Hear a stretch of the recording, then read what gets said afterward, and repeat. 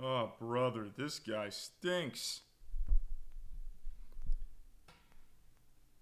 Having the conundrum of like the fork because it won't rest on the side of the bowl, so it like falls down into the salad, and then now like you have to like be really careful to pick it up, and then it's like, okay, do I rinse this off because like there's a bunch of salad dressing on the back of it? Do I lick it off?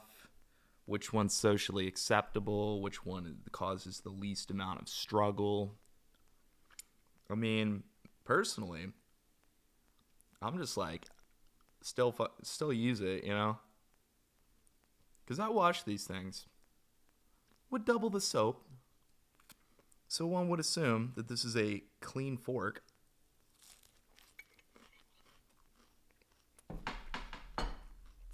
But like at the same time, I don't want to have to keep licking fork.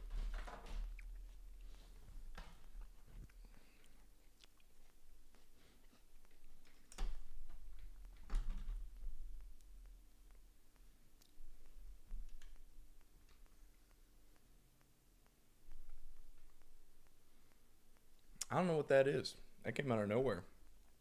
What is that? What is that, guys?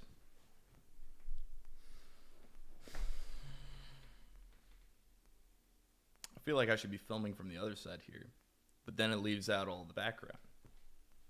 You know, one might say maybe you should, because there's some stuff laying around. I don't like the shadow that's casting. But to that I say, the chorus is coming up. Okay.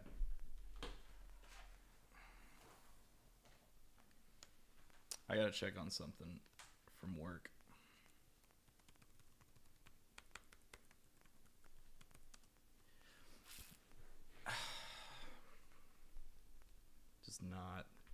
Just not a fan of it, you know? Just not a fan of the life taking me away from the goal any chance it can.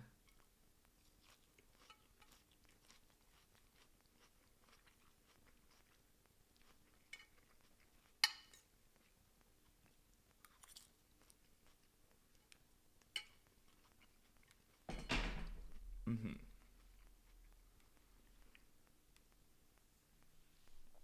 Okay. That's the best way I could do this.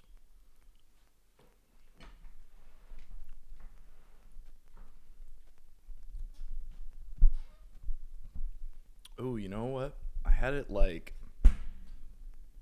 it was down a lot before, but then this was up, and then I somehow got it to like turn towards me. I think I remember that. Ooh, maybe like that. Yeah. Okay. Okay.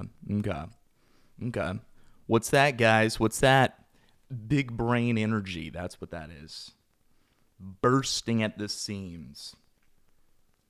That's what that is. Come on. If you think it's anything else like dry skin, then you're a hater. You're a hater. I don't know what to tell you.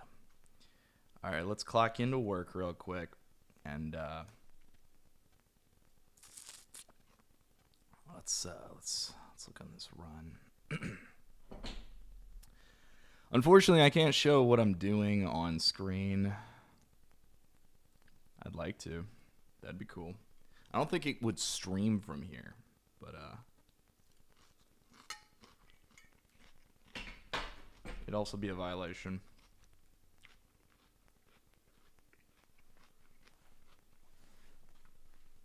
Of some sort of code of ethics. Some sort of ethics board would bring me in front of a tribunal, and they'd say, Eric, what have you done? And I'll be like, nothing. And they'll be like, that's the problem. You do nothing around here. You're a scourge and a freeloader. You need to leave. And to that, I would say, but why? But I've done so much for the company.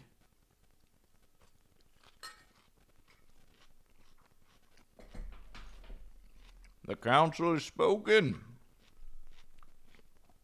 You should be forced to share whatever you're snacking on. Okay, I can share that.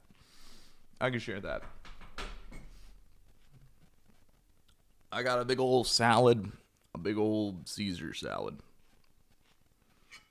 I got a Caesar salad. Mm-hmm.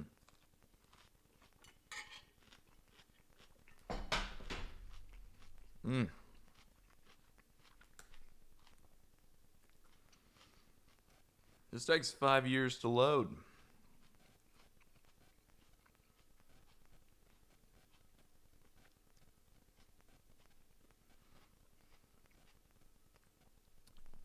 This is my major problem with work. It's a complete waste of time. People make it more of a waste of time because they have the economic incentive to waste most time. Like, when you work for a company like this, I'm sure everybody knows this, but if you have to justify 40 hours, it's actually really challenging when your job is made unnecessarily challenging.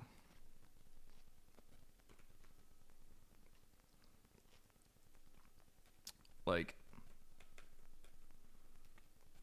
the incentive that you have is to take longer to do less work, which is flipped on its head when you're paid per project. Like, if I were to pay my editors, what I would do is I would say, hey, I have this edit.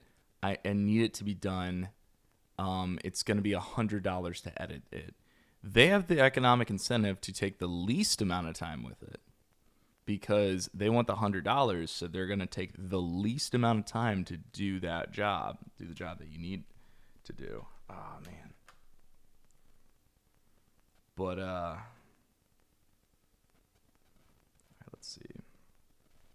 Browse projects. Okay. I'm just going to look at it like real quick.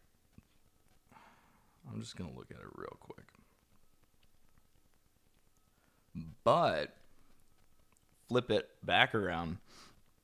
If I'm looking at this run right now, I'm going to take the least amount of time to do this.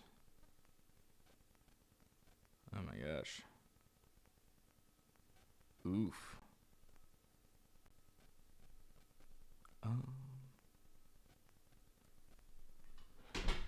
What's up, guys? How you doing? What's up, Twitch?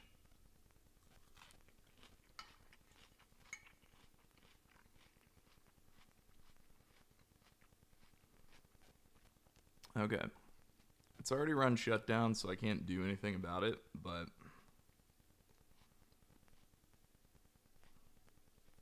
I'm going to go ahead and check on this run. Basically, all I'm doing is I'm looking at a set of parameters and making sure the electrophorograms broadly look okay.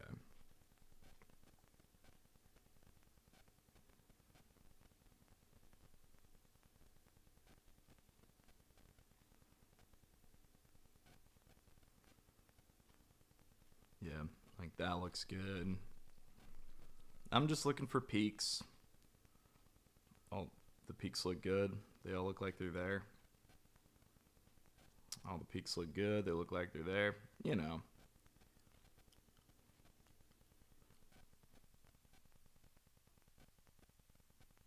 Yeah.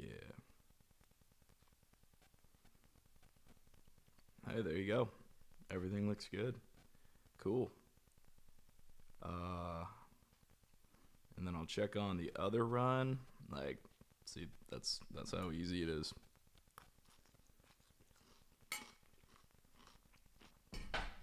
I wish I could show you. I just can't do that.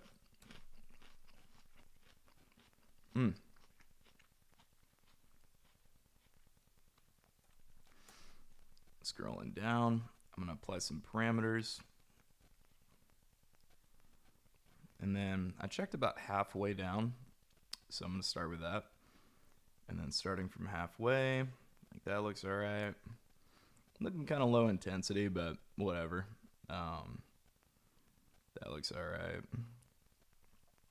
That looks good. That looks good. That peak looks good. Everything, I mean, no complaints so far, so. I'm looking for peak intensity. I'm looking for, like, broadly are all the peaks there. Kind of looks like it to me. And normally I would be worried if, like, the terminal reference standard, it, like, always has the potential to disrupt the very last terminal reference standard. So, like, that could disrupt the entire run if it's not good. But this one in particular doesn't have a terminal reference standard. So, yep, nope, it's good. That's good. All right. Well, there we go. Counsel spoken. It's totally good, and I'll check back out. That's all it takes.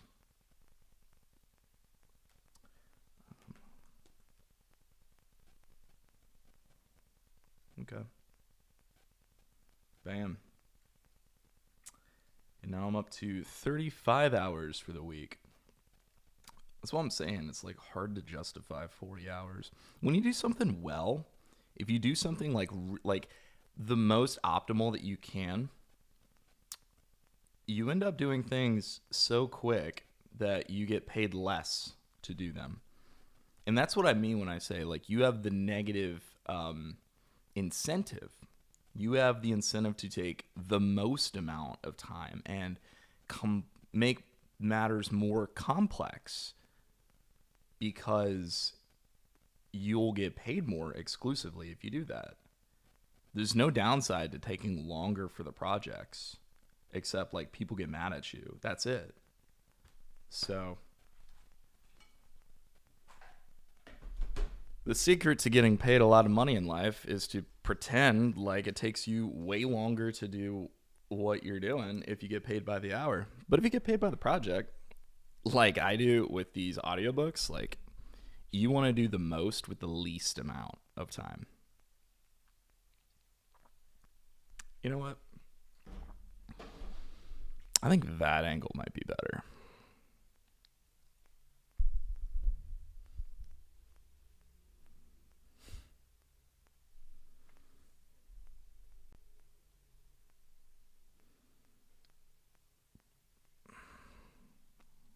Let's switch things around a little bit.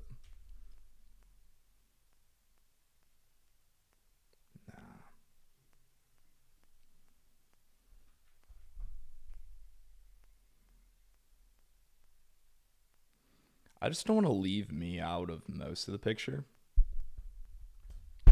All right. Here we go.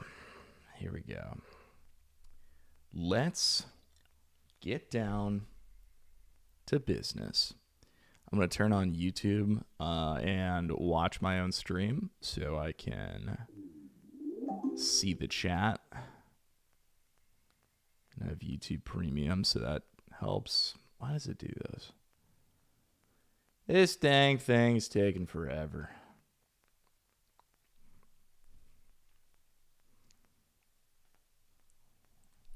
Does Roka just normally take forever to load anything? There we go. Hey, that's me. Me supporting my arm to turn that off. All right. What are we doing today?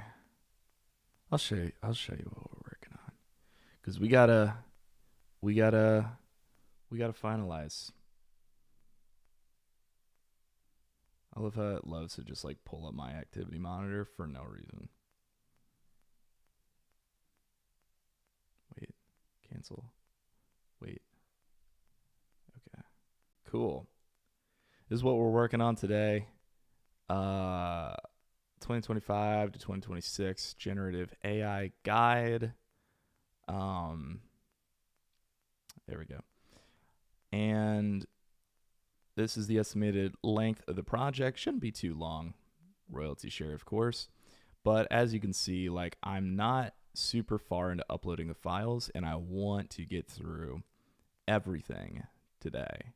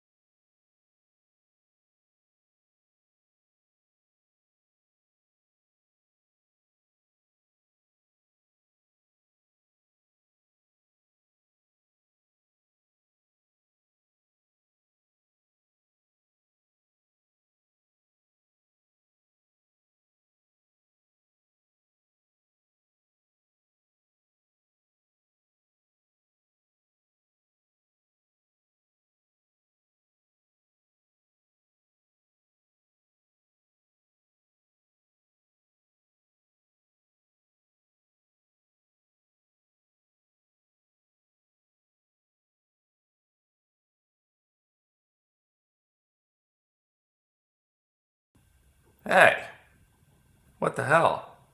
What's going on here? Check, check, 1 2. Dude, I had.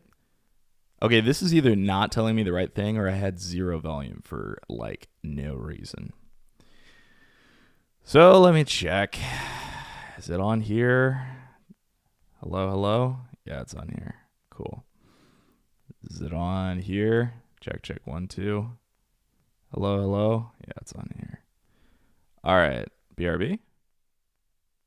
Check. It's even on BRB. Okay. Cool. Cool. Cool. Cool, cool. I think this has kick chat on there. Check, check, 1 2. And go.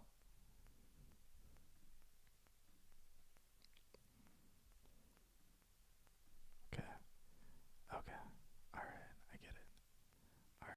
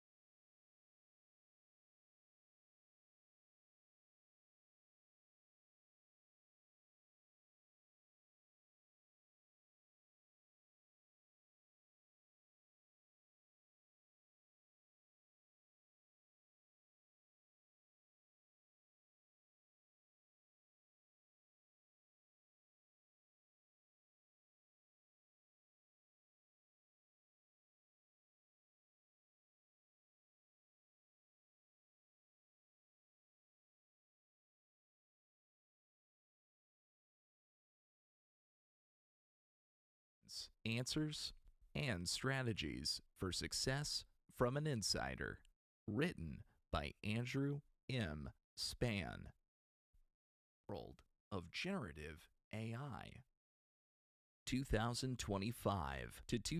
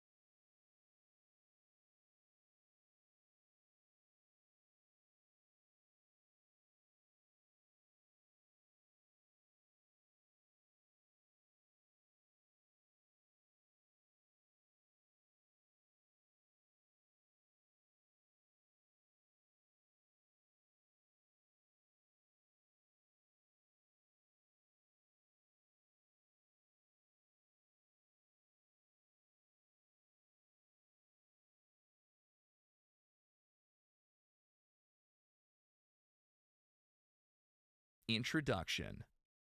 This book is written to provide you with a comprehensive roadmap to excel in interviews for generative AI roles, one of the most cutting edge and competitive areas in technology. As generative AI continues to revolutionize industries,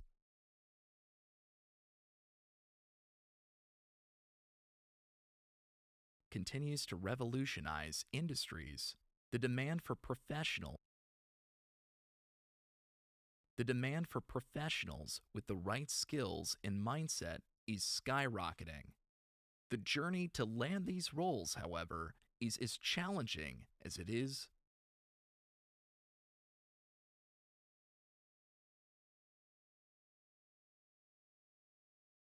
is as challenging as it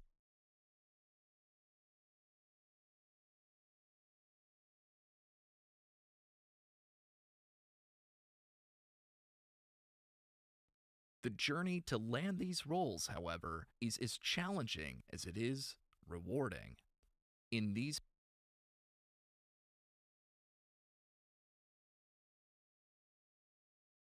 rewarding. In these pages,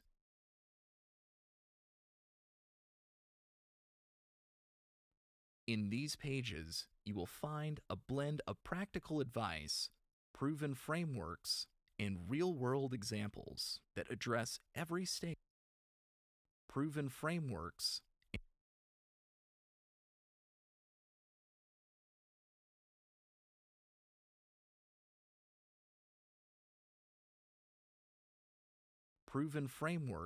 and real-world examples that address every stage of the interview process. Whether you are solving complex coding challenges, designing scalable generative AI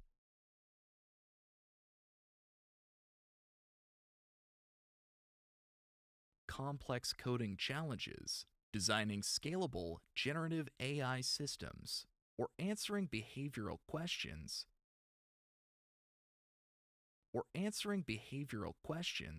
this guide will help you navigate interviews with confidence and clarity.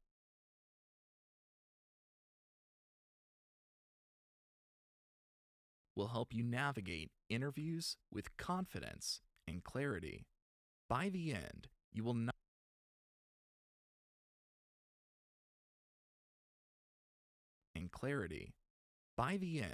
will not only understand what interviews are looking for, but by the end, you will not only understand what interviews are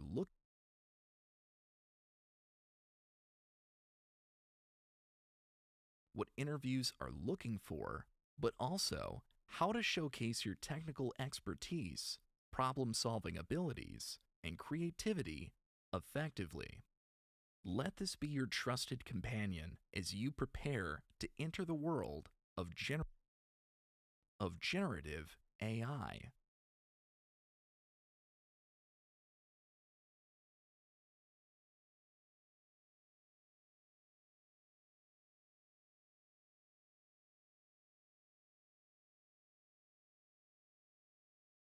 (2025 to 2026) Generative AI Interview Guide.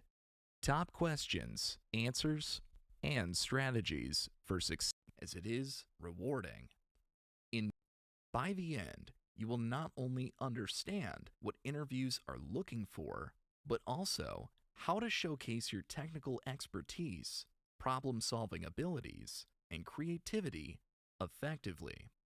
Let this be your trusted companion as you prepare to enter the world of generative AI, a field where innovation meets opportunity. Why generative AI is the future of tech interviews. Generative AI is redefining how machines interact with data and how humans interact with technology. From creating lifelike images and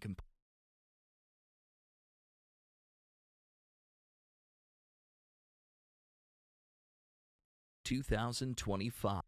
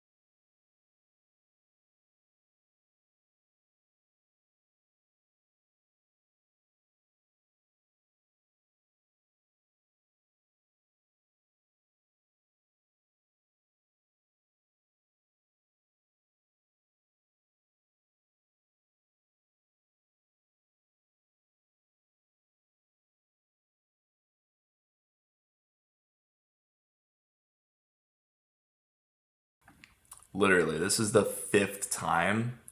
Like, you can go back and see the recording. This is like the fifth time I've had to change this microphone. I don't know what's going on. I just wanted to pop in and say, hey, how's your day? Hope your day's going well. Hey, my day is going pretty well. Thank you. I appreciate it. I am just editing a bunch of stuff today, but Check 1 2. Yeah, see, and it's fine now. That's gonna be super annoying. Let's see. Let me add an audio visualizer on here. So audio visualizer is gonna be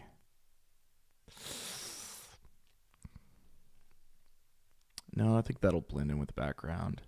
That one's okay, but okay, how about this one? And for the properties, go to Evo 8. And there we go. And if Evo 8 is on, then we'll see it. But if Evo 8 is off, like it keeps turning off, then I'll see it's a flat line. All right. Nothing could possibly go wrong with this. This plan is going to work completely. I'm at work, so I can't stay long, just a minute or two. Hey, Kirsten, you're awesome. Thanks for popping in. I really appreciate you. I hope you're having a good day at work. Check 1 2. Check 3 4. Okay, so I've got an audio visualizer down here. This should tell me if my sound is on. This is my visual cue. Hey man, you can see your mic is on. And then also it spikes this thing up here. So both should work. Thank you so much for popping in, Kirsten. And how about this? This right here. Oh my gosh. Chat on the face. Talk about chat on the face. Am I right? How about like right here? So it looks like I'm looking at the chat. Because I'm actually looking at the chat, but this is actually me looking at the chat here. Okay. And then I don't think I have an audio visualizer on here. It's good. I was late though because I forgot my keys to. Oh my gosh, I was late too. The same thing kind of happened to me, except that I was over at Miranda's. So yeah, Valentine's Day, right? Shocker. But I brought my laptop over. Hey, have a great day, Kirsten. Thank you so much for coming in. I brought my laptop over there so I could work on this project while I was there. And then that didn't happen. You know, obviously too busy doing the Valentine's Day thing. And then like I'm in a rush to get home so I could work on this project. And I am in such a rush that I don't actually take my laptop bag. So I come here and then like before I even come in, I'm like, oh my God, I took my laptop to her place. And now I have to go back to her work, pick up her keys, go down to the house, pick up the laptop, come back, drop back off the keys, come back to my place. Like, dude, so over it. So over it. I just want to get stuff done. So I was ready to get stuff done like 11 o'clock today. But, that was not working. All right, so audio visualizer is on here. Let's do the properties, Evo 8, and here we go. And this will tell me that my sound is, in fact, on. Cool. Hello. Check. And it kind of hides the clutter, too, so that's good. We love that. Okay, let's go back. Thanks for letting me know my sound was off. I hate when that happens. Okay. So, retail sample. 2025 to 2026 Generative AI Interview Guide. Top questions, answer. Okay. We've done 18 minutes so far, guys. 18 minutes of the hour and a half. Not bad, not bad.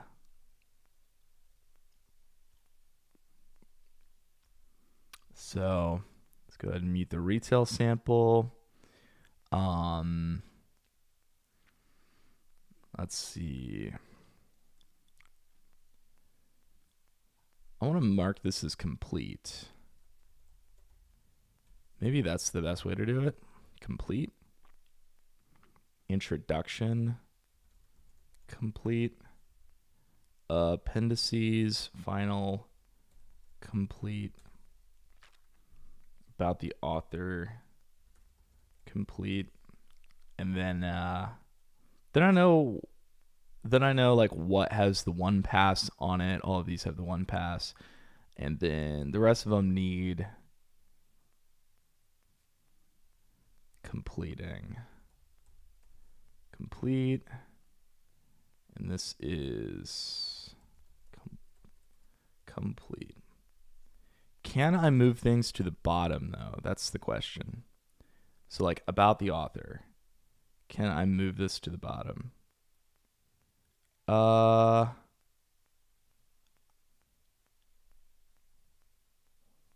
Configure track header, stores defaults. Reassign track? No. New session? No. Hide, toggle.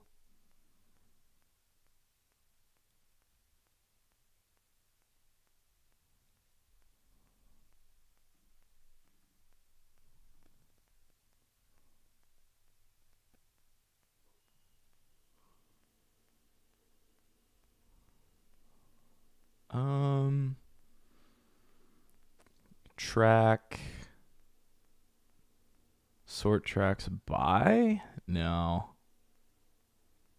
Oh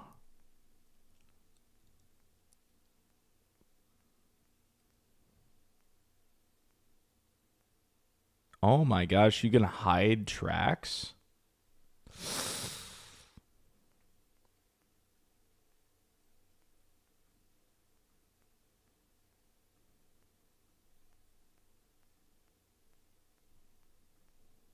Oh. Oh no.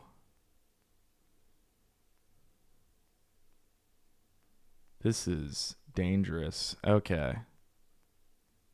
I didn't know you could hide tracks like that. That's pretty sick. So then my view can become like more and more hidden. And I can declutter my space. Ooh. I was just going to move them to the bottom, but this might be the better thing to do. Hide tracks? Okay.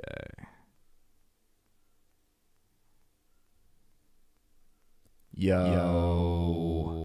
Yeah, I've got mastering on that. So there's a delay. Ugh.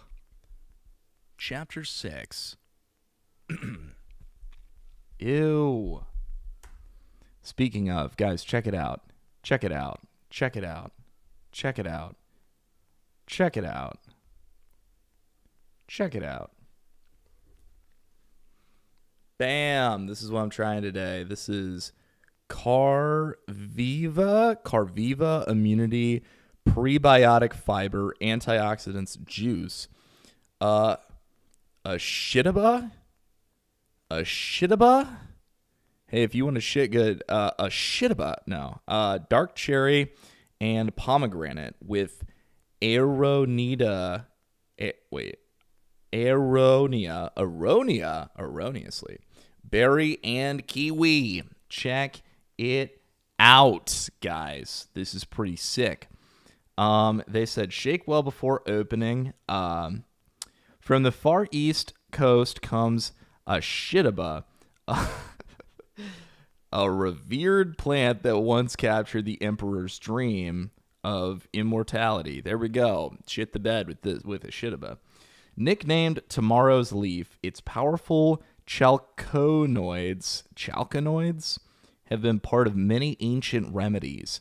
This legendary powerhouse, what's up, mitochondria, has been part of many ancient remedies. This legendary powerhouse has been mixed into a sensory treat with a calming aroma and delicious blend of pomegranate aronia berry.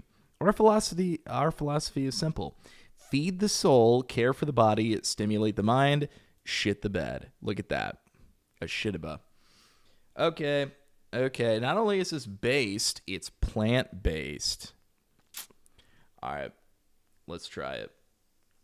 Let's try it. Let's try it. Let's try it.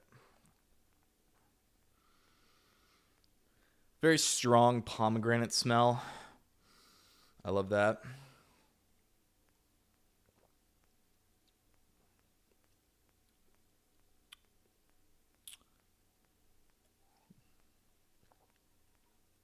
First impressions can be a little bit harsh, but you know what? Smells like, it definitely smells like red berries. That's for sure.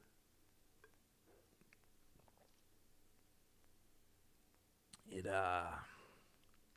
tastes watered down.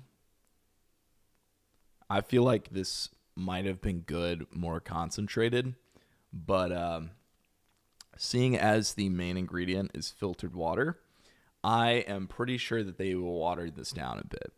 And I think that this would have been really good had it been in its raw form, but the fact that they watered it down made it like substantially worse. So I would say, like, if you could picture something like cherry juice or pomegranate juice and mix it together and then pour like half a liter of water in there. That's kind of what this tastes like. Not a fan, but I think that I probably would have been had they not messed with it. So this was good until they fucked it up. Sorry, dudes.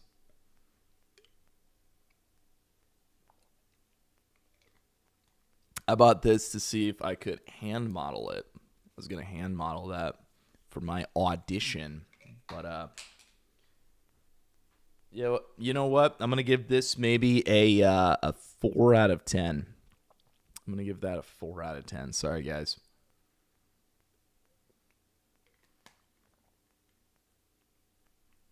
I sort of had high expectations, though, because I love red berries.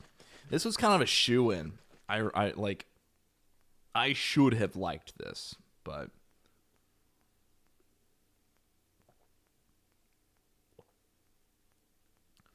I shook it up just to make sure, like, it wasn't just a bunch of stuff on the bottom.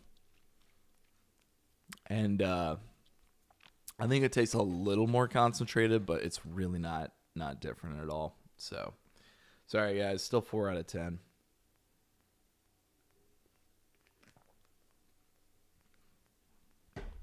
I mean, I'll still drink it because I want the effects, but that ain't it, bros. That ain't it. That is not it, unfortunately. Okay, let's get back into it. Chapter 6. Ew. Chapter 6. In-depth coding questions for generative AI.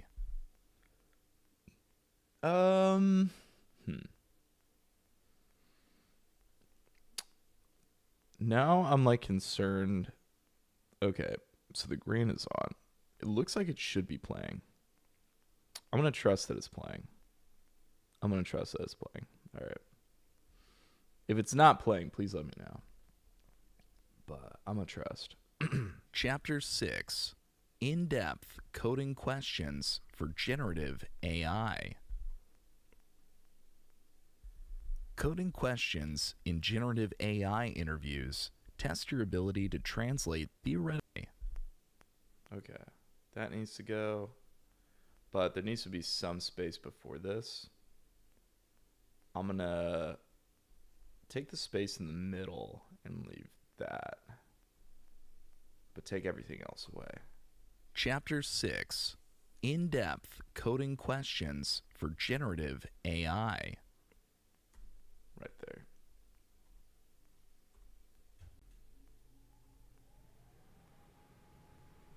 Coding questions in generative AI interviews test your ability to translate theoretical concepts into practical solutions.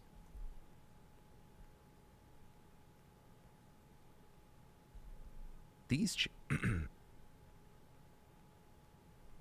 challenges often involve implementing core components of generative models, optimizing algorithms for efficiency, I think I redo that.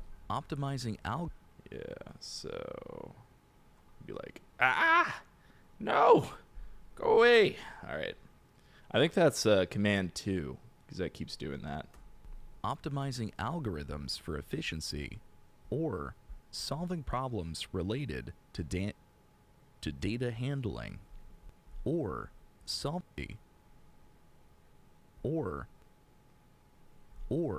solving problems related to data handling.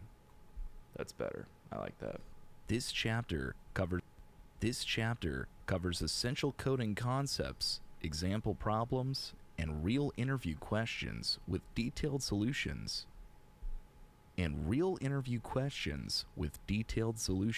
To help you excel.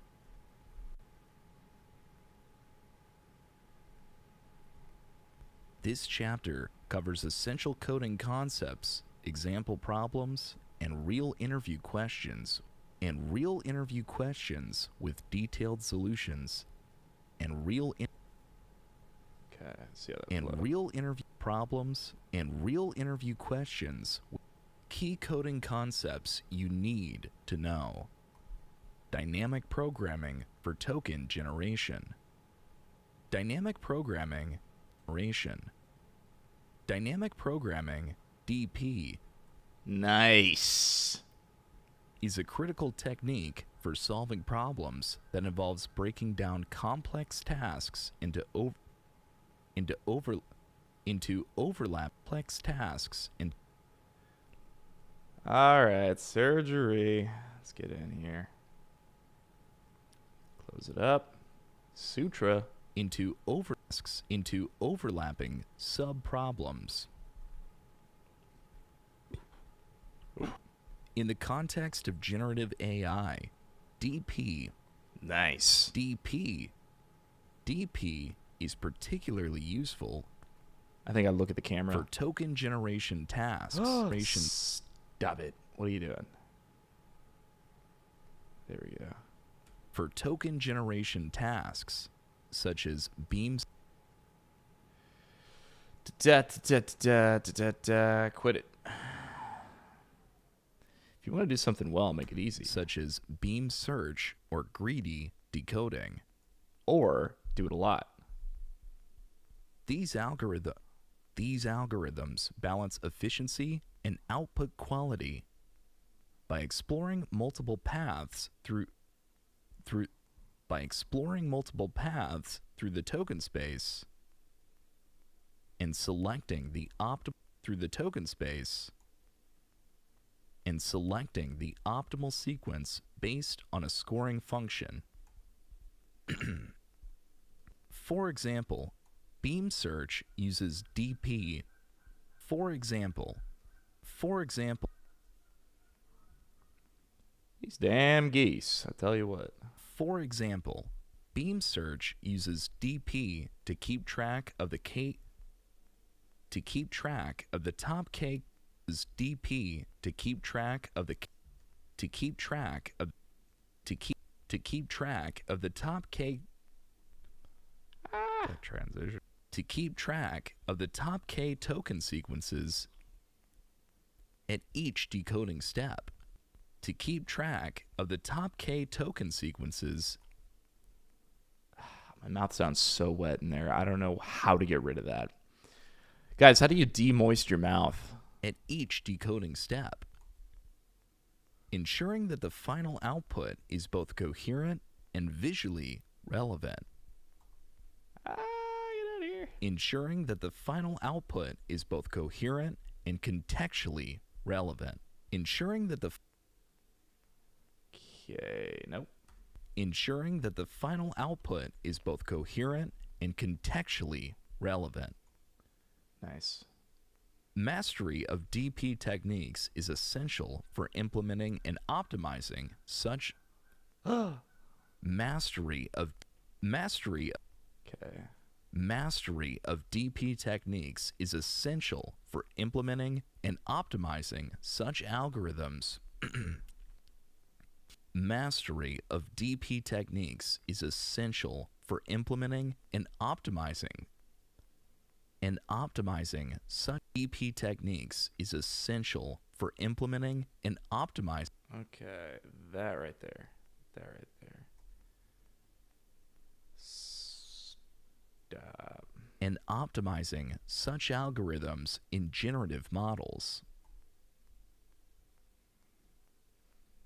Algorithms for handling large data sets. Generative AI systems often operate on massive data sets, requiring efficient algorithms for data ingestion.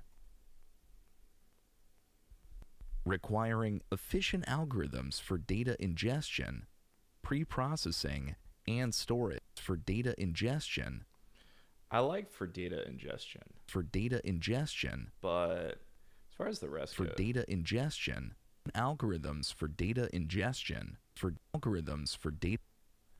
it's gonna be tough because there's like some For data ingestion. small.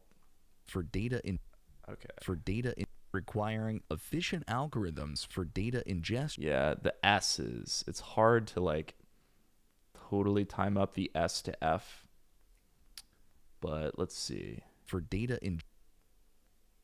Requiring efficient algorithms for data ingestion, It's not bad. pre-processing, and storage. But I think that timing is off. For data ingestion, pre-processing, and storage. Key techniques include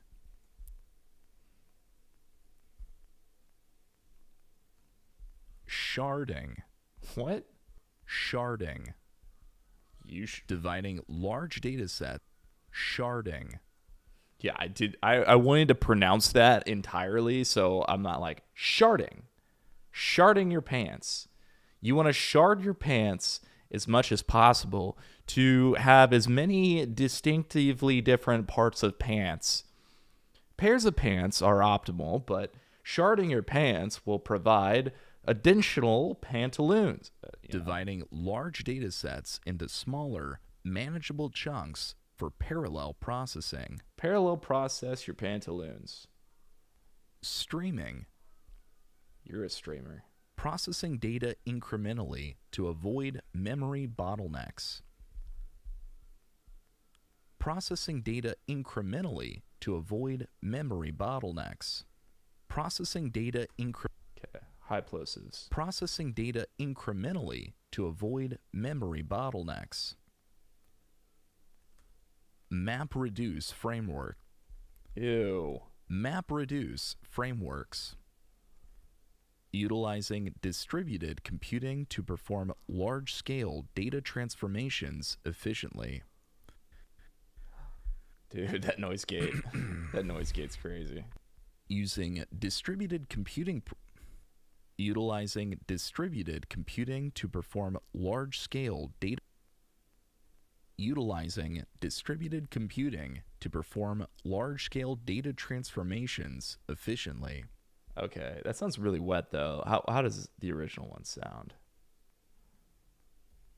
Utilizing distributed computing to perform large-scale data transformations efficiently. Still a little wet, so I'm gonna go with that. Utilizing distributed computing to perform large-scale data transformations efficiently.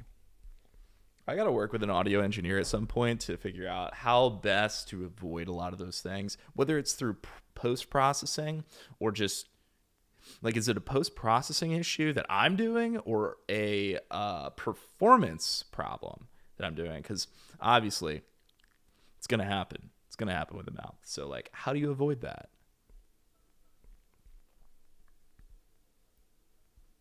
Understanding these algorithms ensure you can handle the data-intensive. Understanding these algorithms ensures You can handle the data-intensive nature of generative AI tasks, from model training to real-time inference. Example coding problems.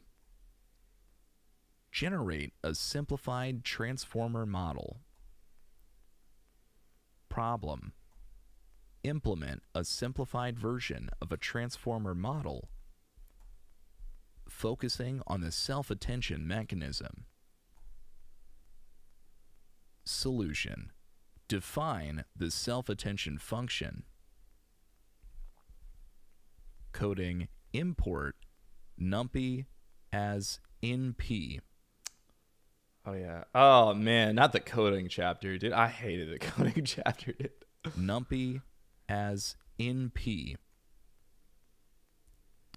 Define scaled underscore dot underscore product underscore attention parentheses q comma k parentheses q comma k comma v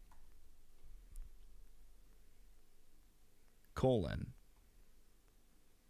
d underscore k equals q dot shape bracket equals q dot shape bracket -1 close bracket.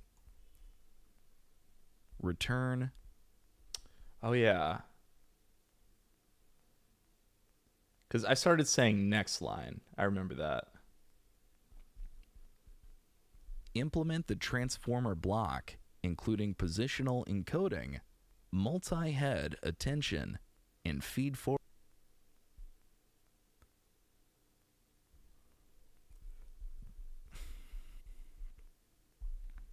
Code DEF tokenize parentheses text close parentheses colon next line return text dot split parentheses close parentheses. Code DEF byte underscore pair underscore encodings encoding parentheses tokens comma NUM underscore merges close bracket. Return scores equals NP dot scores equals NP dot DOT parentheses Q comma K forward slash SQRT parentheses scores comma axis equals -1 type return np dot dot parentheses implement the transformer block including positional encoding multi-head attention and implement a tokenizer. Okay, so is this implement a tokenizer? Like, I wonder if I'm doing that again over here. Colon. Define scaled solution. Define the self-attention function. Okay. Coding focusing on the implement a simplified version of a transformer model. All right. I don't know if I do this again, though. I thought I did do it, but, like, it literally doesn't sound similar to anything else I'm doing. So, I mean, if I find it, and that's good, I guess. But, like, dude, this sucks. I thought I replaced it. Scores equals NP dot DOT parentheses Q comma K dot T close parentheses forward slash NP dot SQRT parentheses D underscore K close parentheses. Return attention underscore weights equals softmax parentheses scores comma axis equals -1, close parentheses. Return. Type return np dot dot parentheses attention underscore weights comma v close parentheses. All right. Okay. Implement the transformer block, including positional encoding, multi-head attention, and feed-forward layers. And feed-forward layers. And feed-forward layers. Use libraries like TensorFlow or PyTorch for efficient implementation. Implement a tokenizer. Problem. Build a tokenizer that's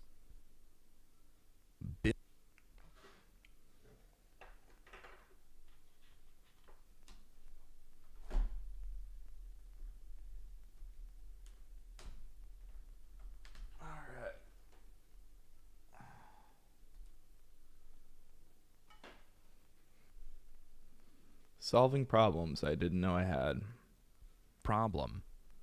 Build a tokenizer that's problem.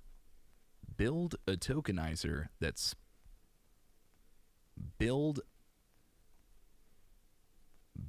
a tokenizer that splits text into subwords using byte pair encoding, BPE. BPE.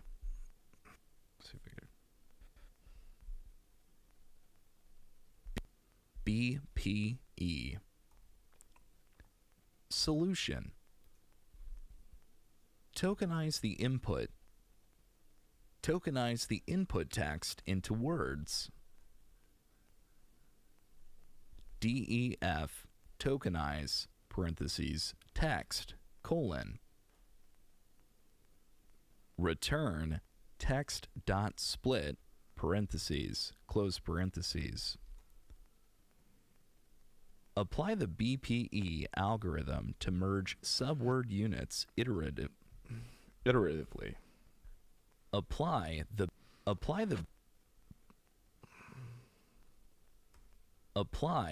BPE algorithm to merge subword units iteratively based Okay, let's see. BPE.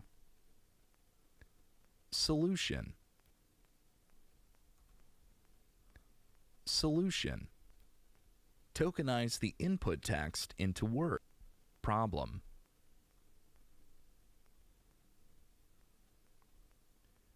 Okay. Type return. What I'm trying to do is I'm trying to separate the code.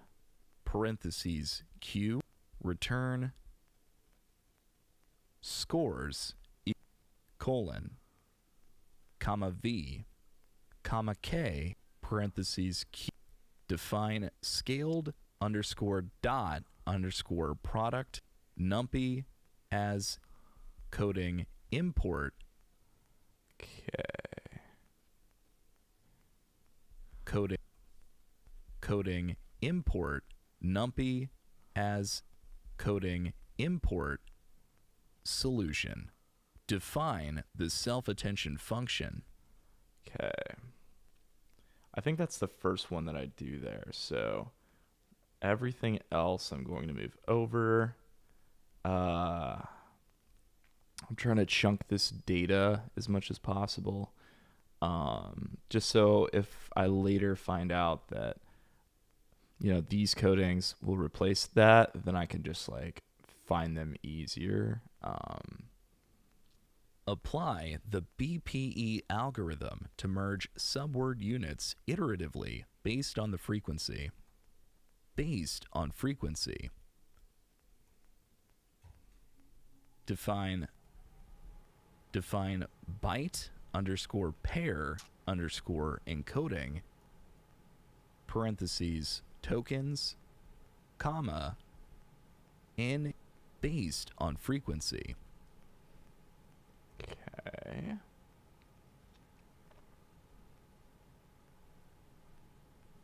Um, Build a tokenizer that's split. BPE. Solution. Tokenize the input text. DEF. Tokenize parentheses text colon. Return text dot split parentheses close parentheses. Define byte underscore parentheses tokens comma NUM comma NUM underscore merges close parentheses colon next line for underscore in range parentheses NUM underscore merges close parentheses colon next line pairs equals get underscore pairs parentheses tokens close parentheses next line best underscore pair equals max parentheses pairs comma key equals pairs dot get close parentheses next line couldn't catch it. All right, I'm thinking turn this one over. next line merge underscore tokens parentheses tokens comma best underscore pair close parentheses next line return tokens build a basic GAN architecture in Python problem Okay. All right.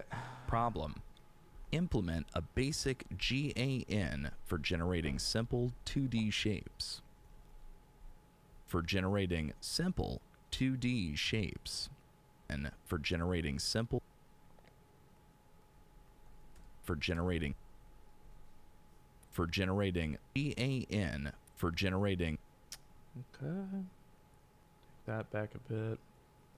For generating simple GAN. For generating simple 2D shapes.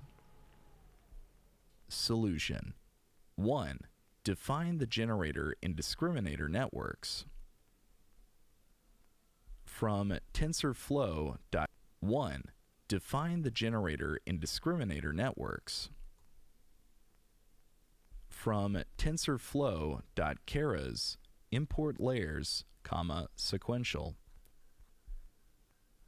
Define build underscore generator parentheses close parentheses colon next line model equals sequential parentheses open bracket next line layers dot dense parentheses 128 comma activation equals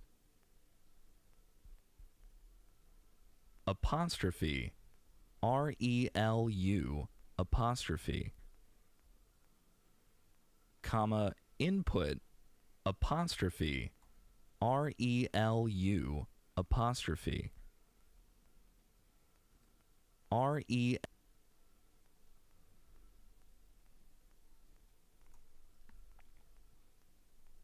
comma input underscore DIM equals 100 close parentheses comma next line layers dot dense 25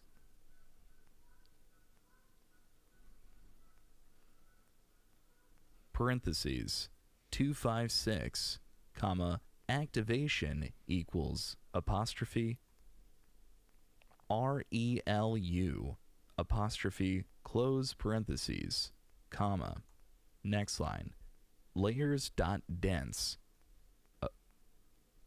parentheses 2 comma activation equals apostrophe tan H apostrophe close parentheses next line close bracket close parentheses close parentheses. Next line, return model.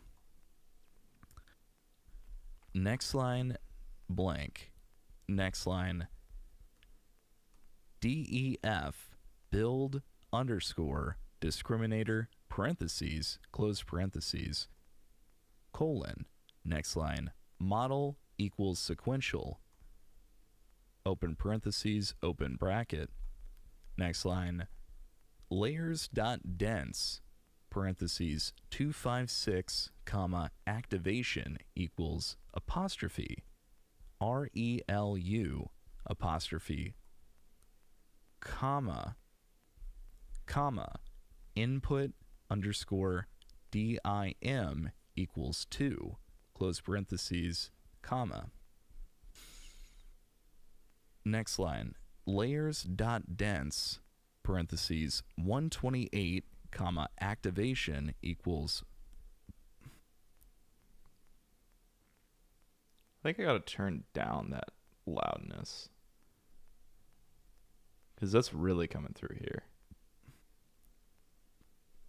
Apostrophe RELU apostrophe close parentheses LU apostrophe close parentheses comma U apostrophe close parentheses comma.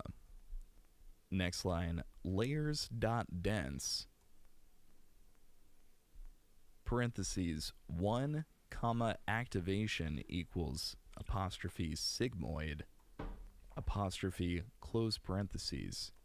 Next line, close bracket close parentheses. Next line, return model. Train the GAN using Oh my god, was that all one code? Or did I miss something? That's insane. Train the GAN apostrophe RE. Next line, layers.dense from tensorflow.keras import layers comma sequential. Define. Train the GAN using using alternating updates to the generator. Train the GAN using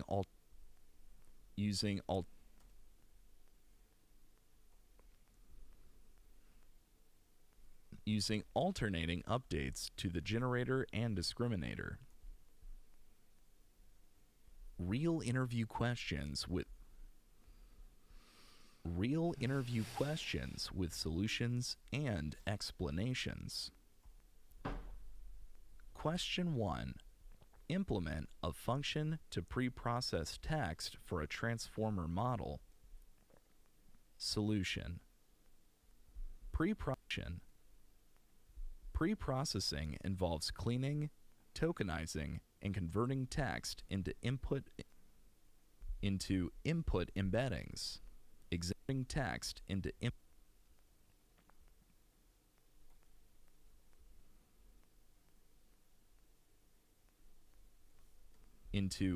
text into input embeddings. Example. Code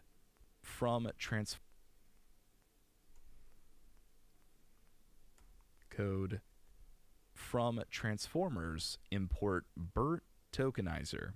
Next line, DEF preprocess underscore text parentheses text colon. Next line, tokenizer equals BERT tokenizer dot from underscore pre-trained parentheses apostrophe BERT. What about BERT? BERT hyphen base hyphen uncased apostrophe close parentheses. Next line, tokens equals tokenizer parentheses text comma return underscore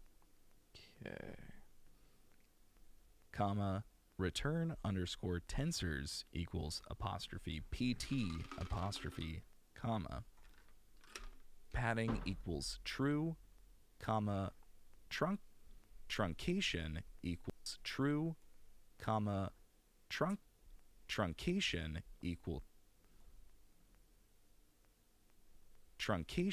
equals true, close parentheses. Next line, return. Next line, close parentheses. Next line, return tokens. Question 2. Write a program to train a simple GAN using a synthetic dataset. Question 2. Write a program to train a simple GAN using a synthetic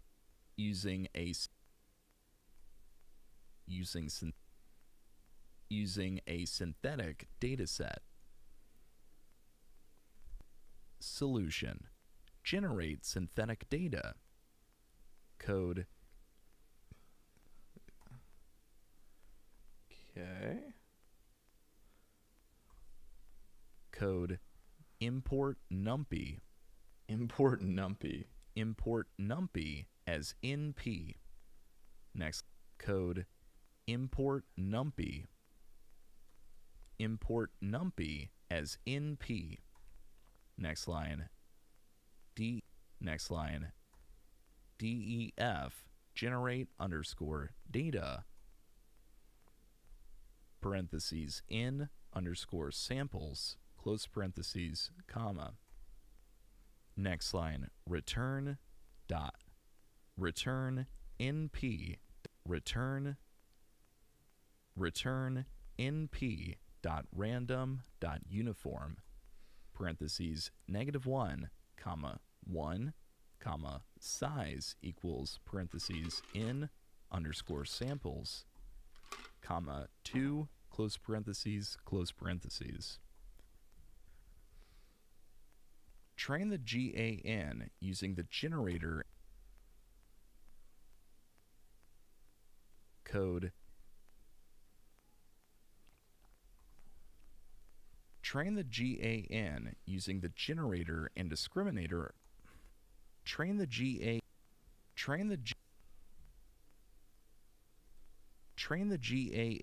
using the generator and discriminator models.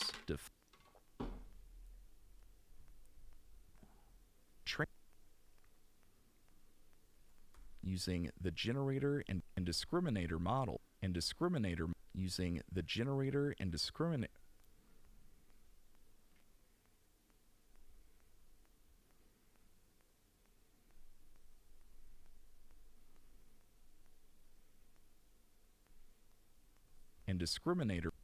discriminator models defined earlier, iterating through batches of synthetic data. Question 3. Optimize a transformer model for low latency. Question 3.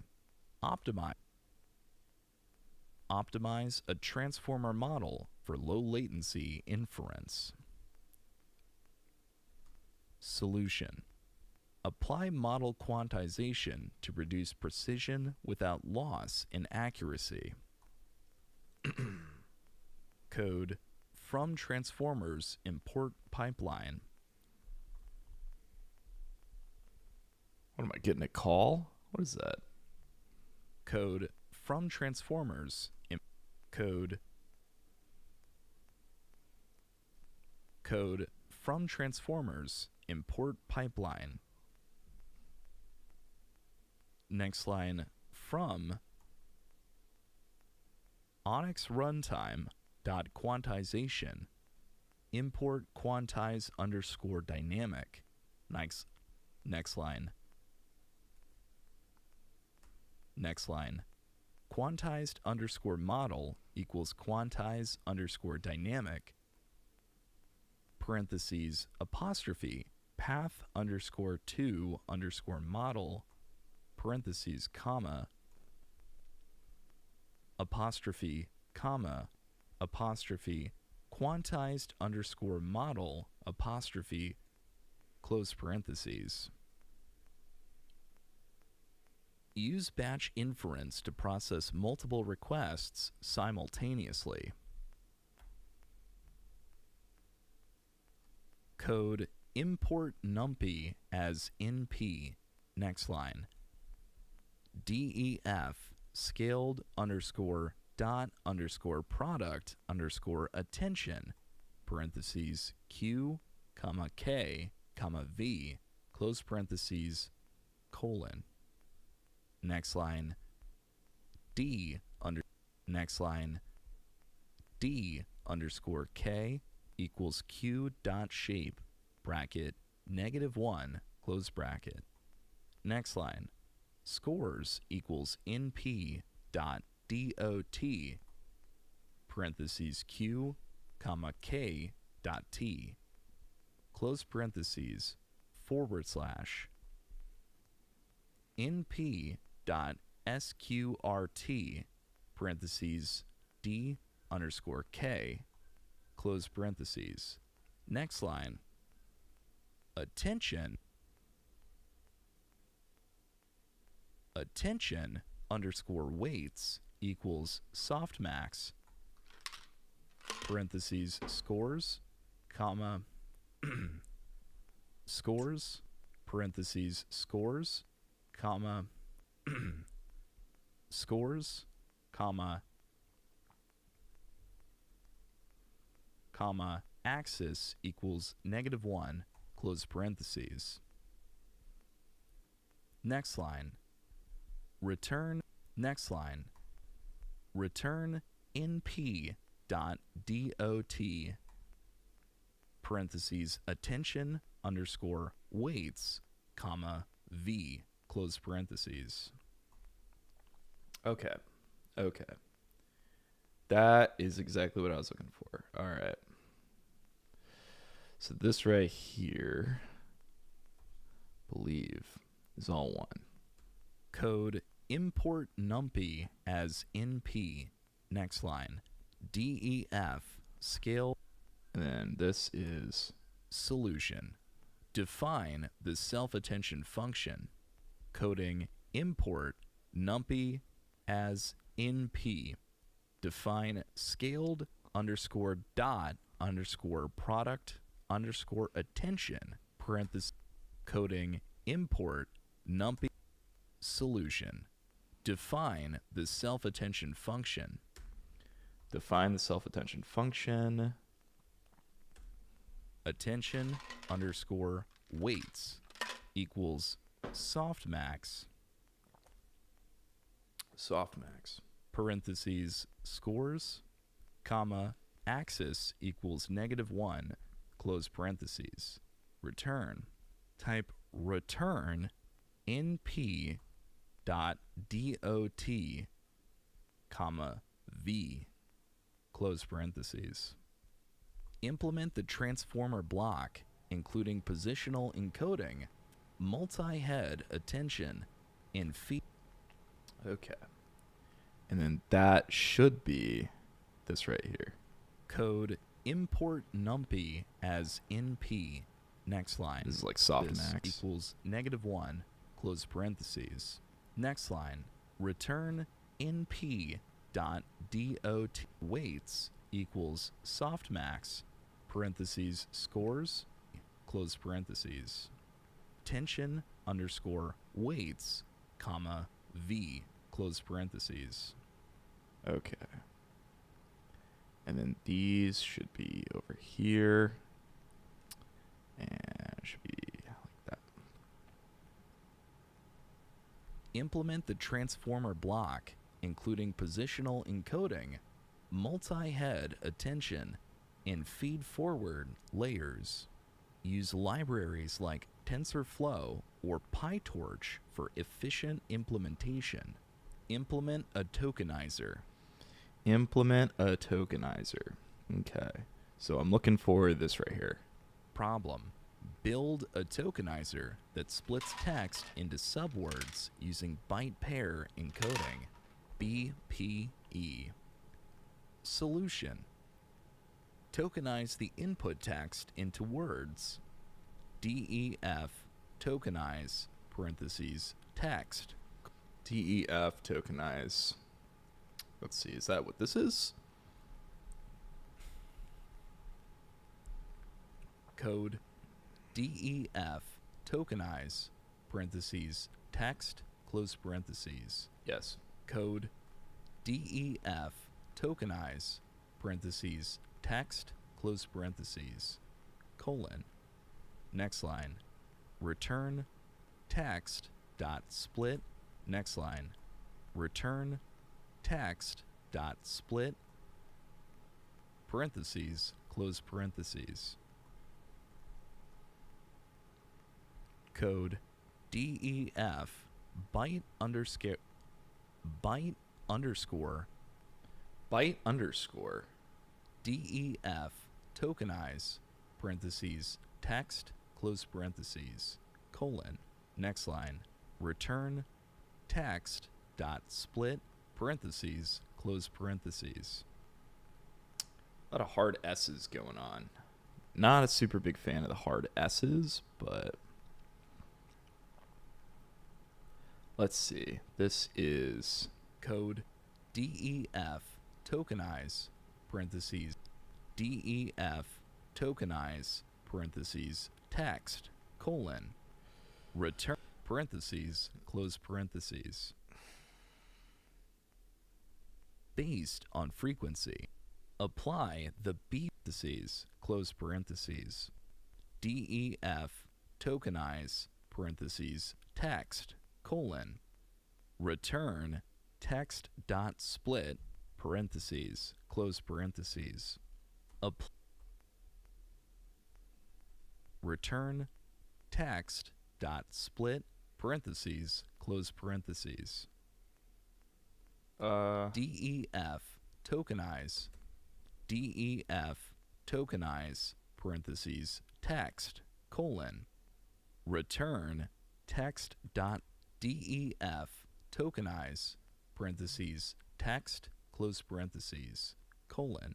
Next line. Return text dot split parentheses close parentheses. Oh, okay. I think it's because I say next line there. Return text dot split parentheses close parentheses. I think I was trying not saying it there, and it just didn't work, really. So I think that's what was going on. Okay. Apply the BPE algorithm to merge subword units iteratively based on the frequency. Code DEF byte underscore okay.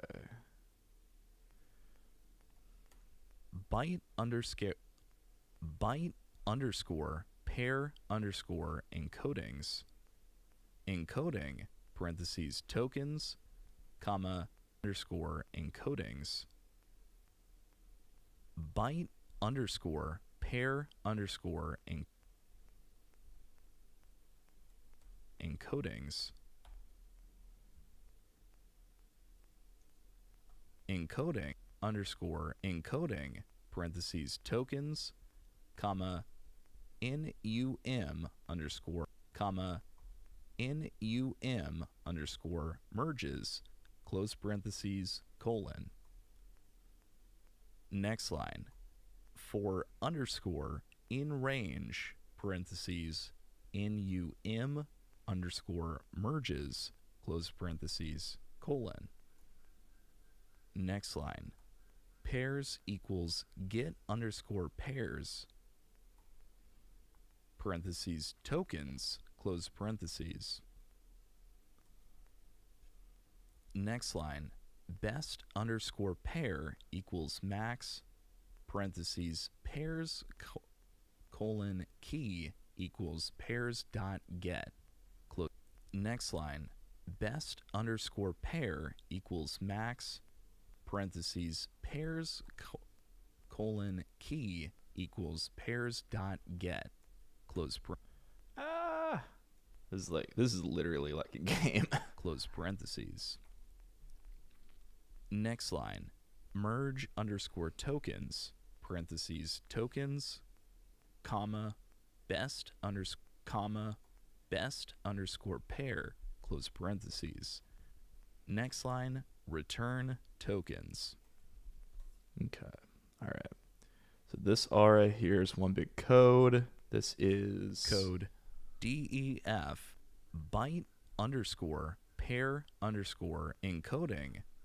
byte underscore encoding. I don't think it was this one.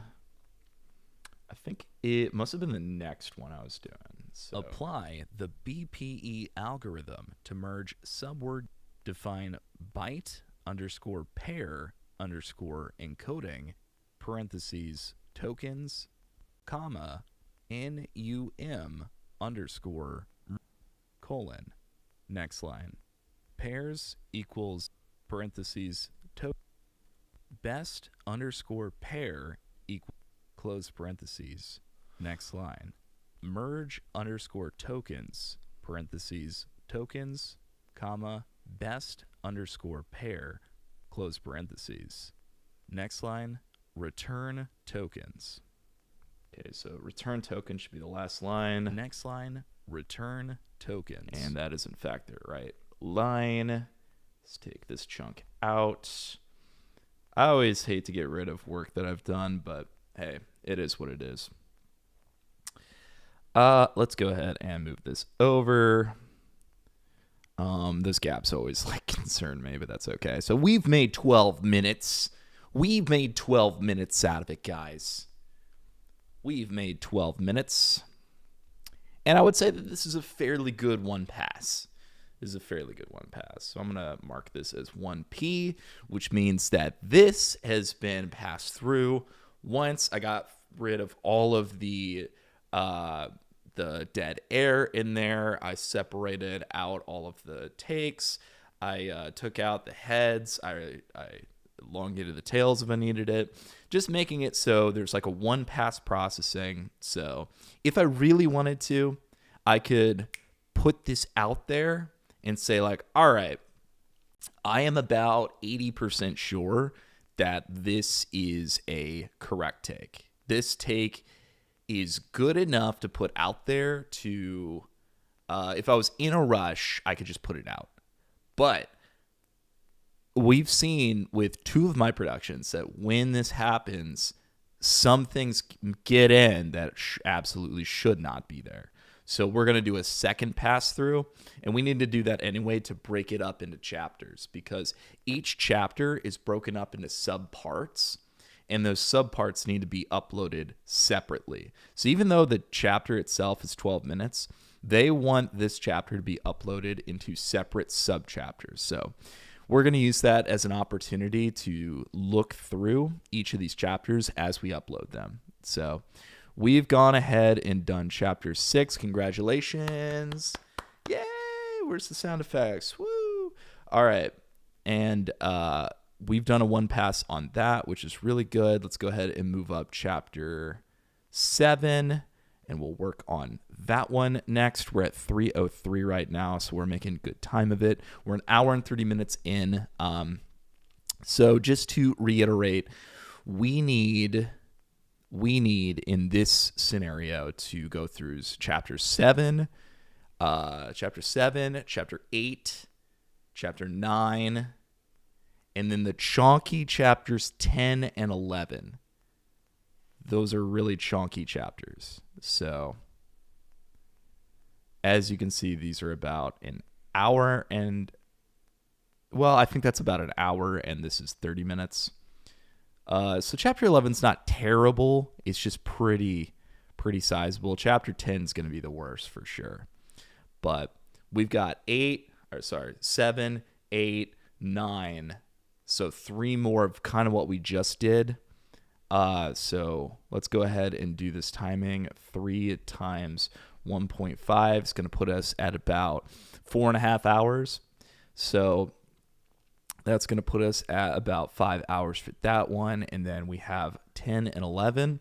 And then not only to mention that, but we need to also go through and separate these into subparts. So I'm going to project that this is going to take us about at least to the end of today. So I'm going to say we're going to be going for maybe about like 10 to maybe 12 hours. So It's going to be a long day, but we're going to make this happen. So I'm going to go ahead and put this on a BRB screen, but I will be right back as the BRB indicates. And when I come back, we are going to hit up Chapter 7, and we're going to make it back in. Thank you so much for all of these wonderful comments. I super appreciate it. Thank you, Kirsten, for popping in. We are going to pause for a second, and we will be right back. Love you.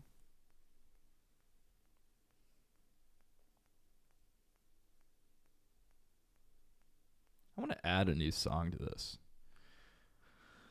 How do we add a new song? Okay. Let's go to, first of all, let's remove the Christmas ones, okay? So we got Jingle Bells, we got Christmas Nights, we got Chimney Swing. Yeah, and the other ones, you know, we've heard them a lot. And I could add my A1 beat play. Sand unfinished. You guys want to hear this one? How about this? I made this on Logic Pro. I made this on live actually.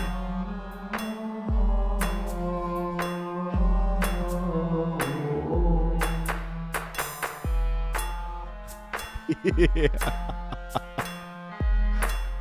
It starts to fall off the track for a second. I don't know. I couldn't quantize anything, so we'll put that in there.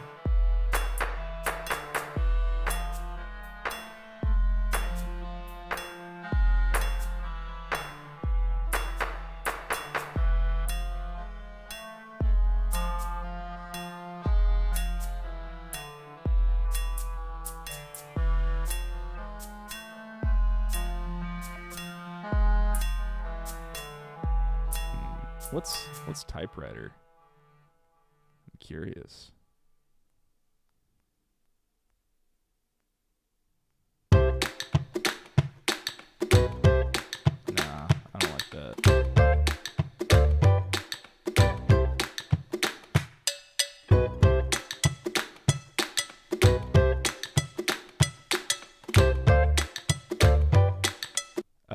Oh, that's what that is. Okay, never mind. Hold up.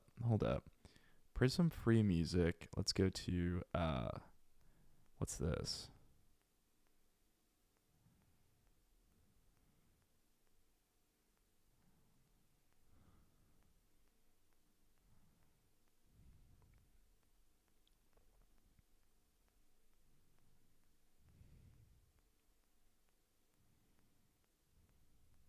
Based. All right, how about this one, guys? You ready?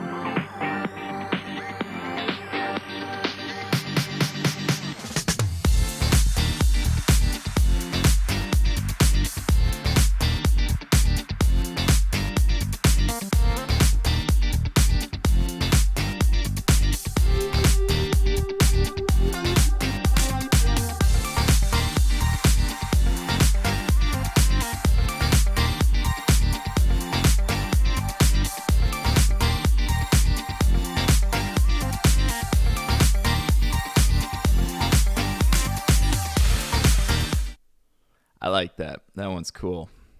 I like that one a lot. All right, let's go ahead and Rucka Ali. Let's get back right into the mix. Dude, I remember when I first got this microphone, I had somebody reach out. They were like, "Oh, dude, are you gonna be streaming now?"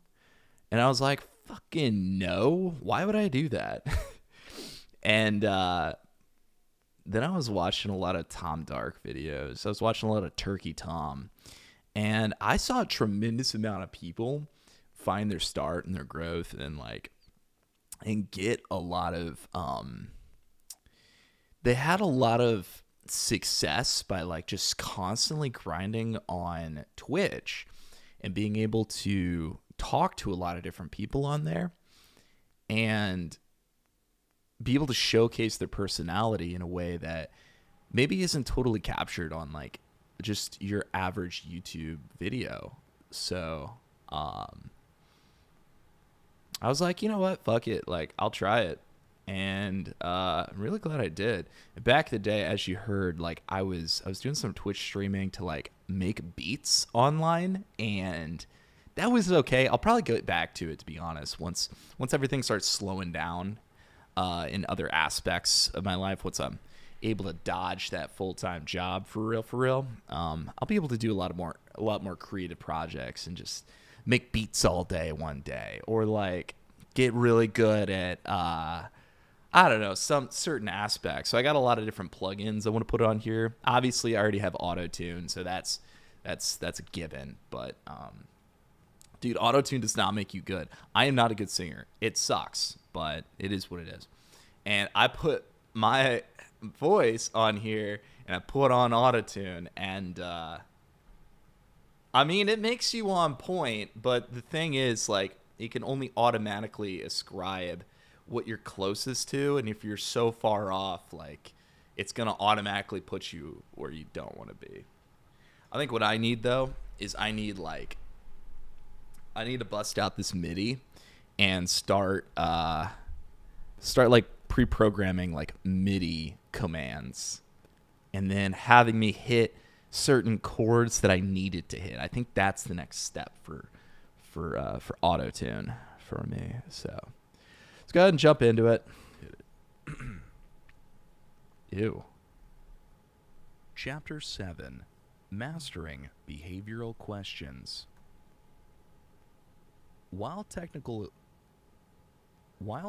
knowledge is critical in generative AI interviews, behavioral questions play a vital role in evaluating how well you work within teams, solve challenges, and align with an organization's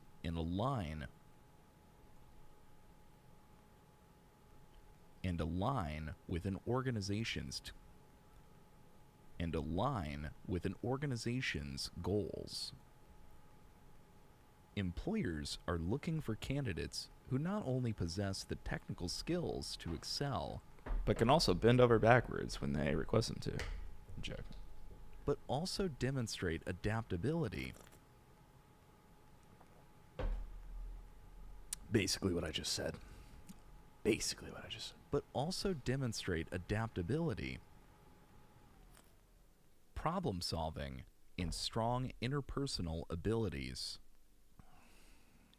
Mastering behavioral questions is about showcasing your experiences in a way that highlights both your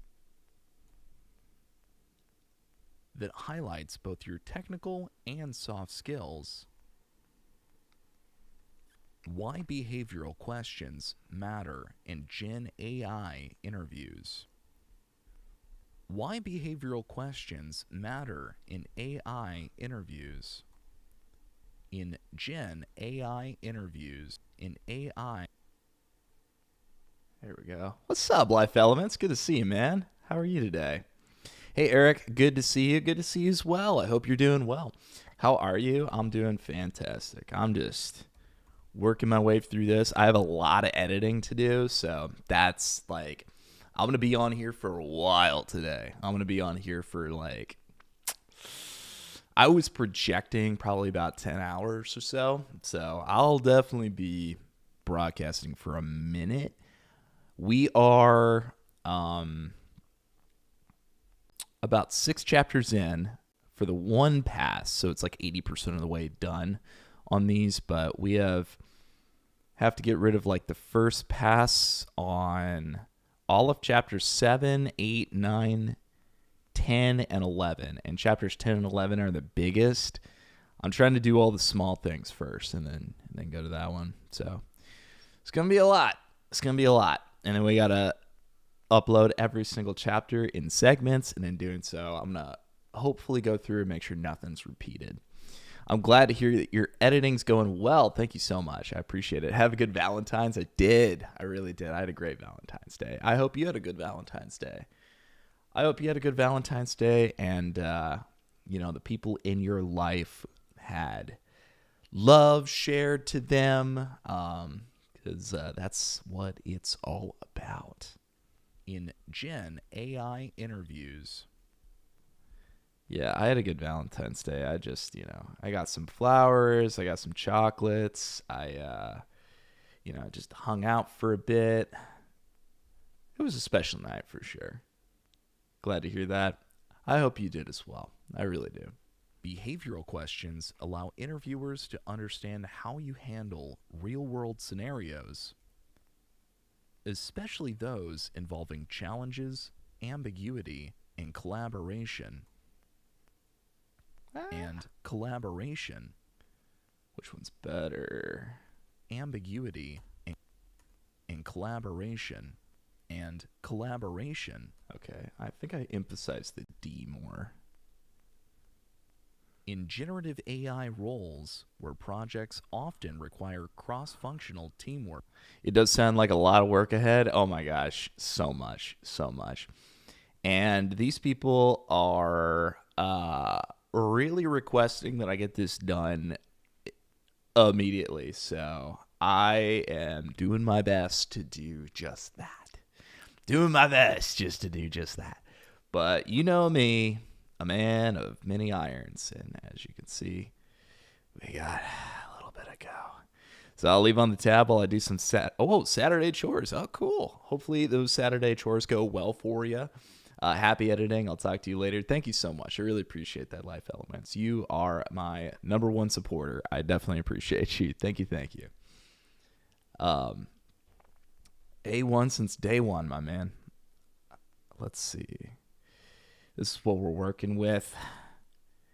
We're about 18 minutes in here, but we got a good amount to go.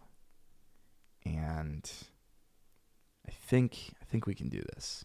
I really think that we can do this. Man, chapter 10 even has like the most sub-chapters too. That's crazy. It's like a whole page worth of sub-chapters. Yep, but we're going to do this. We are definitely going to knock this out. It's going to be awesome. In generative AI roles, where projects often require cross-functional teamwork, creative problem solving, and iteration under constraints, these questions provide insight into how you approach technical and non-technical challenges.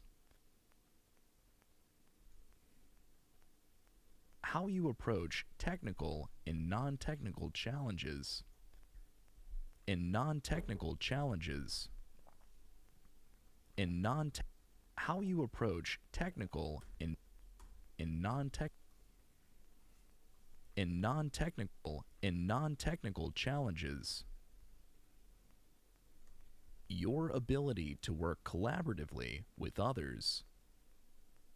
How you adapt to evolving.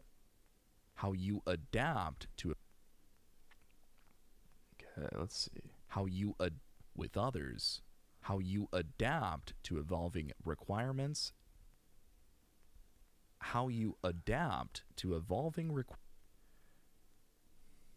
Okay, let's see how this flows. with others, how you adapt to evolving requirements and technologies, And your problem-solving mindset and critical thinking abilities. The answers you provide offer a glimpse into your professional demeanor, decision-making processes, decision-making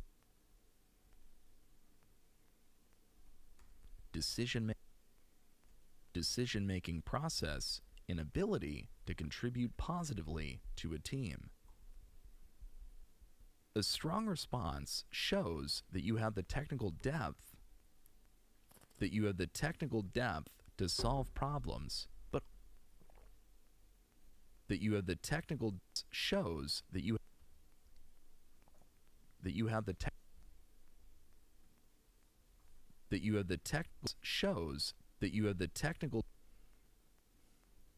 the technical depth to solve problems, but also the maturity and communication skills to thrive in collaborative environments. STAR method for answering behavioral questions. The STAR method is a widely used framework for structuring questions to behavioral questions, to structuring answers for structuring questions to behavioral questions, to structuring questions to behavioral questions, to structuring answers to behavioral questions. It ensures your responses are clear, concise, and impactful. STAR stands for situation. Describe the context or scenario you faced. Task. Explain the specific goal or challenge you need to address. Action. Detail the steps you took to solve the problem. Detail the steps you took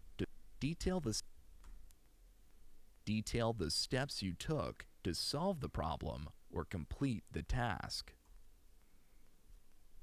Result. Highlight the outcomes of your actions, emphasizing measurable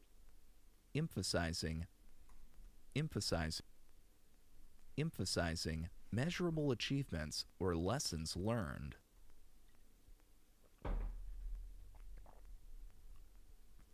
For example, if asked about a time you improved a machine learning pipeline,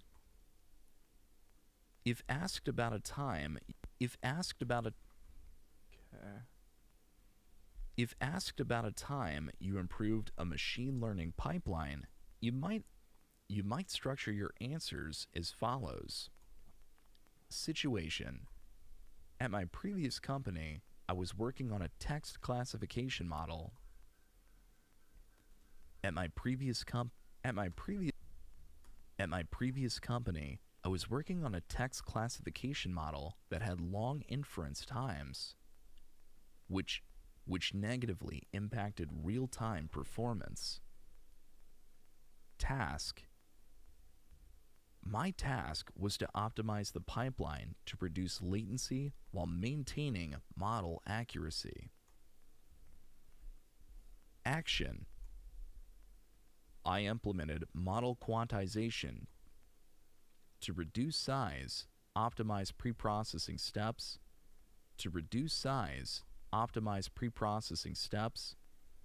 and deployed the model using TensorRT for faster inference on GPUs. TensorRT for faster inference. Ooh, that's gonna be hard. For faster.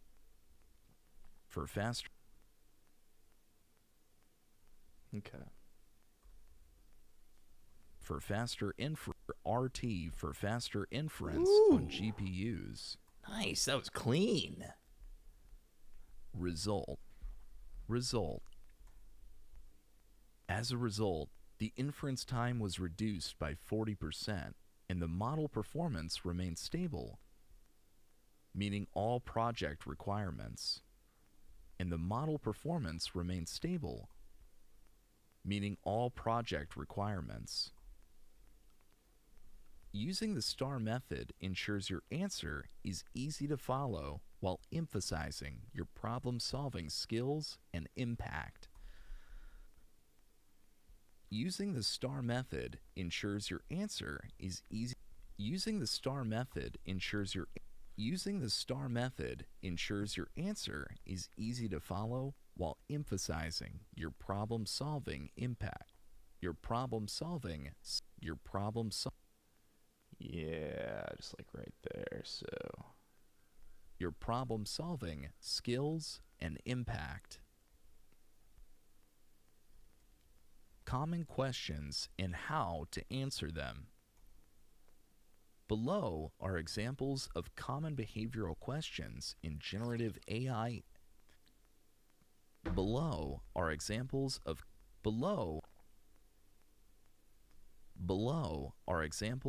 common behavioral questions in generative AI interviews, with suggestions on how to structure your answers effectively.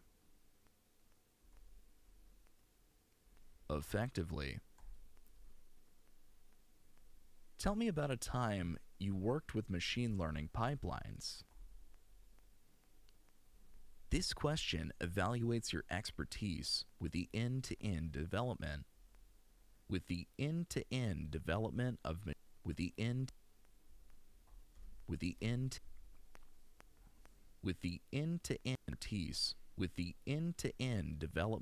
machine learning systems. Use the STAR method to showcase your role, contributions, and outcomes. contributions. Situation. Describe the specific contributions and outcomes. That was not pronounced correctly, but Situation. unfortunately, I do not have time to redo that, but that was pronounced incorrectly. Describe the specific project where you describe the specific project where you Yeah, okay, so describe the specific project where you worked on a machine learning describe the specific project where you worked on a machine learning pipeline. Task. Highlight the challenge or objective, such as automating data pre-processing. Task. Highlight the challenge or objective, such as automating data pre-processing or scaling model deployment. Action. Explain the steps you took, such as designing the pipeline, implementing pre-processing stages, implementing pre-processing stages, or integrating the model into production. Result. Emphasize the impact. Emphasize the impact. Emphasize the impact, such as reduced training time, improved efficiency, or scalability. Example. In a project to automate document classification, I built a machine learning pipeline that ingested raw text, tokenized it using BERT, and trained a classifier. I optimized the pre-processing stages using parallel processing and deployed the pipeline using Kubernetes. using Kubernetes. This pipeline using Kubernetes. Using Kubernetes pipeline using Kubernetes. Using pipeline using Kubernetes. This reduced training time by 30% and enabled real-time inference. And enabled real-time inference. And enabled real-time 30% and enabled real-time inference for production use. And enabled real-time inference for production use. For production use. For production use. Time inference for production use.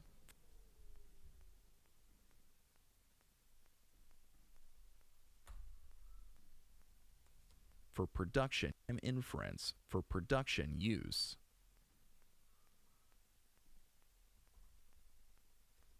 For production use. For production use. Describe a time you overcame a challenge with model performance. This question tests your problem-solving skills and ability to troubleshoot technicals and ability to troubleshoot technical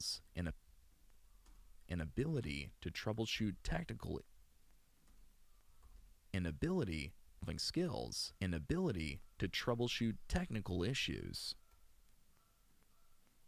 Focus on identifying the problem, your method for solving it, and the outcome.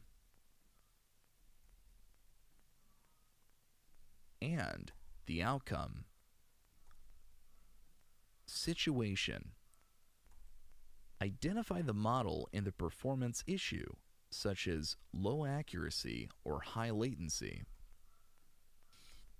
Task. Task.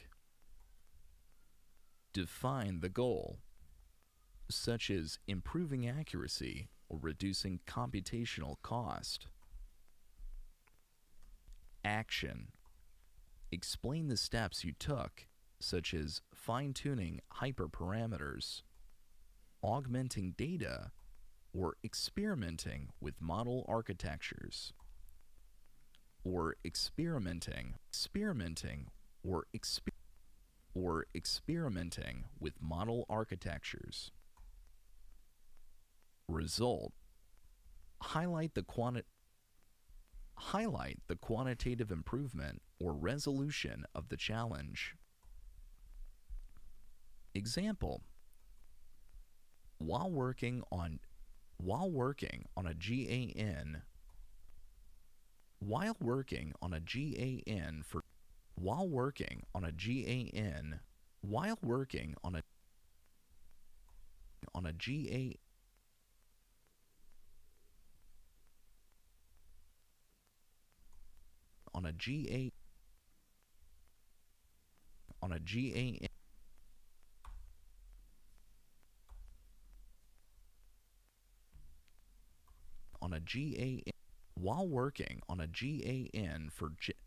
for image generation and for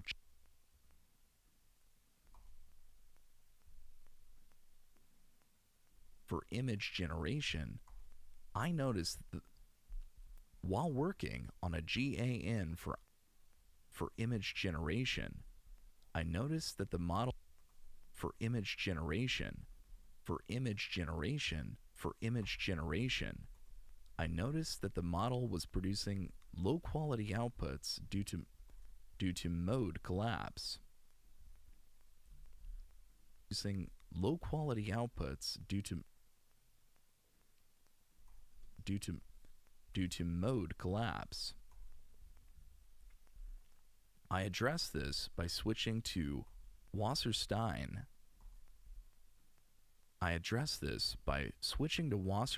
GAN with gradient penalty. Wasserstein. I address this by switching to Wasserstein GAN with gradient penalty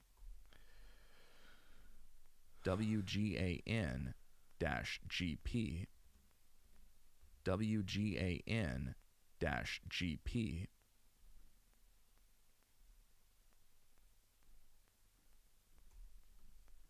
GP in adjusting the training parameters. As a result, the model began generating diverse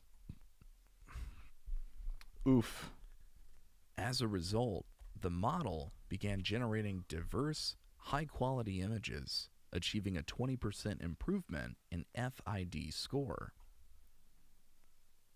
How do you handle ambiguity in a project? By clarifying it. Generative AI projects often involve unclear requirements or evolving objectives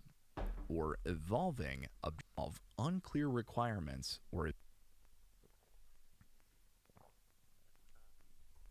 evolving requirements or evolving objectives. Interviewers ask this question thank you so to much. evaluate your adaptability, decision. Thank you so much for the follow. I super appreciate that. I did not see that right away. But let's see. Damn. I think it says Christian Milani. Thank you so much, Christian Milani, for the follow. I super appreciate you. Thank you for the follow. Interviewers ask this question to evaluate your adaptability, decision-making, and approach to ambiguity, and approach decision-making and approach to ambiguity. And approach decision-making and approach to ambiguity. Cool. Situation. Describe a scenario where project goals or requirements were unclear. Task. Identify what needed to be accomplished despite the ambiguity. Action.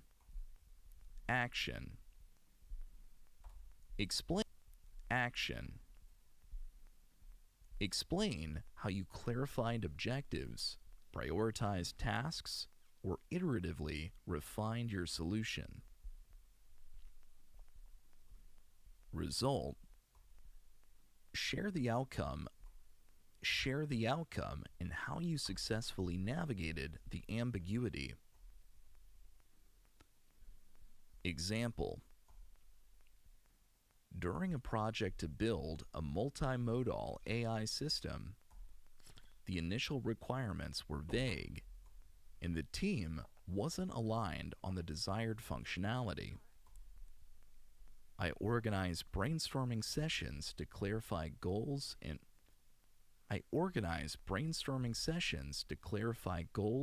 prioritized features based on stakeholder input.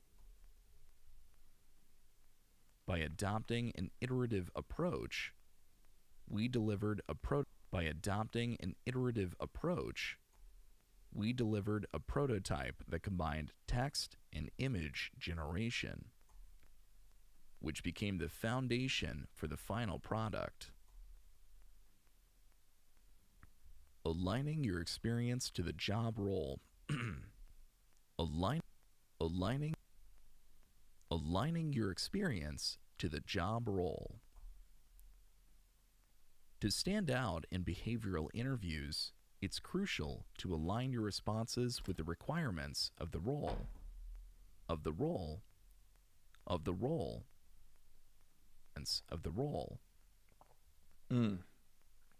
Sounds like I'm saying of the role. Of the role. Yeah. Rollins of the role with the requirements of the role. Tailor your examples to highlight experiences that demonstrate the skills, values, and impact the company is seeking. Understand the role. Review the job function and identify the core skills and responsibilities. For a generative AI role, this might include model deployment, collaboration across teams, or optimizing pipelines for production. Highlight relevant projects.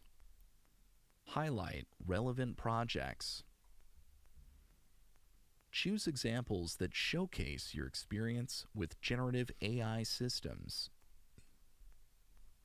such as improving GAN performance, designing transformers for NLP, or scaling inference pipelines, or scaling inference pipelines.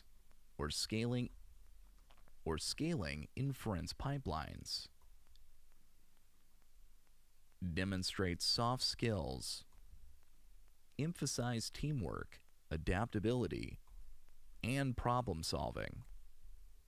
Use examples where you resolved conflicts, adapted to new technologies, or navigated ambiguous requirements. For instance, if applying for a role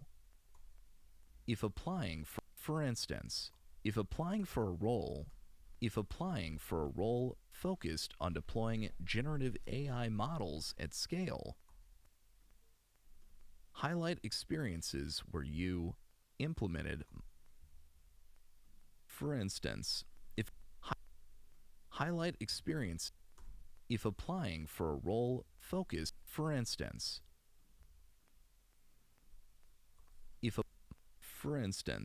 if applying for a role focused on deploying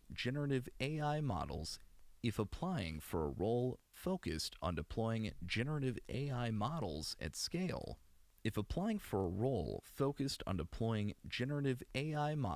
scale, highlight experiences where you implemented model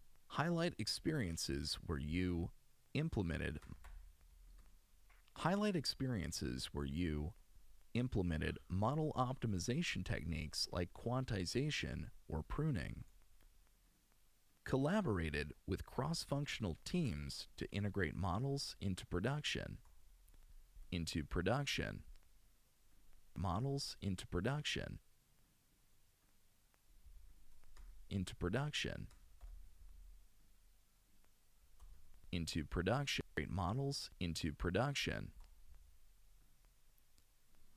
To integrate models into production. Ensured team scalability and performance under high user loads. Ensured team scalability and performance under high user loads. Under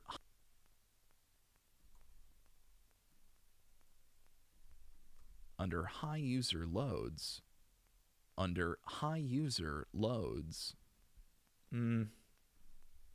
I actually like the first way better. Ensured system scalability and performance under high user loads. All right, that's a contender. Let's see. Contender, chicken tender. Let's hear it. Ensured team scalability and performance under high user loads. Ensured system scalability and performance under high user loads. By aligning your experiences with the role, you demonstrate that you not only meet the technical requirements, but also understand the broader business objectives.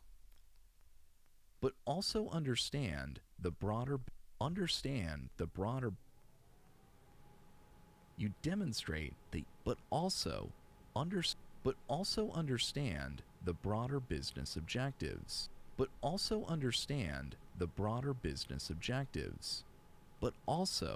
understand the broader business objectives. But also understand the broader business objectives. Okay. I like that one a lot. I like that flow. Woo! Look at that, guys. Look at that. Look at that. Nice. Bam. Down to 10 and a half minutes. 10 and a half minutes from like what, 20 or something? Come on. Come on. Bam. Dash 1P. First pass. We did it. We did it. We did it. I love when things work out. All right. Fantastic. So good. So good. Okay. All right. Okay. All right. Okay. All right. Chapter 8. Let's go up. Bam. Let's unmute chapter 8. Chapter 8 is a chunky boy at 21 minutes. Chapter 9 is going to be less than that at 17. And then we got 10, which is an hour. It's going to be long. And then this one's about 30. So maybe we'll do chapter 11 and then move on to chapter 10. So, like, we know there's nothing after this long, huge one. So maybe we'll take that path. But for right now, we're working on chapter 8. Little boy down at 21. And I'm going to go to the bathroom. I'm going to take a bathroom break. Love you guys. I'll see you in a second. See you in a second. Hold up.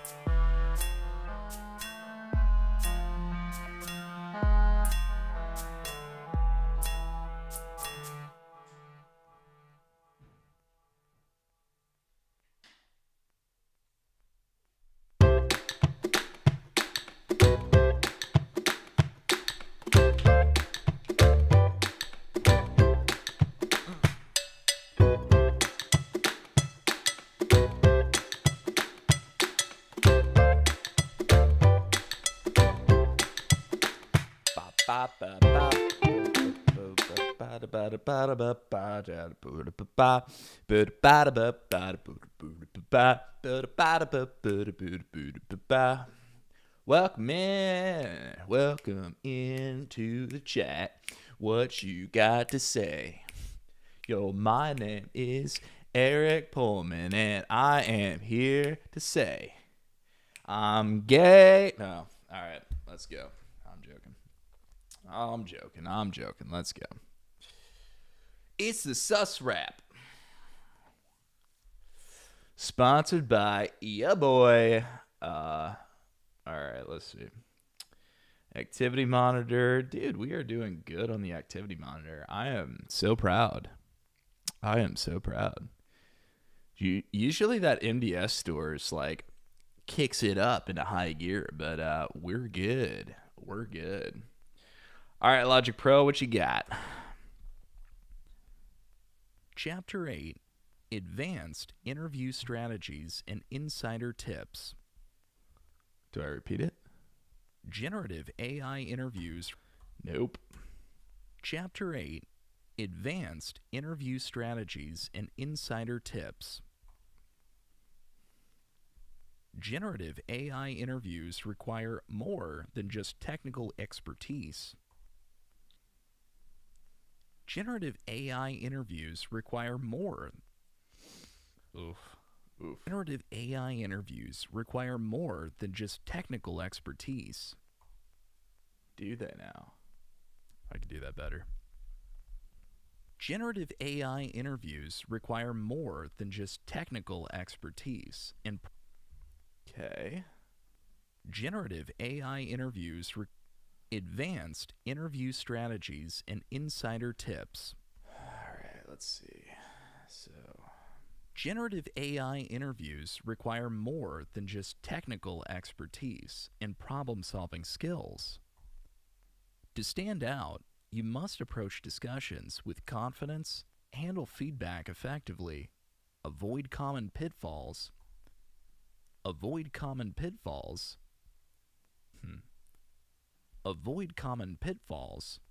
and present yourself as a versatile and valuable candidate. This chapter explores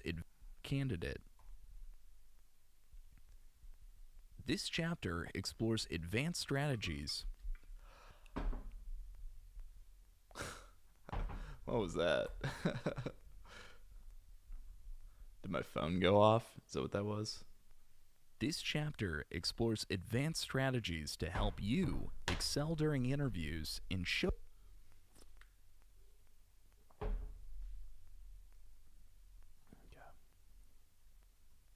This chapter explores present yourself as a versatile and valuable candidate.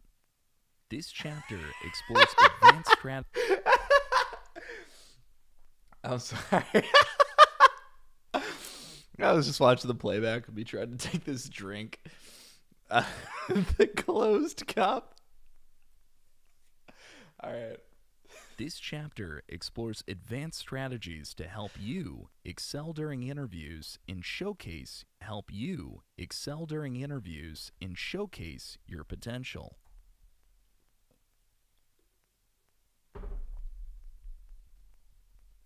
How to stand out during technical discussion. How to stand out during technical discussions. In technical discussions, your goal is not just to provide the correct answer, but to demonstrate clarity, creativity. Okay. Save. Always save. But to demonstrate clarity, creativity, and a deep understanding of the problem at hand. Start by breaking the problem into. I think this timing could improve. In a deep understanding of the problem at hand. Start by breaking the problem into clear, logical components. Then, walk the interview through your thought process.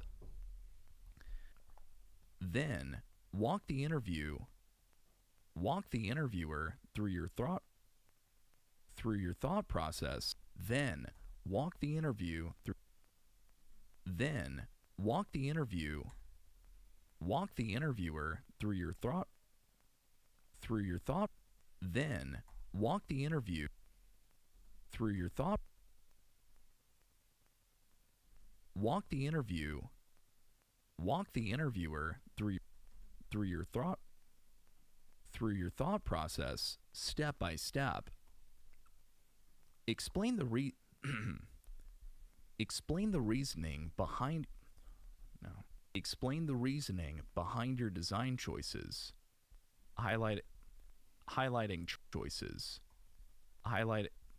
Highlighting trade-offs, optimizations, and potential alternatives. Focus on showing the breadth and Focus on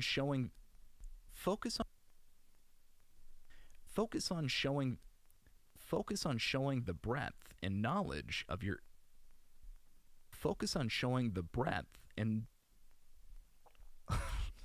Focus on showing the breadth and depth of your knowledge. Focus on showing the breadth and depth of your knowledge. Damn, I remember. For example, that took me forever to nail. For example, when discussing system design, link your ideas to real-world scenarios. Link your ideas to real-world scenarios or experiences where you implemented similar solutions. Or experience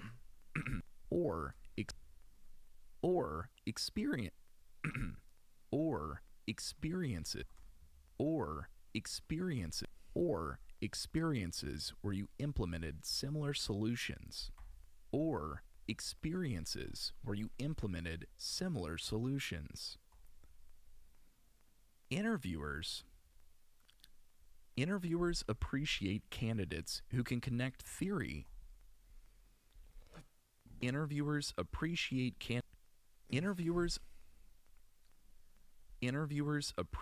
candidates who can connect theory to practical applications. Stay engaged by asking thoughtful questions such as clarifying ambiguous requirements or suggesting areas where the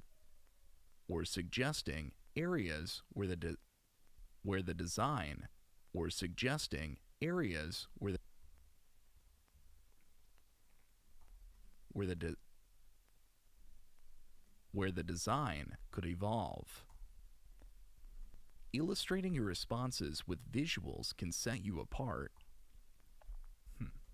Illustrating your responses with visuals can set you apart. Share diagrams or sketches that outline your system architecture, model flow, or data pipeline. Visual aids make your explanation more compelling and demonstrate your ability to think holistically. If the interview is virtual, use screen sharing tools to present your diagrams effectively. Lastly, show enthusiasm for the field and the problem you are solving. A candidate who combines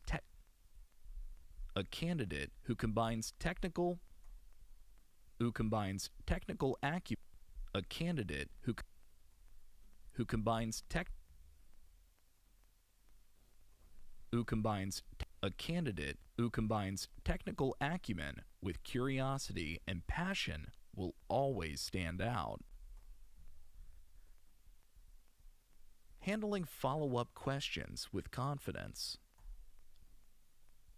Follow-up questions test your ability to adapt, think critically, and engage in deeper discussions. Rather than seeking these questions as challenges, rather than seeing these questions, rather than seeking, rather than seeing these questions as challenges, treat them as opportunities to demonstrate your problem-solving skills and flexibility. Listen carefully to the follow-up question. Listen carefully to the follow-up question, taking a moment to ensure you fully understand what the interviewer is probing. Structure your response clearly. Structure your response clearly by summarizing the issue. By summarizing the issue, present it clearly by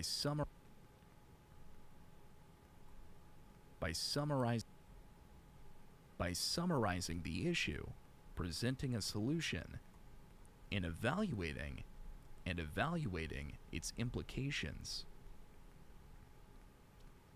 If the interviewer points out limitations in your approach, acknowledge their feedback gracefully. Adapt your solution by refining components or exploring alternatives. Or exploring alternatives. Or explore. Or explore. Or exploring alternatives. Showcasing your ability to respond to new insights. When faced with a question you do not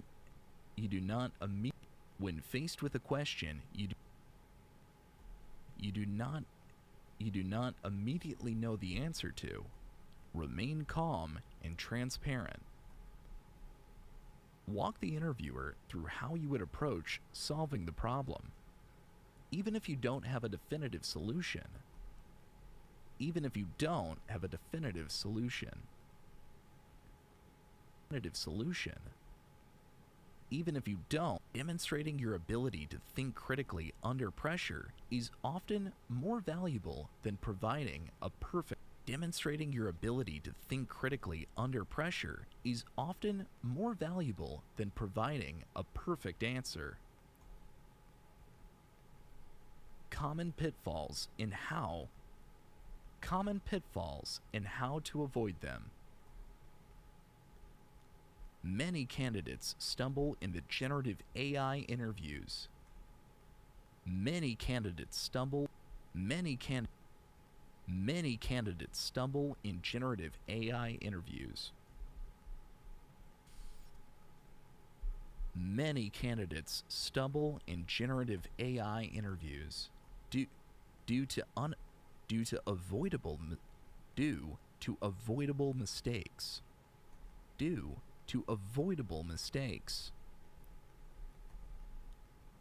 A common pitfall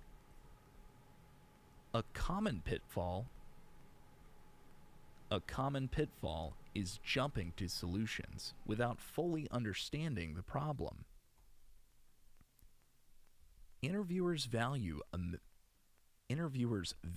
methodical approach, so always clarify the requirements and scope of the problem before diving into an answer.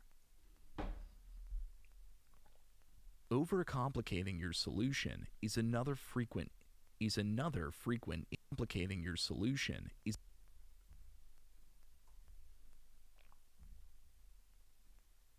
while it's tempting to showcase is another frequent issue. While it's tempting to showcase advanced techniques or architectures, simplicity and clarity are often more impactful. Ensure your solution is practical, well-structured, and directly addresses the problem. Interviewers are looking for candidates who deliver results, not just demonstrate the. Interviewers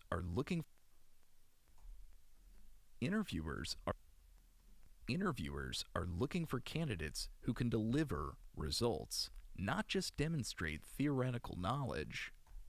Not just demonstrate theoretics, not just dem- not just dem- not just demonstrate theoretical knowledge.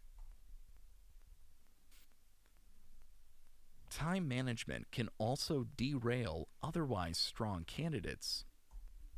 Spending too much time on one aspect of a question leaves little room to address other components, leaves little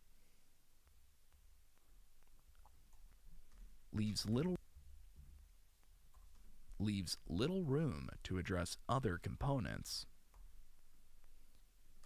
Practice pacing yourself during mock interviews to ensure you cover all key areas, such as design, trade-offs, and scalability. Finally, failing to communicate effectively can undermine your technical expertise. Failing to communicate effectively can undermine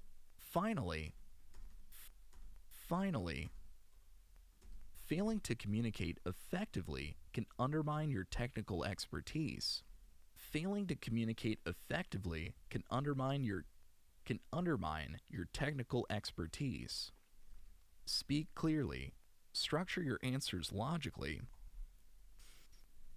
Speak clearly. Speak clearly. Speak clearly. Structure your answers. Structure your answers logically and avoid using jargon. Interviewers appreciate candidates without explanation. Interviewers appreciate candidates who can articulate complex ideas in an accessible way. As this skill candidates who can articulate complex ideas in an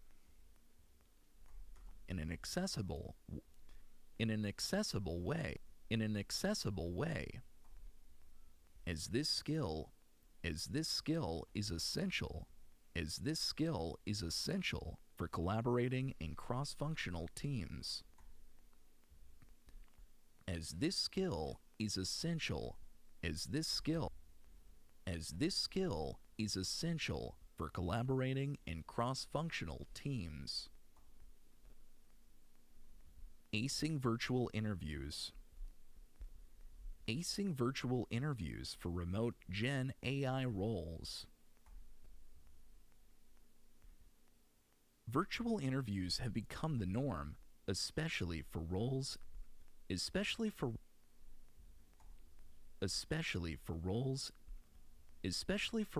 in technology and AI. Virtual interviews have become the norm, especially for roles in technology. Virtual interviews have become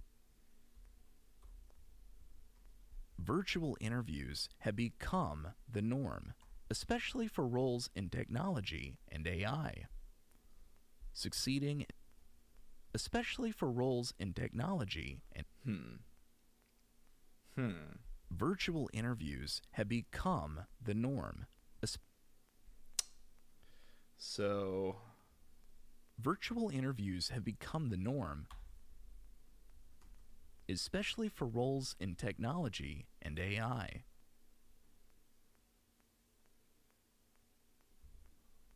I like especially that. Virtual interviews have become the norm, especially for roles in technology and AI. Especially for roles in technology and AI.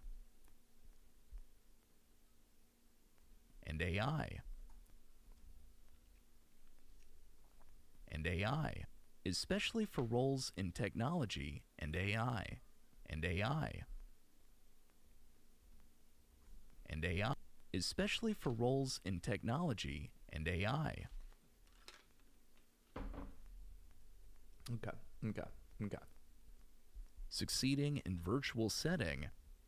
Succeeding in a virtual setting requires additional preparation to ensure a professional and seamless expertise. Start by creating a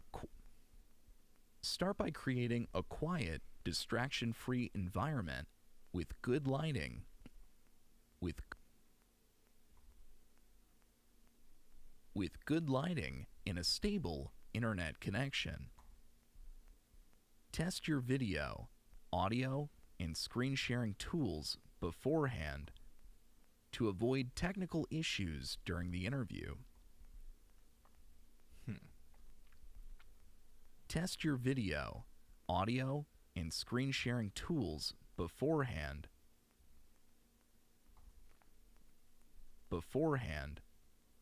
to avoid technical issues during the interview. Position the camera at eye level to maintain natural eye contact, and dress professionally to show that you take the interview seriously. Engagement is crucial in virtual interviews. Engagement is crucial in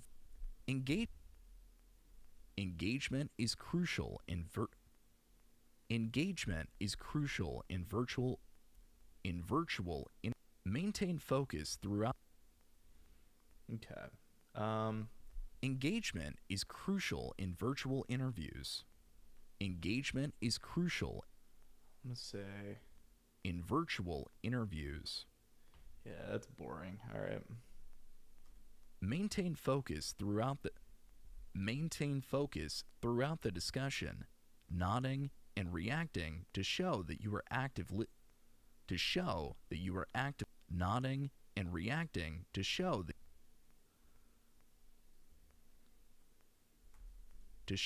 you are actively listening.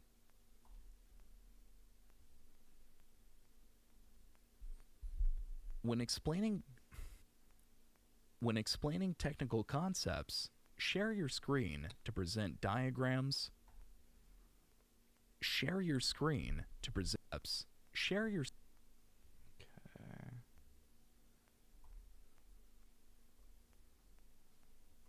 Share your screen to concepts.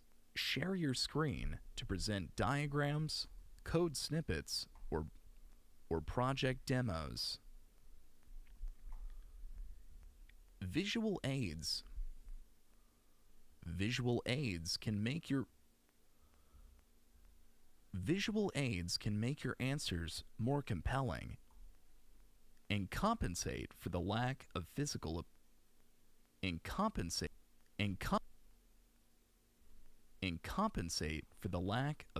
presence. Be mindful of communication dynamics. Speak clearly and pause occasionally. Speak clearly and pause occasionally.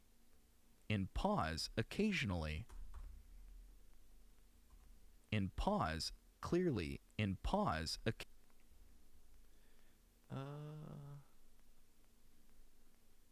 we go. Probably like that. And pause. Speak clearly and pause occasionally to allow the interviewer to interject or ask follow-up questions. Virtual interactions can sometimes feel less fluid, so it is important to create space for two-way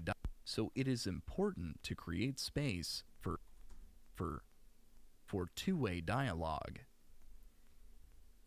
After the interview, follow up with a thank you email that reiterates your interest in the role. After the interview, follow up with a thank you email. After the interview, follow up with Follow up with a thank you email that reiterates your interest in the role. Summarize key discussion points. Highlight your enthusiasm for the team's work and express gratitude for the opportunity to interview. Building your portfolio and demonstrating projects. A strong portfolio is essential for showcasing your expertise and practical experience in generative AI. It provides tangible evidence of your ability to design, implement, and optimize systems, making it an invaluable asset during interviews. Focus on quality rather than quantity when curating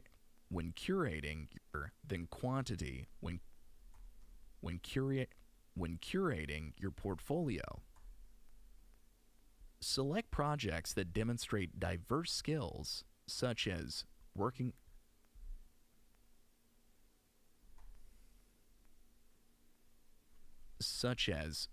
with transformers for text generation, implementing GANs for image synthesis, GANs for image synthesis,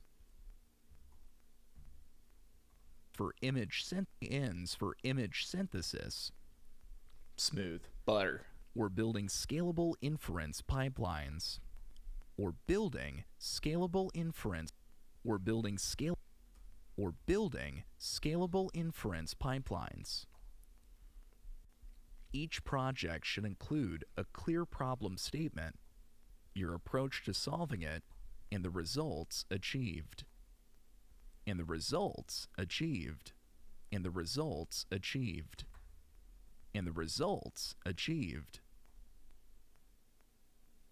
Highlight any challenges you encountered and how you addressed them.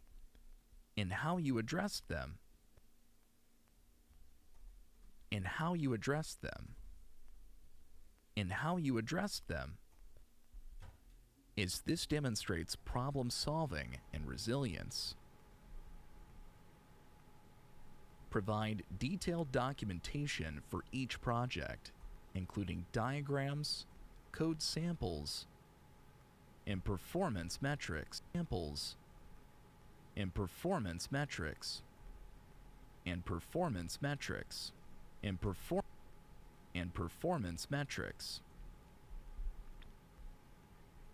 Visuals such as architecture diagrams or evaluation charts help interviewers quickly understand your contributions and the impact of your work.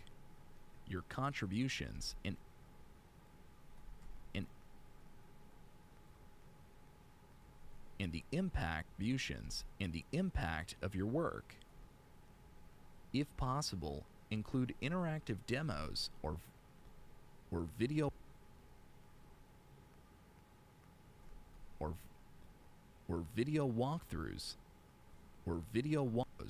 video walkthroughs to showcase your projects in action. To showcase your projects in action.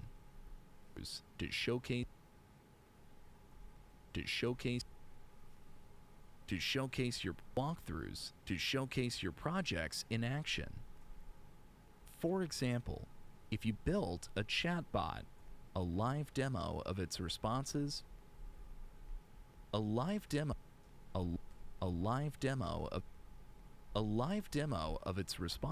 can provide powerful validation of your skills. Contributions to open source projects or collaboration with others can further enhance your portfolio. They demonstrate your ability to work in a team. They demonstrate your ability to work in team environment. They demonstrate your ability to work.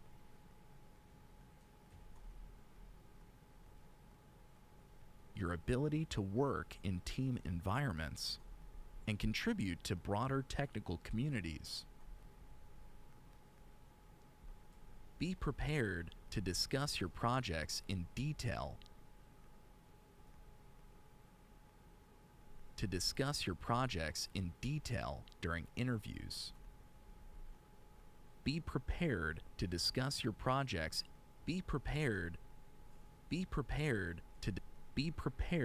discuss your projects in detail during interviews.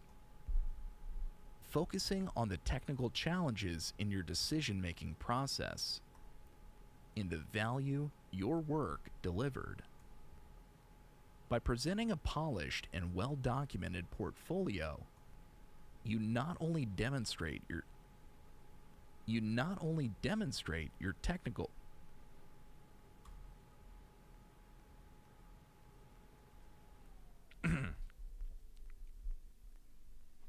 By presenting a polished and well-documented portfolio, by presenting a polished and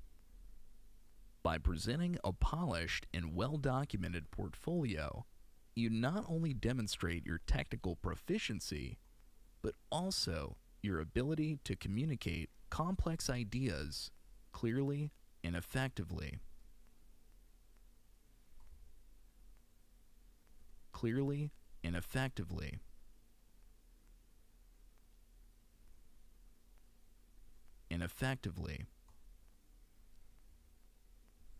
This sets you apart as a candidate who is both skilled and professional. Okay. Skilled and professional.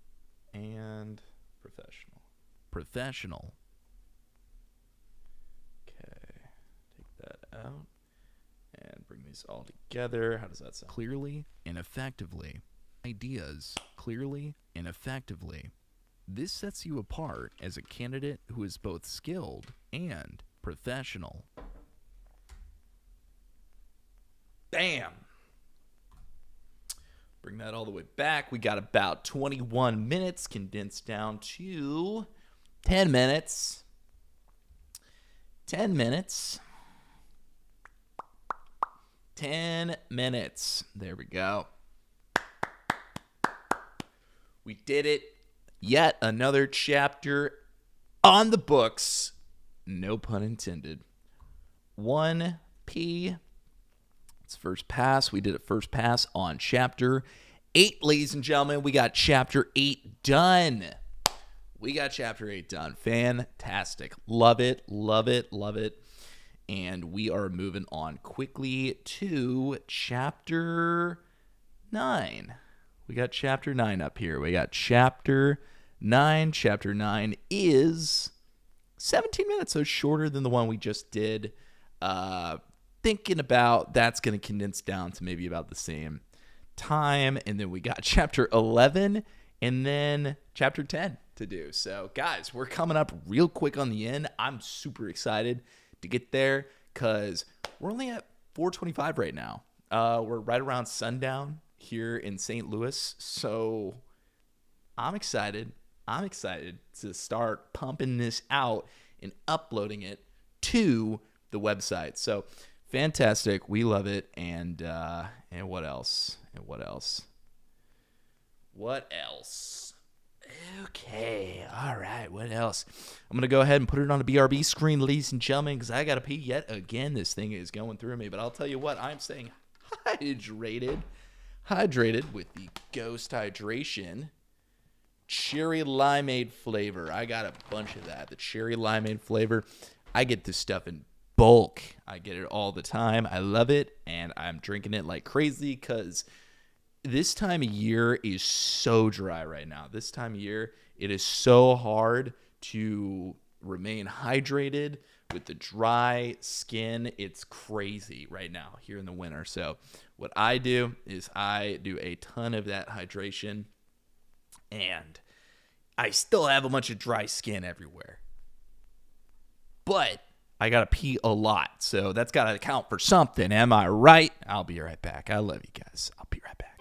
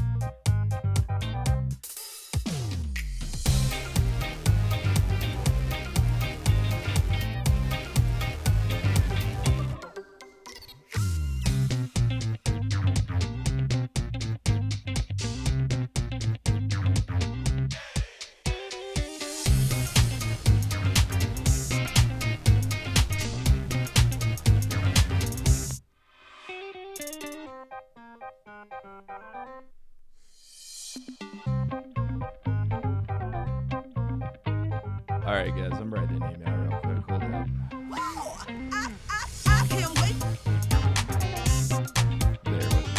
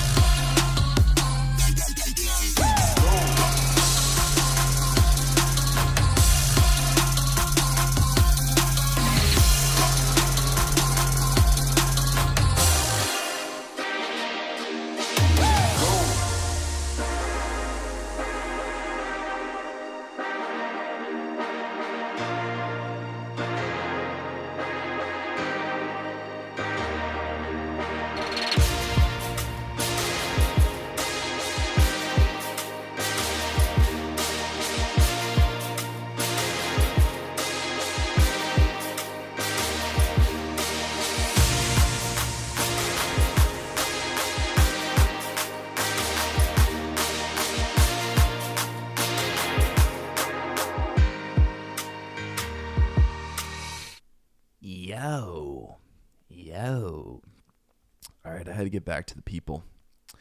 I had to tell them that I will upload this in a few hours. Because, one of my fears, what's up, duplicated channel? One of my fears is that I'm going to put in all of this work and and then something else is going to happen behind the scenes that I just can't control. And I want to assure them that this is going to be completely submitted so they don't try anything behind the scenes, because that's just going to hurt them and hurt me.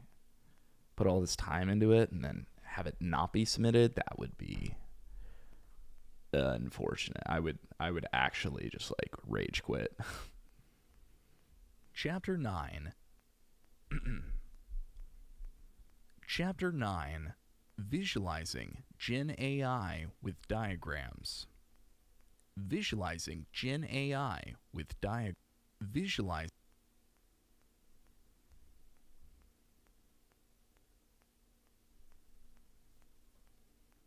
Visualizing Gen AI with diagrams. Generative AI systems are inherently complex, involving multiple interconnected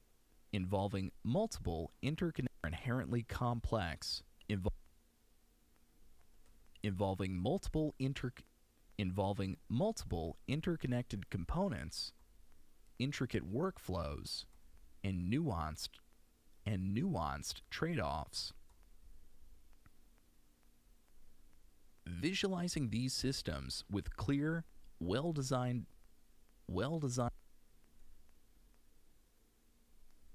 Oh, actually, let me.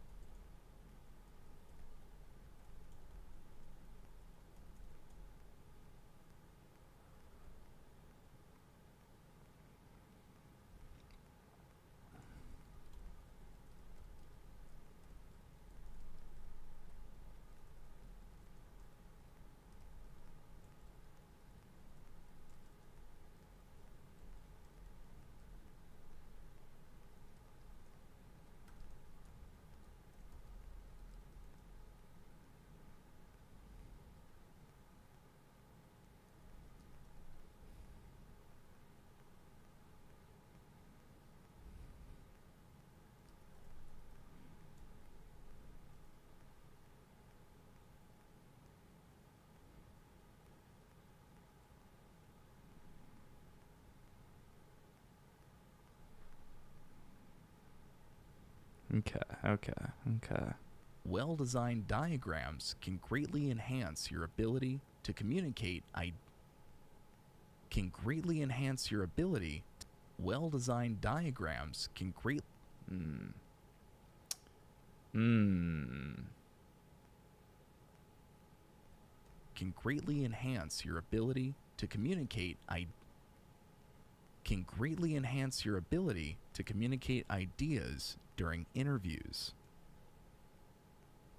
This chapter explores the importance of diagrams.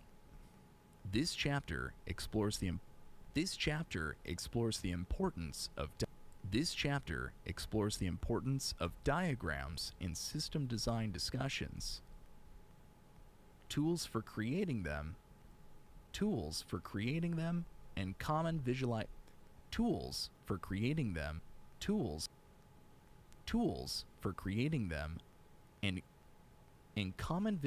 I don't like that energy. Tools for creating them and common visualization techniques tailored to generative AI. Okay. Tailored to generative AI. Why diagrams are critical in system design interviews. Diagrams serve as a bridge between technical concepts and clear communication. They allow you to convey They allow you to convey high-level architectures, workflows, and design discussions in a concise and visually intuitive manner. During system design interviews, diagrams help interviewers quickly grasp your approach, making it easier to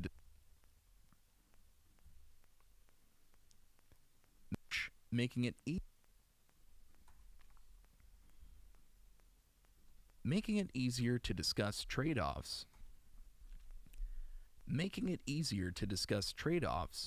Identify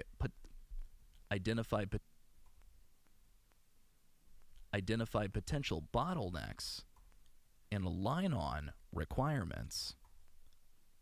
Well-crafted diagrams demonstrate your ability to think holistically and organize complex information. They show that you can break down intricate systems into manageable components and articulate the relationships between them.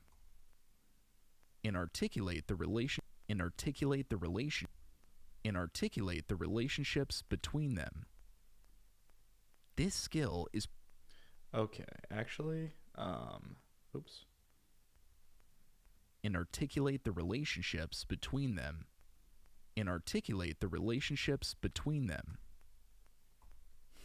Okay. All right. This skill is particularly valuable in generative AI roles. This skill is particularly valuable in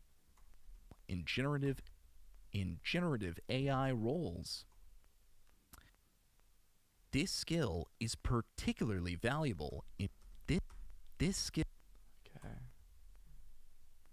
This skill is particularly valuable in generative AI roles, where the interplay between data pipelines, model architectures, and deployment strategies can be difficult. What up, Hag? Good to see ya. Hello. Welcome in.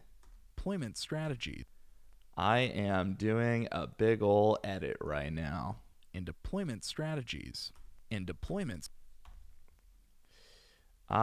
am doing a big ol' edit. I hope you're doing well. What's up, man? And deployment strategies can be difficult to explain verbally.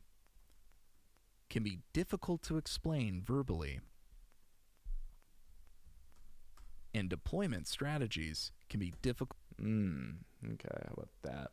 I started watching a movie called Long Legs, huh? Long Legs.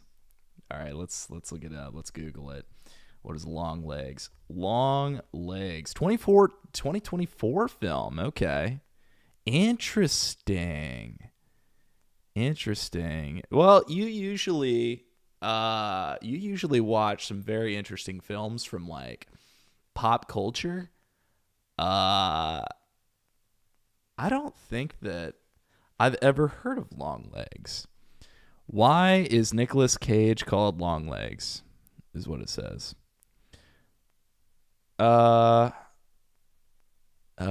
With Nicolas Cage. It's a crime horror movie. That's interesting, actually. FBI agent Lee Harker is assigned. All right, let me switch pages real quick. Show you what I'm looking at. FBI agent Lee Harker is assigned to an unsolved serial case that takes an unexpected turn, revealing evidence of the occult. Oh, that's cool. Harker discovers a personal connection to the person and must stop him before he strikes again. Super interesting.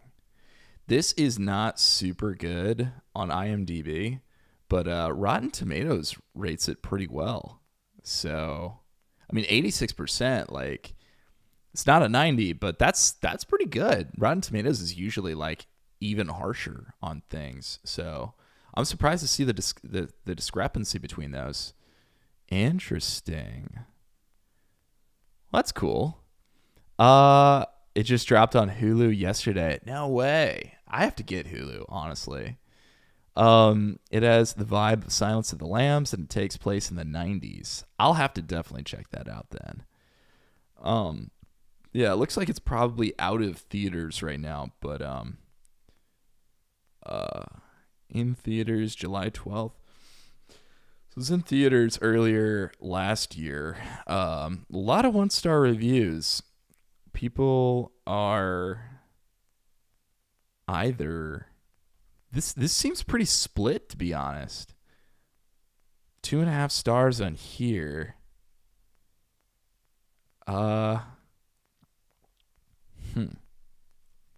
That's interesting though. That's super interesting. I've never heard of it. That's really cool. Normies only want to watch jump scare horror movies, so that's why they gave it low ratings. Okay, that's fair. That's fair. Yeah. I've been told I watch a lot of like critical reviews of horror movies. Sometimes even people that are like just talking about them, or even like pop culture, like Charlie, for example. We'll talk Penguin Zero. He'll talk about some horror films that he watches, but I don't think I've ever heard of this one. My favorite horror movie of last year is The Substance. I'll have to look into that one as well. That's pretty cool. I'll have to add it to the list of things. That's pretty sick. Hey, thanks for sharing. I'll have to download Hulu. Check that out. Can be difficult to explain verbally. And deployment model architectures and deployment strategies can be difficult to explain verbally. Can be difficult to explain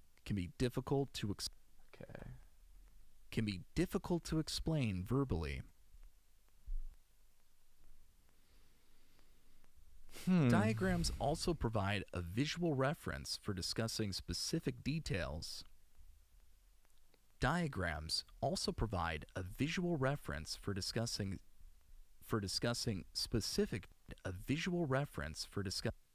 So like I think like right here. Is that where that is? For discussing. It's such a wild ride. It's got commentary on ageism. Oh, ageism, really? For discussing specific details. Ageism. For example, when explaining how a transformer processes when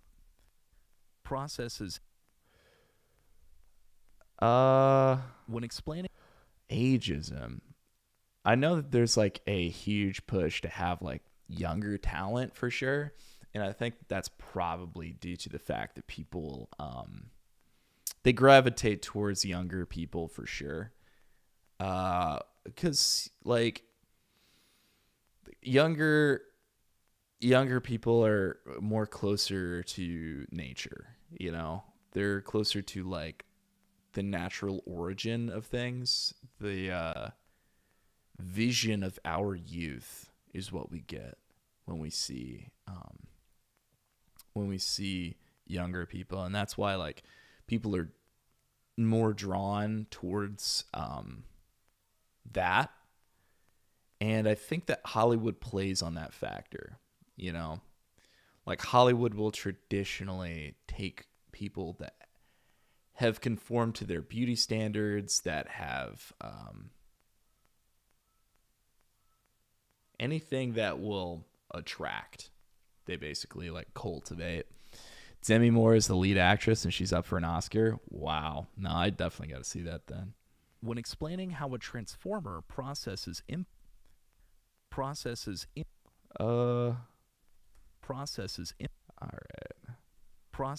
input data, a diagram of the attention mechanism can make your explanation more precise and engaging. I'm thinking maybe like more precise and engaging. Okay.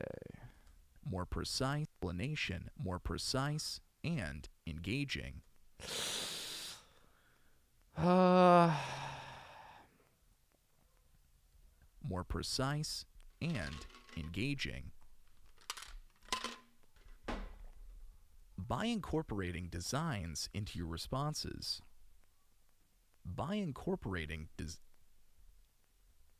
incorporating diagrams into your by incorporating diagrams into your by incorporate I thought so. All right, let's see. by incorporating diagrams into your by incorporating Man, I was struggling. by incorporating diagrams into your responses, you can leave a lasting impression on your interviewer. You can leave a lasting There we go.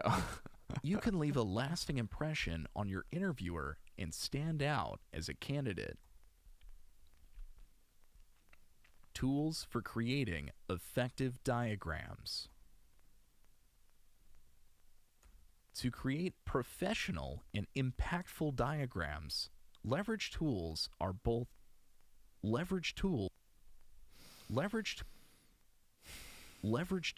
that are both intuitive and versatile. Popular options include Lucidchart, a user-friendly, web-based tool for creating flowcharts, system architectures,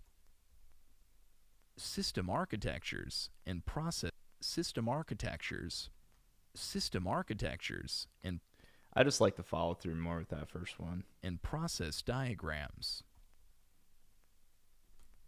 Draw.io, diagrams.net, a free open source tool that integrates seamlessly with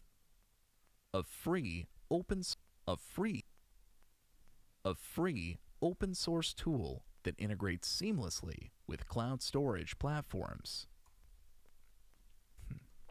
A free open source tool that integrates seamlessly with cloud storage platforms like Google Drive and OneDrive. Let's see. A free open source tool that integrates seamlessly with cloud storage platforms. A free open source tool that integrates seamlessly with cloud storage platforms like Google Drive and OneDrive. Huh. A free open source tool that integrates seamlessly with a free open source tool that integrates seamlessly with cloud storage platforms. That integrates seamlessly with cloud storage platforms like Google Drive and OneDrive.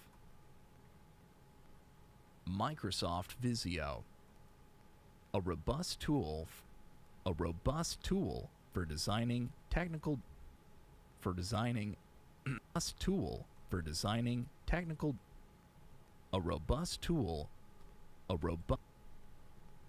a robust tool for designing technical diagrams, ideal for enterprise-level visualizations. Excalidraw, a minimalist tool that mimics hand-drawn diagrams, perfect for informal or brainstorming sessions.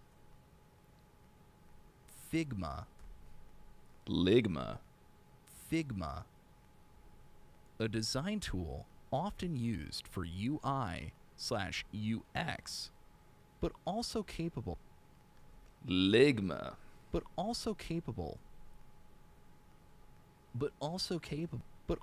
Okay. of creating high quality technical diagrams.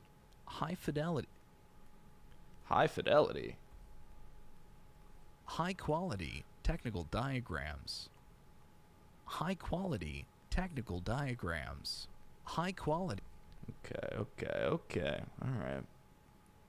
high quality technical diagrams. There we go. Pen and paper or whiteboard.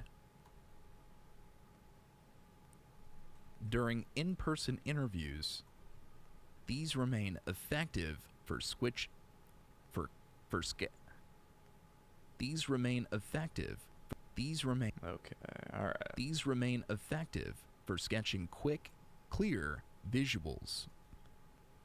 Visuals. Oh my gosh.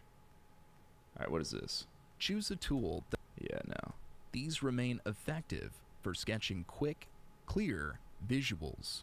All right, I'm going to say take that out, take this out, and take that out maybe. All right, let's see what that sounds like. These remain effective for sketching quick, clear visuals. Visuals. All right, that one does sound better. I've got more drive in my voice. These remain effective for sketching quick, clear visuals.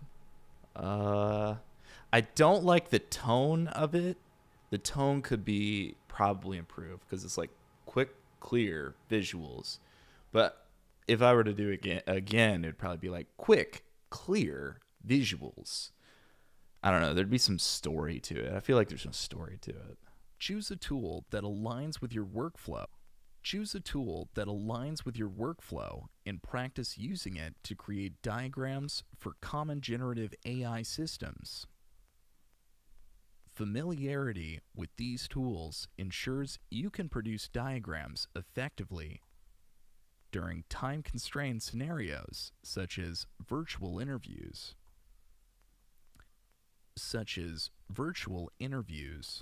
Constrained scenarios Yeah, right there. such as virtual interviews. That's actually better. I like that. Such as Yeah, I like that. All right, cool. scenarios such as virtual interviews. Cool. Diagrams to simplify complex Gen AI systems. To excel in generative AI interviews, it helps to have a repertoire of commonly used diagrams that you can adapt to different scenarios. Below are examples of critical visualizations that simplify complex concepts. Complex concepts in generative AI. And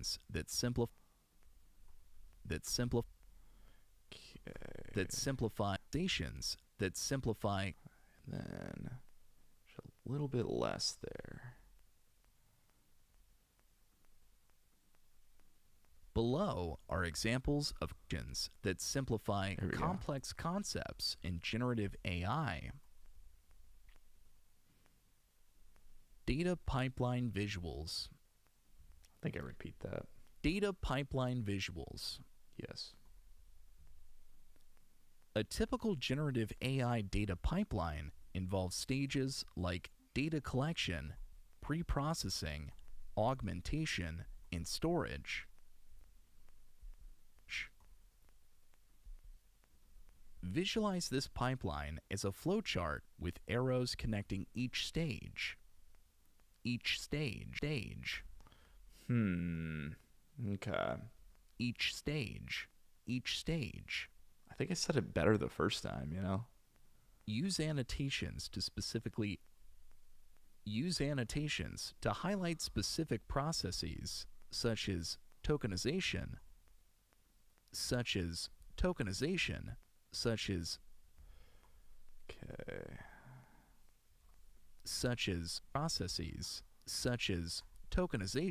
for text data, or augmentation techniques for images.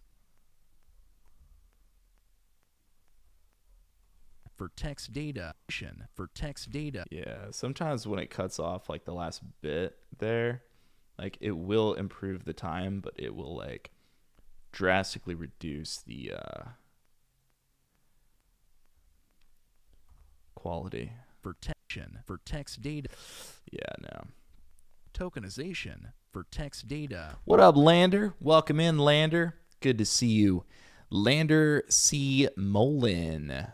Hello. How are you today? or augmentation techniques for images. What up, blood? What you up to? Diagram example. Raw data, arrow. Raw data, arrow. Dude, I remember this. Yeah, I have to speak. I have to speak a visual diagram. So you'll see me struggle to speak a visual diagram. Arrow. Pre-processing, arrow. Data augmentation, arrow. Model, arrow. Data augmentation, arrow. Model training, arrow. Arrow. Model training, arrow. Validation, arrow. Validation, arrow. Testing, arrow. Deployment. In this flow,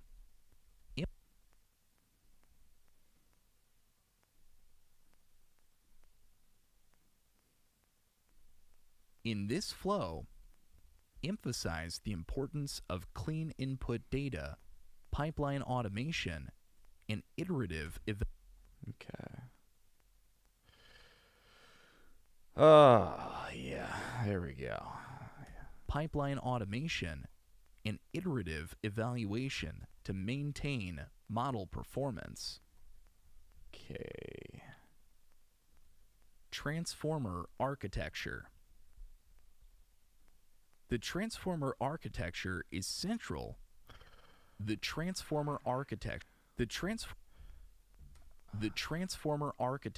is central to Dude, Shia LaBeouf would be so happy about this.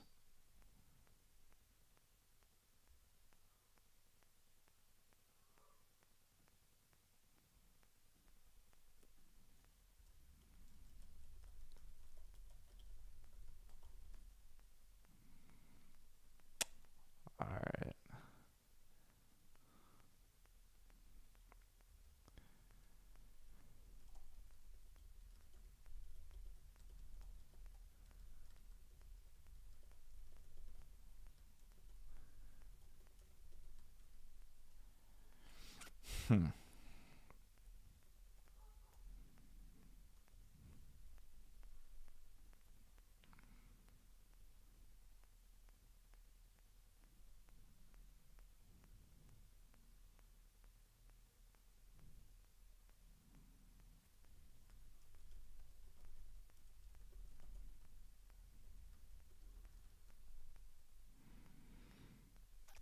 All right. Okay.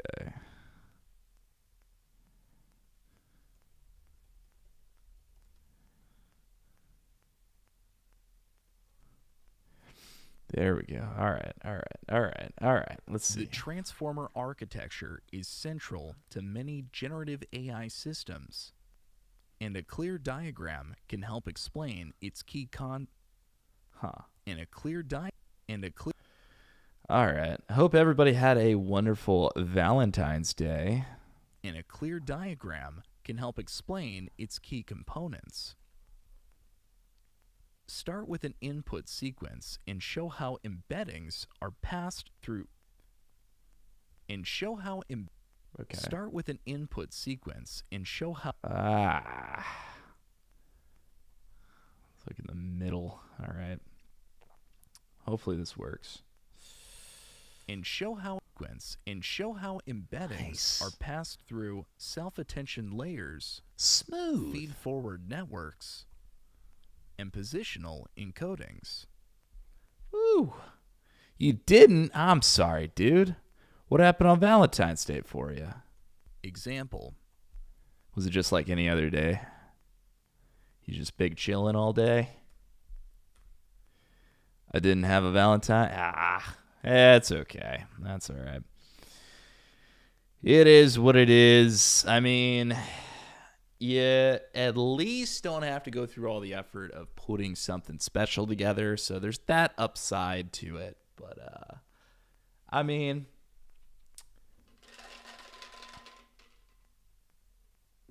it'll happen. It inevitably always does, you know?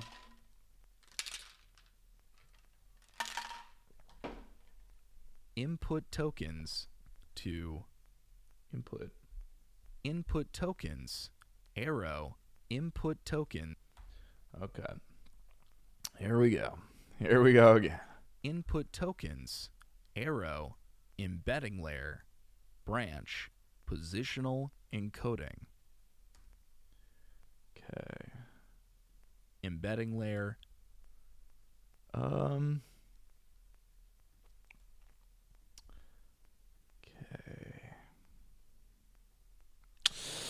Actually, I think what I'm going to do is I'm going to shorten that and then extend that slightly. There we go. Positional encoding. Embedding layer, arrow, multi-head self-attention, branch, normalization. Multi-head. Okay. Taking all this extra space out of it. Multi-head self-attention, arrow, feed forward layer, branch, feed forward layer, branch, softmax. Okay.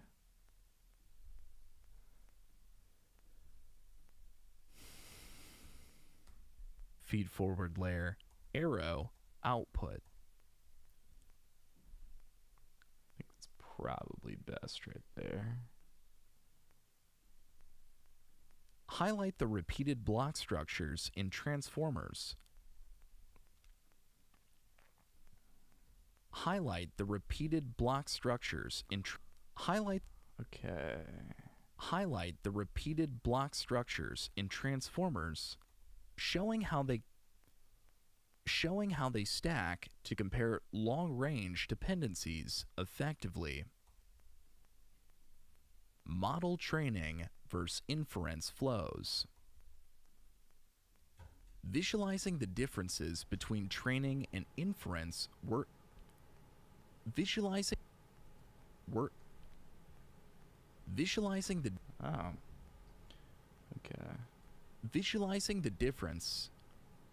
Visualizing the differences between training and inference workflows is critical in generative AI system design. Okay. For training,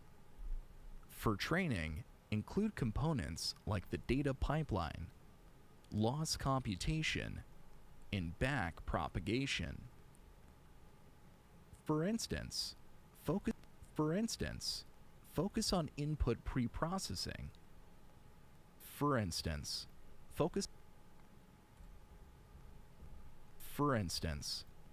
on input pre-processing, forward passes through the model, and output generation. Diagram example, training workflow. Raw data, arrow, training workflow. Raw data, arrow, pre-processing, arrow, model forward pass, arrow, loss calculation, arrow, back propagation, arrow, parameter update, inference.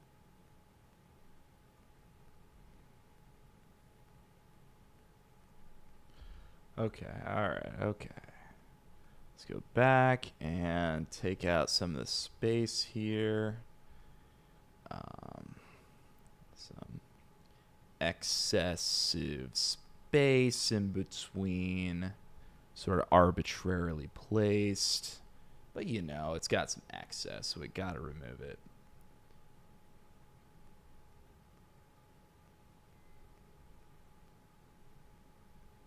Parameter update. Inference workflow. User input. Inference workflow. User input. Arrow. Tokenization. User input. Arrow. Tokenization. Arrow. Model forward pass. Arrow. Output generation. Arrow. Post-processing. arrow, final output. Okay. Let's go back through, trim out all this.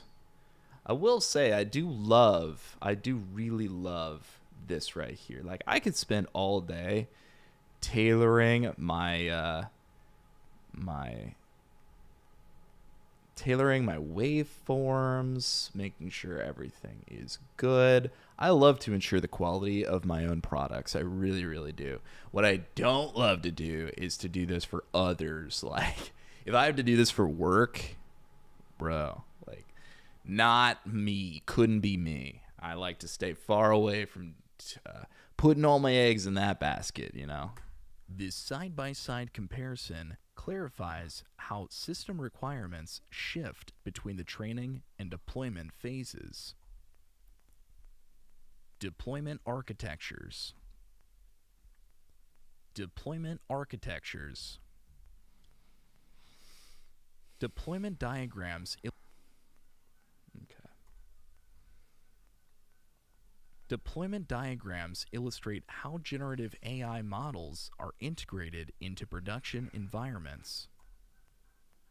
Include components like API gateways. Components like API gateway. Oh, no. Include components like API gateway. Oh, maybe I could start with API. API gateways. Like API. Yeah. Because I like that but like... API components like API gateways. Model servers and user interfaces. Model servers and user interfaces. Connected via arrows representing data flows. Diagram example. Okay, give that more of a header. Diagram example. User arrow API. Okay. User arrow API gateway arrow. Model server inference arrow. Output service arrow. User interface. Show how load balance. Okay. Remove all this excess.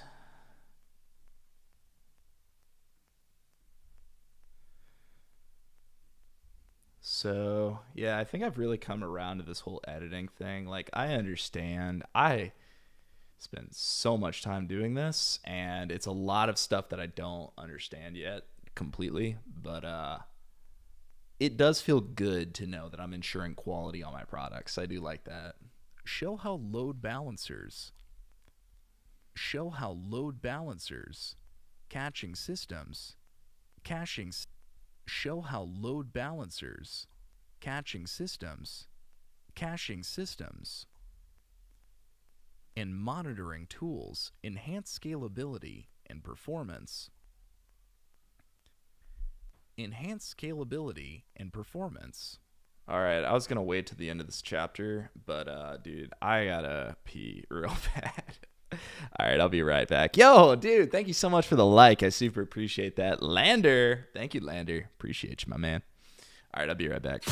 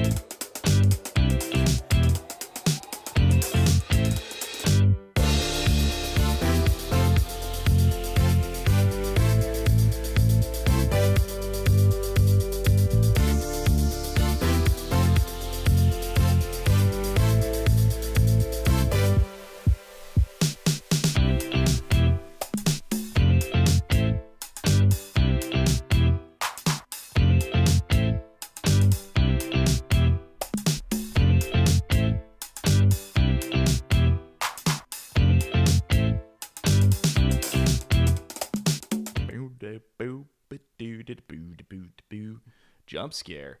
Boo boo boo boo boo boo boo boo boo. Boo boo boo boo. Boo boo boo boo boo boo boo boo boo boo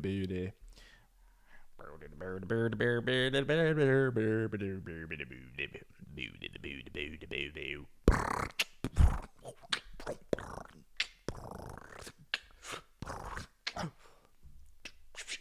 Enhanced scalability and monitoring tools. Enhance scalability and performance.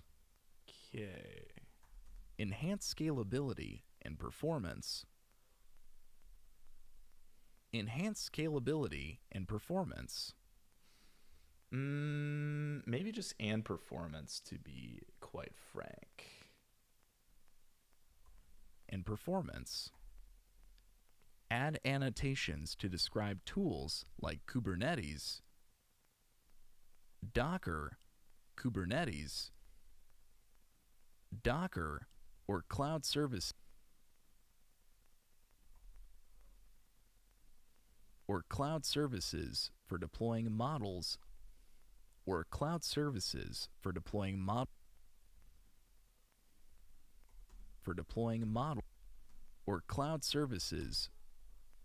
or cloud services for deploying models effectively. Scaling and optimization strategies. Scaling and optimization diagrams help Scaling and optimization diagrams help explain how a system can handle increasing demands. Visualize strategies like horizontal scaling, vertical scaling, and distributed computing. Diagram example. Model instances, arrow. Model instances, arrow. Model instances. Okay. Model instances, arrow. Load balancer, arrow. Distributed servers, arrow. Auto-scaling group, distributed servers, arrow. Auto-scaling group. For optimization, include techniques like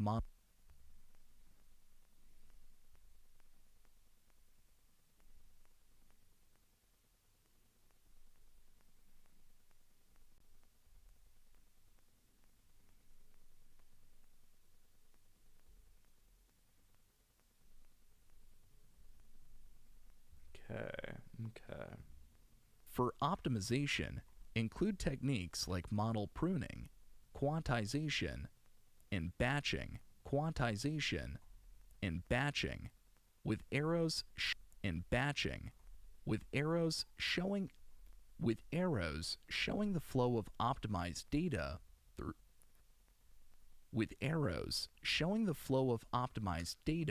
through the system.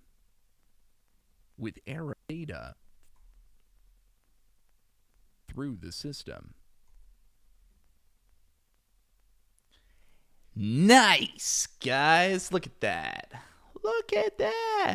Down to 919 for chapter 9, guys. 9. And I'm feeling fine. All right. That's 1P. Bam. We did the first pass on chapter 9. Congratulations. We did it. I'm excited. Let's go ahead and mark that with a P for Pullman. No. All right. We're going to bring up chapter 11 because that one's shorter. It is longer than what we have been doing by about 10 minutes. The chapter we just did was about 17. So this is almost twice that. And then we have chapter 10, which is 53 minutes. So that one's going to be a lot. That one's going to be a lot. So in interest of time, I'm going to go ahead and get started on chapter 11, but I don't know, should we take just a quick break to reward ourselves? Maybe eat a little chip action or something?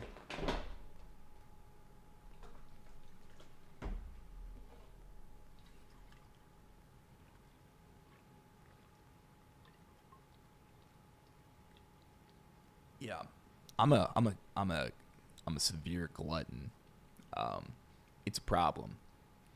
It's a real problem. Like, I want to consume constantly. It's a problem. But the way I mitigate that is like the negative effects of it is that I make sure that what I do consume is very nutritionally dense. And that allows me to maintain proper health. But it does kind of suck for, like, to keep up with all that is pretty challenging.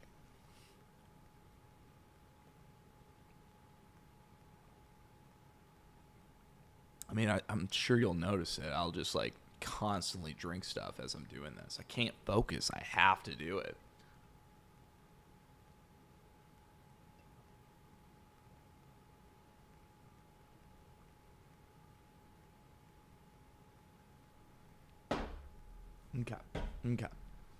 Okay.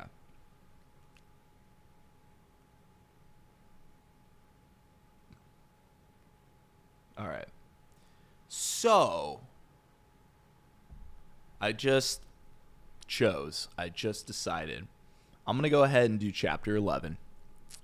And I'm going to decide that after chapter 11, then we're going to take a break, eat some chips, maybe relax, do a little bit of maybe a reaction or something to something on YouTube for a little bit.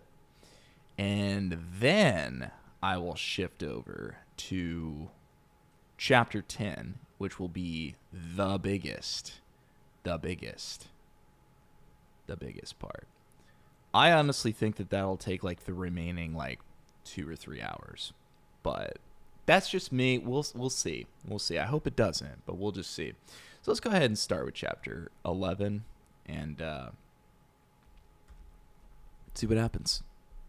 Chapter 11. Practice makes perfect. Mock interviews. Mastering generative AI. Chapter 11. Practice makes perfect. Mock interviews.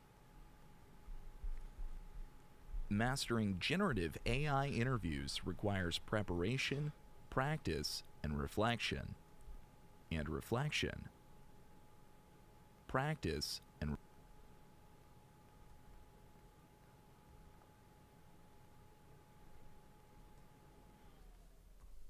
reflection. Practice and reflection. Mock interviews are one of the most effective ways to hone your technical problem solving and communication ways to hone your technical problem solving and communication skills before the actual interview and communication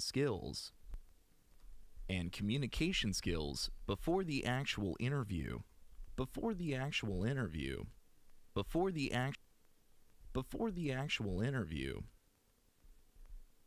This chapter will guide you through before the actual interview. This chapter will guide you through conducting mock interviews, exploring sample scenarios with suggested responses, in evaluating your performance to ensure continuous improvement. Conducting mock interviews effectively. Mock interviews simulate the real-time interview environment, allowing you to practice answering questions,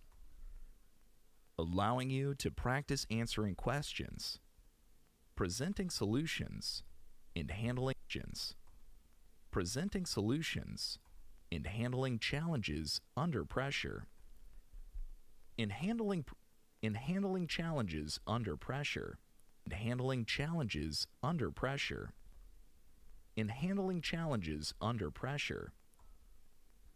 To conduct mock interviews effectively.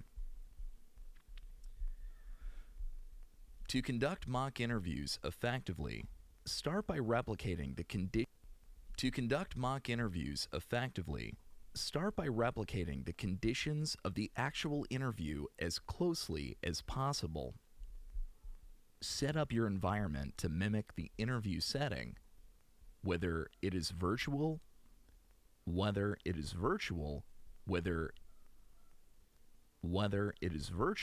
or in person. Use tools like Zoom, Google Meet, or practice. Use tools like Zoom, Google Meet, or practice. Use tools like Zoom or Google Meet to practice screen sharing.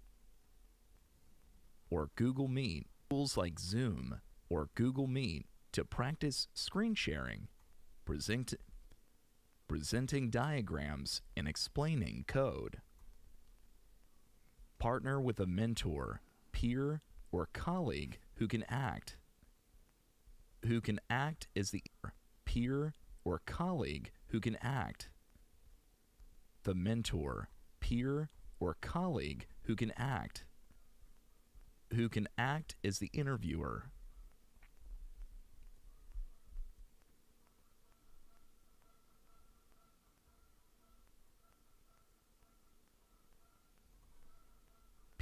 Mentor, peer, or colleague who can act as the interviewer. Choose someone with a technical background.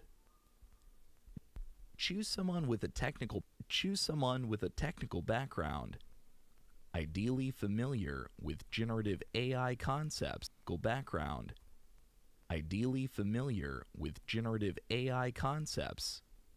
To provide relevant feedback.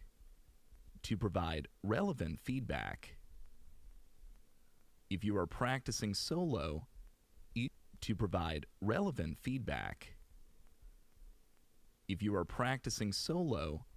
use tools like coding platforms or system design whiteboards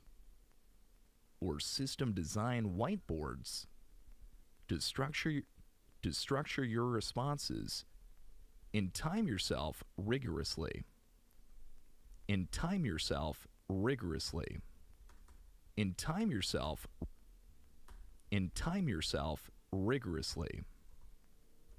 Oh, actually, hold up. Yes, all right. And time yourself rigorously. Begin each session with clear objectives. For example, you might focus on improving your explanation of transformer architectures. Refining your approach to system design problems. Refining your approach to system design problems. Or structuring answers to behavioral questions. Record the session if possible.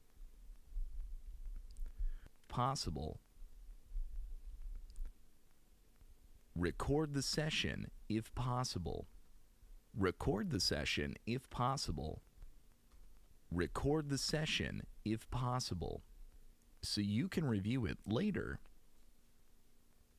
Record the session if possible. Record the session if possible, so you can review it later and identify areas for improvement. At the end of each mock interview, seek constructive feedback. Ask your interviewer to highlight your strengths, pinpoint areas where you struggled, pinpoint areas where you struggled, and suggest actionable ways to improve. Incorporate this feedback into subsequent practice sessions to gradually build confidence and precision. And precision. And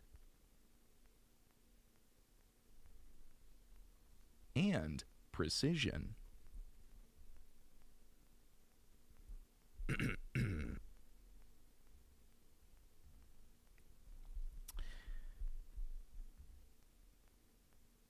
Sample interview scenarios with sample interview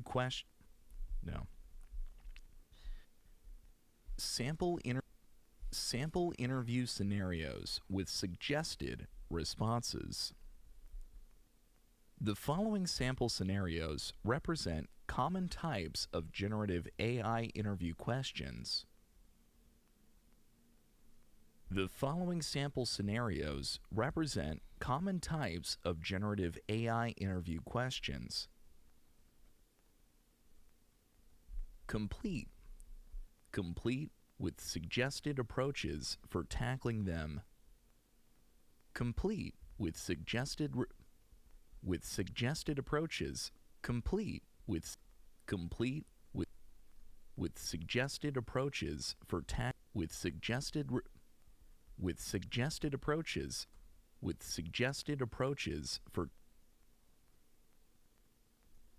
tackling them. With suggested approaches for tackling them effectively. For tackling them effectively. Scenario 1. Designing a text-to-image generation system. The interviewer asks, design a system that takes a textual description as input and generates a relevant image as output. Begin by clarifying the problem. Begin by clarifying the problems. Begin by clarifying the problem scope. Ask questions to begin by clarifying the problems. The problem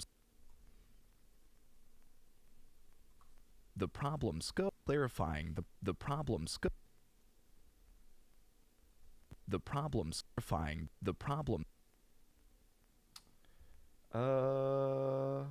Begin by clarifying the problems.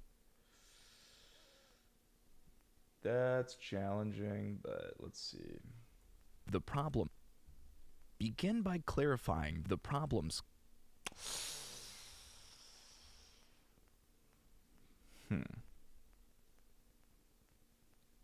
Maybe like that. Begin by clarifying the problem scope. Ask question. The problem scope. Clarifying the problem scope. Okay. Ask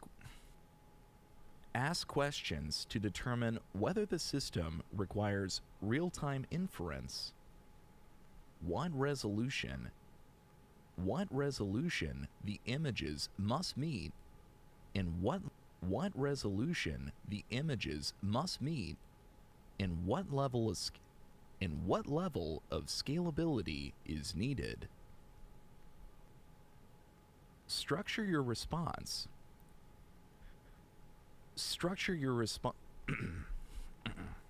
Damn. That's rough. Structure your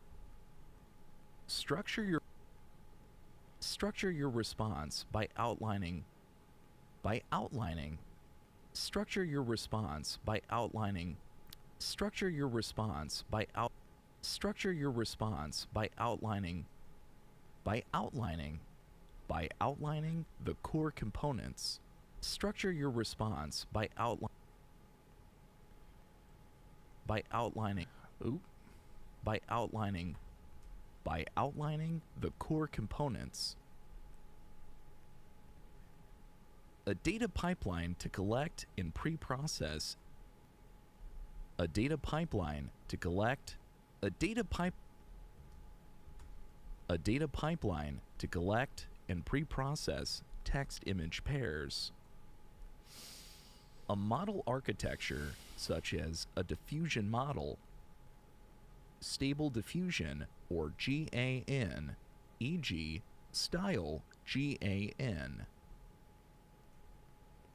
Okay. e.g., style GAN. Cool. An inference pipeline optimized for latency. Nice. All right. A deployment strategy leveraging GPUs. A deployment strategy. A deployment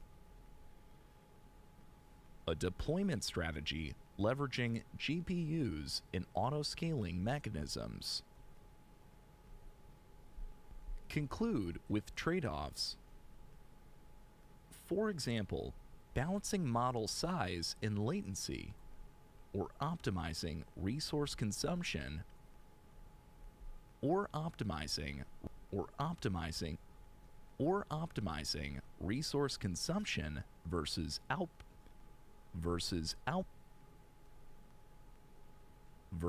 output quality.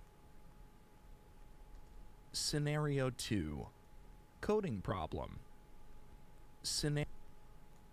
Coding problem.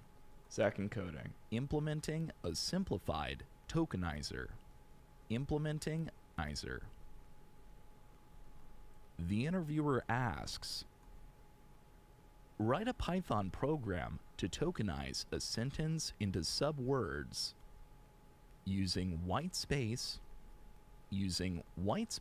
and punctuation as delimiters. Thought so. All right. So probably there and then. As delimiters and punctuation as delimiters. Ugh. Here's how you might approach it. Explain your plan before writing the code. Use regular expressions to split the sentence while preserving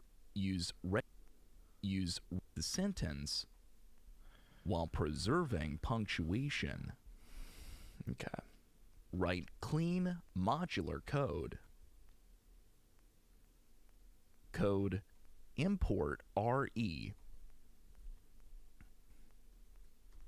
Next line, DEF, tokenize, parentheses, sentence, colon. Next line, tokens equals RE dot split, parentheses, R apostrophe parentheses, /W /W plus, close parentheses, apostrophe, comma, sentence, close parentheses.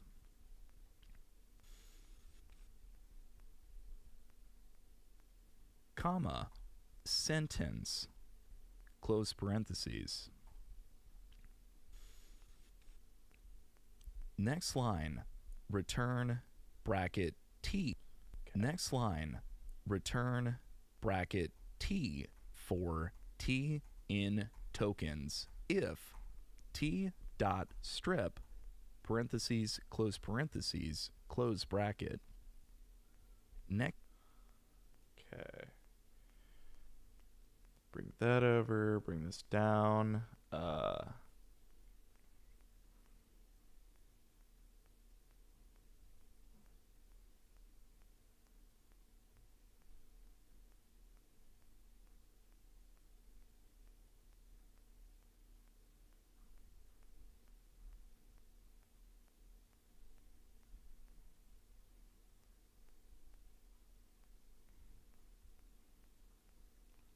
Yeah, I don't know. How does that sound?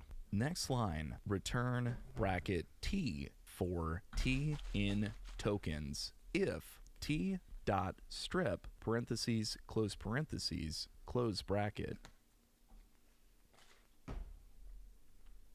It's a little fast, but whatever. Next line. Sentence equals quotation hello common quotation hello common world exclamation mark. Generative AI is amazing. Period. Quotation mark. Next line. Print parentheses tokenize parentheses sentence close parentheses. Test the program with edge cases. Test the program with edge cases. Okay. I mean, yes, but... Generative AI is amazing. Period. Quotation mark. Trying to find a comma. Period. Quotation mark. Next line.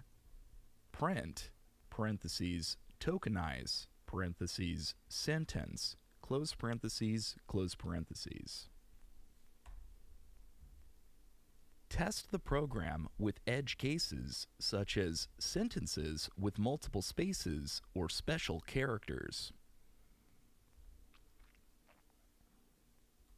Next line. Sentence equals quotation hello common world exclamation mark. Generative AI is amazing. Period. Quotation mark. Next line. Print parentheses tokenize parentheses sentence close parentheses quotation hello common world. Okay. I'm going to go ahead and implement a marker. I'm going to create that marker and say this marker is named... I forgot how to rename markers, but I think that's okay. Common world exclamation mark. Generative AI is amazing. Period. Quotation mark. Next line. Print parentheses tokenize parentheses sentence close parentheses. Test the program with edge cases such as sentences with multiple spaces or special characters. Okay. Walk the interviewer through his or special characters. Okay. Like that. And bring this over. Or special cases or special character or special. Ha. Test the program with edge cases or special characters. Walk the interviewer through the logic and demonstrate how the program handles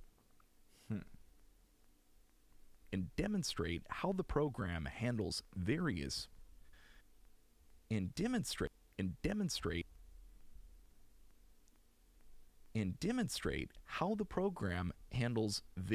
inputs. Scenario 3. Behavioral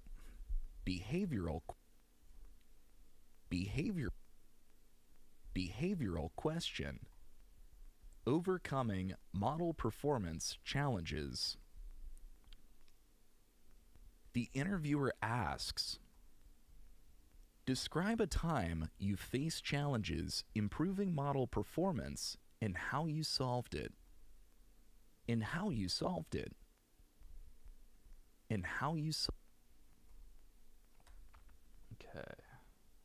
you solved performance and how you solved it. Structure your response using the STAR method. Situation. While working on a chatbot While working on a chatbot project, the model's accuracy was significantly lower than expected on unseen data. Task. My goal was to... This kind of looks like a bird. You see that? See that there? A lot of these are like Rorschach tests, you know, but like this right here, that's definitely a bird. If that ain't a bird, I don't know who I am right now. My goal was to identify the root cause and improve model performance without increasing cause. And improve model performance without increasing latency. Action. I analyzed the data pipeline, discovered data imbalance, and applied action. I analyzed the data pipeline, discovered data imbalance, and applied SMOTE to balance the dataset. Smoke. I also fine-tuned hyperparameters. I also fine-tuned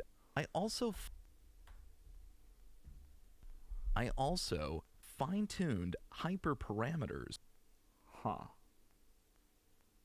Fine-tuned hyperparameters. Introduced regularization. Introduced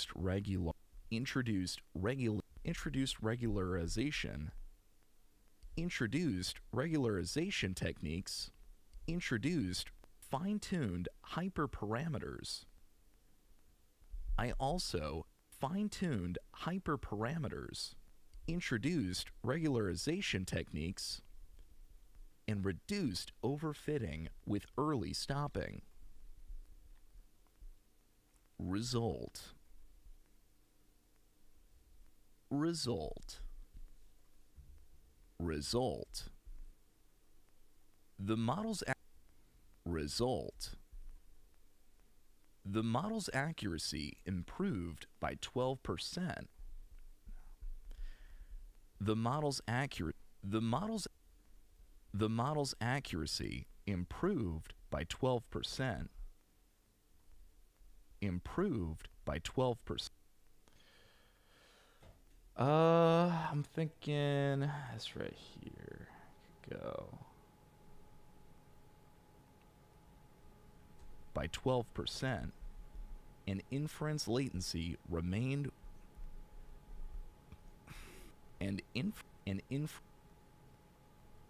inference latency remained within the acceptable range.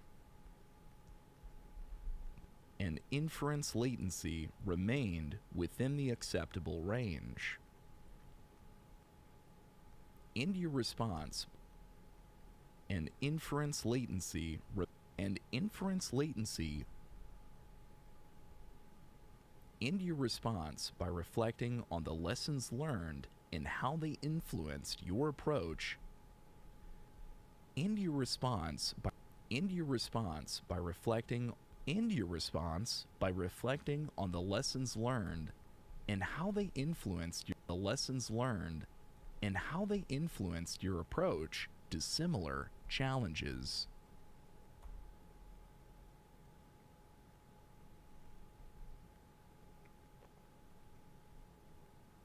How to assess your performance and improve. How to assess your performance and improve.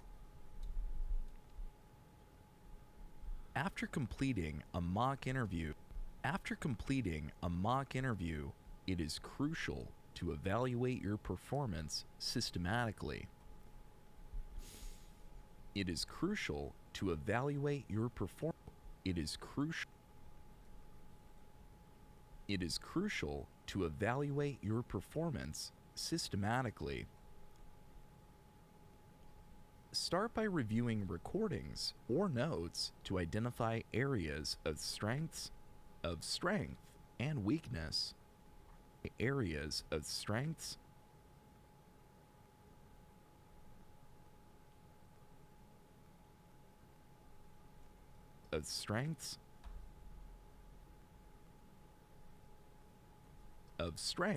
areas of strength and weakness,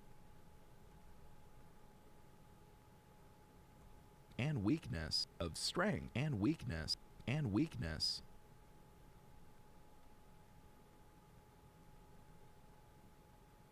of strength and weak, of strength and weakness, and weakness, of strength and weakness,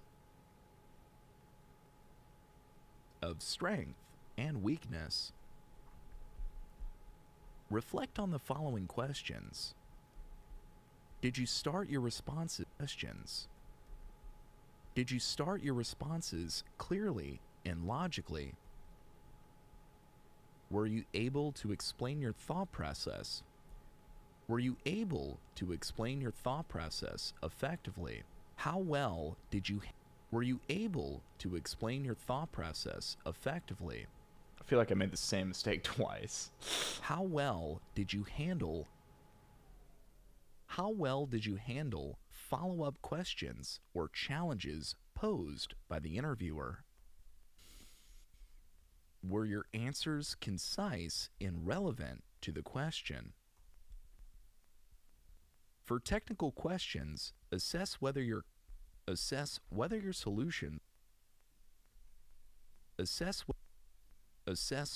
solutions were correct, efficient, and well documented. Check if you missed any edge cases or optimization opportunities. Check if you missed any edge cases or optimization opportunities. Check if you missed any edge cases or optimization opportunities. Check if you missed any edge cases or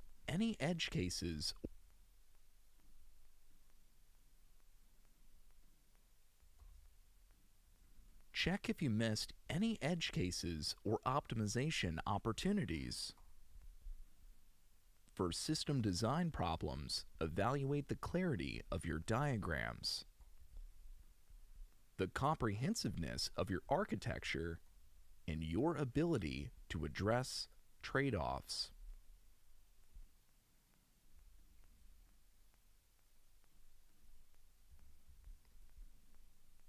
Seek feedback from your mock interviewer or peers. Pierce Morgan. Ask for specific suggestions such as improving time management, refining explanations, or using more precise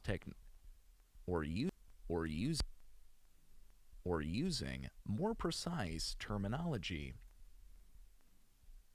Use this feedback to create a targeted action plan for improvement. Iterate on weak areas by practicing similar problems repeatedly. For coding challenges, revisit foundational concepts like dynamic programming, model optimization, or data structures.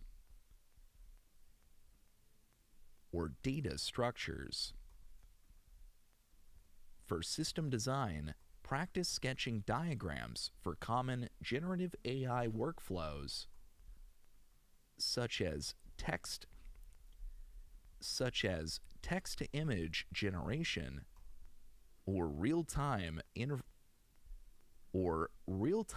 inference systems.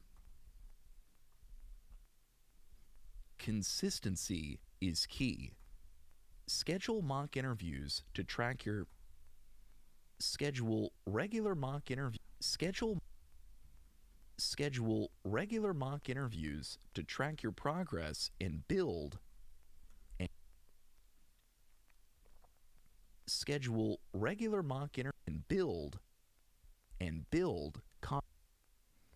think right there. Yeah. True. All right. and build confidence. Over time, you will develop the skills and composure needed to tackle even composure, needed to tackle even the most challenging over time you will needed to tackle even the most challenging over time you will develop the skills and composure needed to tackle even the most challenging. Okay, let's see. Over time, you will develop the skills and composure needed to tackle even the most challenging generative AI interview scenarios. Even the most challenging generative AI interview scenarios. Conclusion. Conclusion.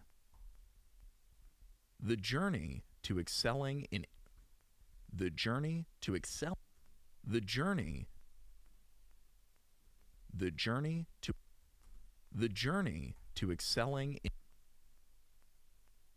to excelling in generative AI interviews is a combination of preparation. The journey to excelling in generative AI interviews to excelling the journey to the journey to excelling in generative AI interviews is a combination of preparation, strategy, and continuous improvement. By understanding the expectations of interviewers, mastering both technical and behavioral questions, and practicing your responses with clarity and confidence, you will position yourself as a standout candidate in this competitive field. Generative AI is not just a technological innovation. It is a rapidly evolving frontier that will continue to reshape industries. It is a rapidly evolving frontier that will continue to reshape industries and inspire creativity. Success in this field requires not only technical mastery, but also a mindset of curiosity and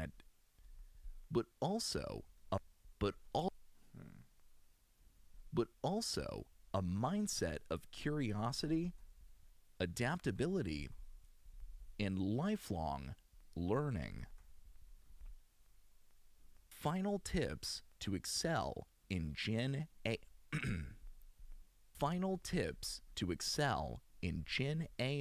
interviews. As you approach your interviews, remember to focus on the following key areas to leave. Remember to leave a strong impression. Remember the following key areas to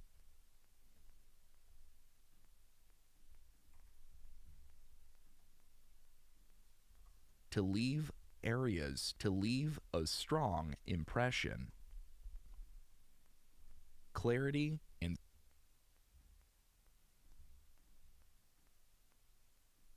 to leave a strong impression. Clarity and structure. Whether explaining a system design, coding solution, or behavioral response, structure your answers logically.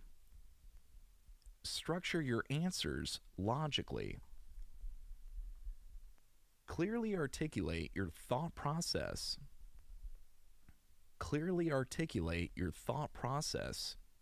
Trade-offs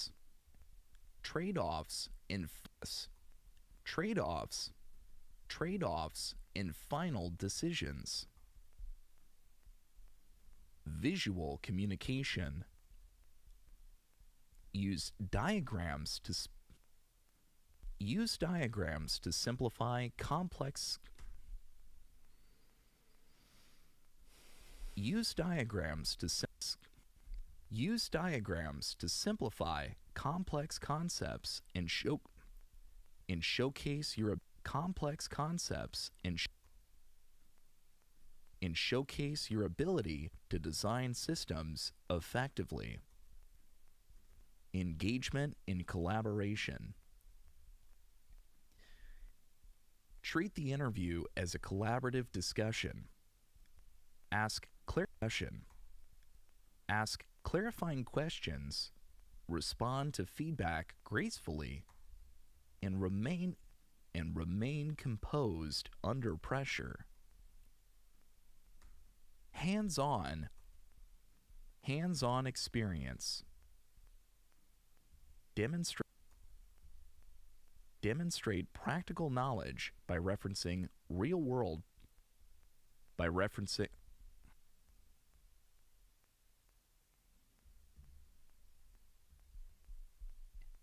Hands-on experience. Hands-on experience. Hands-on experience. Demonstrate practical knowledge by referencing real-world projects, coding implementations,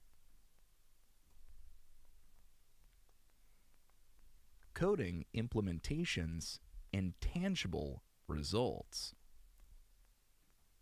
Your ability to connect theory to practice sets you apart. Confidence and composure. Approach interviews with confidence, maintaining a calm and collected demeanor. Enthusiasm coupled with expertise leaves a lasting impression. Each interview is an opportunity.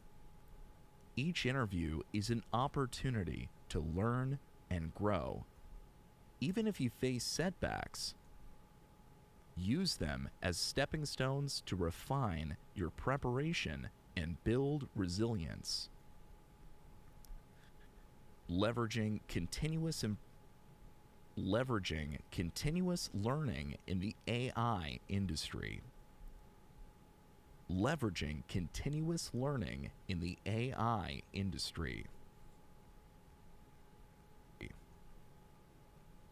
Generative AI is one of the most dynamic and rapidly advancing fields in technology. To stay relevant and excel, commit to continuous learning. Commit to continuous learning. Follow the latest research papers. Explore emerging techniques. And experiment with new tools and frameworks,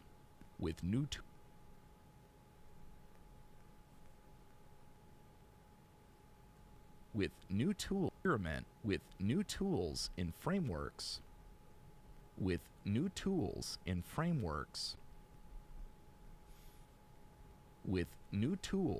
frameworks, Engage with AI communities. Engage with AI communities such as Kaggle competitions, open source collaborations,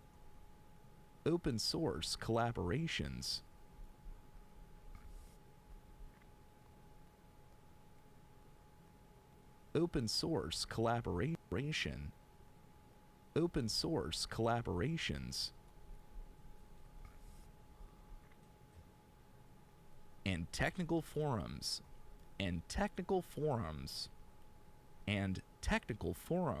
like GitHub or Stack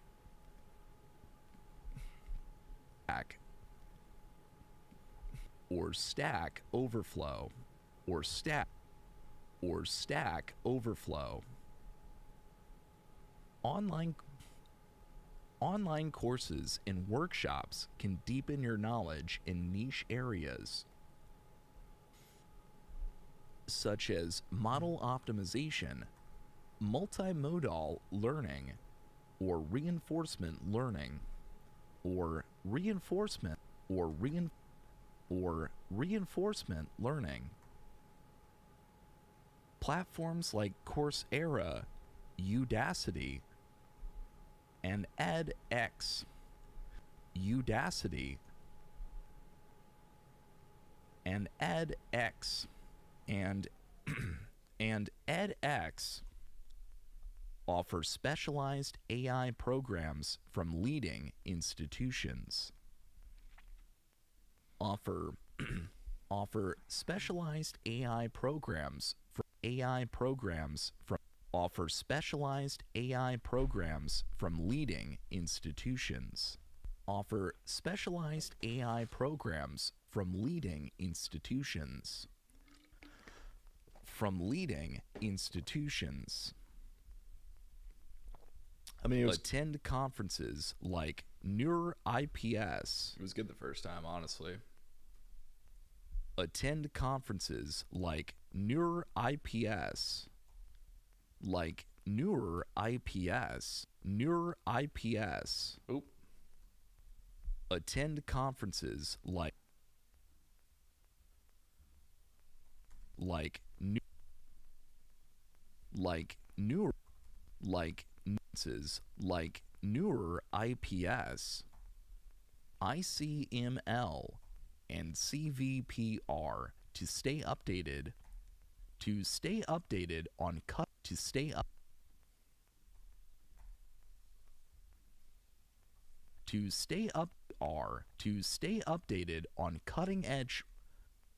cutting edge research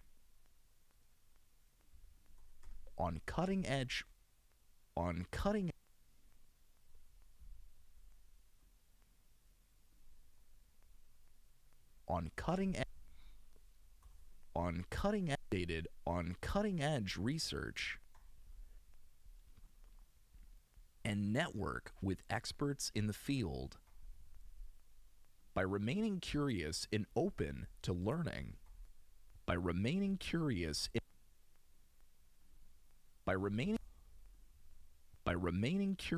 and open to learning, you will not only sharpen your skills, but also contribute meaningfully to the evolving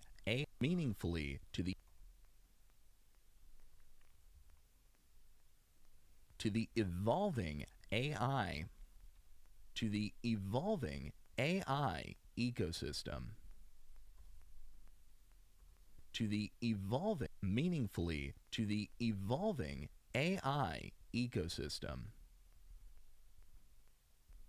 Resources to keep you ahead of the curve. Resources to keep you ahead of the curve. To aid in your continuous learning and preparation, the following resources are invaluable. The following resources are invaluable. Research papers. Stay current with platforms like ARXIV, where groundbreaking research in generative AI is published. Online learning platforms. Explore courses on platforms like Coursera, Udemy, and deeplearning.ai. Books.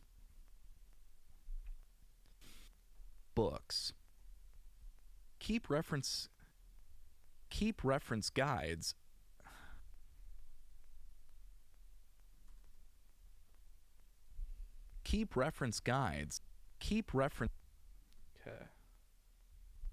Keep reference guides such as Hands-on Machine Learning with Scikit-learn, Keras, and TensorFlow by Arlene by Arlene Guerin, or Deep Learning by Ian Goodfellow, or Deep Learning, or Deep Learning, or Deep Learning by Ian Goodfellow. Communities. Communities. Join AI communities on Reddit r/join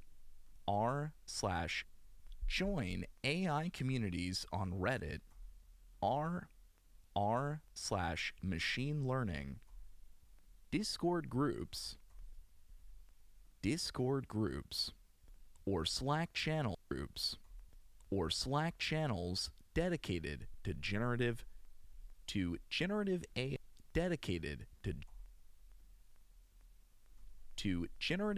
AI discussions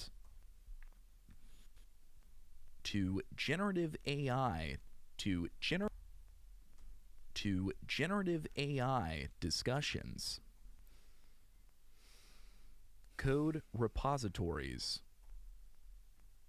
Explore open source codebases on GitHub to study practical implementations of generative models.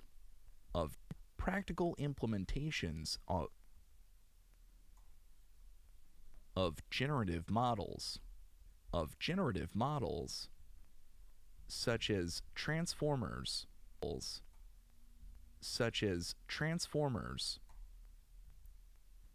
GANs, and diffusion models. The path to mastery is continuous. By leveraging these resources,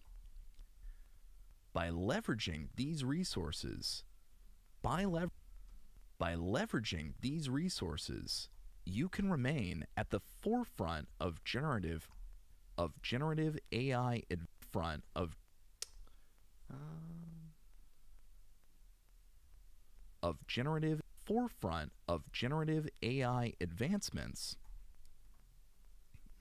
and strengthen your value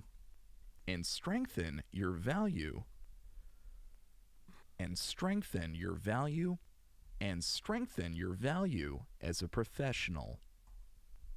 All right. Yeah, I did a lot of those extra takes just because I'm like, I gotta nail it. It's the very last one. So check this out, guys. Bam. End of chapter. We're 32 minutes in. Go ahead and capture the whole thing. Condense it down. And how much do we have? We have a chapter that has ended up being 1552, 16 minutes. That's not bad. That's about half as much as we recorded. So that's about a 1-to-2 ratio there. So that's all right. I will say that it took us, looking at the time right now, about an hour to do that. So timing wise, you take how much you recorded and multiply it basically by 2. But that already is a 1-to-2 ratio of what you end up with. So I think a good rule of thumb is to take any book that you've got, like this is a 1.6 hour project, like it'll take at minimum, just to do the recording and the first pass review, it'll take 1.6 times 4. Yeah, about 7 hours, yeah. At minimum. So I think that's a good rule of thumb for like the most men. Let's go ahead and put 1P. That's one pass. We did one pass. With our first pass, we got all of the dead space out of there. We got the bad takes gone. So this is good as far as the first pass goes. Love that. We are moving on to chapter 10, which is the final chapter in our production, and then we'll start putting these in sub chapters and uploading them as we go. So right now we're looking at, this is our largest chapter that we recorded at an hour. So that's going to take us probably 2 hours to process, given our rule of thumb there. That puts us at about 8 p.m. or 8:30 maybe. I'm going to go ahead and go to the bathroom real quick. I'm going to quickly take a pee real quick, and I will be right back, ladies and gentlemen. Thank you so much for watching thus far. Thank you for that like. I super appreciate that. And I see you on Twitch. What's up, Twitch? Good to see you. Kick, I'll look at you. I'll look at you, Kick. I haven't seen you Kick in a second, so I'll take a look at the chat while I'm coming back here. So I will be right back, guys.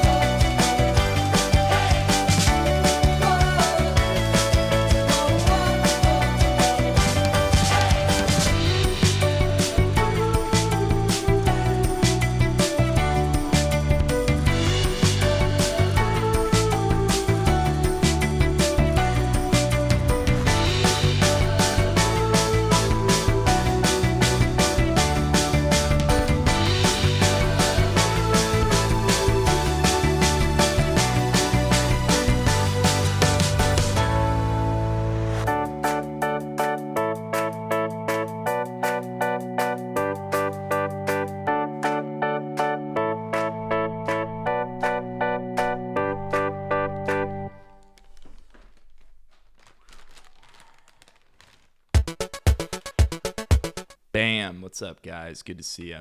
Hello, hello. Well, I'll tell you what.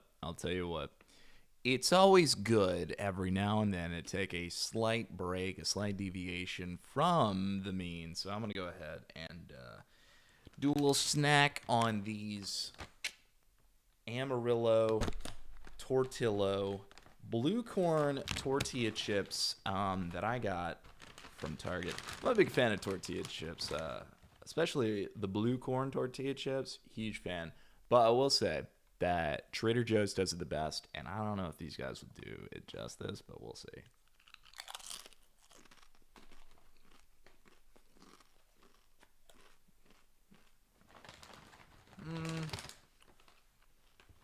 Okay. By itself, I'd say like a solid 6 out of 10 for these. But compared to Trader Joe's,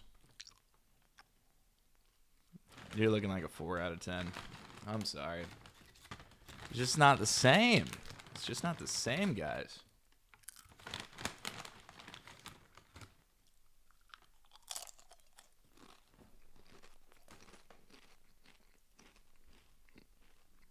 All right, let's see if we can react to something. Oh my gosh. Alex O'Connor from 7 years ago says homosexuality is not moral, and here's why. Oh, okay. I could have sworn out.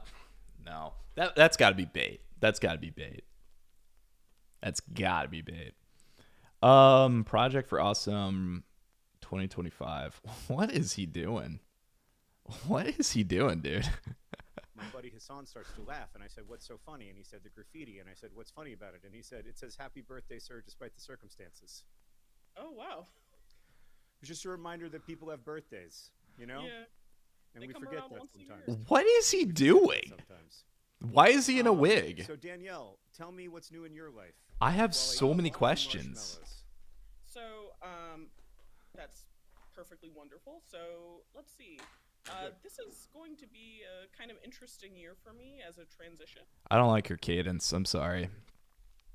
I don't like your cadence. It's like, it's you know, I have a good amount of respect for other cultures. Like, I really love the slang of like city culture, because it's, when you look at speech, like kind of her cadence is more of like extremely proper English, and I really like chill English. You know what I mean? Where it's just like, "What's up, man? How you doing?" Instead of, "Hello, good sir. How are you today?" Like, I don't know. I'm a fan of one of those things. I just resonate with one more than the other. That's all. But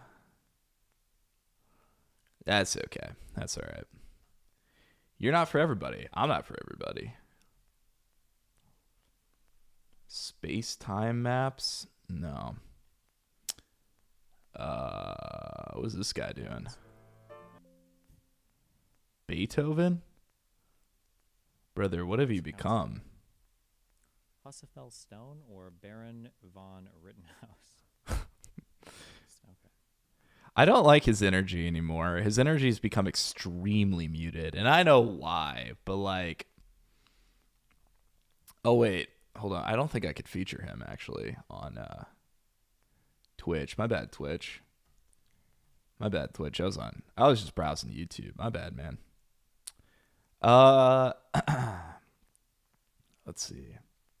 I was an MIT educated neurosurgeon, and now I'm unemployed and alone in the mountains. How did I get here?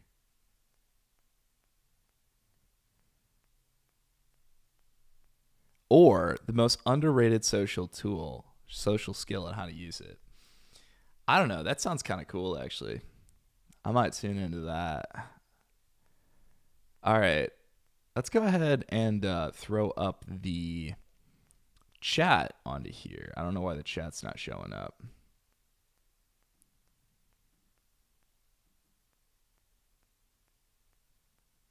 Should I have the chat? I feel like I should. Okay, I'll have the chat under me. How about that? There we go. And then we'll play the video from here. Okay. The most underrated social skill is so invisible that it looks like nothing.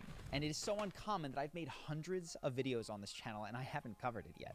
And it's mostly about what you do not do. Here it is. What? We don't have to talk, man. I can just sit here with you for a minute. This fucking guy. When people are having a hard time, they're usually met with well-meaning interruptions like, "You'll get through this, just remember how strong you are." But what is needed most in those moments is not fixing, advising, or encouraging, but the strength and presence to simply hold space.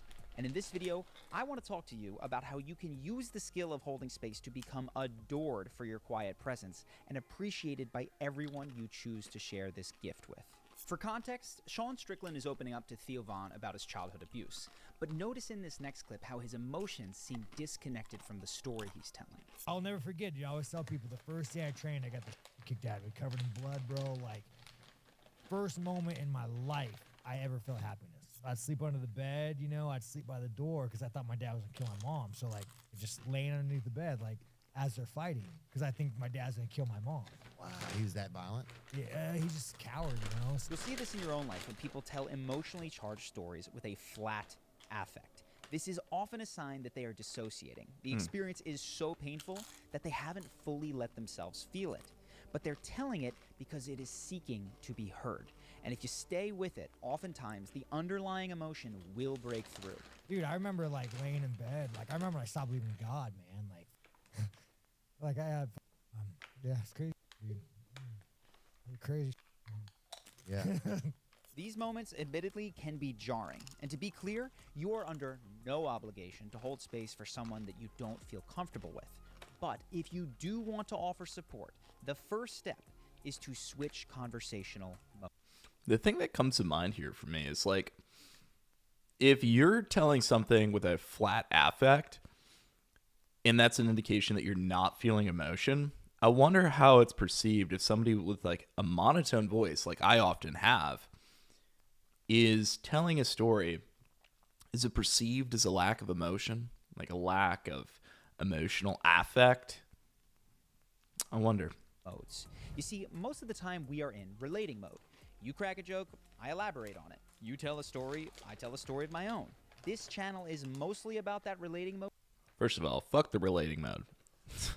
That shit sucks. That's annoying as fuck. You know how many times people are like, oh yeah, I'm going through a hard time. You know, a lot of people in my family are passing away. And then like, you know, they're opening up and then there's some other person that's like, oh yeah, I also had some members of my family pass away. I'm just like, okay, guy, like, you don't have to like one up me right now. You don't have to like add on to this. You just maybe just hear that person out, you know? It's like, I find it super annoying when people do that. And Theo is clearly still in it here. It's okay, man. It's a lot of that's sad, dude. I used to be scared at night. Like, I used to stand up. Like, I heard when I was a kid that, like, if you peed around your, like, animals could pee somewhere that other animals wouldn't come. You know what I'm talking about? You know what I'm talking about? Huh? Yeah, Have you ever heard that? Yeah. It's clear that Sean is still in the pain of his memories, and this is where you can move to the mode of holding space. That is, shifting out of the you go, I go mode into one of sitting patiently in a non-judgmental present state. I like that stage. Holding space is like my favorite thing. Like if I could just sit and hold space with somebody for an entire conversation, I would do that. That's what I like to do. I like to listen more than I talk. I like to hear more than I share. 100% of the time.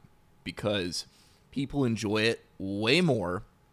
I find that it's less stressful because I can't stand always having to like come up with something and share it and come up with something and share it and come up like it's taxing on me.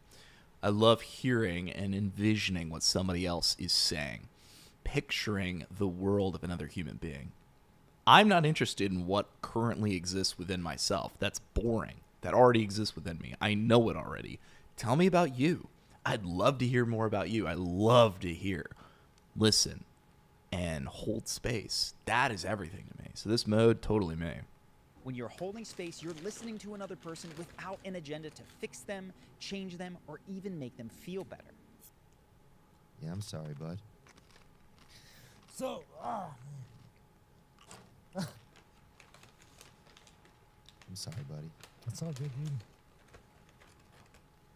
This is hard. We see someone that we care about, and it is natural to be triggered into offering advice or telling them that it's not their fault. But all of this can take people out of their experience and stop them from sharing the vulnerable thing that they're about to share. It can make them feel like there's something wrong with them for not being okay. In fact, people are so used to being rescued in these moments that they'll often reflexively say that they're fine just to avoid the other person trying to make them fine. Yeah. I'm sorry, buddy. That's all good, dude. This is a defense mechanism to weed out those who can and can't hold space for the enormity of what they are experiencing. You don't need to respond here. Just listen and gently affirm that you're open to sitting with them. I'm just gonna let this next section play out because Theo's handling of this is beautiful, and because his silence is the gift. See if you can just feel it. We don't have to talk, man. I can just sit here with you for a minute.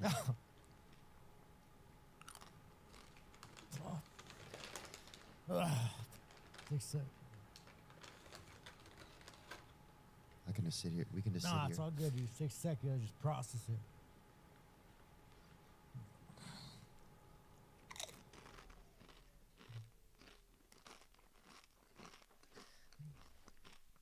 It's like a moment of silence, you know? Like a moment of silence that you're just taking to give respect to that emotion. You know, oftentimes we think about a moment of silence to like respect an individual, a lost individual. But a lot of the times it could be a piece of us, like a loss of innocence, that he's gone, that you can never get back. And that sense of control that's gone. And when you sit with that person, you sit in that moment, you deeply respect what happened to them, their experience, their background, and you get to just feel their emotions for a second.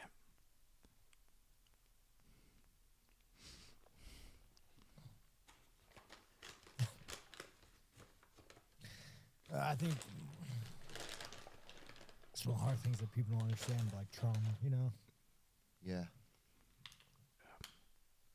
Now, there's a real subtlety of when and how to speak in these situations, because holding space isn't about sitting there and being mute. It's about whether you're trying to escape the discomfort of the situation or if you're down to just be in it without taking on the other person's burden.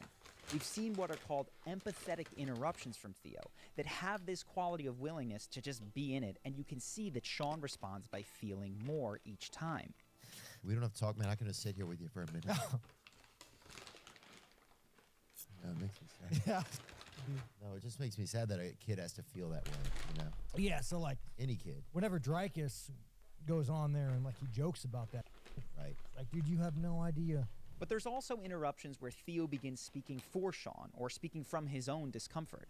Absolutely no shade here to Theo because he handled the situation incredibly well. But I want to show you these so that you can see how well attuned someone in this state is to the quality of your presence. And you can see how even just a little bit of less than empathetic interruption to that presence can cause them to enter into their defensive patterns. Like I remember I have a hole in my gum. Yeah, when I was a kid, I used to scratch my gum and I have a hole in my gum. And Just from being nervous and stuff? nah, just anxiety, you know? Yeah, even to this day. Yeah. I mean, the day, dude, like, I'm a grown-ass man. I don't give I mean, you could post this. I don't care. Oh, dude, I don't have any. No, it's all good. Switch modes, gently offer to listen, and interrupt only from a place of presence. It's simple, but not easy. And the incredible power of holding space in this way is why good therapists make so much money and why a friend who can offer this is worth their weight in gold. Now, if you're interested in mastering those other two modes, relating and sharing, so that your social confidence goes through the roof, you may want to join Charisma University. It's a step-by-step. I'm not promoting the university, dude. First of all, I'm not promoting anybody. Obviously not, but no, I'm not even going to comment on it.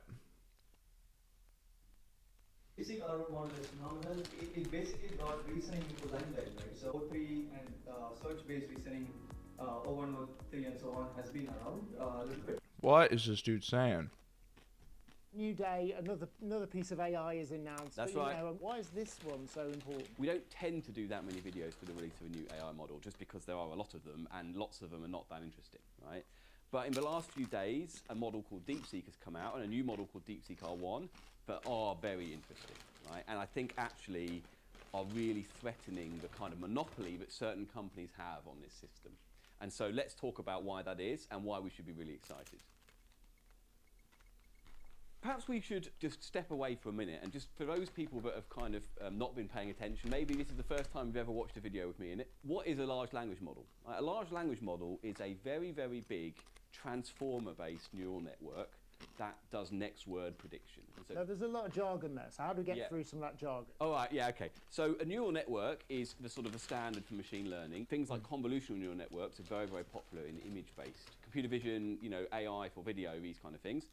And transformers, since about 2017, have become a really big thing in generative AI. But what we didn't know really was how far you can push them, or how good they can get.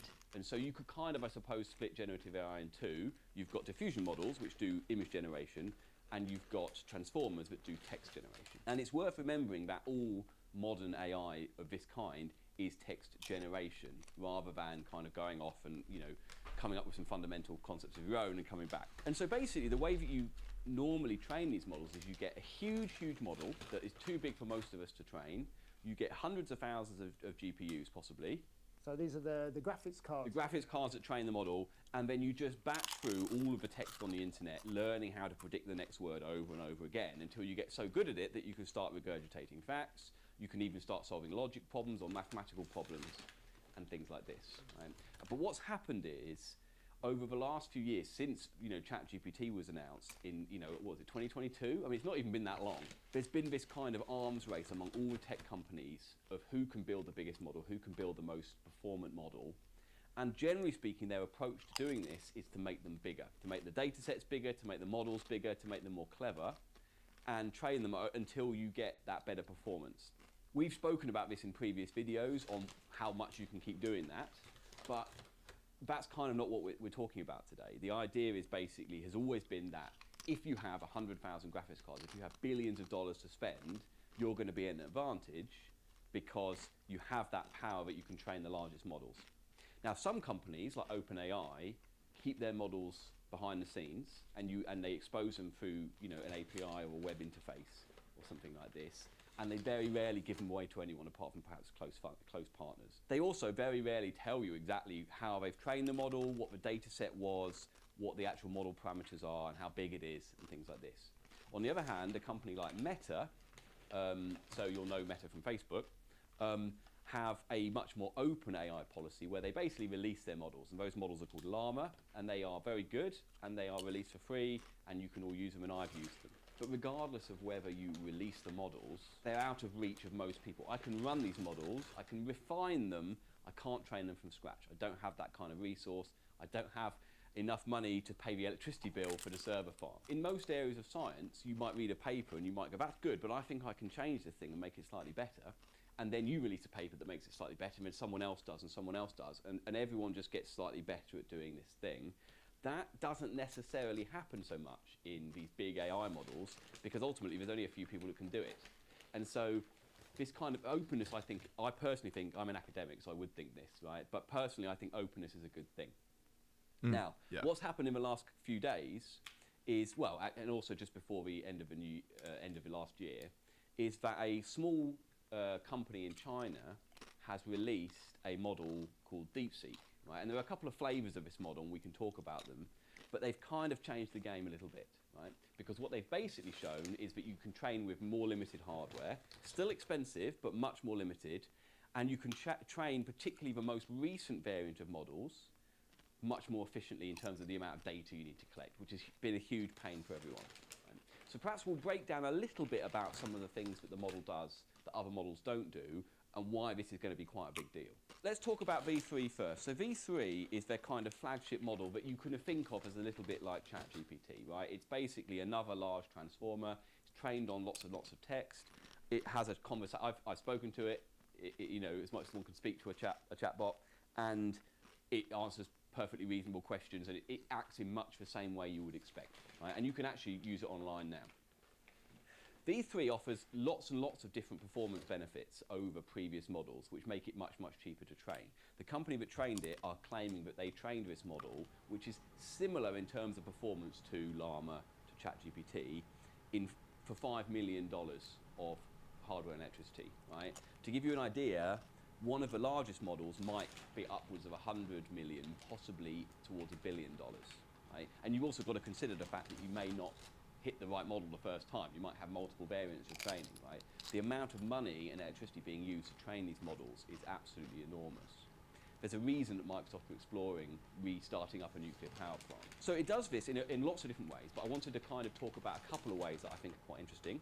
So one of them is called mixture of experts, which is mixture of experts. One of the things that big models have tried to do is everything, right? So the idea is you have one chatbot to rule them all, and the idea is that if you ask it a maths problem, or you ask it a language problem, or you ask it a definition of something in physics, it will be able to answer those questions. And I think, you know, we've observed that that is often the case, but not always the case, right? And the better you get at some tasks, maybe you get slightly worse at other tasks. So it's like a jack of all trades. Yeah, master of none kind of situation. But there is another downside to this, which is that it's very, very expensive to do this, right? If you have a model with, let's say, 400 or 500 billion parameters, you have to store that in memory somewhere, and when you run through it, that all gets activated, and you have to work out your mathematics throughout that whole model to get to the prediction. So there's the training session, which takes a lot of energy anyway. Yeah. And then also... Inference is what we call it, yeah, when you actually talk to the thing. And you've got to think that you're going through this network a lot of times, because it probably only produces 1 or 2 tokens at a time. And so it's not very efficient. Lots of AI models for classification of things will just go like that and they'll tell you what the answer is. This tells you what the next word is, and then it goes back and tells you what the next word is, and it's hugely expensive to do this. Once it's been trained and maybe cost you $100 million because it's a giant model, it then is difficult to use because you have to have this on huge data centers so that enough people can talk to it at once, and it's very, very expensive even to ask it simple questions. So that's the thing that has been the case. That's the previous one, yeah.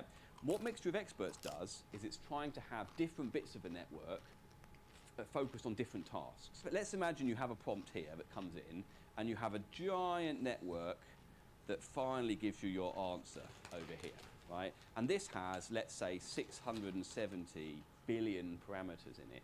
The problem is you don't know exactly which bit is solving which problem, right? It might be a little bit over here, a little bit over here, and actually the rest of it's kind of not useful in solving this particular question because it's got other stuff that it's doing. So maybe you ask it a very specific maths question. What Mixture of Experts will do is have trained a specific part of this network, a much smaller part, to solve that problem for you. And so you basically have the early stages will route the question to different parts of the network and then only activate a small part of it, let's say 30 billion parameters, which is a huge, huge saving. So this sort of shaded area here will activate, and then that will produce your answer. You can develop systems using agents like this where you have one that's trained to do this and one that's trained to do this, and you just ask the right one, right? Suppose I want to train a network to write my emails for me. Maybe it's very good at that, and then I train a different network to solve a different problem, and I just ask the right one, as opposed to hoping that one model can do it. So that's much more efficient because you can distribute these different bits across a data center. Some of them can lie dormant when they're not being activated. It's much cheaper to do this. And so that's one of the reasons I think why DeepSeek's pricing is already coming in very, very low compared to the pricing of some of the other companies. Another thing that is being shown to work really well is, so you could have this giant model and you could only activate certain parts of it. That still requires quite a lot of infrastructure. But what if you had a much smaller model and you use this to teach it what to do, right? And that's another thing that's becoming really, really useful. And people are already taking these giant models and using them to train smaller models. So essentially this is a process called distillation, and the idea is you take your 670 billion model, you ask it a bunch of questions in a certain field, and you use those answers to train a smaller model to do the exact same thing, and often it will work because actually a lot of the parameters weren't needed or were solving some other task.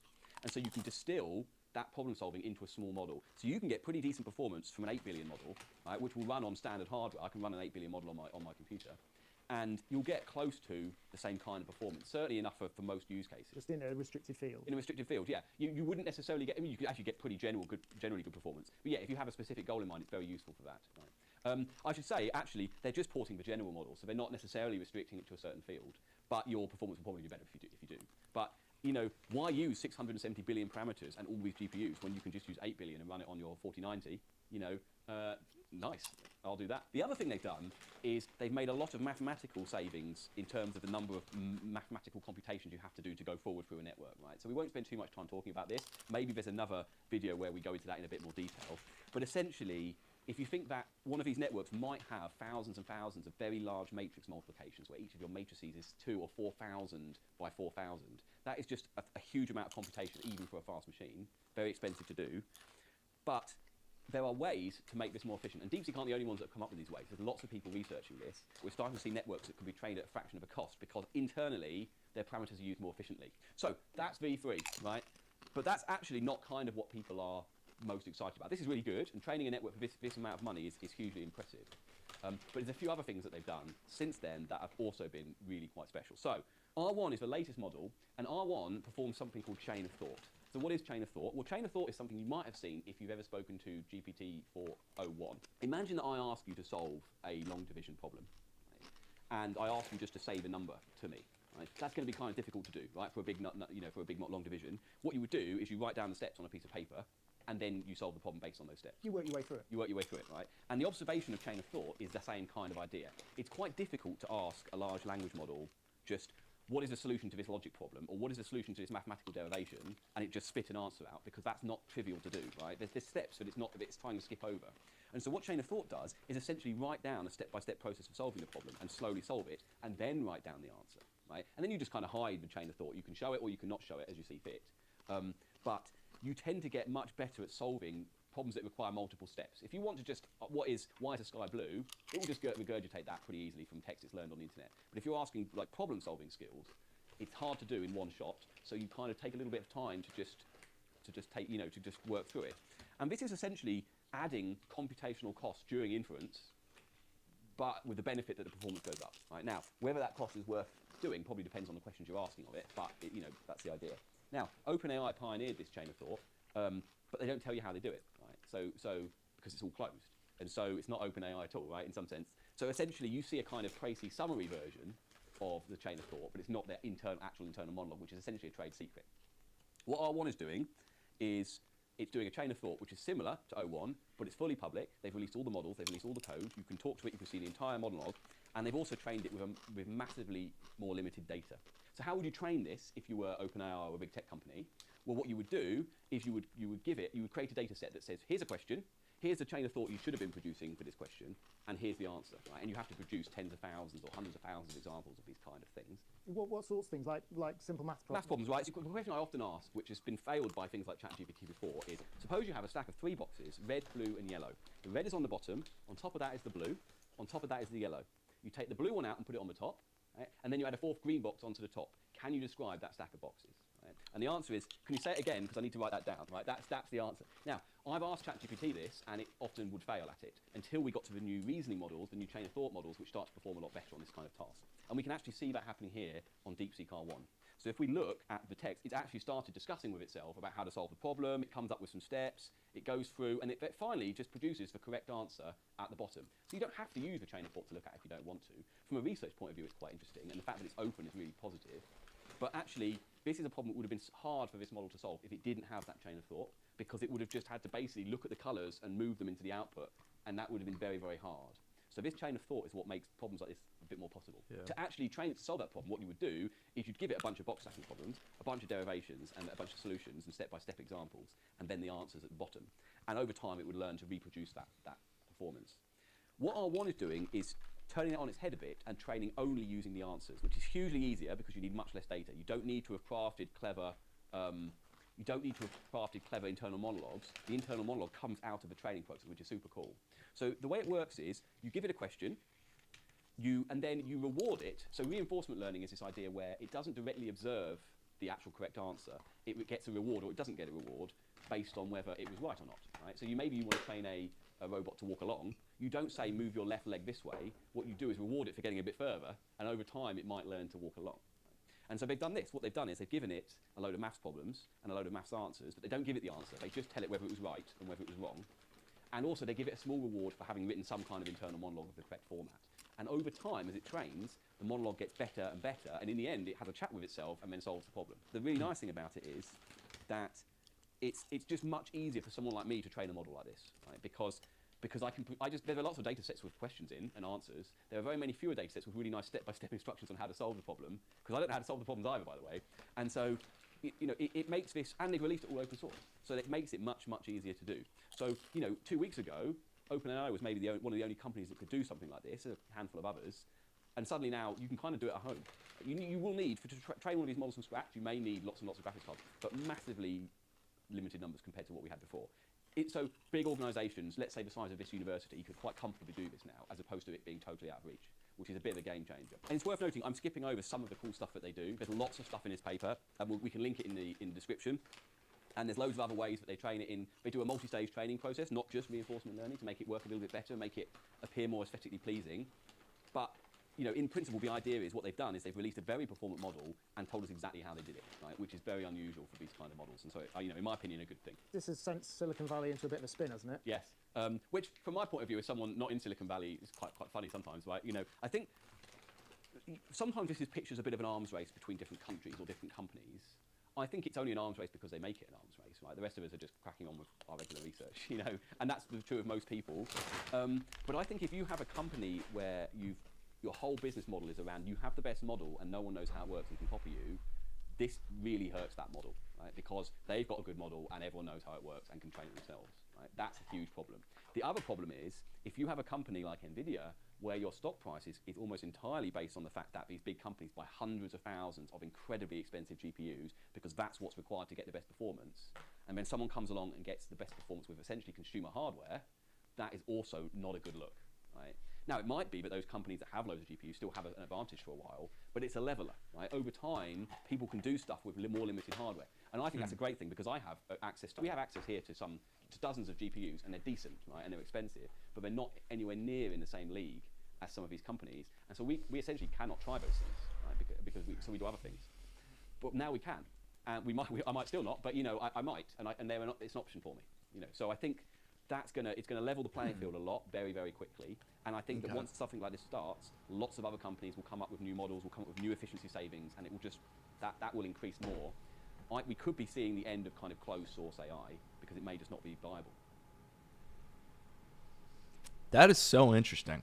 And I think it applies to like everything that we're doing on this book as well. This book is about generative AI. So this is a really cool look into the new installment of AI, basically, which is DeepSeek. Very, very cool. Very, very cool. I don't like that it's Chinese based, and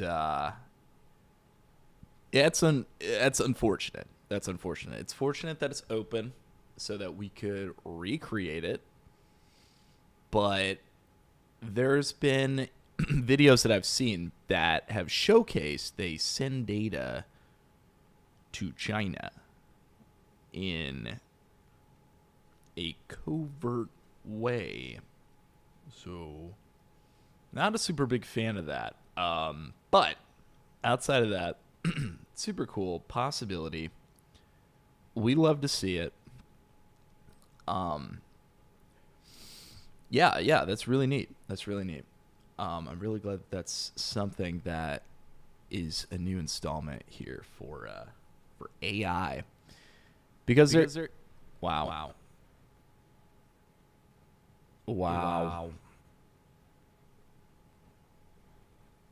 That internal monitoring freaked me out like crazy. Sorry to jump scare you guys like that. All right, let's see. That was pretty good, though, to be honest. That was a really good video. This was a really good olive tapenade hummus. Pretty big fan of that one. I bought it before for a friend, but this is the first time just getting it for myself, and it's pretty good. Big fan, Target.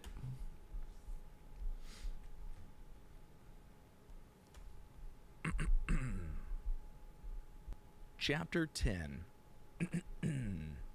Chapter 10. More interview questions on ChatGPT and generative AI applications. Generative AI encompasses a diverse range of applications. Generative AI encompasses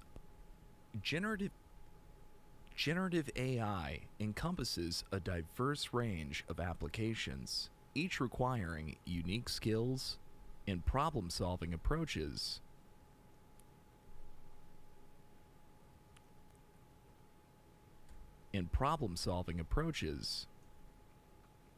As models like ChatGPT and other generative tools continue to evolve, interviewers increasingly ask questions about real-world applications of these technologies. I thought so. Of these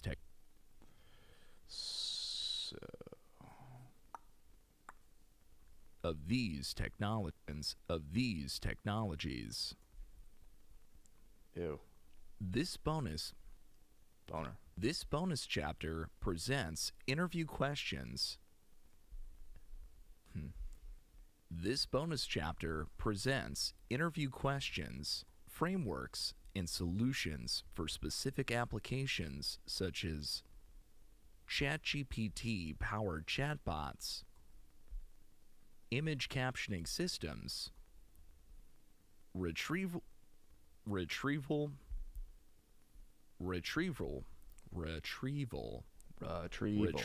augmented generation, and high-resolution content synthesis. ChatGPT,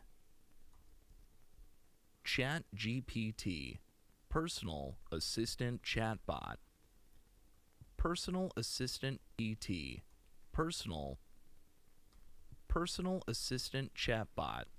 Dude, there's a serious plosive in there. Personal assistant assistant. I'm gonna go ahead and take that latter half of it. Assistant chatbot. Personal assistant chat. No, that sounds clunky, actually. Personal assistant chatbot. Actually, can I? Personal assistant chatbot. Can I actually just have chatbot on there? That might be the better way to do it. Chatbot. Assistant chatbot. It's a little clunky, but I guess it works. Question: How would you design a chat? How would you design a ChatGPT-based personal assistant chatbot? That's how I would ask. Capable of handling a variety of tasks, such as scheduling. A severe lack of confidence. This is exactly how I would ask. Such as scheduling,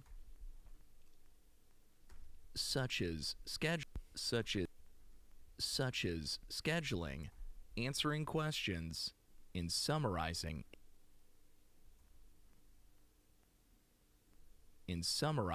information. Approach.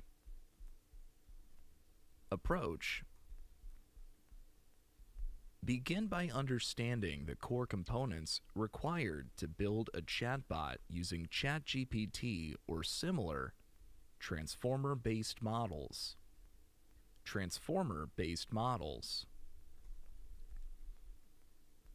Input handling. Process natural language inputs using tokenization and normalization to prepare them for the model.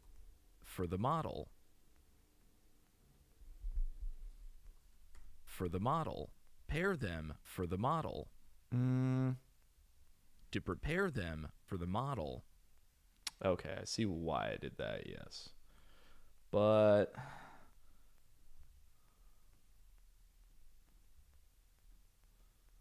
how about this? For the model. Pair them for the model. Whatever. Model selection. No. Model selection. Use a fine-tuned ChatGPT model.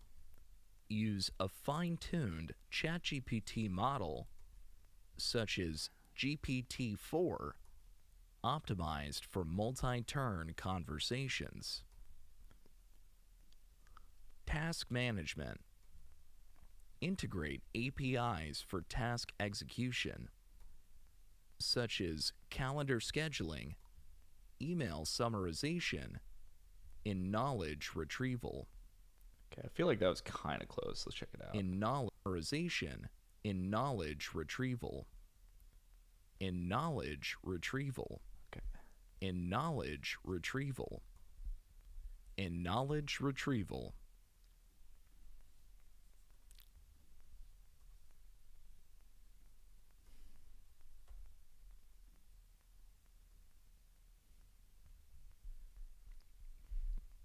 Context management.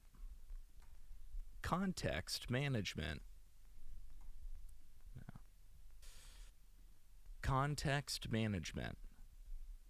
Maintain conversation history. Maintain conversation history to ensure context aware maintain conversation history, or maintain conversation history to ensure context aware responses using technologies like attention responses. Using tech. Too fast. All right, let's see. Using technologies like attention caching. Technologies like attention. The best kind of technology. Like attention caching. Nice. Deployment and scaling. Your mom's attention caching. Deployment and scaling. Deployment. All right. Deployment and scaling.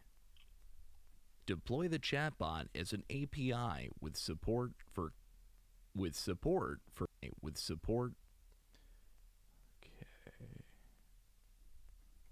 support for with support. All right. To there. With support for concurrent. Okay. Can't do that. Cannot do that. With support.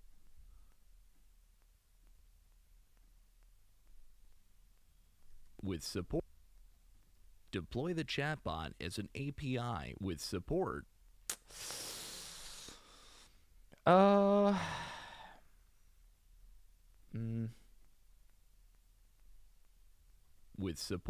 With support for AI, with support for concurrency, with support. With support. It's not even the right width. Hold up.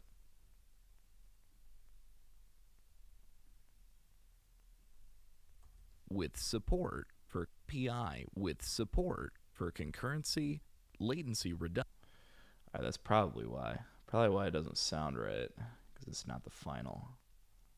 For concurrency, latency reduction, and monitoring tools. Latency reduction and monitoring tools. Follow-up question. How would you reduce the latency for generating responses in a real-time environment? Use model quantization. Optimize the inference pipeline, batch API requests, and leverage faster hardware, GPUs or TPUs.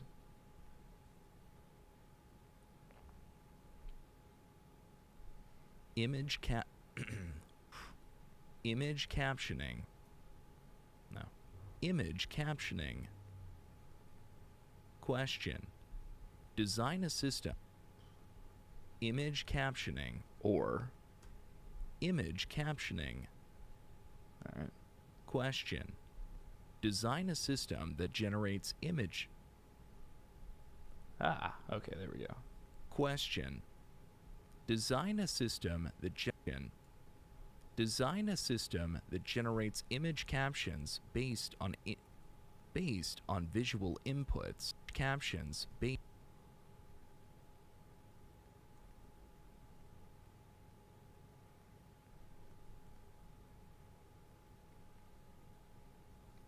based on visual image captions based on visual inputs. Design a system that generates image captions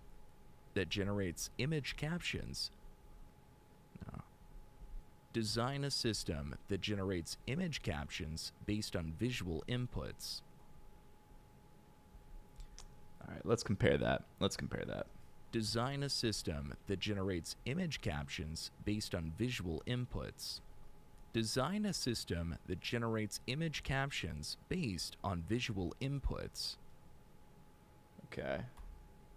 Design a system that generates image captions based on visual inputs.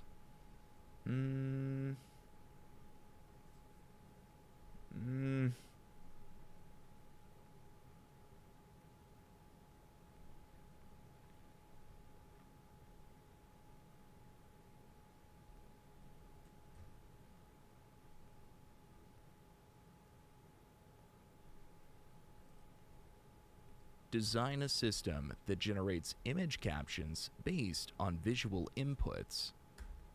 I think that's probably the best. Using a combination of visual and language models. Using a combination of vision and language models. Okay. Using a combination of vision and language models. Okay. All right, that's good. Yeah. Approach. Model architecture. Model architecture. Use a vision transformer, VIT, or CNN, e.g. Here comes the acronyms, dude. VIT, or CNN, e.g. ResNet, for feature extraction, and a transformer-based decoder,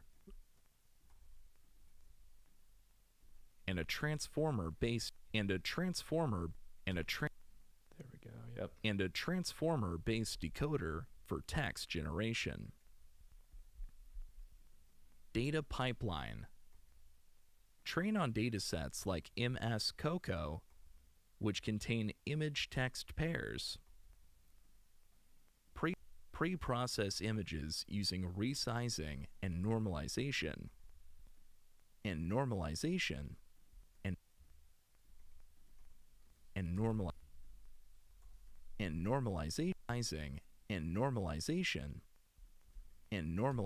There we go. and normalization. Data pipeline. Train on datasets. See, we got train on data sets. Train on datasets. Training objective. Train on datasets. I said this already, sorry. Training objective.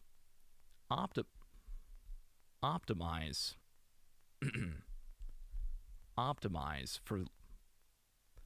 Optimize for loss functions. What's going on here? I'm so confused. Hold up. Data pipeline. Train on datasets. Training objective. Optimize. Optimize for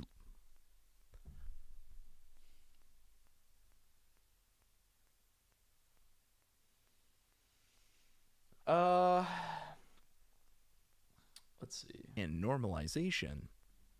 Data pipeline. Oh, is that it? Data pipeline. Probably, because this is then. Train on datasets like train on datasets. Training objective. Ah, okay. Training objective. That's why. That's why that's so confusing. Okay. Okay. Optimize for loss functions like cross. Optimize for loss functions like cross entropy, ensuring that generated ensuring the generated captions are semantically and syntactically ensuring the generated captions are semantically and semantically syntactically intact. Are semantically and syntactically correct. I'm not gonna lie, I kind of hate that word, correct. Because, like, so many people misuse that. Like, so many people overuse that word, I'll say. Like, it's okay to be like, right. Yeah, exactly. You can say that. Exactly. Right. Right's got one syllable. You can say it in half a second. It's really easy to say. Just right. Yeah. Exactly. 3 syllables. Correct. Like, obviously it doesn't have that many syllables. It's like correct. But, like, you have to start with the consonant k, r, e, k, t. It is constantly throughout the entire mouth. Correct.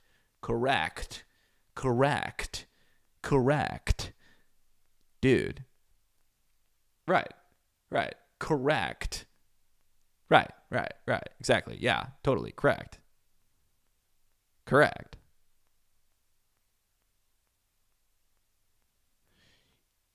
You could use so many different words instead of correct. I'm sorry. Like, that word is just triggering. Because, like, that's just first of all. First of all, it's hard to say.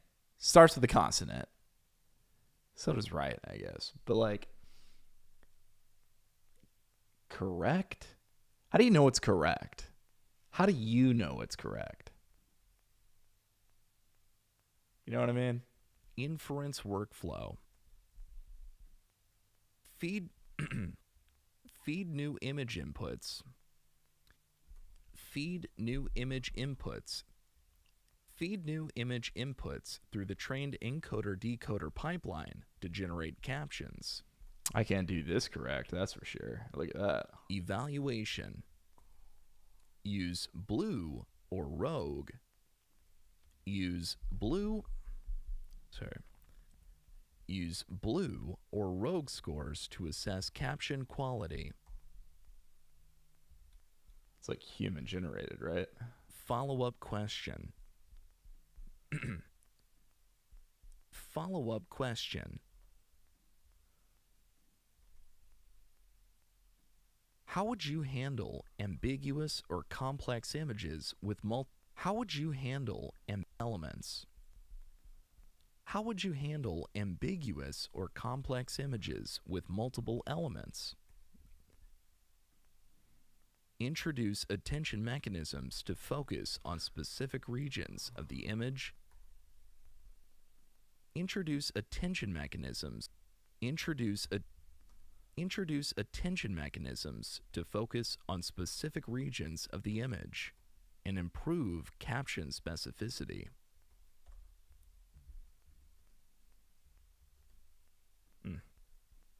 Retrieval augmented generation. Retrieval augmented generation. Question. Retrieval augmented generation. Retrieval augmented generation. Yeah, a couple different things that are wrong with that. I didn't totally pronounce the R. The G is kind of wet. But the R is also kind of like nasally, I feel like, you know? So I like that first one. Question. Explain how you would design a retrieval augmented generation RAG. Ha! Okay. Explain how you would design a retrieval augmented generation RAG system that combines external knowledge external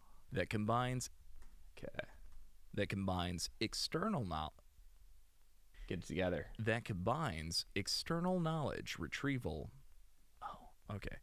that combines external knowledge retrieval with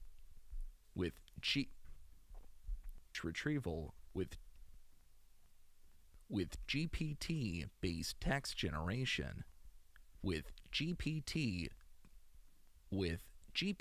based text generation with GPT based text generation approach knowledge retrieval Ew. integrate a search or retrieval system. Integrate a search or retrieval system e.g. integrate a search or retrieval system. Oh, okay. The V kind of has a R in there. My bad. Or retrieval search or retrieval system, e.g. Elasticsearch, Elasticsearch. I'm gonna search for Elastigirl. What's up, girl? Hey, yo, she looking thick, Mr. Incredible. E.g. Elasticsearch, FAISS, to extract relevant documents or passages from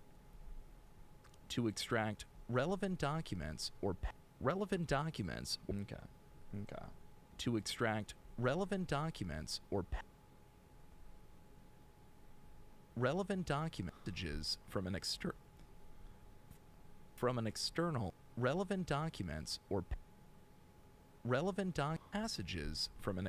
Ha! There we go. Got it. Bam. from an external knowledge Damn it. Doesn't make a difference.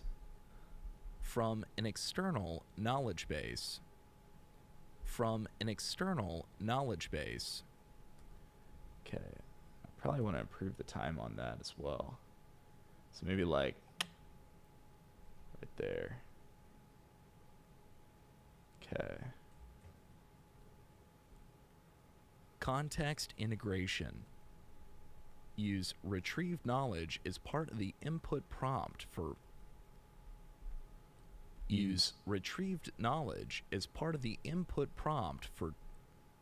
Get it together, man. Come on. What are you doing? Use retrieved knowledge as part of the input prompt for a GPT model to generate context-aware responses. Yeah, I had to take that super slow. Training and fine-tuning.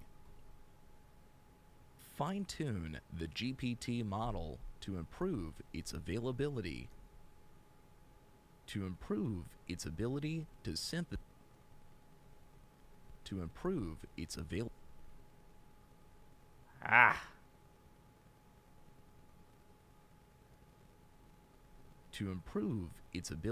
to synthesize retrieved knowledge into accurate answers.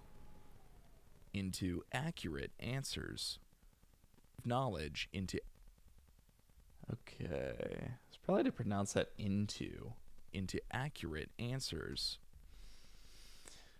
I guess so. All right. Retrieve knowledge into accurate answers. Pipeline optimization. Optimize latency by pre-indexing knowledge bases and cache.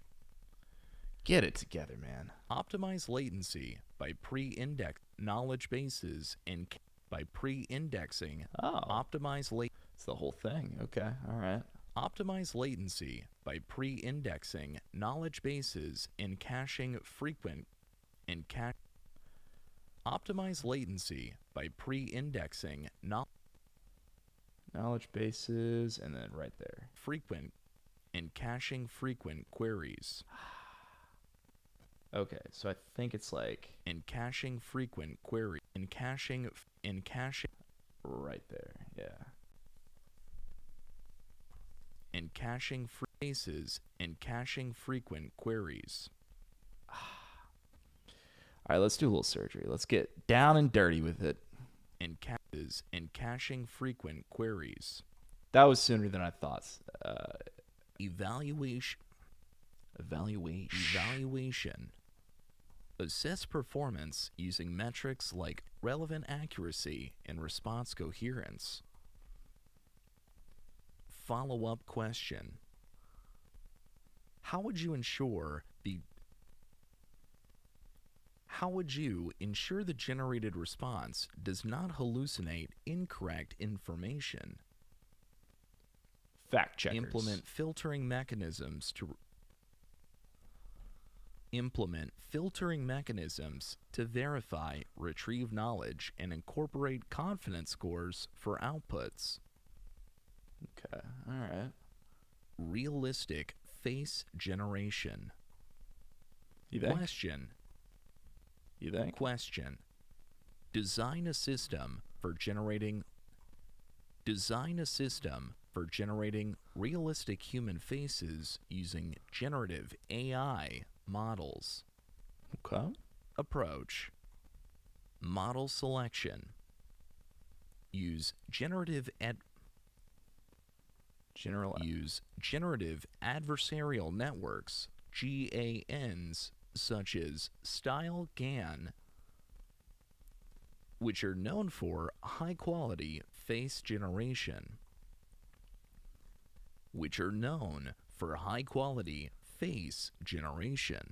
All right. I want to generate your face. Give me. So let's see. Yeah, I like that better.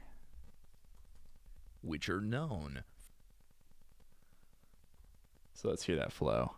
Ends such as StyleGAN, which are known. Too much space. Which are known for StyleGAN, which are known for high-quality face generation. Data pipeline. Train the model on large-scale datasets like Celeb-A HQ. Pre-processing images for consistency. Pre-processing images for little surgery. For consistency in resolution and alignment. 3 ends? What? Training strategy. Use adversarial training where the generator and discriminator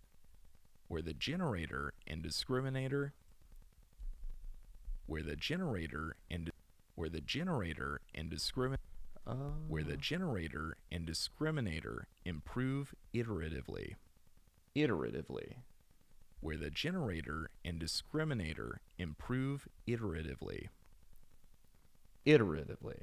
Output control. Introduce latent space manipulation to control features like age, gender, or expression. Is that like facial expression or like gender expression? What are we talking about here? Come on, guys. Be specific. To face manipulation to control features like age, gender, or expression. Evaluation. Assess generated faces using metrics like Frechette Inception Distance, FID. I think I have to look that up, right?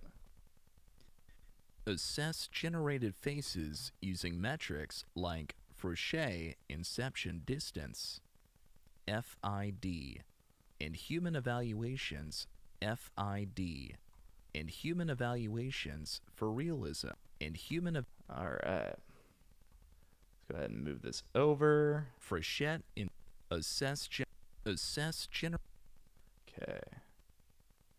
Yeah.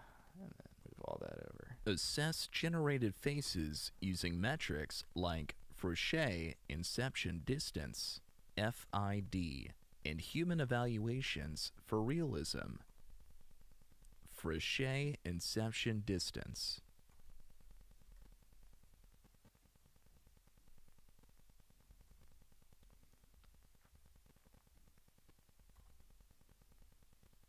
And human evaluations for realism.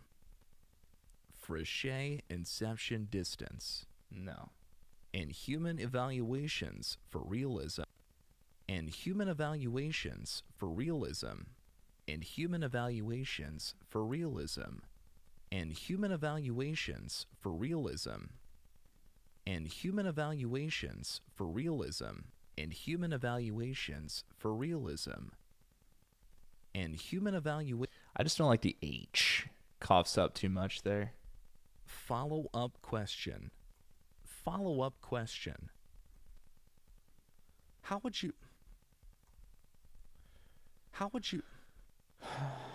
you prevent ethical misuse of the system, such as deepfakes? If it happens, Implement it happens. Implement watermarking techniques, usage policies, and detection algorithms. And detection policies. And detection algorithms to identify synthetic content. Woo! Guys, look at that. Look at that. That's a good amount of the way through. Come on now.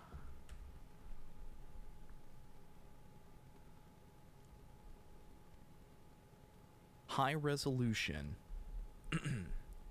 High resolution image synthesis. Question: how would you design a generative AI? How would you design a generative AI system that produces? How would you design a generative AI system that produces high resolution images? That produces high resolution images. How would you design a generative AI system that produces? There you go. That produces high resolution images from low resolution inputs. Ooh. From low resolution inputs. Approach.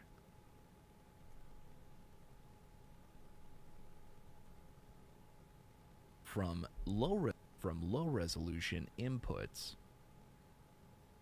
Okay, well, what do I think flows better? I think that's a question. That produces high resolution images from low resolution inputs. From low resolution inputs.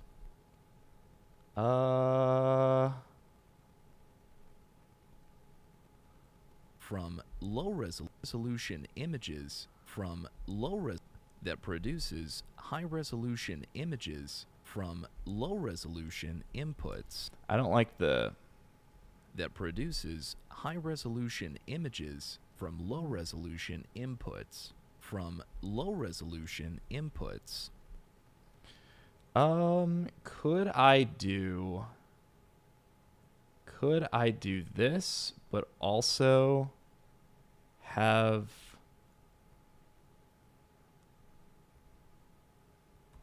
low resolution images from low resolution? Yeah, see, it's just a little choppy. From low images from low resolution inputs. Huh.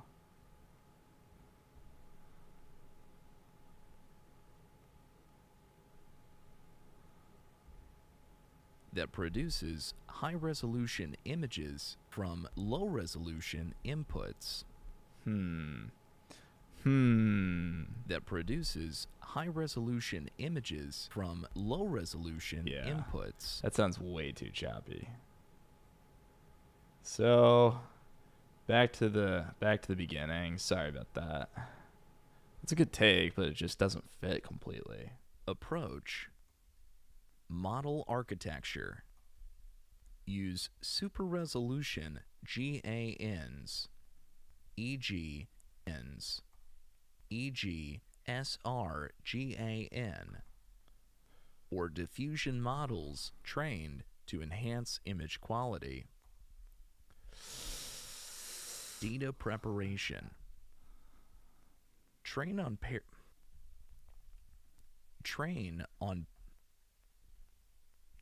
paired datasets of low resolution and high resolution images. And high resolution images.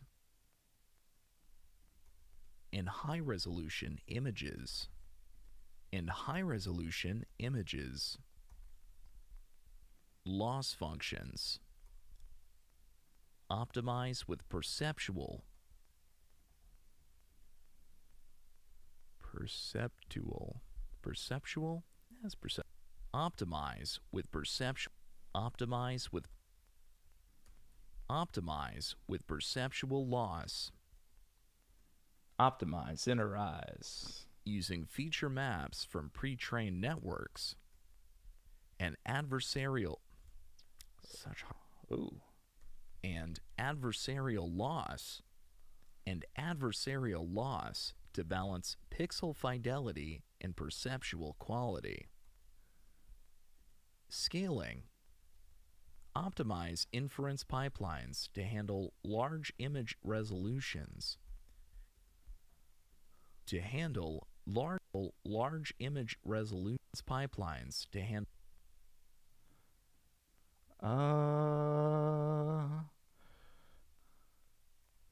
handle large image resolutions. To handle I love you. To handle large lines. To handle large image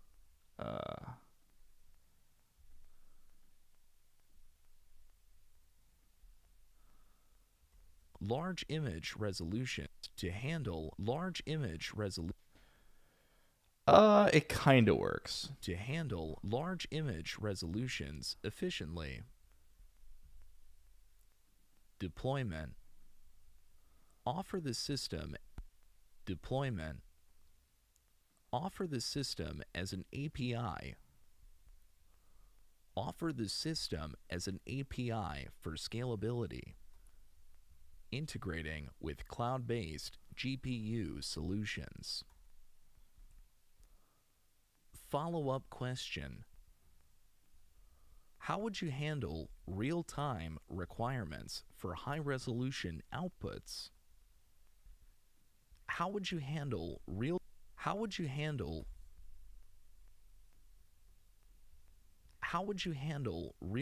requirements for high-resolution outputs? Reduce latency using model pruning, efficient inference. Efficient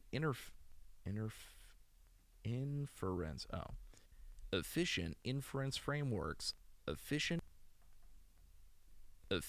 inference frameworks like TensorRT in batching low-resolution inputs. Text-to-image generation. Question. Design a system. Question. Design a system that generates images from textual descriptions, such as a dog playing in the snow.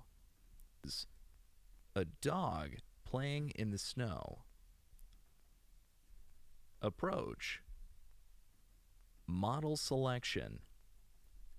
Use diffusion models, e.g., stable diffusion, e.g., stable diffusion, or GANs conditioned on textual inputs. Conditioned on textual inputs. Conditioned on textual inputs. Conditioned on textual inputs. Data preparation. Textual inputs. Data preparation. Train on large data sets like LAION or MS COCO. Pairing text with pairing text prompts with images. Text encoding. Use pre-trained language models such as CLIP or BERT to encode text prompts into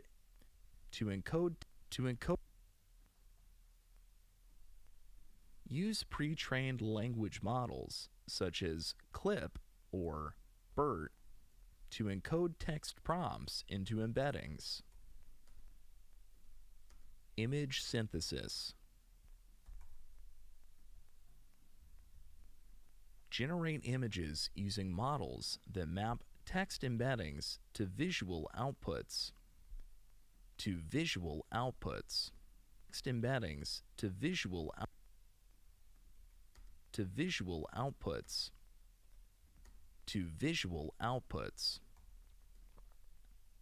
Evaluation. Assess image relevance and quality using FID scores and human evaluations. Follow-up question. How would you improve the diversity of generated outputs? Introduce techniques like classifier-free guidance, diverse sampling strategies, and latent space perturbation. Latent space perturbation. True. Personalized headshot generation. Question. Build a system that generates personalized headshots for professional use. System that generates personalized headshots for professional use. For professional shots for professional use.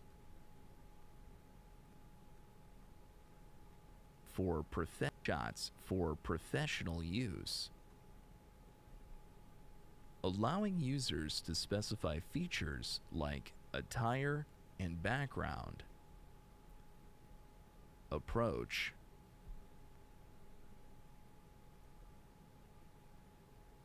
Input requirements. Collect user-provided selfies and preferences for attire. Selfies and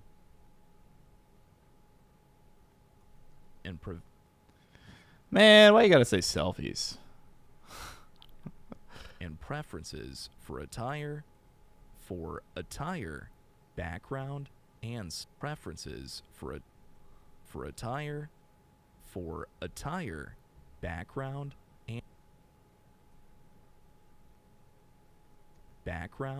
and style. Model and style. Model architecture. Use diffusion models or fine-tuned GANs capable of generating high-quality portraits. Or fine-tuned GANs capable use diffusion models or fine-tuned GANs capable of generating high-quality portraits. Or fine-tuned GANs capable of generating high-quality portraits. Feature control. Enable conditional generation using input prompts or latent code manipulation. Post-processing. Enhance resolution and refine details using super-resolution models. Enhance resolution and refine details. Enhance resolution and refine details using super-resolution models. Enhance resolution and refine details using super-resolution models. Those are nearly identical. If I put those right on top of each other, I bet you could barely tell. I bet you could barely tell the difference. Hold up. Hold up. Hold up. I bet they're barely off. Hold up.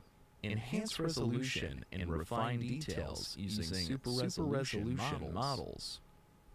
That's scary. That's actually kind of scary. Enhance resolution and refine details using super-resolution models. Okay. Okay. Enhance resolution and refine details using super-resolution models. This is like when Joe Rogan says, it's entirely possible. Deployment. Integrate the system into a web or mobile application, offering an intuitive user interface. Offering an intuitive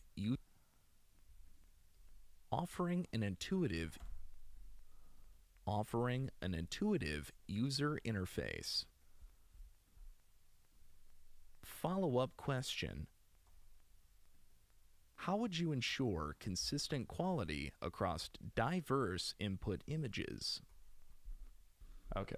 How would you ensure consistent quality across diverse input images?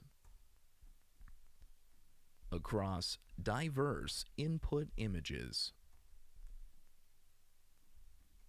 Diverse input images. How would you ensure consistent quality across diverse input images? Across diverse input images. Across diverse or consistent quality across diverse input images. How would you ensure consistent quality across diverse input images? Across diverse input images. Okay. Across diverse Okay. I must have redone it because that's the actual word, but I like the way I said it, so that's kind of sad. Across in quality across diverse input image.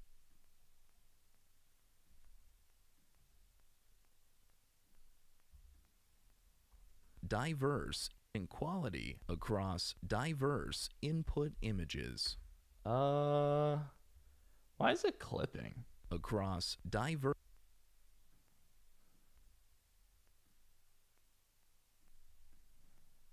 What the heck's going on here? Across diverse quality across diverse. Okay. Maybe it just needs to be a little more. Across. Like. Across Like, how would you ensure consistent quality across diverse input images? I guess that'll be okay. Use pre-processing techniques for image alignment and normalization to standardize inputs. Text to video generation. Question. Design a system that generates short video clips based on textual descriptions. Based on textual descriptions, such video clips based on textual. Okay. Based video clips based on textual descriptions, such as a waterfall flowing in a forest. Approach. Model selection. Approach. model selection. Use video generation models like GANs or temporal diffusion models trained on video text datasets. Trained on video text datasets. Input encoding. Process textual descriptions into embeddings using pre-trained language models. Process textual descriptions into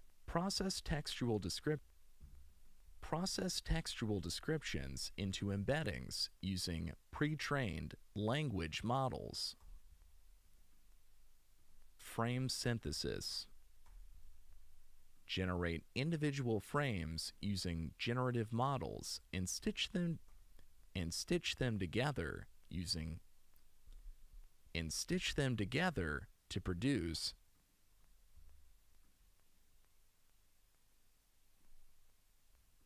generate individual frames using generative models and stitch them together to produce smooth motion. And stitch them together to produce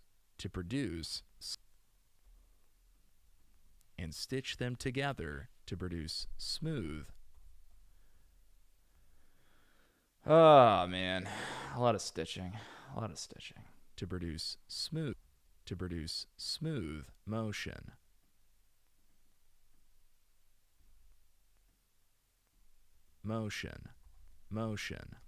And stitch them together to produce smooth motion.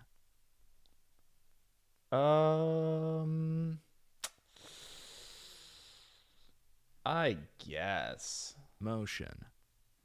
Smooth motion. I guess. I don't know.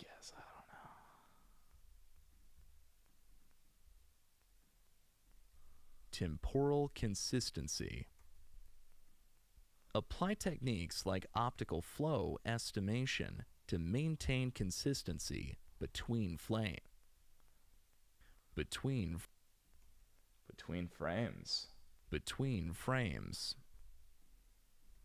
Output optimization. Enhance video quality with pre-processing tools such as upscaling and frame interpolation. Follow-up question. How would you handle long video sequences while maintaining quality and consistency? I don't know. How would you? Implement hierarchical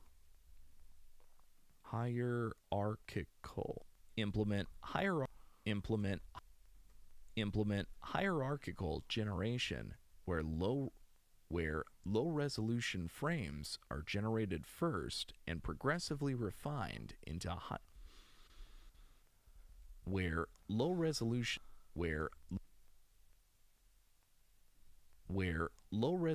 frames are generated first and progressively refined into high-resolution outputs.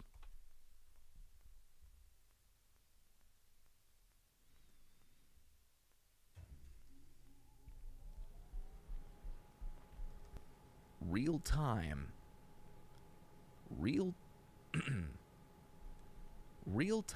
speech generation.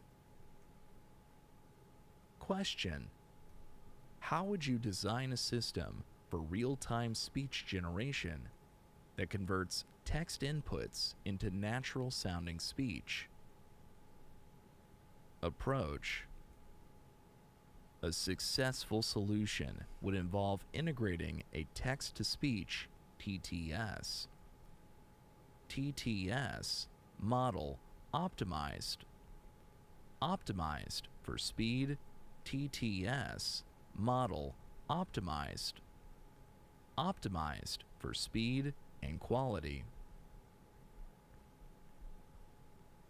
Begin by describing the system components and quality.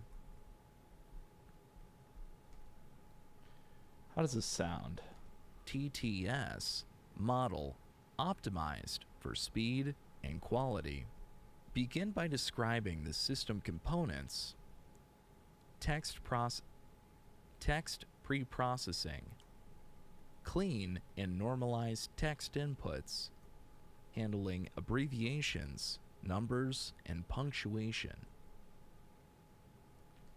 Model selection. Use a sequence-to-sequence architecture like Tacotron for MEL spectrogram. MEL spectrogram. For MEL spectrogram generation. For MEL spectrogram. Huh. Spectrogram, huh? For MEL spectrogram generation and a vocoder model such as WaveGlow or Hi-Fi GAN to synthesize speech. And a vocoder model such as WaveGlow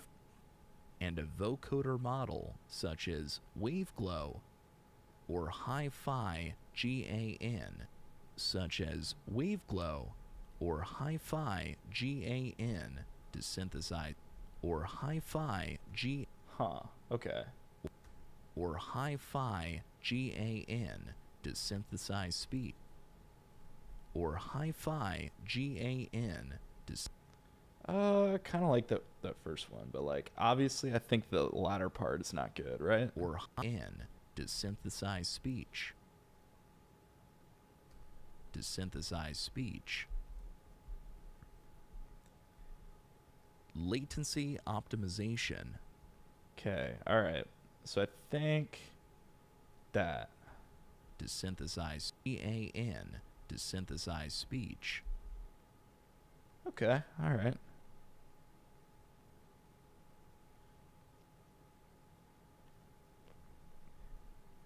Latency optimization. Optimize inference using quantized models. Optimize inference using quantized models and reduce delays by leveraging GPUs or edge computing. Edging. Scalability.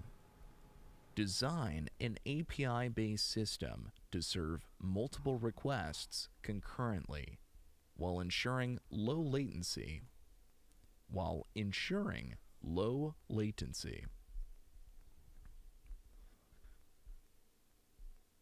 Quality control. Hey, that's my job. Implement post-processing to smooth speech artifacts. Implement post-processing to smooth speech artifacts. And ensure natural prosody. Implement post-processing to smooth speech artifacts. And ensure natural. Okay. Well, I don't actually pronounce it correctly the second time, so. And ensure natural prosody.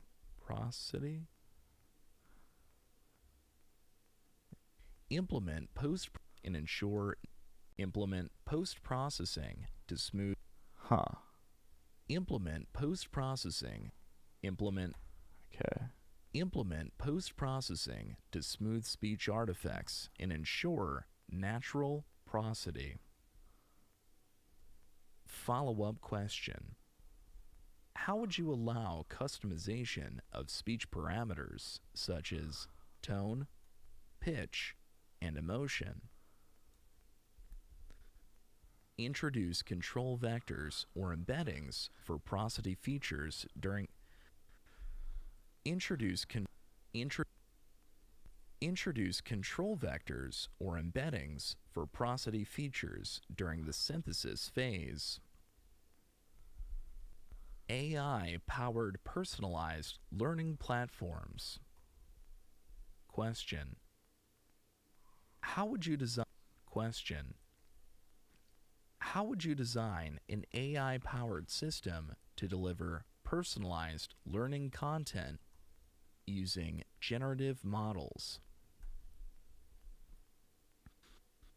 Approach.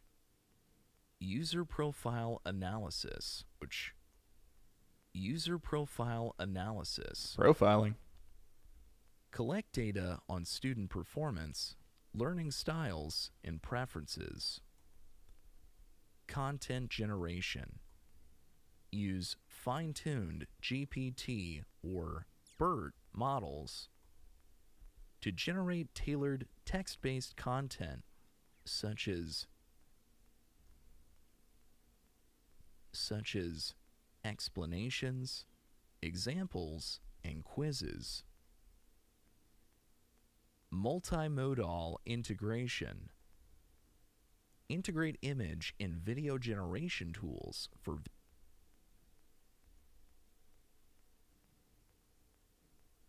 explanations, examples, and quizzes. To generate tailored text-based content such as explanations, examples, and quizzes. Multimodal. Integrate image and video generation tools for visual learning. Integrate image and video Integrate image and video generation tools for visual learning. For visual learning aids, integrate image and video generation tools for visual learning. For visual learning aids, using models like Stable Diffusion or text using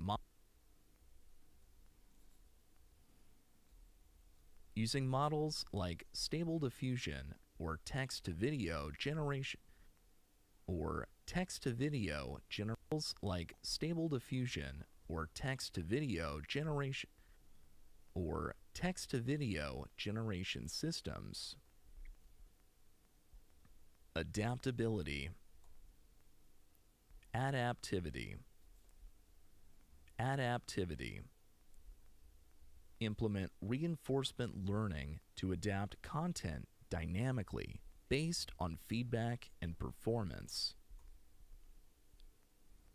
Evaluation metrics. Track engagement metrics. Track engagement, knowledge retention, and user satisfaction. To assess content effectiveness.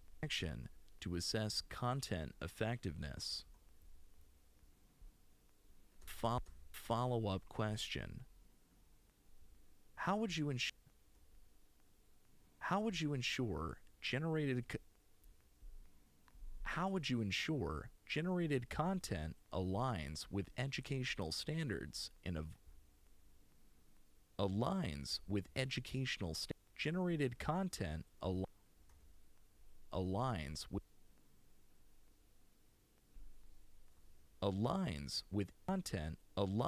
with educational standards and avoids misinformation.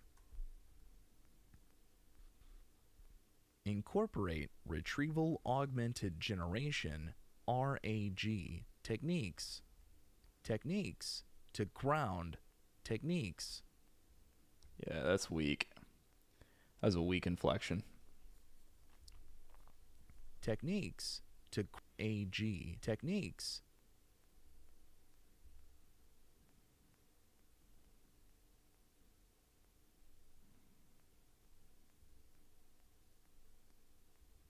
Techniques, AG, techniques to ground the model's outputs in verified educational content. To ground the model's techniques, to ground the model's outputs in verified educational content. Techniques to ground the model's outputs in verified educational content. Multimodal AI for e-commerce products. Multimodal AI for e-commerce product search. question. Design a system that combines text, image, and video data to improve product search functionality for an e-commerce platform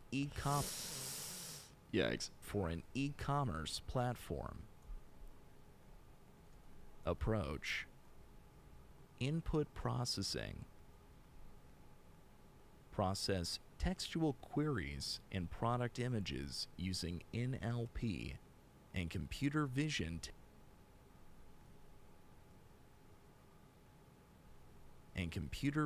techniques. Embedding models.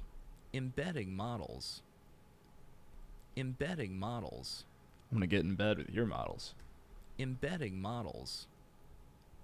Use clip or similar multimodal models. Use clip or similar multimodal models. Multimodal models. I feel like you're saying the same thing, but with different inflections. Or similar multimodal models to encode text and image features into a shared representations and image features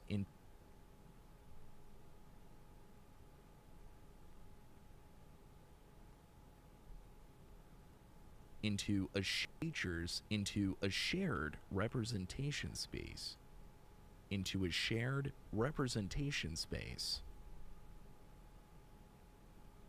shared representation space. Retrieval system. Build a retrieval pipeline using vectored search libraries. Build a retrieval pipeline using vector search libraries like FAISS to identify products based on similarity. To identify products based on similarity.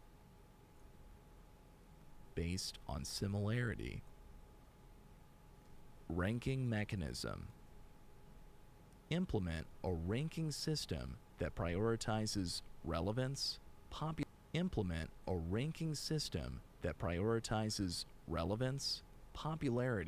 and user preferences.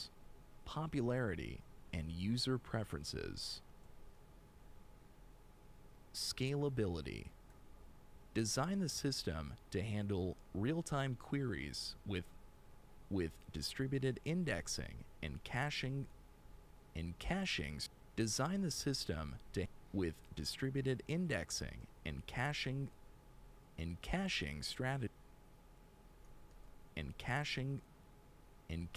strategies. Follow-up question.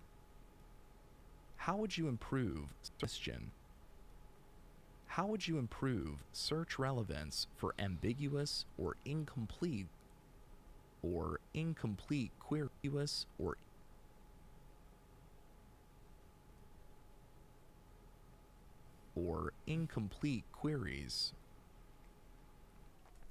Introduce query expansion techniques and implement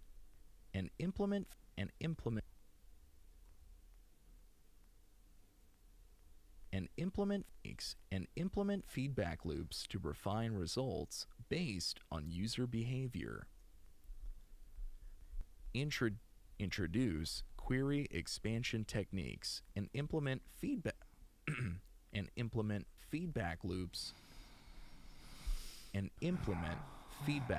Introduce query expansion techniques and implement feedback loops to refine results based on user behavior. And implement feedback loops to refine results based on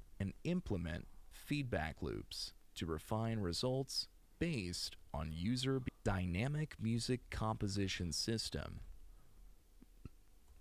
And implement Introduce query expansion techniques and implement feedback loops to refine results based on user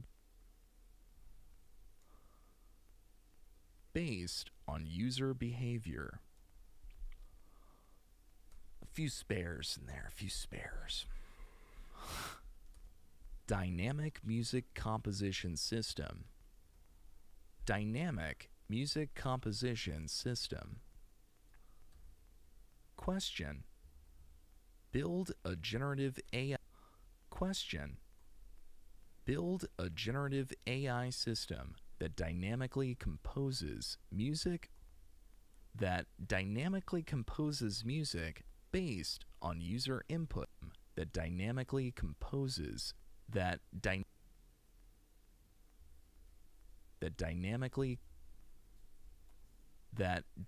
system that dynamically composes music based on user inputs such as mood, tempo, and genre.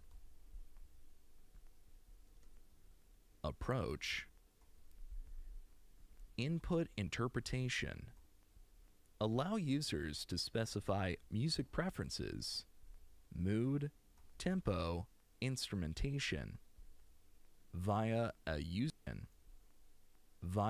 user-friendly interface. Model selection. Use models like RNN-based LSTMs, transformers, e.g., music transformer,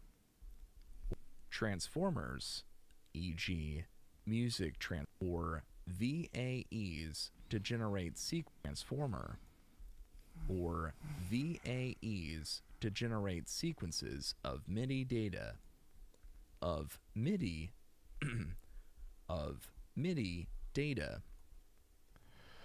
Man. VAEs to generate sequences of MIDI data. To generate sequences of MIDI data. My mind's starting to wander. Or VAEs to generate sequences of MIDI data. Sounds like I'm... No. Of MIDI data.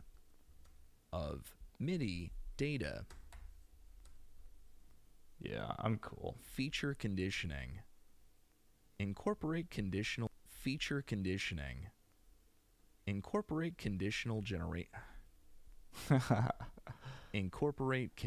generation techniques to align outputs with specified inputs. I was like, how much fucking longer is this? Synthesis. Use tools like Fluid Synth or WaveNet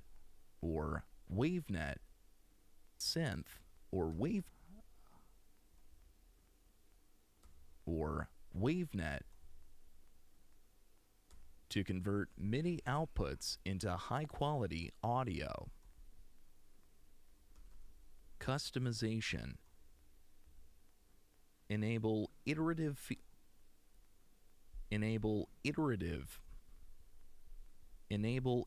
feedback loops, allowing users to tweak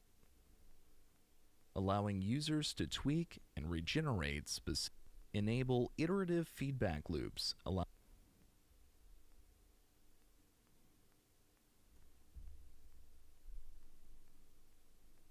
allowing users to tweak and regenerate specific sections of the composition.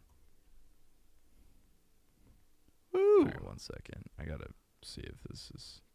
Yeah, I was like, how much longer, dude? How much longer? I think I was slowly going insane here. And I'm like, okay, 3 more pages. We're good. Follow-up question. How would you prevent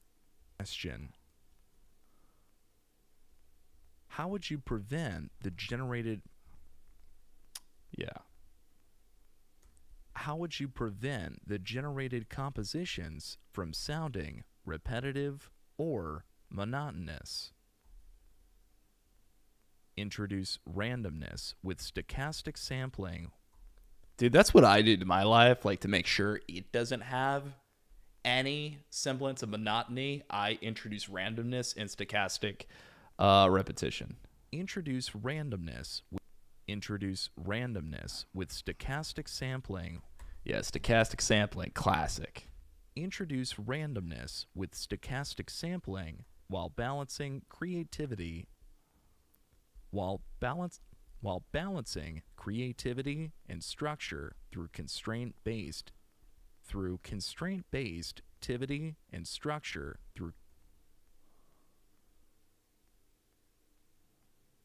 through constraint-based generation. AI-based visual sound. I'm losing it. Okay. AI-based visual storyboarding tool. Question. Design a generative AI system that helps filmmakers create visual storyboards from scripts. Approach. It's kind of cool, actually. Script parsing. Just to picture it, you know? Extract scene descriptions, character names, and actions from the input script using NLP techniques. NLP techniques? What is that? Text to image generation. Use a diffusion model like Stable Diffusion to generate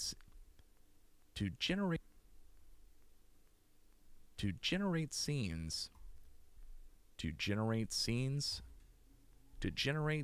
visuals based on textual prompts. Scene consistency. Implement latent space conditioning to ensure visual consistency across multiple scenes, e.g., maintaining character appearance.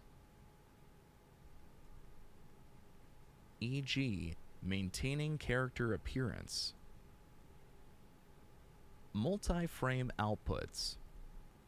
Generate sequential frames for complex. Words and words. Almost 7 hours of grind. Is the editing going well? What's up, man? I don't know if I've seen you in here before. I may have, but it's good to have you in. 7 hours of grind. I did not even expect that. I thought it was like 5. That's awesome. Yeah, you know what? The editing is going. It's going, but I'll tell you what, we are on chapter 10 here. We're on chapter 10, and this is the last chapter for like the first pass of editing, and it's the longest chapter. So I saved this one for last. We're about 45 minutes into 52 minutes, so it's just going. I'm just like trying to stay strong and stay in it, but my mind is like wandering like crazy right now. So even me narrating is like getting tired of it. I'm like, oh my God, how many more pages? So it's almost there. We're like so close. And then after I do like the first pass of like getting out all of the bad takes or like dead space in between, hi, please come back to TikTok Live. Oh my gosh. Maybe. I don't think tonight, but maybe tomorrow. Maybe tomorrow for sure. Just because I'm coming up on this due date and I need to submit tonight. If I don't submit tonight, I think they're going to withdraw the project. So I really, really need to submit this. But yeah, you know what it is. You could use a break. I know, but I'm like so close. I'm so close. And I did just take a break right before doing this longest stride. So I think this is just like, I got to see it through. And then after that, I'm probably going to like get up, take a little break for a second. And then I think I'm going to start like churning out the uploads. But man, It's been a process today. 7 hours is a lot for sure. 7 hours was, well, 6 hours and 43 minutes.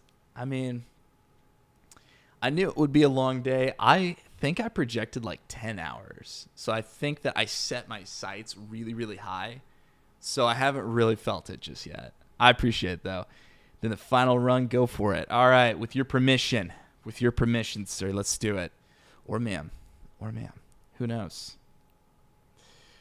If I haven't seen you in here before, though, I definitely got to give you a follow. Yeah, no, actually, I've followed since September 15th. Ha! Nice. That was when I first started, actually. You just changed your name? Oh, okay. What was your name before? 'Cause I was, I think back in September, that's when I first started. That'll be my secret. Ooh, okay. All right. Okay. I see you. Would love to see it. All right. Well, we are so close to the end. Generate sequential frames for We'll find out one of these days, Al. I'll just learn from context. generate sequential frames for complex actions or All right. Okay. Focus? All right. Let's focus. Focus Fox. Let's do it. generate sequential frames for complex actions or transitions. User feedback integration. Allow filmmakers to edit, annotate, or regenerate visuals interactively. Yeah, there you go. Interactively. I think that bleeds just a little bit. Let me get it. Mike got a better energy to it. I like that. How would you handle scenes with abstract or hard to visualize descriptions? Implement a retrieval system to reference related images or artistic styles to guide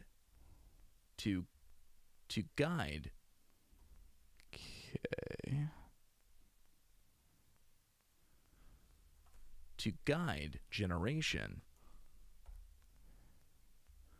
All right. I think this is the final. Yep. This is the final take. Appreciate the vote of confidence. Thank you, Kirsten. I appreciate that. Thanks, Kirsten. Appreciate it. You're recorded for all eternity.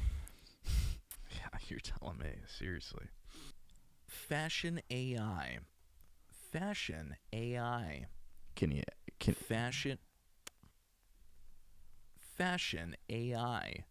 Could you even? Fashion AI. Personalized outfit. Oh, that'd be cool, actually. Personalized outfit recommendations, and it just like buys for you and ships it to your house. Personalized outfit recommendations. Question: how would you design a generative AI system that generates personalized outfit recommendations based on user preferences and wardrobe images? Approach: user profile. Collect user inputs, including style preference. Collect user inputs,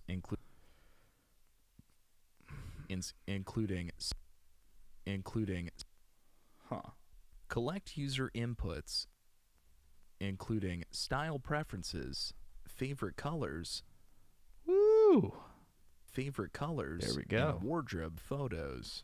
Nice. What am I getting? A call there? Favorite colors and wardrobe photos. Yeah, I don't like that glitch at the end there. I'll just keep that original take. Image analysis. Image analysis. Image analysis.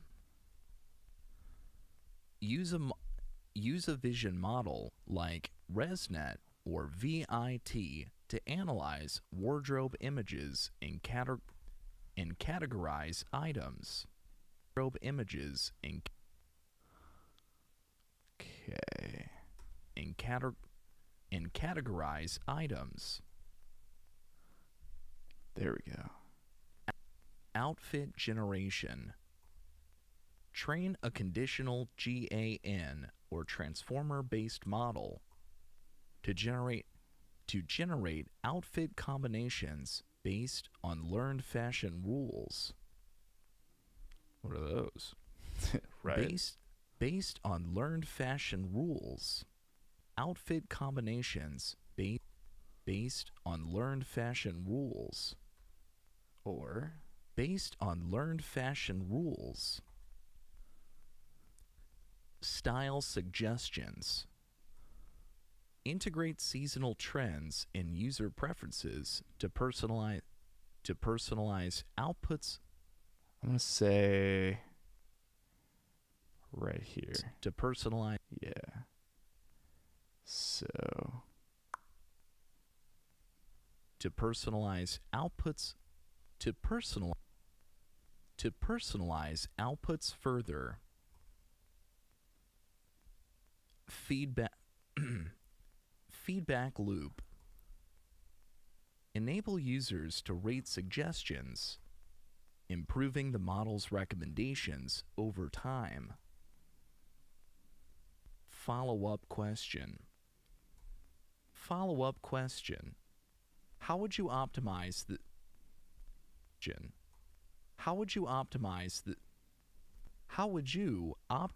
system for diverse body types? For diverse body types and cultural preferences. For diverse body types and cultural preferences. There we go. Introduce personalization parameters and train the model on inclusive, diverse datasets. Amen to that, sister. AI powered story generation tool. Yikes. AI powered story generation tool. Question. Design a system that generates personalized short stories based on user-provided themes, settings, and character descriptions. In character descriptions. In character descriptions. In character descriptions.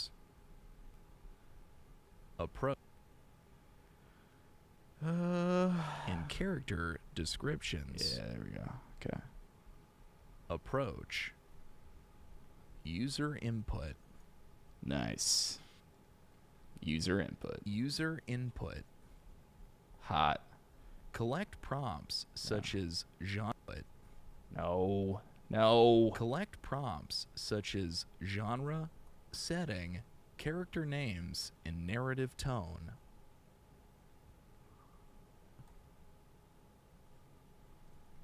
Model selection. Use a GPT model fine-tuned for Use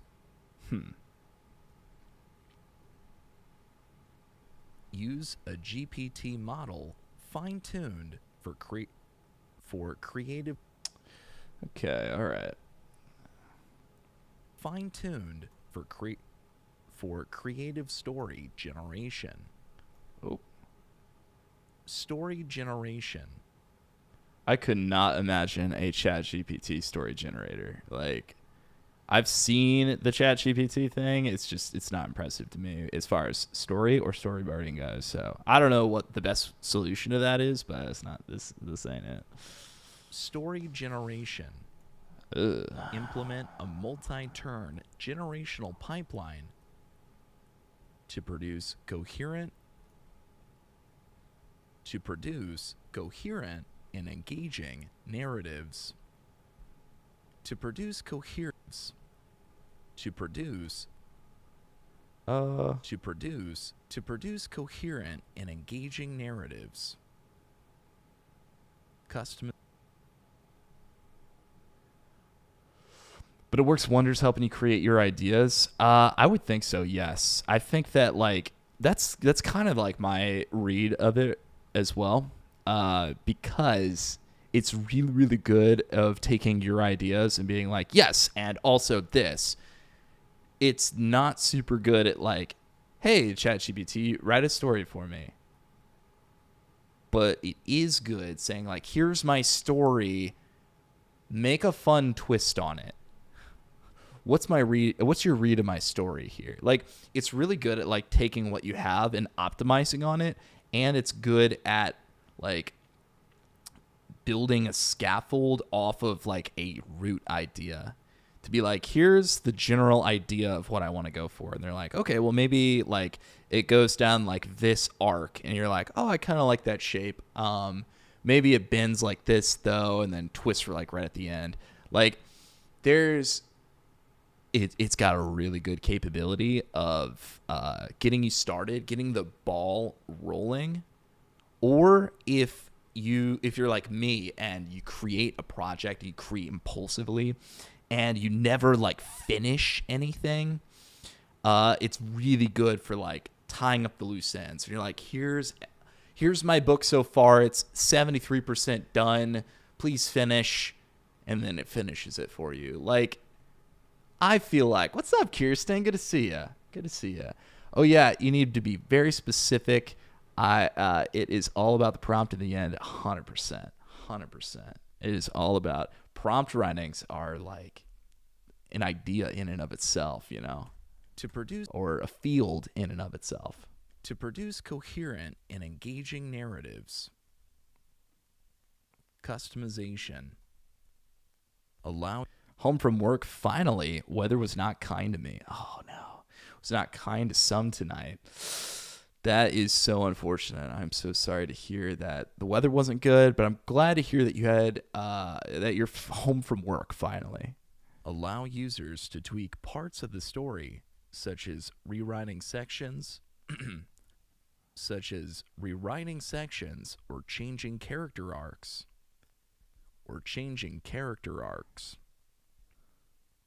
Output evaluation, rewriting sections, or changing character arcs. I don't like how that ends, so I won't use that. Output evaluation. Currently painting, was jamming to Epic. Okay, cool. But I saw that you were live. Yeah, I'm still live from earlier. It's I'm afraid to check now. Yeah, we're almost to 7 hours. We are almost to 7 hours here. Yep. Hey, it is what it is. We do it because we love it. Integrate grammar checks and coherence metrics to. How about right there? Coherence. Oh no. Probably right there. Coherence metrics to ensure quality outputs.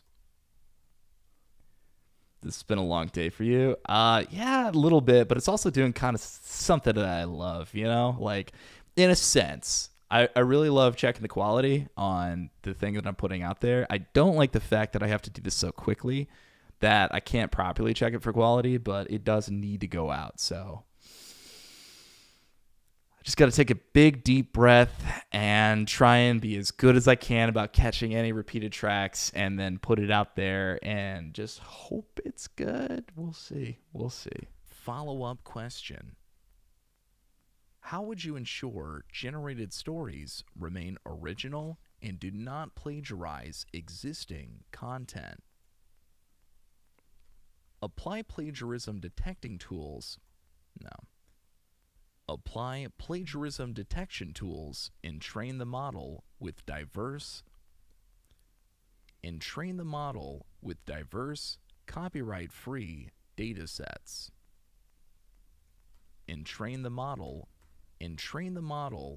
Okay, yeah, that's better. And train the model with diverse copyright-free data sets. And train the model with diverse copyright-free data sets. Sounds like I'm repeating it because it's the end of the chapter.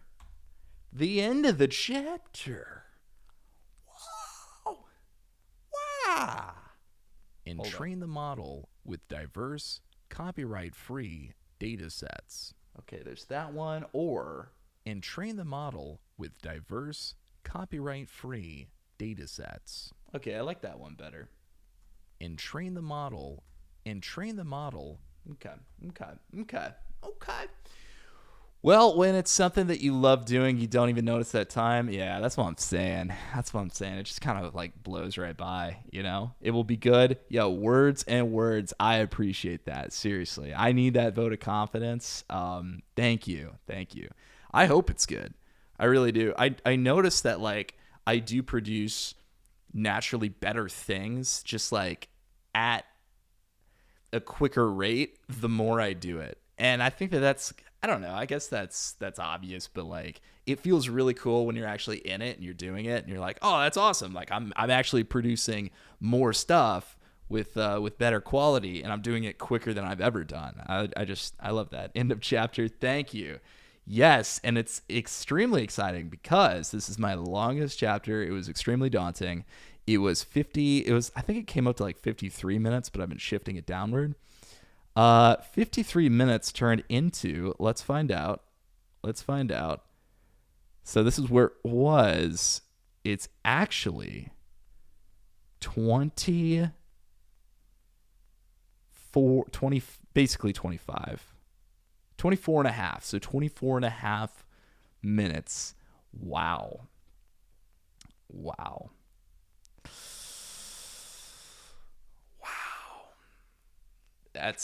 So the 1-to-2 ratio is pretty consistent throughout. Dang. Well, we can mark that with a -1P and be so excited that we've done a first pass review on the entire book at this time. At this time, guys, you have seen the very end of it all. That's the first pass on all of it. And if I unhide these chapters, we've got the retail sample done, the introduction, the appendices about the author, and the closing and opening credits done. So those are all hidden. And dang, now it's just up to the upload. So this is gonna be it. This is the final run. 53 minutes, good. You said this is the longest chapter, and I was like, better not be the last 7 hours. I think it was the last. I think I checked. I started around. I think it was like 6 or so. So 7. I think it was like 2.5 hours to do this. Maybe. But I'm gonna go ahead. I'm gonna get a little drink. I'm gonna take a load off for a second, just like take a breather. So I'm gonna put it on the BRB screen and just like stretch the legs for a second. Thank you guys so much for watching up to this point. I'm just gonna put it on BRB screen for maybe like, I don't know, three-ish minutes, but I'll be right back. So the last 3 hours, I'm thinking so. If I can predict this right, I think that I'll have the entire thing uploaded by 10 p.m. tonight. And I hope that's the case because I'll go to bed really, really satisfied at that rate. Go take a well-deserved break. Hey, thank you so much. I really appreciate that. Well, I just ate a bunch of snacks. I really did. I did that while reacting to content on camera, so maybe a little bit of time is spent doing that. But outside of that snacks, I think I'm good on snacks. I just need like a good thing to drink real quick, and then Then I'm gonna come back to it, and then we'll listen to what we made. All right, guys. Thank you so much. I appreciate you. I'll be right back after these few messages. And see, if I was a Twitch affiliate, I'd be like, I'm gonna run an ad and then go do some stuff. But I'm not. But we're getting there. We're getting there. We're getting there. Almost. We're so close. We're so close, guys.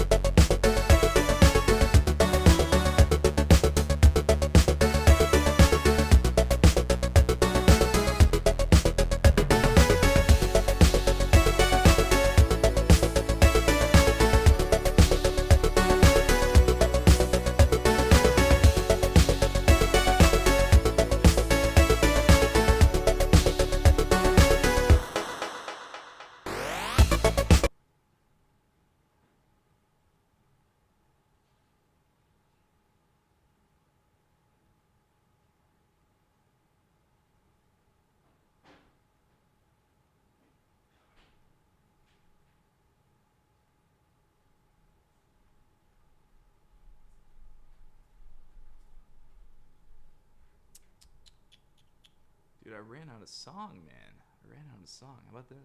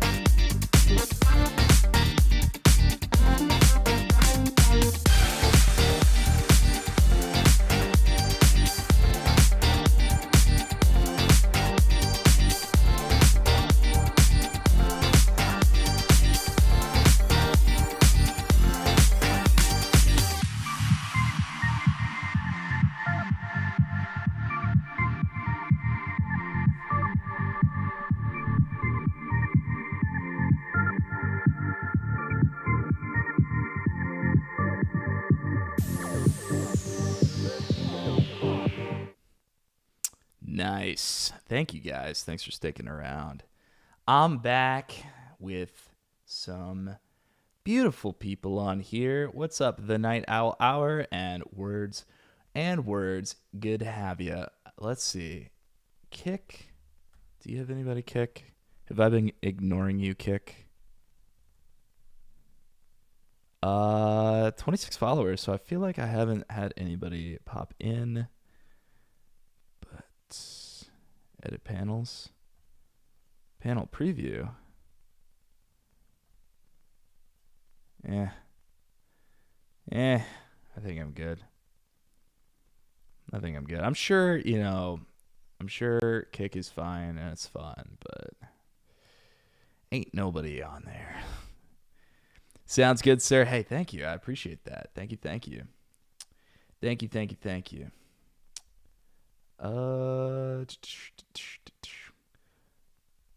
All right. Okay. Where were we? We were on this page, chapter 1. Okay. Here we go. Chapter 1. I'm going to start with that. Start with good old chapter 1 here. Bring it back up. And let's hear it. Chapter 1: The Anatomy of a Generative AI Interview. Oof. Generative AI interviews are designed to evaluate your technical expertise, creativity, and ability to solve problems in a structured and collaborative manner. Okay.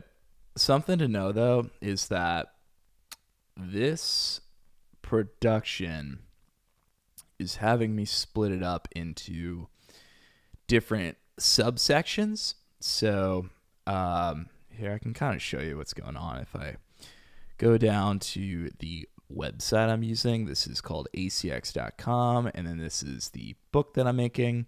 It's the 2025-2026 Generative AI Interview Guide. And as you can see, it's been due for a little while, so we're trying to get it through. But 18 minutes in, you can see this is kind of what I'm using to upload every individual section.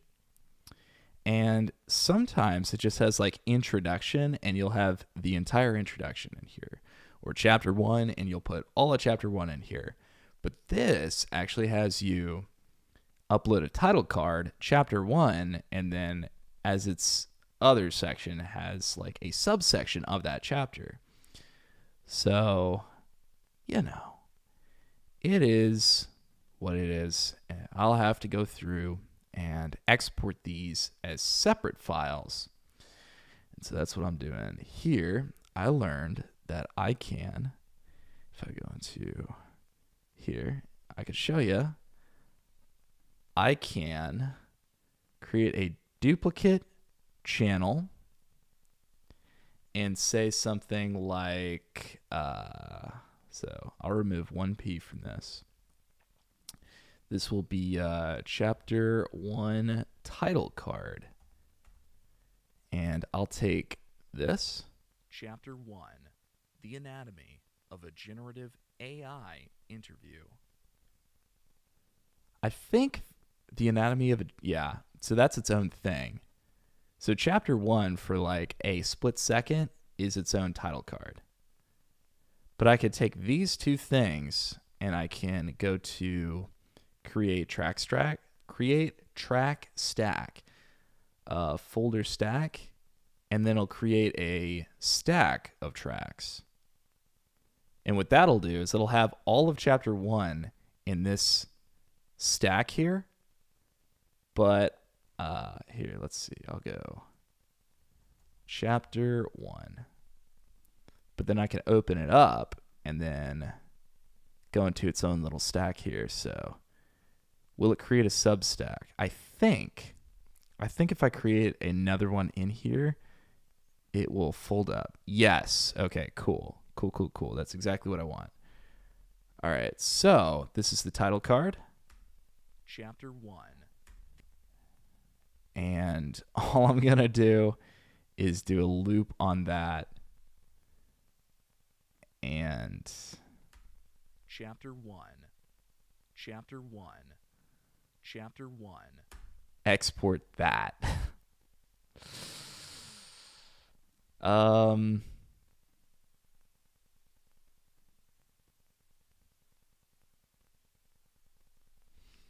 just a little confused because it should have FX on there. I don't know why it doesn't. Copy channel strip setting. Let's see. We'll paste it. I don't know why I turned that off. Settings. Paste. And then this one. Setting. Paste. Yeah, because we can't export that without the like compression and stuff on there. That'd be rookie stuff. We can't be doing rookie stuff at this level. Chapter 1. Come on now. And what I'll do is, you guys can't see it, but over to the side there is a bounce channel. So I'm going to hit bounce channel, and it's going to bounce it. I'm going to say okay. It's going to ask me like what kind of What kind of settings I want to bounce it as. I'm going to put it in final. I'm going to put it in, let's see, these are the chapters here. Introduction, new folder. Chapter 1. Create that folder, and then in that folder, I'm going to put 1. Chapter 1. All right. Bounce it. There you go. And then, you guys can't see it, but I'm on ACX already. Okay, that's the right one. I've uploaded it. And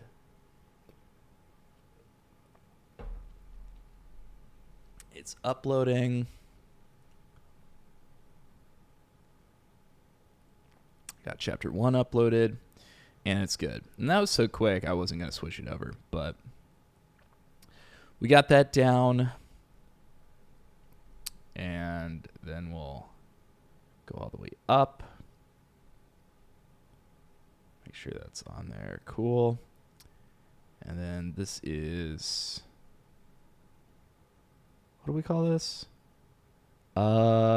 The anatomy of a generative AI interview.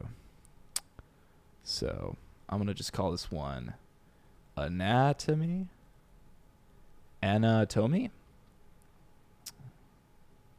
Chapter 1. Chapter 1. The anatomy of a generative AI interview. Generative AI interviews are designed to evaluate your technical expertise, creativity, and ability to solve problems in a structured and collaborative manner. These interviews combine a range of formats from coding challenges and system design problems to behavioral discussions, from coding challenges and system design problems to behavioral discussions, to provide a holistic view of your skills. Understanding the structure of these interviews, the type of questions you can expect, and the qualities interviewers are looking for. Ha! Let's see. My connection keeps causing this to freeze. But Eric, did you drink water? Is that currently water? Is it water? Is this water? Are you asking me if this is water right now? Are you? Actually, no. This is not water, and I'm glad you asked because this is actually Ghost Hydration. Check it out. This broadcast is brought to you by Ghost Hydration. Get these hydration packs filled with electrolytes, and you can get this delicious Sonic Cherry Limeade chocolate chunks.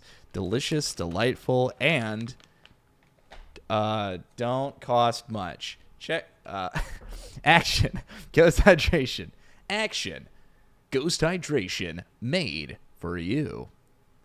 Thank you for that ad. No, this is not an ad. This is not an ad. I am not actually paid by Ghost, but I do love it. So I will say that I do love this product. But I do love to do ads for products that definitely aren't paying me to do an ad.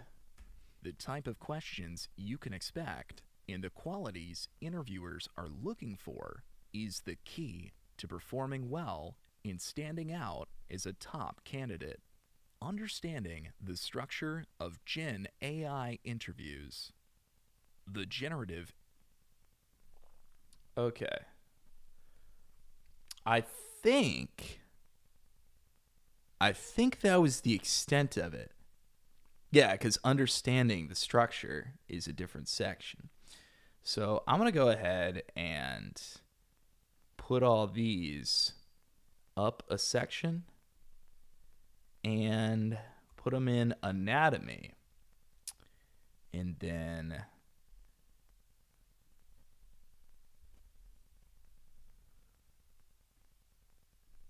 the anatomy of a generative AI interview. Def should pay you for that. Maybe one day. Maybe one day. Okay, let's see. I'm going to go to anatomy. Pretty sure that's how you spell anatomy. I did anatomy and physiology at one point, so I should know how to spell anatomy. But here I am, once again. Anatomy. Yeah, totally. Upload file to anatomy. All right. Sounds a little choppy, but that's okay.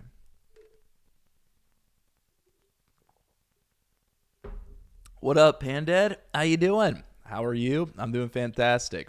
We're coming up to the end of this book right here, the 2025-2026 Generative AI Guide, and I'm putting everything together right now to submit this tonight. So really happy that everything's coming together. And I mean, there's a whole crowd here. What's up, guys? Good to see you. Good to see you for sure. So I hope you're doing well. I hope you had a good Valentine's Day.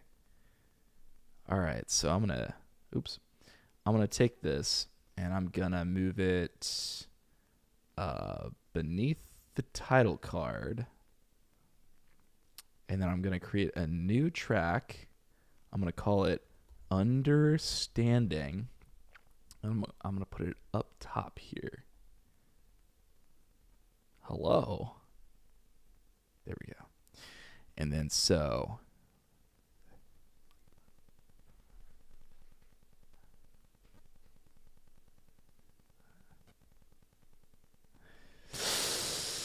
yeah, see, that needs to be kind of fixed. The timing on this is like way too close. So this is part of the reason why I'm going through and checking it all out right now, because the timing can be a little off.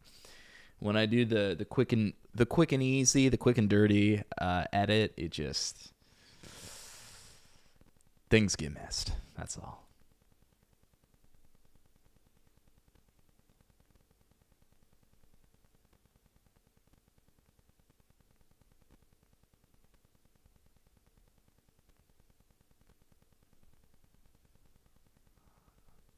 I started taking English classes today. Oh, that's cool. That's awesome.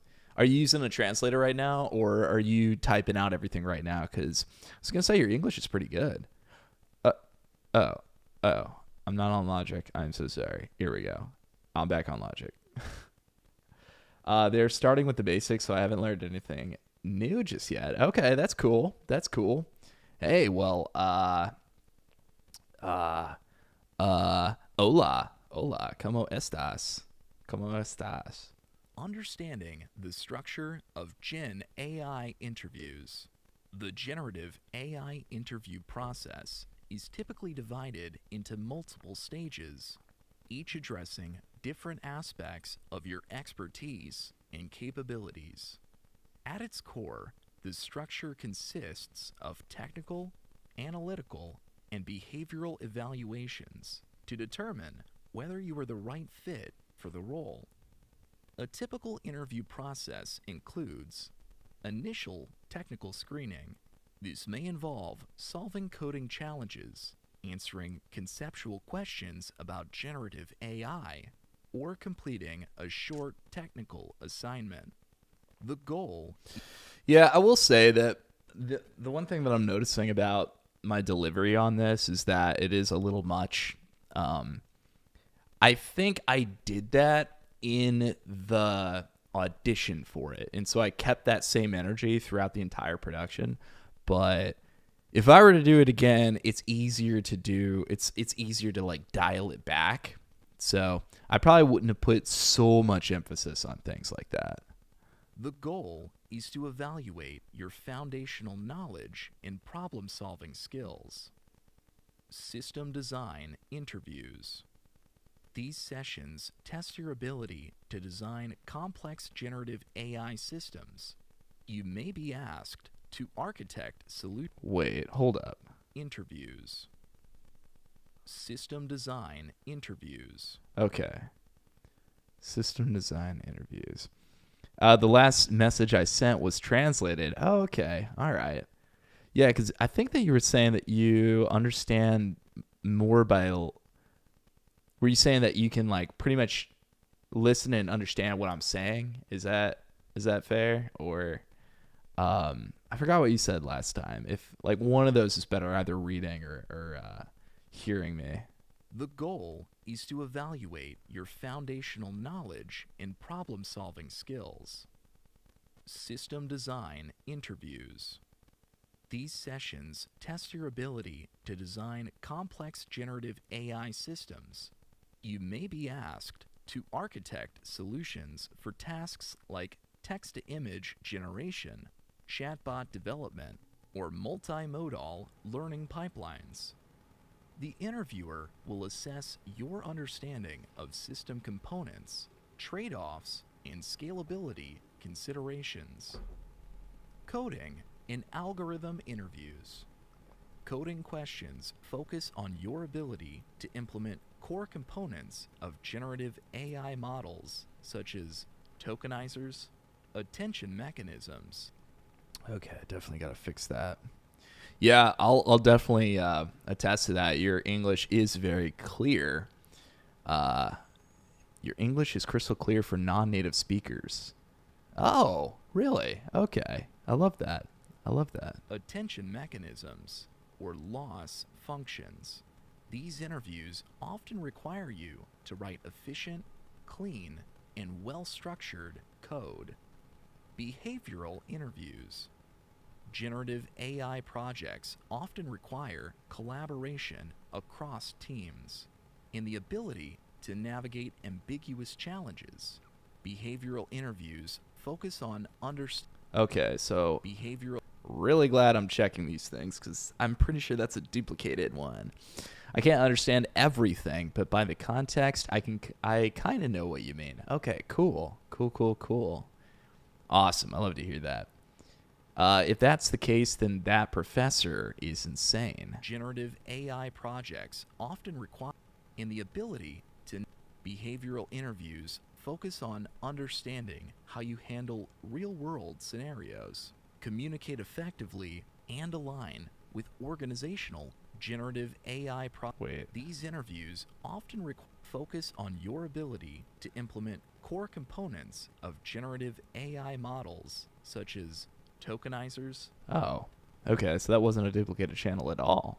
Behavioral interviews focus on understanding how you handle real-world scenarios, communicate effectively, and align with organizational goals. Each stage is an opportunity to demonstrate not only your technical proficiency, but also your creativity, adaptability, and passion for the field. By understanding this structure, you can tailor your preparation to meet the expectations of each phase. Types of questions you can expect. Okay, so that's a different section. So everything up to this point is going to be in understanding. Let me make sure that's the start. Generative AI interviews include a diverse set types of questions. All right. Really glad I checked. Take all these and condense it down. And then we're going to export it. Export this section. I have no vocabulary. You think? I don't know. I think you only need to know, like, understanding. I think you only need to know the most common 250 words, right? Like, to know a language, you just have to know what words are spoken 80% of the time, you know? I'm pretty sure something like that is, like, all that's necessary to, like, 20% of the words that are used 80% of the time. And then you can pretty much get by. Let's see. Let's go to 3, understanding. Bounce.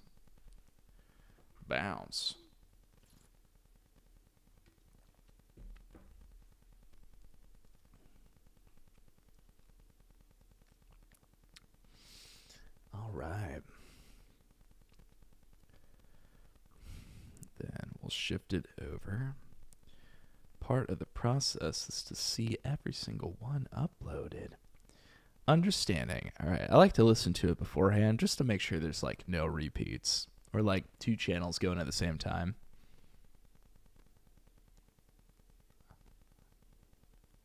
All right, cool.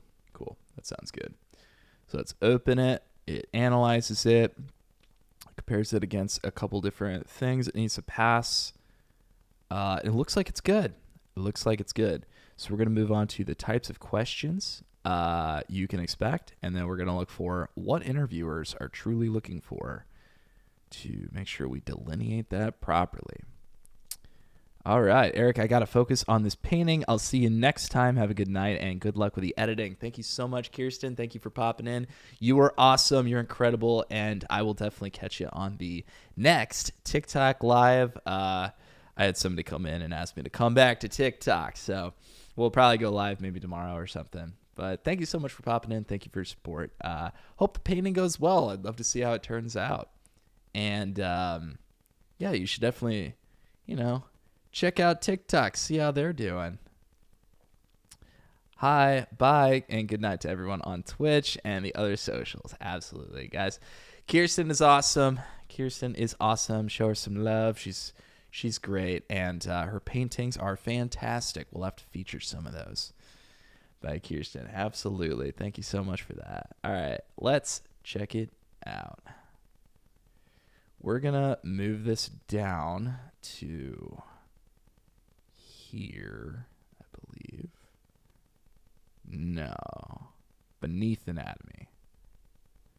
So I can create a new one, put it above, and call it types of questions. Types of questions. All right. Types of questions you can expect. Generative AI interviews include a diverse set of questions that test your technical understanding, problem-solving ability, and soft skills. Each type of question serves... Yikes.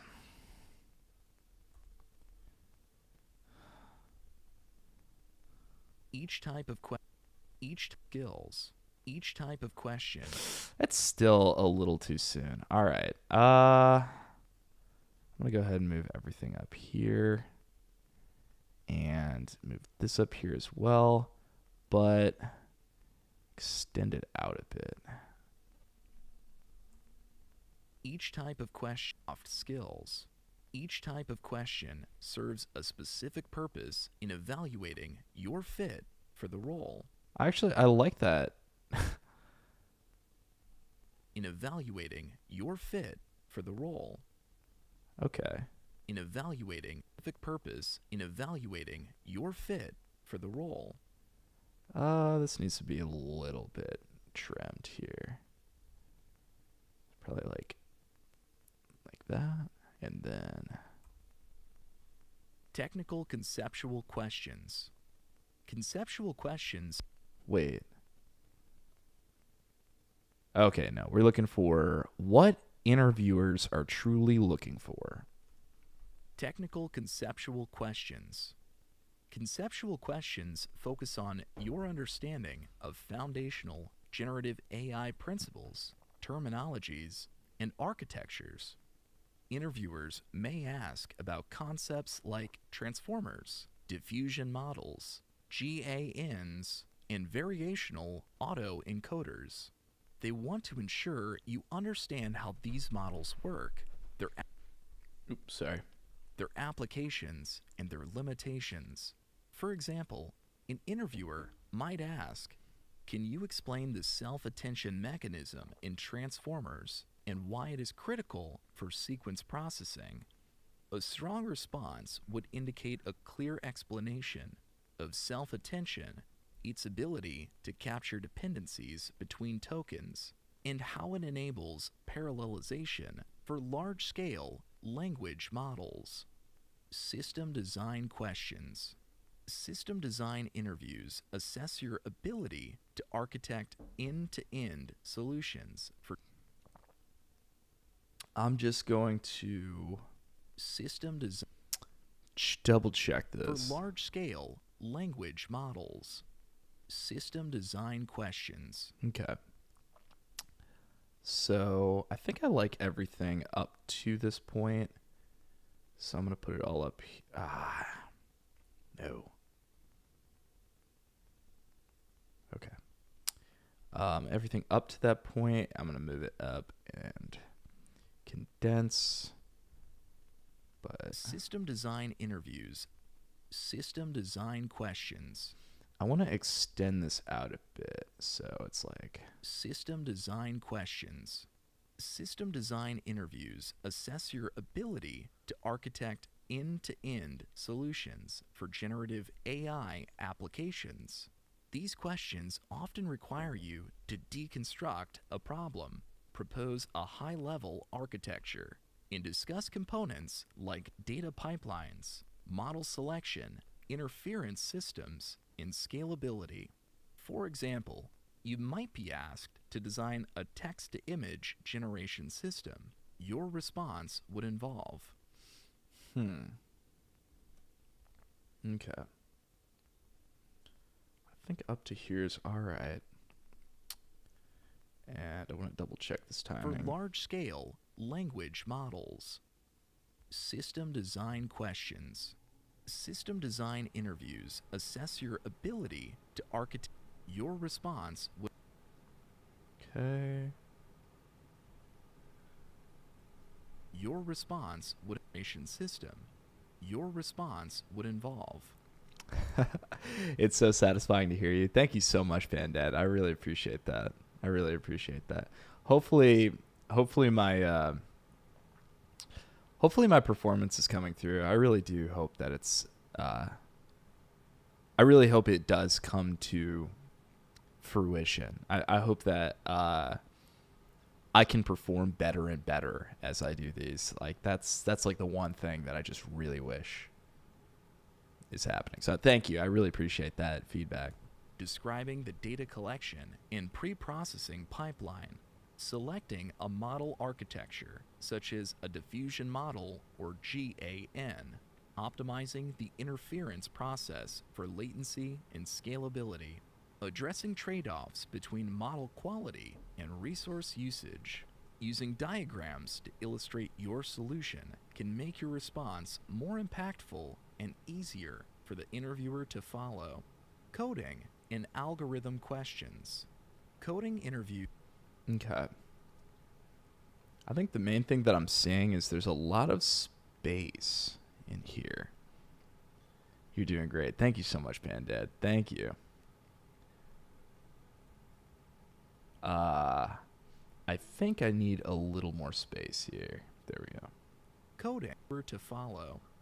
Coding and algorithm questions. Okay.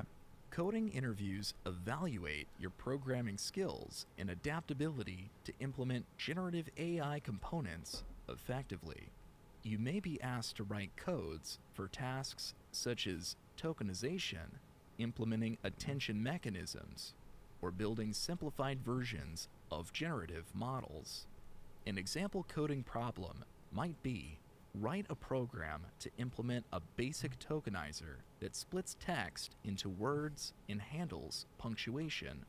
In these scenarios, focus on writing clean, modular, and well-documented code while explaining your logic as you work through the solution.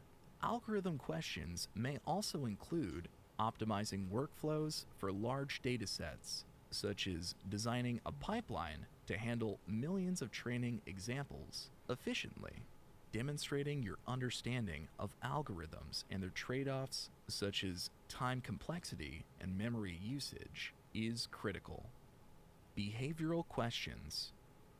Behavioral questions help interviewers evaluate how you handle challenges, collaborate with others, and align with organizational goals.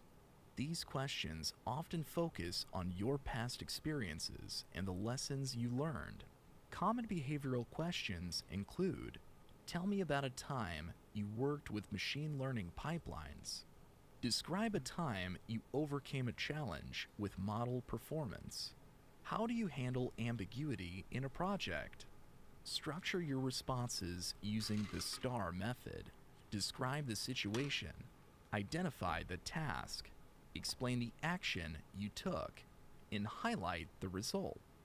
This approach ensures your answers are clear, concise, and focused on the impact of your work. What interviewers are truly looking for. All right, that is the next section. So we're gonna go ahead and take all this, that one, put it down here. Types of questions. Double check. And focused on the impact of your work. What interviewers are truly looking for. Okay. So we'll take this and we'll put a little box around it. Let's make sure. Types of questions. Okay, because it needs a little space beforehand, but not much. And should have the same thing going on at the end. So, oh, that's cool. Awesome. Love that. Got some photos back from some modeling that I did. Types Love of that. questions you can expect. Generative AI based on the impact of your work. Dang. It's too soon.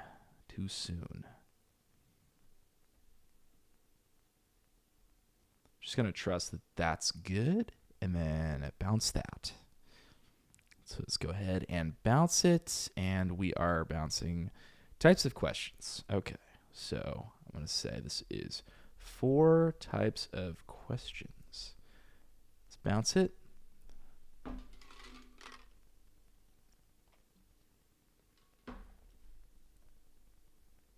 While that's bouncing. Good night. Oh, man, words and words. Thank you so much for tuning in so far. I definitely appreciate the support. Thank you. And we are coming up to the end of this. Thank you so much for watching us pull through right here. I'm going to say this is going to be completed by the end of the night. I'm so happy to launch this, but it'll not be reviewed until I think a week from now. So thank you again for watching me up to this point. You are awesome, and I hope you have a good night. All right, let's see it. Brave browser. Types of questions you can expect. Let's upload file, types of questions, and here the first little bit. All right. Let's go ahead and upload.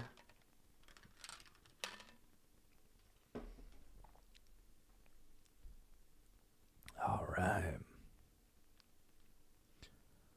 We love to see it.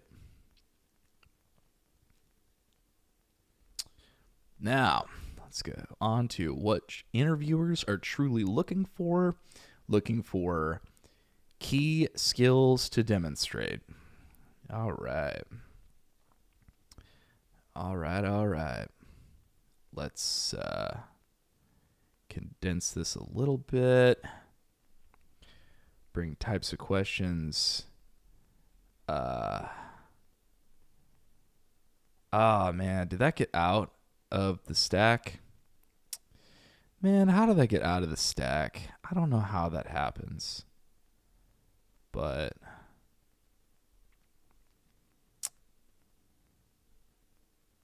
all I meant to do was put it at the bottom.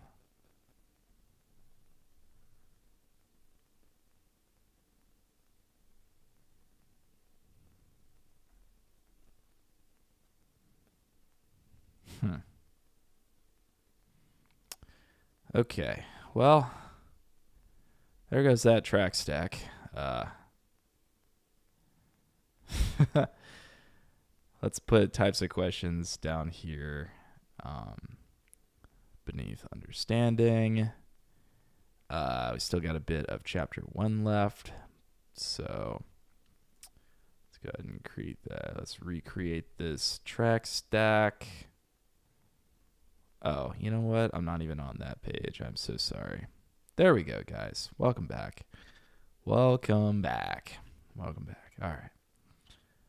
Let's go ahead and track stack. Where you at? Create track stack. There we go.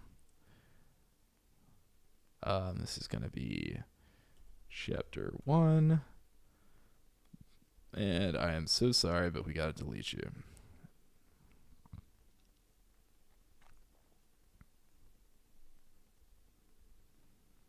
Okay.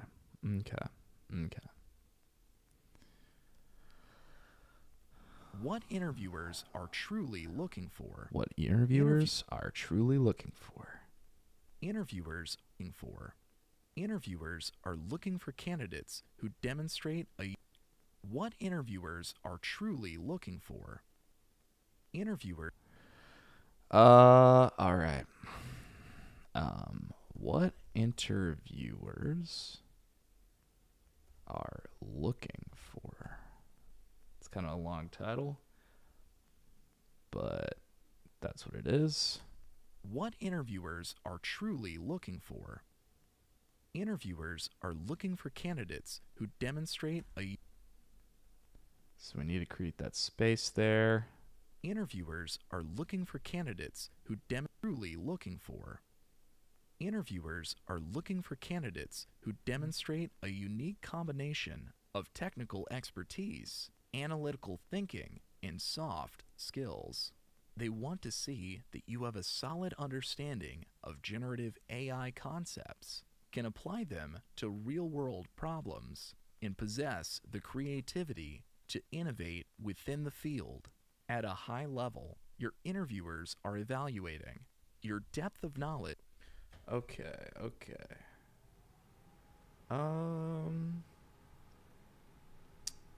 So put these down here. I want to say, can I extend this down here? At a high in the field, at a high level, your interviewers are evaluating your depth of knowledge in general. This is too much, so take that back.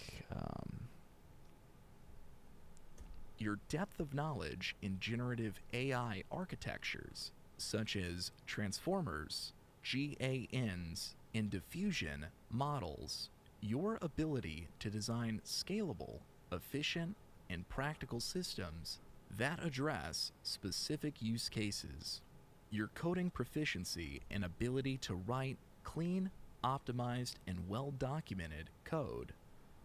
I must go now. Good to see you again, Eric. God bless and all the best with this. Be strong. You're almost there. Oh, thank you so much. I really appreciate that. I don't know why I didn't see that one. I only saw the good night, but thank you for those kind words. I really appreciate that. Your coding proficiency and ability to write clean, optimized, and well-documented code. Your problem-solving mindset, particularly how you approach. Okay. Maybe like that. Particularly mindset, particularly how you approach challenge.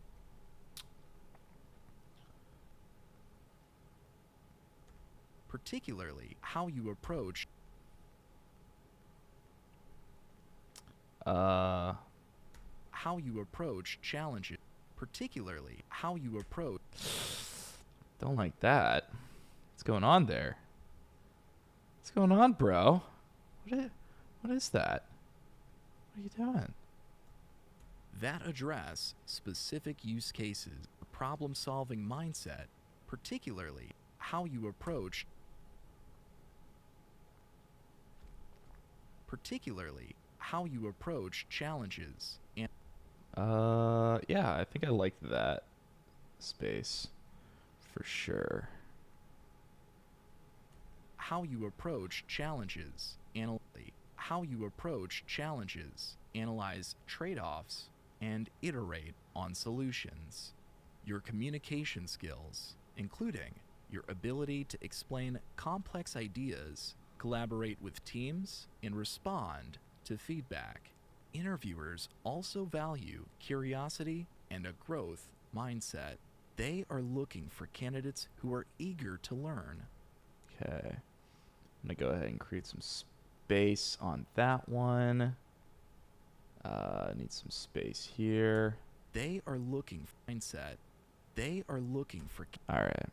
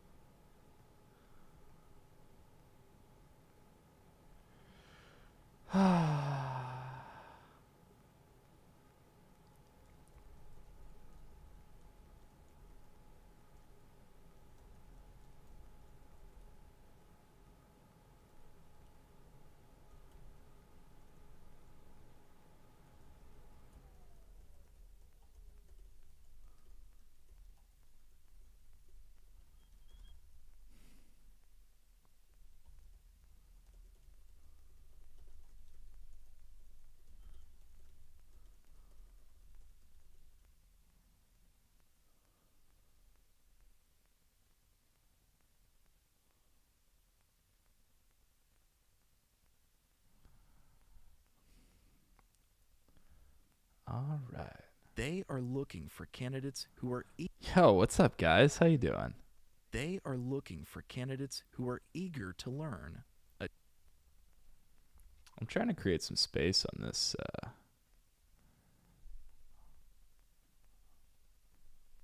It's just hard because, like, when two clips bleed into each other like that, it just doesn't turn out good. They are looking for candidates who are eager to learn, adapt new challenges, and contribute to advancing generative AI technologies. Key skills to demonstrate. Excelling in generative AI interviews requires a balance of technical... Okay, I think I need to create some space there as well. So I'm going to go ahead and take all these, move them down, zoom in, create a little bit of space here. Excelling in demonstrate. Excelling in generative AI interviews requires a... It moved over. How dare you? Excelling in generative AI interviews requires a balance of technical, analytical, and interpersonal skills.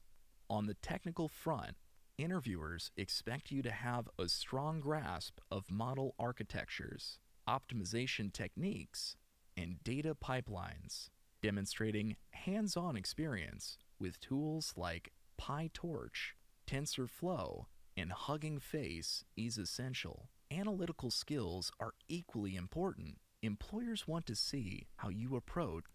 I'm trying to understand everything, but it's so difficult. Yeah, I definitely, I get that. I really do. And even like me, to be honest, this is a technical book, so it's on its subject about generative AI. And there's a lot of things, like a lot of technical terms that are being used that are not really common English at all. So I definitely get that. Analytical skills are equally important. Employers want to see how you approach problems, evaluate trade-offs, and make data-driven decisions. Okay, so I think that this can actually shift a bit over, and I can extend it a little bit even further. So let's try that. Let's see what's going on. Analytical skills are equally important. Employers want to see how you approach problems, evaluate trade-offs, and make data-driven decisions. This includes breaking down complex tasks, identifying key requirements, and delivering innovative solutions. Soft skills such as communication and adaptability play a critical role in generative AI roles. Whether you are explaining technical concepts to non-technical stakeholders or collaborating with engineers and project managers, your ability to communicate clearly and work effectively in teams sets you apart. Decoding interviewer prompts and expectations. Is that a section? Dude, that's a section. Decoding interviewer prompts. Oh my god, that is a whole other section here. And expectations. Decoding interviewer. First of all, it's way too close. Second off, how did we miss that section? And make data-driven decisions. All right, guys, we got to look for key skills to demonstrate. I guess I just blew right past it. And interpersonal to advancing your communication skill, your ability to design, your depth of knowledge. They want to see that you. Interviewers are looking for your coding proficiency that address specific your problems, particular how you approach, analyze, trade, and iterate your communication, collaborate with and respond to feedback. Interviewers, they are looking adapt new and contribute to advance key skills. Yes. There we go. So this is where that is. So I'm going to go ahead and do a copy channel, and I'm going to do key skills. It looks like we got a 2-for-1. Key skills. Key skills. That's right. So this is all going in key skills down here. Why didn't you move? I hope you didn't do anything. All right. Those are all going to key skills.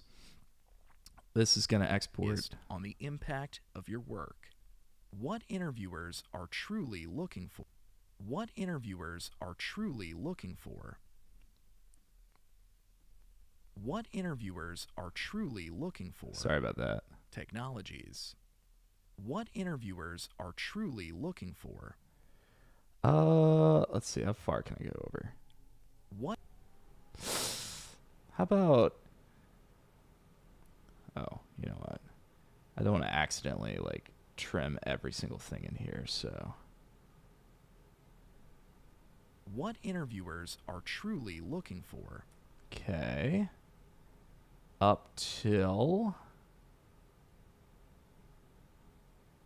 maybe, like, here?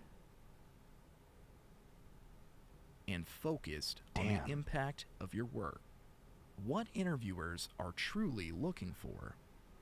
Interview technologies. What interviewers. Okay. All right. Okay. That sounds good. Let's go 5. What interviewers are truly looking for. Bounce. Let's go down and check it out. I'm writing the words that I don't know. Oh, that's cool. That's cool. You know what? I actually did the very same thing when I was learning, I think it was French, but like or even when I first got into the industry, that was something that I did. It's like when I was in meetings, I would write down the words that like somebody said like GMP, and I was like, oh, what does that mean? And I would look up what that meant. That's a really good technique. Yeah. Okay. So let's check it out. What interviewers are truly looking for. Let's go. Let's hear it. Okay. Let's open that up. Hopefully that's good. We'll zoom in. We'll bring that K back. Sorry about that. And okay. Should be good. All right, I'm looking up there. That looks good. And then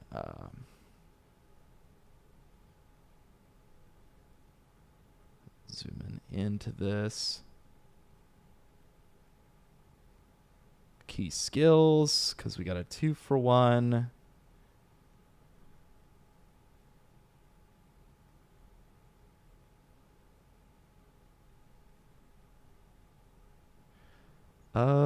I feel like that's a little too soon. So, brother.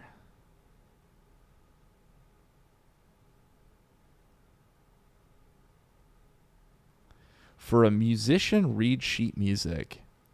It's a key skill. Key skills are like special skills. I would think they're more like instead of special skills, they're more like the most important skills. I would say that they're like the yeah, I think most important is probably the way to put it. It's just like the highest priority skills to learn, you know? That would probably be it.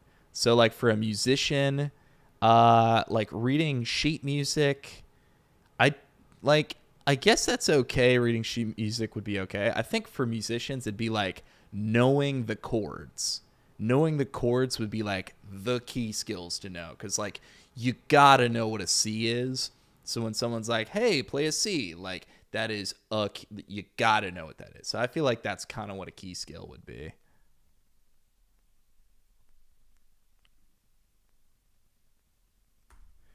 All right, let's bounce it. Let's bounce. 2 for 1. 6 key skills. All right. And back to the browser. I think I just left it on the browser. So we were on decoding interviewer prompts, which should be the remainder of this, but let's just go through and check the timing on everything, make sure it's all good. And we are at 27 minutes so far. That's good. 27 minutes of the hour and a half. We love to see it. It's chapter 1, key skills. Awesome. Let's upload that.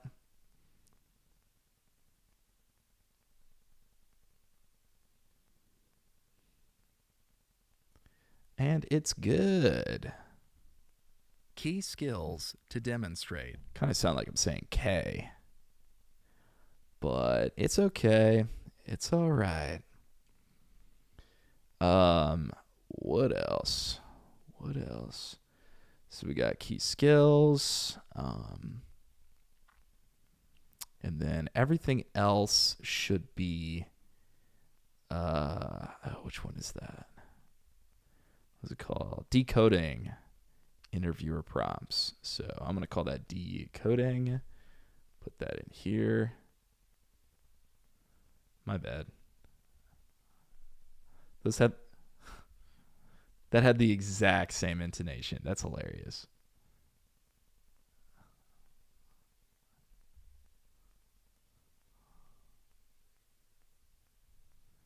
I still haven't switched it over. That's my bad. Got it. Thanks. Absolutely. My pleasure. My pleasure. My pleasure. I love that. Oh. Okay. And we're back. Decoding interviewer prompts and expectations. Interview prompts in generative AI interviews are often open-ended or ambiguous. This is intentional, as it tests your ability to clarify requirements, identify assumptions, and propose structured solutions. Start by actively listening to the prompt and asking clarifying questions. For example, if asked to design a If asked to design a text-to-image generator, clarify whether the system needs real-time inference or high-resolution outputs. Break the problem into smaller components, such as data pipelines, model selection, inference workflows, and deployment strategies. By addressing each component methodically and explaining your decisions, you demonstrate a structured approach to problem solving. Additionally, be prepared. Okay. Bring these over. Bring these over. And then I think I can create some space here. Additionally, be to problem solving. Okay, let me just inference workflows and deployment strategies. By addressing each component methodically and explaining your decisions, you demonstrate a structured approach to problem solving. Additionally, be prepared to handle follow-up questions that challenge your assumptions or design choices. Treat these questions as opportunities to refine your solution, showcase your adaptability, and demonstrate critical thinking. All right, we're at the end. We are at the end of chapter 1, guys. We're at the end of chapter 1. Fantastic. Decoding interviewer prompts and expectate critical thinking. Yeah, that's a little too fast. Sometimes you're just like too zoomed in to where you can't tell. So I'm going to go ahead and bounce that. Okay. 7, decoding. I put the numbers ahead of the time because it will sort by alphabetical, and I do not want it to sort by alphabetical. That would be not good at all. All right. Okay, and it is fully downloaded. Decoding. Decoding interviewer prompts.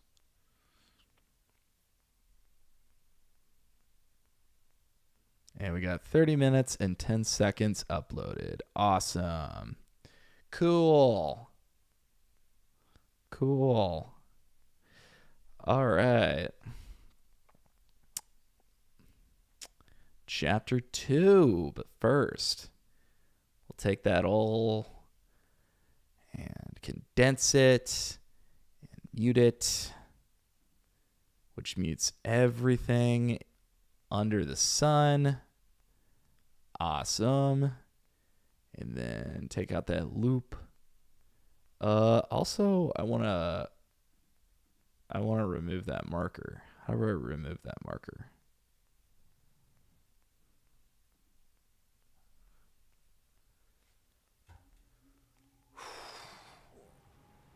All right. Okay. So, what I'll do is I'll mark this as hidden, and then I'll get rid of it.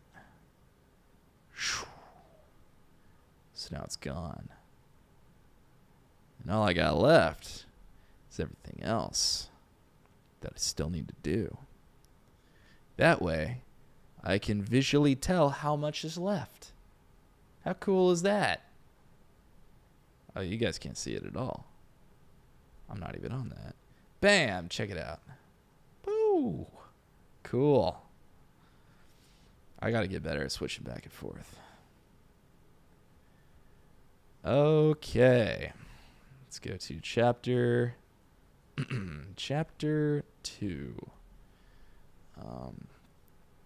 And I will select these two, create track stack folder, and call the sub chapter 2.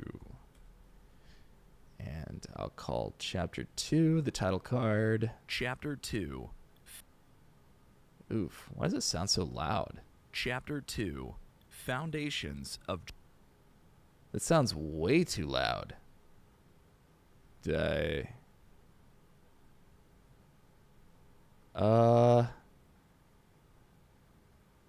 Why does it sound so loud? Chapter 2. Yeah, no, I don't think that's right. Chapter 2. Foundations of Generative AI.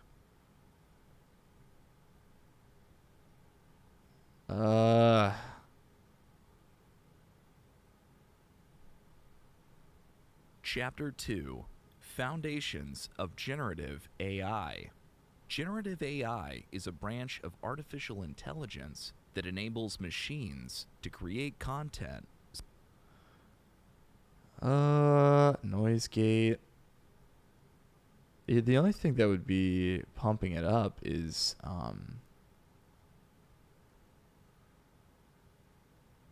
the compressor. So Chapter 2, Foundations of Generative AI. Generative AI. Yeah. I don't know. I don't know, man. Chapter 2.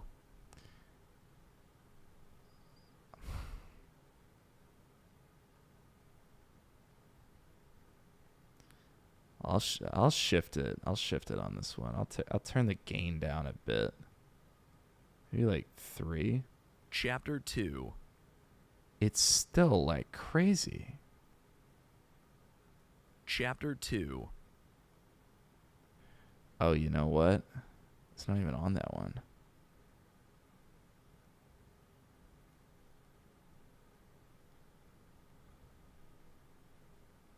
Chapter 2. So, gotta turn it down here. Chapter 2. Chapter 2. Chapter 2. It's redlining. I do not want that. Chapter 2. Chapter 2. Chapter 2. I mean, that's all right. That's all right. Okay. So that's going to be its own chapter. Let's go back. Let's go to new folder, chapter 2, create. Hello, chapter 2. 1. Chapter 2. Bounce. I'm just going to upload that real quick because it's the title card. There we go. Let's analyze the file. And it's good. It's good. And then the first one is Foundations of Generative AI. And we're looking for key concepts.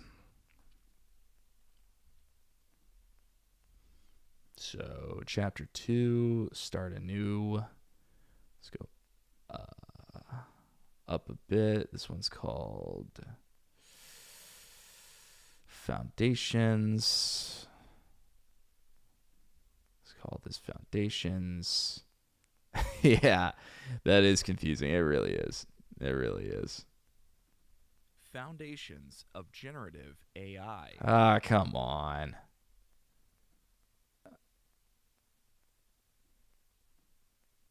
There we go. And we're back. Foundations of Generative AI. Still too loud. I'm going to bring that down to 0 and 0. Foundations of Generative AI. Like, if I think it's too loud, and I've been listening to this entire production, why is that at -12? Hold up. Foundations of Generative AI. Generative AI is a branch of artificial intelligence that enables machines. I record covers, but it's not that hard. It's just for fun? Okay. Yeah. That's cool. Love to hear that. You record covers. Yeah, I'd love to see what kind of covers you do. Generative AI is a branch of artificial intelligence that enables machines to create content such as text, images, music, and even videos. Covers are a really good way to, like, I know a guy who would do just covers on TikTok, and he's got 1 million followers with, like, new songs now. Yeah, I mean, Lady Gaga just reposted his stuff. Like, dude's doing great. He's doing fantastic. So I would definitely keep going with the covers. Yeah, covers are awesome.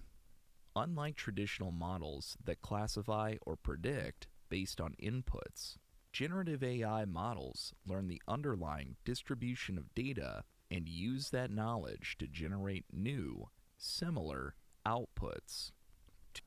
My dad used to do cover band stuff. He used to, it wasn't like necessarily a specific cover band, but he would play covers of songs in a band, and he would like tour around with his band and play at different bars throughout the United States. And that's actually how he met my mom. So my dad's from St. Louis, but my mom's from like Idaho. So yeah, I mean, it can take you places, and you learn a lot too when you do covers. You learn a tremendous amount about music, even if it's just for fun. You learn a tremendous amount about music. And then you can start making your own stuff too on top of that, because it emulates what you're playing. That's where it all starts. To excel in generative AI interviews, you must have a firm understanding of the fundamental concepts, architectures, and workflows that power these systems. This chapter provides a comprehensive foundation breaking down essential terminologies, models, data pipelines, and evaluation techniques that are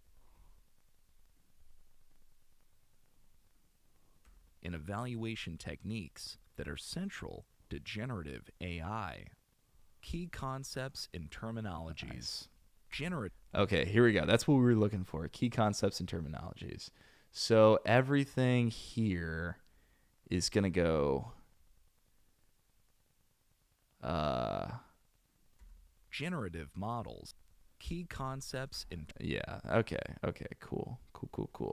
So everything's going to go down into foundations. The track itself is going to compress into itself. And then foundations of generative AI. Foundations of generative AI. Bring that over. Foundations of generative. Love it. I love it. That's so romantic. I can fall in love with a guy in a band. Absolutely. Absolutely. I love that. I mean, it's a cool story for sure, especially to be like, yeah, my parents met because my dad was touring around with his band, and like, how improbable is it that my parents met each other? That's really cool. I love that. Foundations of generative AI. Generative AI. Foundations of generative. All right, let's see. Let's bounce it, baby. Let's go. 2. Foundations of generative AI. Bounce it. Bounce it. That was the short one. I think that was like a singular minute. I think most of these are like a singular minute.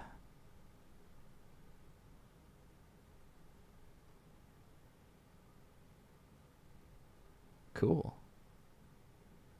Yeah, that's impressive. Thank you. Well, I think it's just like, I love the idea of my existence being very improbable, you know? I love being a person of chance, of just like knowing that my very being, my very existence is just a product of pure coincidence. And there are mounting monumental odds against me existing, and yet I do.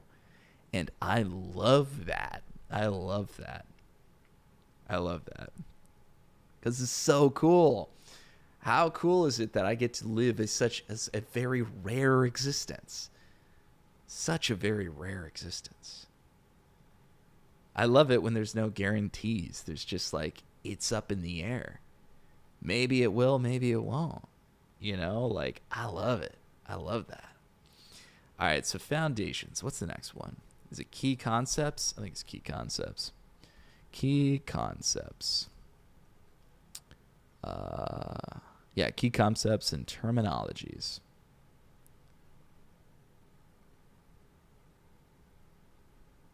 And hey, why do we have that muted? Key concepts and terminologies. I think that's it. I think it's luck. I think I love... Sorry. I love the idea of being a product of luck. Key concepts and terminologies. Generative models. At the core of generative AI are generative models.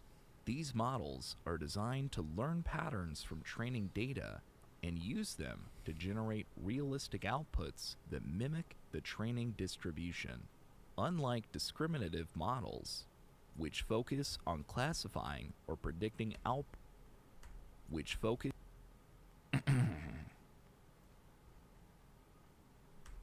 Unlike discriminative models, which focus on classifying or predicting outputs, generative models aim to construct new data points. What do you mean you're a product of bad luck? What does that mean? I don't think you're a product of bad luck. I don't think you're a product of bad luck at all. For instance, a generative text model might produce coherent sentences based on patterns it has learned from large text corpora. Oh, actually, let me go through and generative models. What? What? Aren't we on that? What? Hold up. Wasn't that like the section we're on? Key concepts and terminologies. Generative models. Dude, that is the section we're on.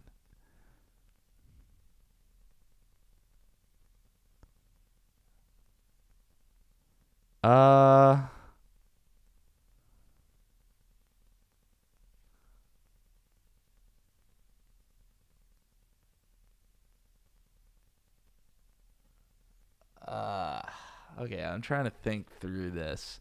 What do they actually want? Because there's no way they want me to just like title card this.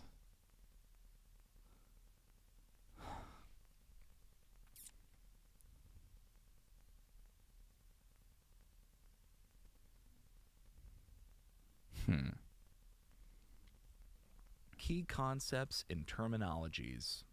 Generative models. My parents wanted a girl, but then I was born. Hey, listen. There are a lot of parents out there that want to go for a certain outcome. And I sort of understand like wanting a certain outcome, but at the same time, like that's not bad luck. That's not on you. That is what it is. And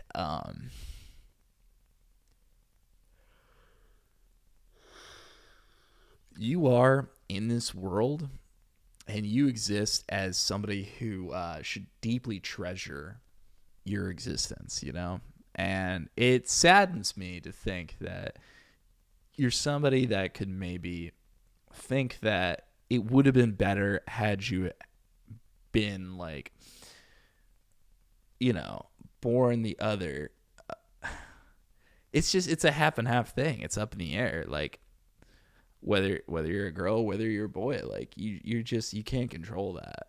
You can't control that. That is just like XX or XY. And you know, like that's okay. And you should like deeply treasure your life no matter what side that you're on. So it makes me sad to think that, you know, there's a possibility that you wouldn't treasure it. Because, like, I love soon after they had girl. Okay, gotcha. Well, I wouldn't say that's bad luck then. I definitely wouldn't say that's bad luck because you were, like, wanted. You know, you were definitely wanted. I think that either way that I would have gone as a human being would have been perfectly fine with me.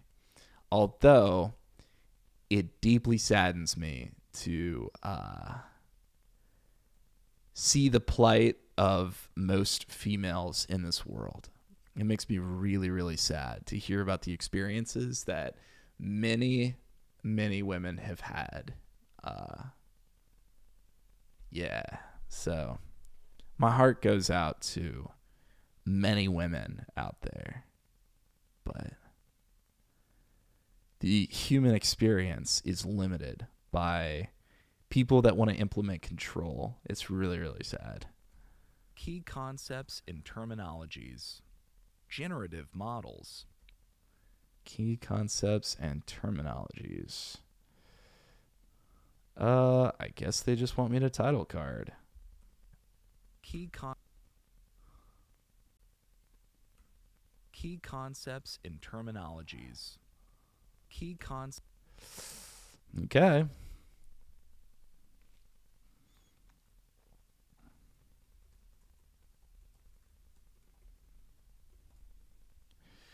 Key concepts and terminologies. And let's go to Brave browser. I'm not even gonna. I mean, it is what it is.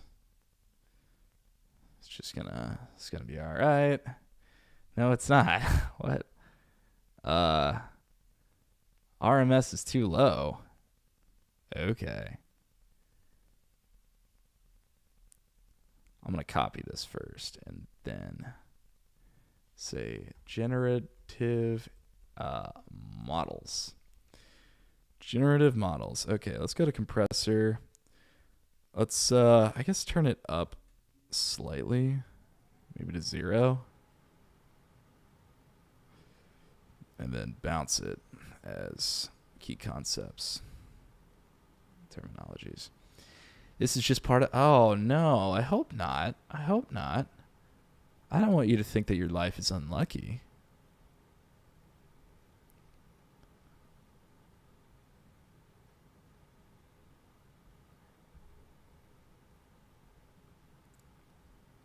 Life is such a beautiful thing. And there's so many beautiful things in life that I hope that you get to experience. I deeply treasure the human experience. And, I really hope that your luck is, I really hope that you get a stretch of good luck like that, because I think that that's I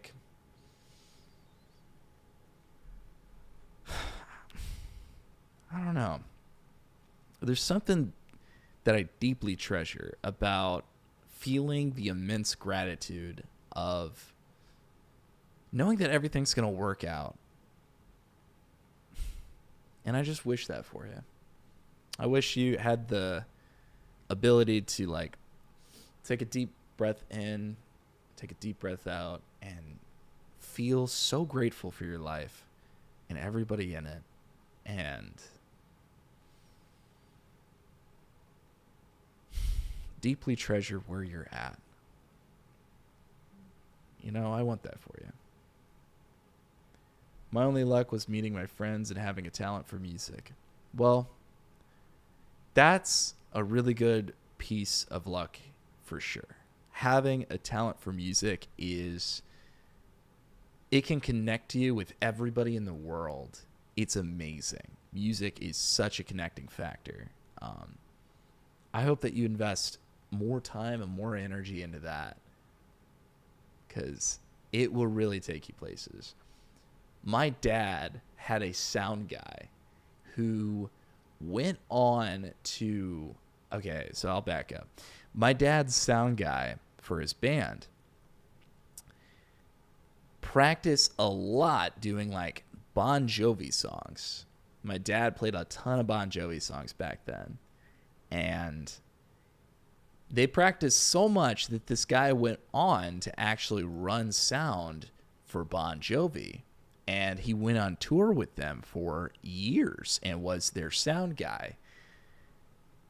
And it's amazing the amount of connections that he had just based on just immense practice on this one technical skill that he then used to perform for one of the greatest bands ever. That is so cool that music can connect all of us. like that. I mean, he didn't even like graduate from high school. This dude like dropped out of high school. He toured around with my dad and his band, and he became that guy. And so cool that like you can reach such great heights if you pour all of your time and energy into a skill like that. Yeah, I mean, that's so cool that you could do that. Generative models. At the core of generative AI are generative models. These models are designed to learn patterns from training data and use them to generate realistic outputs that mimic the training distribution. Unlike discriminative models, which focus on classifying or predicting outputs, generative models aim to construct new data points. For instance, a generative text model might produce coherent sentences based on patterns it has learned from large text corpora. Similarly, image-generating models can create photorealistic images of objects, landscapes, or even people. Key examples include ChatGPT.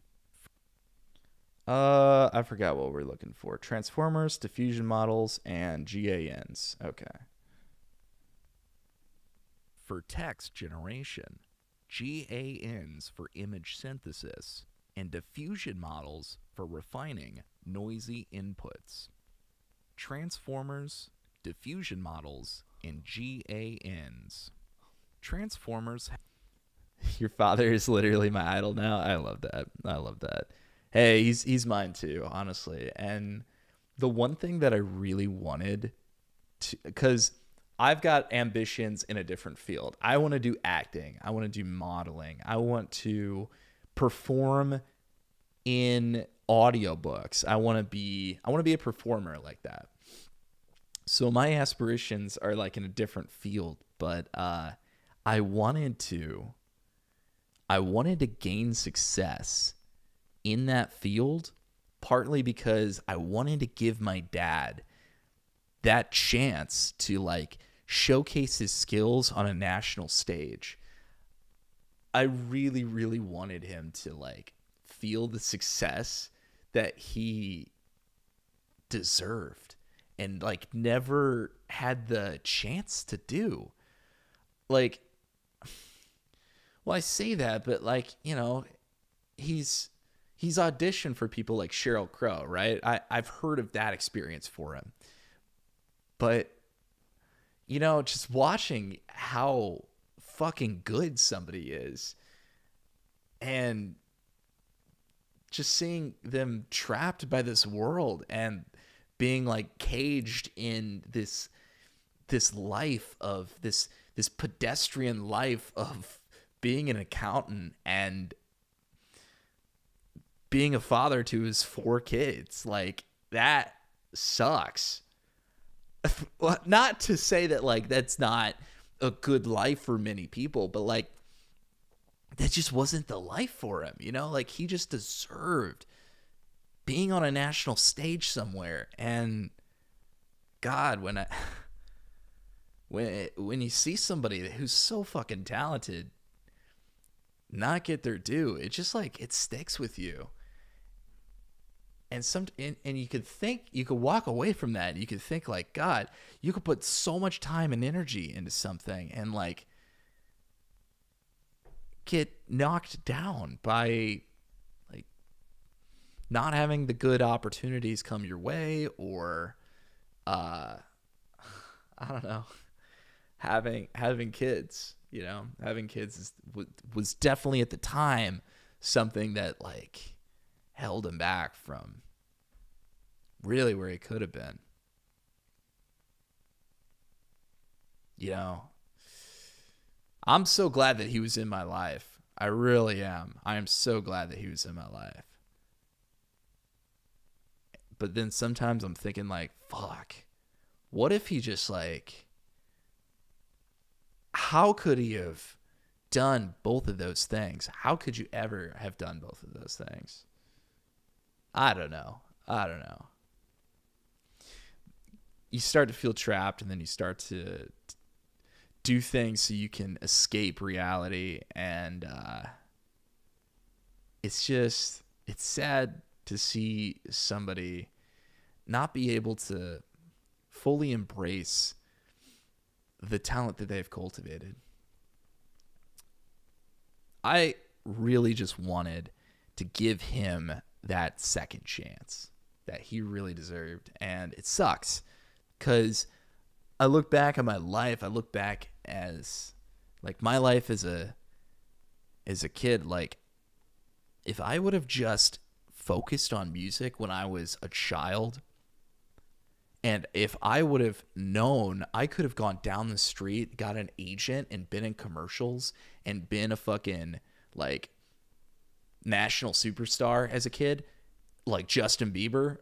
If I knew that that was a possibility, that literally like these people that are out there are just normal human beings like you and I, if I just knew that at that age, if I had the role model to be like, dude, you can do this.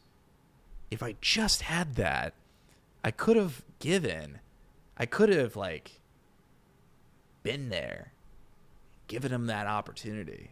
But I kind of feel like I let him down in that regard. You know, that kind of sucks. Transformers, diffusion models, and GANs.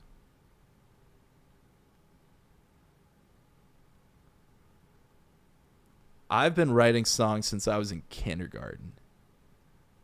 I've been obsessed with it. I love that shit. But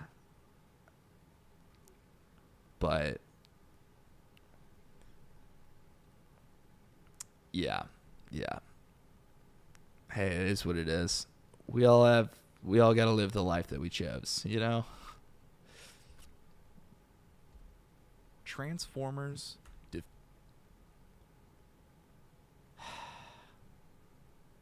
I'd say being poor definitely adds into it. If we weren't poor, that'd be super cool, dude.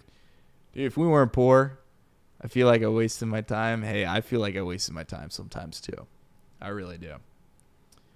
I feel like I could have been something had I just been unafraid to perform in front of people. Like, as I'm doing right now, this is a huge step for me. Being online, broadcasting me performing. I've never been able to do that at any other stage of my life. Being in front of people creating takes a lot of courage, and I think it's easier for me on this platform because I will pay attention to literally every single thing somebody does. And so if they do something in front of me, I have to pay attention to them.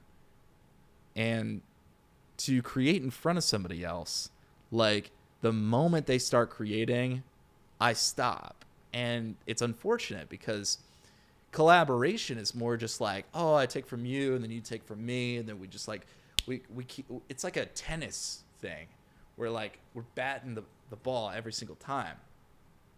Right. And for me, it's just like, I'll bat the ball and then I'll just like drop the racket, you know, and just like be fully immersed in the moment. And then like the ball will hit me in the face. I'll be like, oh my God, oops. Like, creation has to be more of a give and take like that. And you have to like partly listen, but also partly play upon what they're giving you. And I don't know, there's some part of me that sort of struggles with that. I'm just singing in my bathroom. I love that. But listen, when you say that there's so many people your age making money out there, yes, you can always make money. Money is like, being poor sucks. It really does. And I hated being poor. And it was the worst. It was the worst. Just not having like the right, being stressed out about $300. And that to me, like right now, I'll just like pay something. I'll pay $300. It literally will not affect me. I can pay $300 like I could pay that a lot, and it wouldn't hurt me. But like back then, that used to be like the worst when I'd have to pay like $300 for something and be like stressing it all week. Being poor sucks, but it's a lot better when you're not.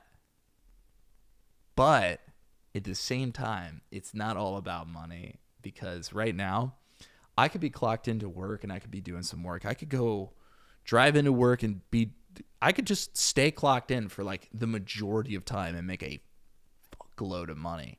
I could make so much money at work. It's insane.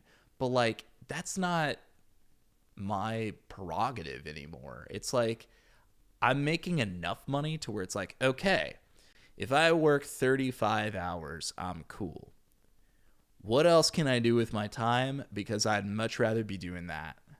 I don't want to waste my life. I am the age that I am right now. One time. And I don't have much youth left in that regard. So I have to dedicate everything to trying to be on that national stage, because if I don't, like, I'm going to wake up one day, I'm going to be old, I'm going to be wrinkly, and I'm going to every single day I'm going to wake up and see more cracks, and I'm going to be like, God, life is falling apart and I haven't done the thing that I need to do yet. It's like if you spontaneously woke up and you were no longer here anymore and you've passed on, what would be the one thing that you'd be like, fuck, I haven't done this thing yet. I was supposed to do that. What was that thing? What is it? And why aren't you doing that constantly? That's my thought. Why aren't you and like, if you can't do it right now, if you can't do that often, what would keep you from working toward that all times? Like, for me, that's acting. For me, that's modeling. That's being somebody that's on a show. That's being somebody who's on the news. That's being somebody who is in some sort of TV show or radio ad or commercial, something that is like on a national stage. God, like, I want to work towards that for the rest of my life, and I don't care how much poverty I have to suffer or how much time I have to give up or how much, like right now, weekend, I've spent 8 hours doing this. I would much rather be doing this than be at a club somewhere. I don't care about spending my time doing this. All I want to do is this. I just want to pour all of my time and energy into performance, and I want to get better. And, God, I cannot wait to have more opportunities come my way and finally be on that national stage one day. Like, I'm going to look back on this stream right now. Like, I'm going to look back on this very moment and say, like, thank God I had that perspective, and thank God I kept that like a northern light, and I kept working towards that. No matter what thing held me back, I just kept walking. Because, man, like, if I woke up one day and I was old and wrinkly and I was still in the same spot in Missouri, dude, I don't care how much money I'm making. I really don't. That would make me so depressed. I don't know if I could go. Musical theater looks so attractive. Musical theater's all right. Musical theater's okay. To me, like, I love the fact that you love that. I do. I've done a little bit of theater. I've done probably too much theater because my acting is extremely performative. And I get this often. I hear it often in my feedback, and I see it too. Even, I don't know, when I was on ABC, it wasn't that bad. Like, I'd say if I gave myself any critique on my ABC performance, I was like really monotone. So maybe there could have been more inflection on that. I don't know. Or maybe they muted me. Who knows? Maybe they brought it down. But it's like, I'm too performative. So musical theater, I gotta personally step back from it. I can't do that. I can't do that any longer. Musical theater looks so attractive, yeah. All right. Okay. Thanks so much for the like. I appreciate that. Whoever's on YouTube, thank you. You are awesome. I appreciate you. All right, so we got generative models here. Generative models. We got generative models. We got to upload that. So let's go ahead and do that.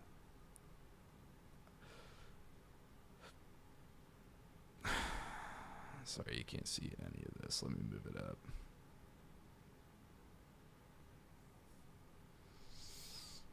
So basically just taking all this. Terminologies. Generative models. At the core of generative AI. Generative models. At the core of generative AI. Generative model. Yeah, sorry. I just need a little bit of space. Generative models. All right, that's good. That's good. All right. And then generative inputs. Yeah, no, definitely not that. Definitely not that. Generative models. At the core of generative inputs. Generative models. That's kind of funny though. Cause let's see, let me bounce that. I don't know. I was going on that rant. Let's see, generative models. I was going on that rant for a bit, and I was gaining YouTube viewers. So I was like, "Oh, that's kind of cool. I'll see where this goes." And the moment I mentioned ABC, I lost like 2/3. That was crazy. Okay, all right. I lost 2/3 of them just because I mentioned ABC. My bad, guys. I didn't realize mentioning that would just drop y'all off precipitously. My bad. All right, let's see. Let's go on to Prism. Let's go down. And for the record, I do feel all that, but it was just an interesting observation.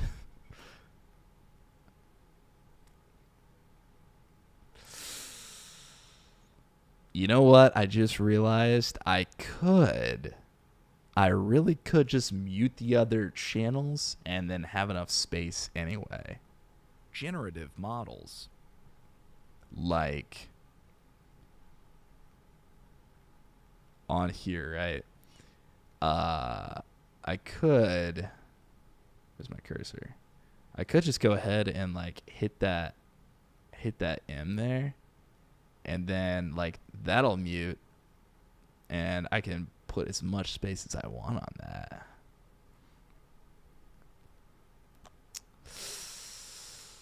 Okay.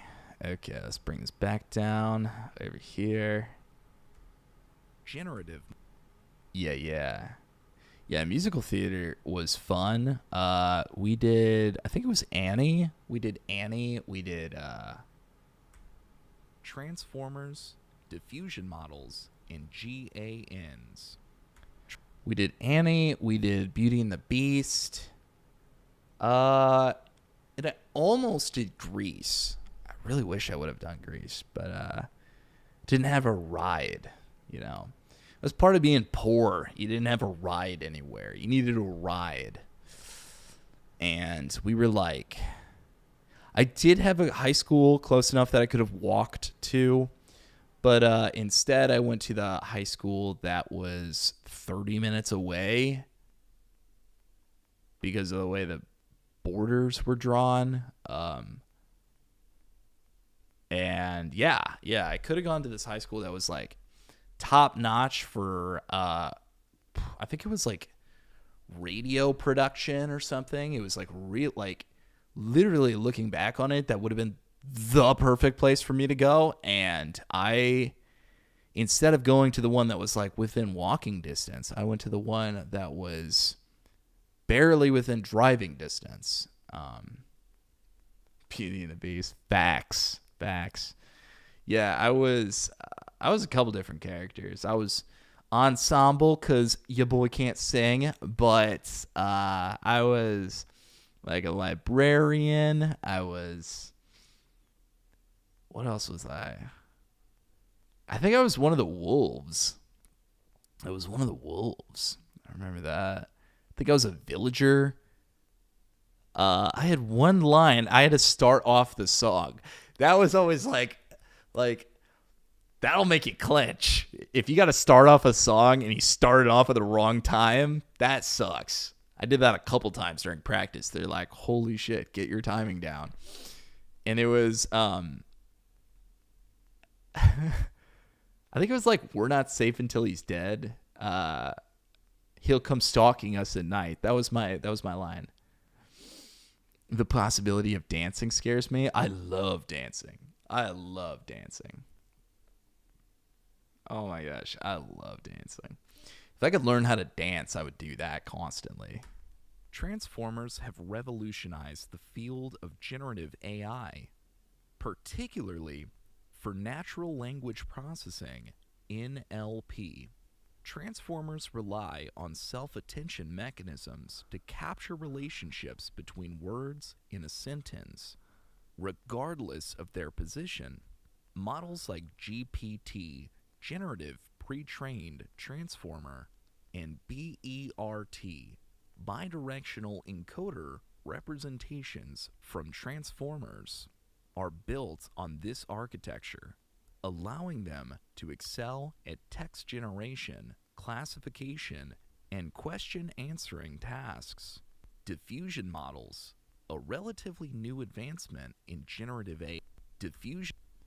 Okay, I gotta get rid of that, but I do need the space in there. So, you said you don't know how to dance? Listen, I don't think anybody knows how to dance. I'm clumsy. You get better at it. Listen, I didn't know how to juggle innately. I didn't know how to juggle just because. I know how to juggle because despite the hand-eye coordination, I got real good at it, just practicing over and over and over again. And I had a lot of free time in one of my first jobs. So that's how that came about. And question-answering tasks. I think dancing's the same way. Diffusion models, a relatively new advancement in generative AI, use an iterative process to refine noise into meaningful data. All right, what are we looking for, though? That's the real question. Tokens, embeddings, and latent spaces. All right. These models have proven particularly powerful for image generation, producing highly detailed outputs with remarkable realism.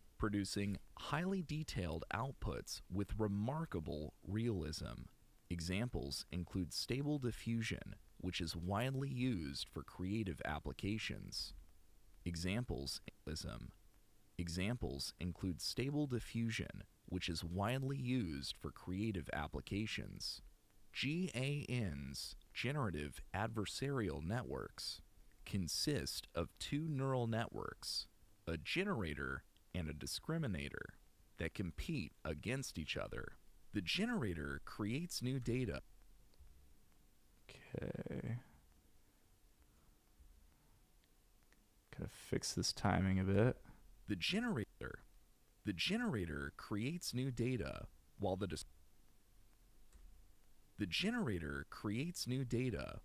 discriminator evaluates whether the data is real or generated. This adversarial training pushes the generator to produce increasingly realistic outputs, making GANs ideal for tasks like image synthesis, video generation, and style transfer. Tokens, embeddings. All right, that's the next section right there. Tokens. Come on. Token. You're a token. In style transfer. Token. Okay. I see why there's no space there. I get it. Okay. I get it. Some people might not know, but I know. Don't worry. I know. Transformers have revolutionized the field of generative AI, particularly for natural language processing, NLP. Transformers rely on self-attention mechanisms to capture relationships between words and inputs. Transformers, diffusion models, and Transformers, diffusion models, and GANs. This video generation and style transfer. Transformers, diffusion models. Okay, all right. Let's go ahead and bounce that baby boy. Bounce that baby boy. 5 Transformers, diffusion models, and what is the name of that? And GANs. GYATT. And GANs. You say that you have no motor coordination. You say that, but I bet you do.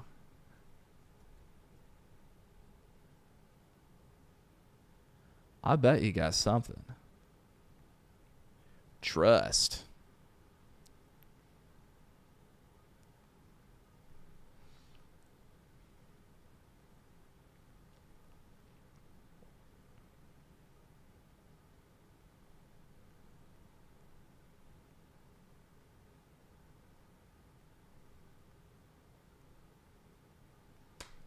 Well, now.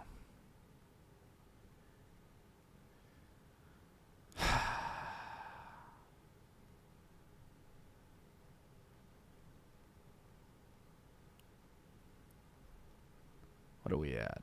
34 minutes. Look at that. We got it. Tokens, embeddings, and latent spaces. Okay. Let's go ahead and create another track. We'll call this one tokens.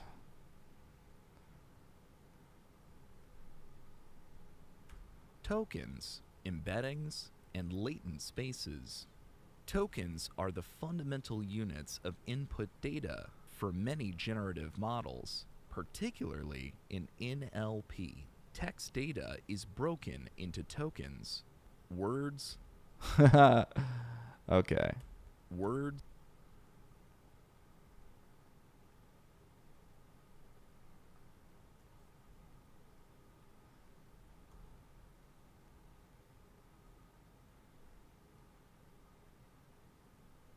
Particularly in NLP. Text data is broken into tokens, words, subwords, or characters. Text data is broken into tokens, Text data is broken into tokens, words, subwords, or characters. Text data is broken into tokens, words, subwords, or characters that can be processed by the model. Man. Not Yeah, dance is a huge thing in the Brazilian culture. I mean, I don't have to say that at all. You know that very well, but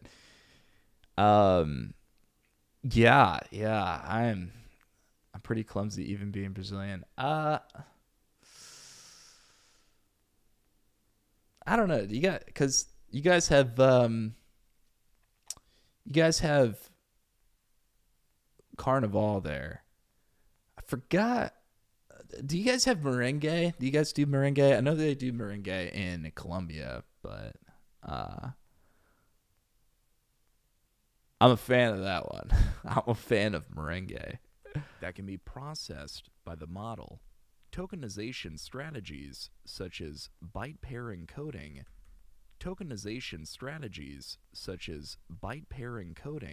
BPE, or word piece play a crucial role in balancing vocabulary size and model efficiency. Embeddings represent input tokens as Okay. Let's go ahead and elongate this a little bit.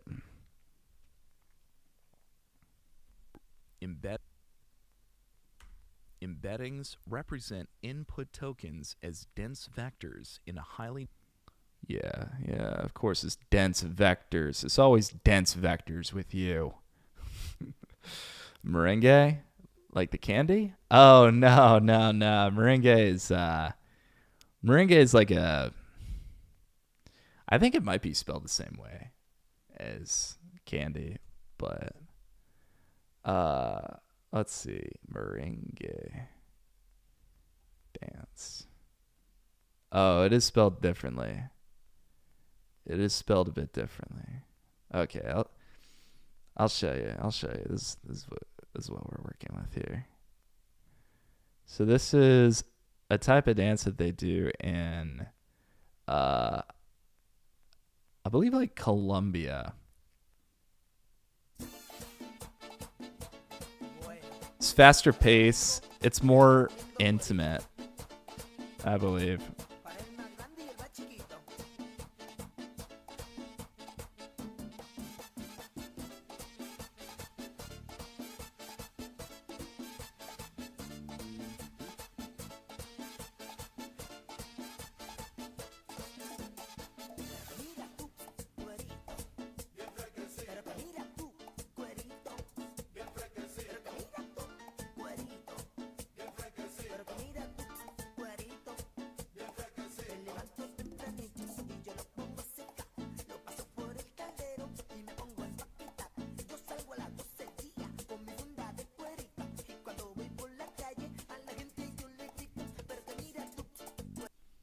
Let's see. Let's look up Brazilian dance. Brazilian dances. Okay. Can you teach me your favorite dance move?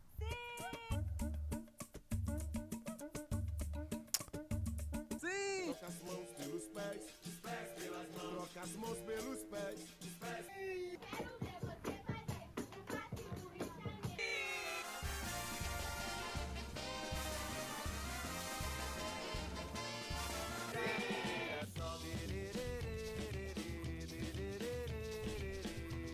Yeah.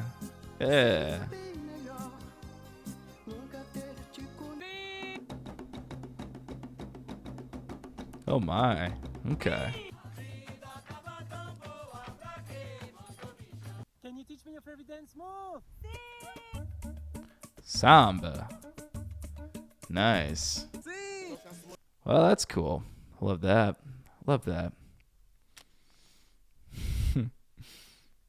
I think other cultures are so neat. Very diverse. Yeah, seriously, it seems that way. Definitely seems that way.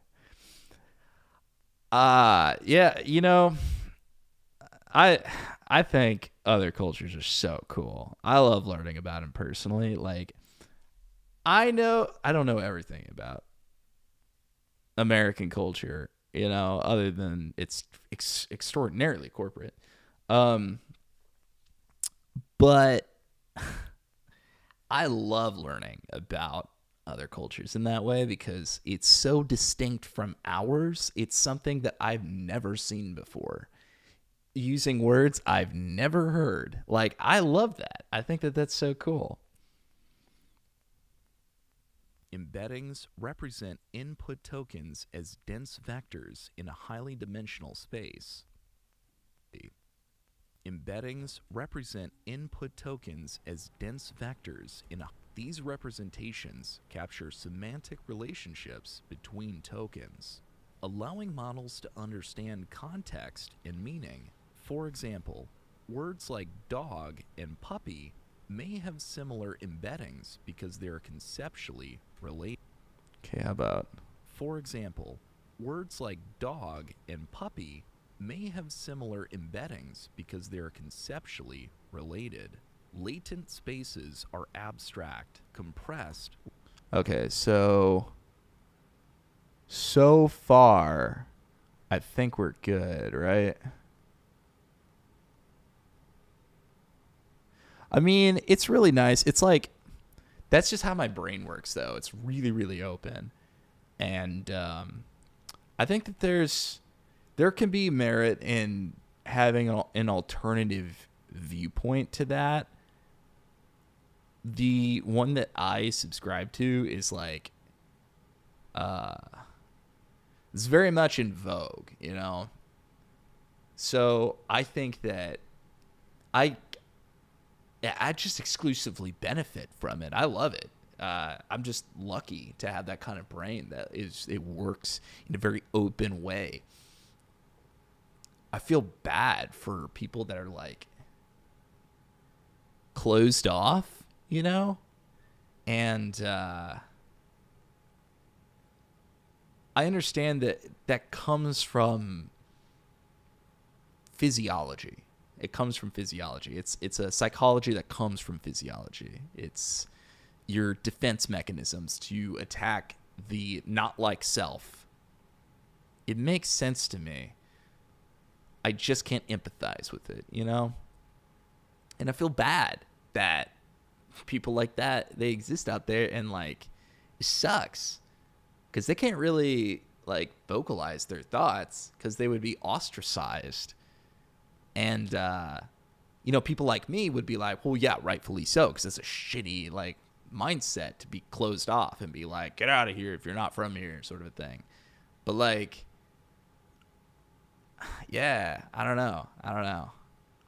I'm trying to put my mind in the perspective of somebody like that and understand where it comes from. It's so hard to empathize, though. It's so hard to empathize. Tokens, embeddings, and latent spaces. Tokens are the fundamental units of input data. Text data is broken into tokens, words, subwords, or that can be processed. Tokenization play a crucial role in balancing vocabulary. These representations capture semantic relationships between tokens, allowing models to understand context and meaning. For example, words like dog and puppy may have similar embeddings because they are conceptually related. Latent spaces are abstract, compressed representations of input data. Latent spaces are abstract, compressed representations of input data. Latent spaces are abstract, compressed representations of input data that are used in generative models. In latent space, data points are mapped in such a way that similar points are closer together.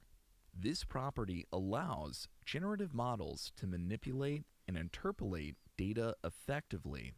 For example, in a latent space for images, transitioning from one point to another might morph a cat into a dog. Understanding model architectures. Okay, this is its own section. Or this is a different section, rather. Might morph a cat into a dog. Understanding model architectures.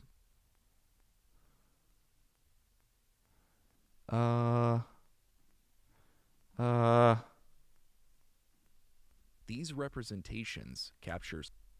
Oh.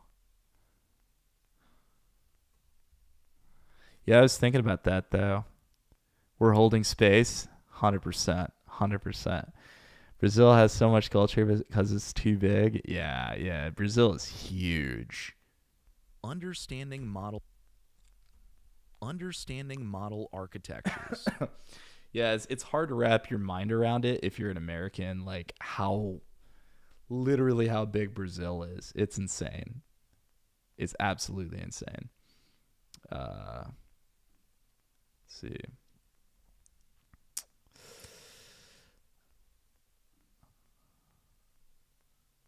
Hola.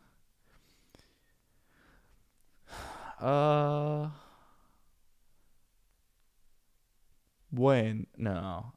I forgot. A lot of Portuguese.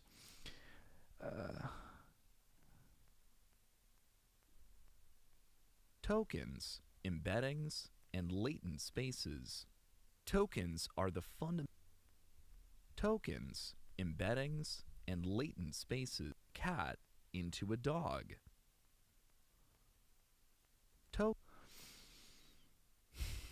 All right, let's see. Let's go for 6 and put that in. Bounce it, baby. Hola. Do, do, do, do. Mi nome es gringo. Let's see. Translate.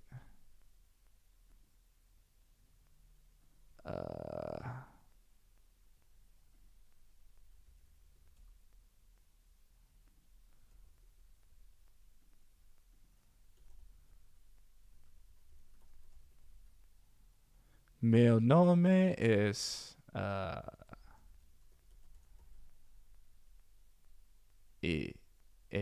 Olá, meu nome é Eric Pullman. Mio nome é Eric Pullman. See. No, but it's not. Let's see. Sim. Sim. Yeah, there's a sing-songiness to it. You need to sleep? All right, let's see. I really need to go now. It's like 1:40 a.m. Hey, I super appreciate you coming in. You are awesome, man. Pin Dad, you're great. I appreciate your companionship as I was going through this. I've got a lot to do tonight, as you can see, a big old list of things to upload.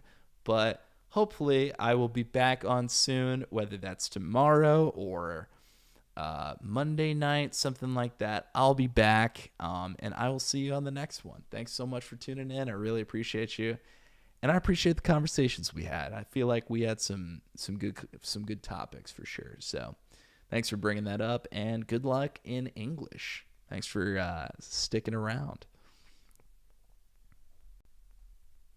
Good night. Hey, boa noite. Is it boa noite? Is it boa noite? Good night. Boa noite. Boa noite. Noite.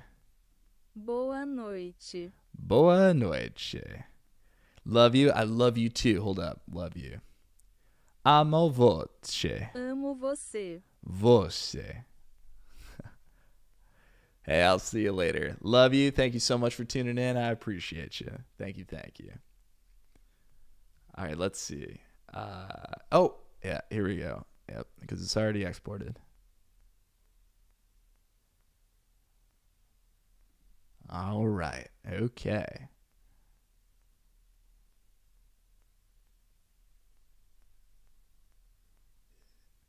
Does it take too long to play, though? Tokens. Embedding. That's 1 second in. I think it'll be okay. Understanding model architectures. All right. Let's keep it moving.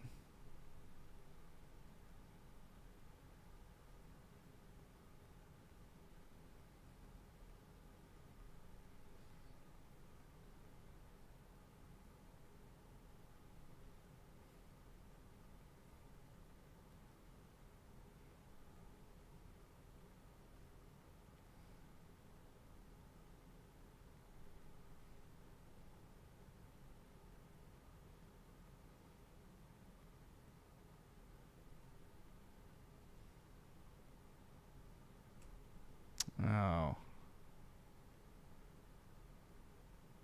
There we go.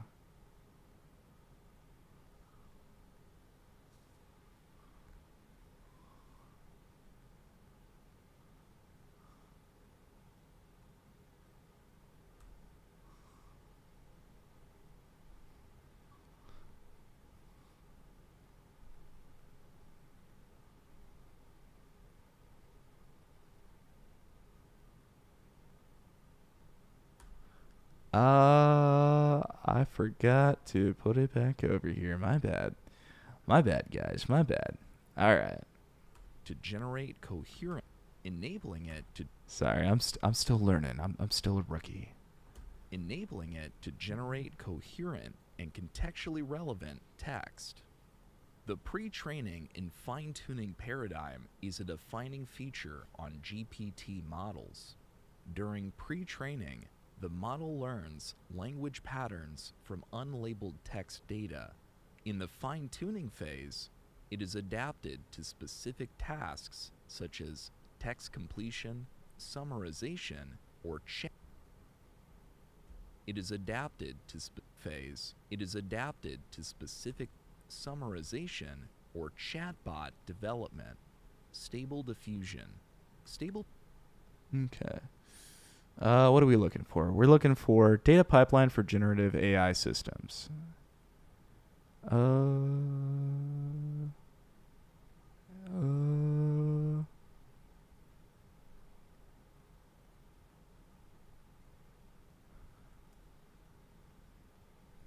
Okay.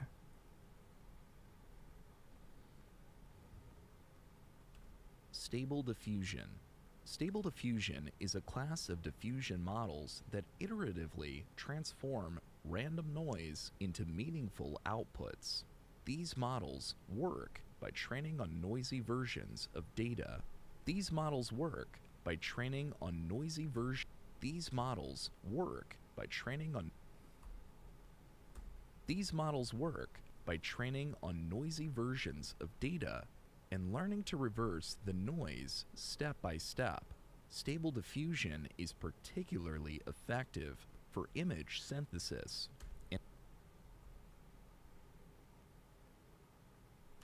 Stable diffusion is particularly effective for image synthesis and has gained popularity for generating artwork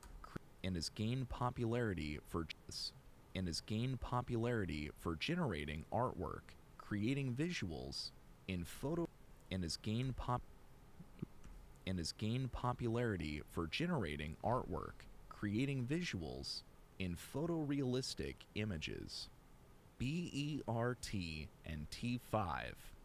BERT, B-E-R-T, bidirectional encoder representations from transformers, is designed to understand the context of text bidirectionally. Unlike GPT, which processes text in one direction, BERT considers both preceding and succeeding tokens to improve its understanding of meaning. It is primarily used for tasks like classification, sentiment analysis, and question answering.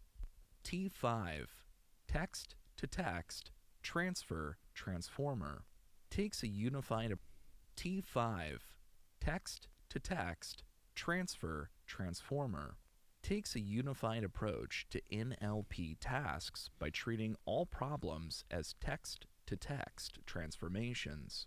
Whether the task involves summarization, translation, or classification, T5 converts inputs and outputs into text, simplifying the model's architecture. Variational autoencoders, VAEs. VAEs are generative models that learn to encode input data into latent space and decode it back into original or new outputs. The encoder maps data into a compressed latent representation, while the decoder reconstructs it. VAEs are widely used for image generation, where they can interpolate between data points and latent space to generate new visuals. Data pipeline for generative AI systems. Okay. So that is the beginning of that.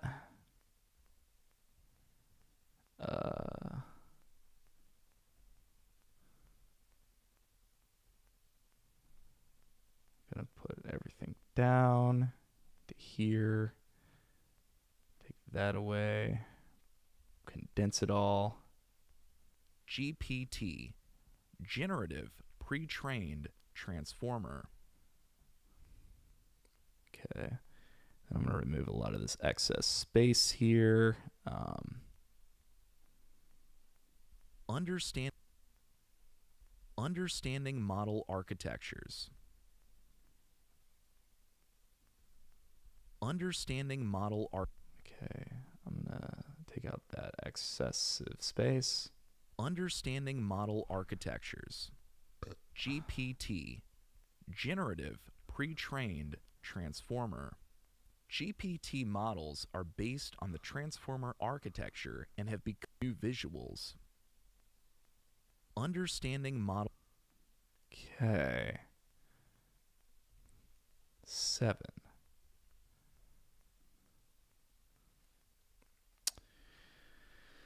And we'll go into the studio and then go down, and we're back in the production. Still bouncing on the DAW, and okay, now it looks like it's uploaded Understanding Model Architectures. Let's go ahead and open that.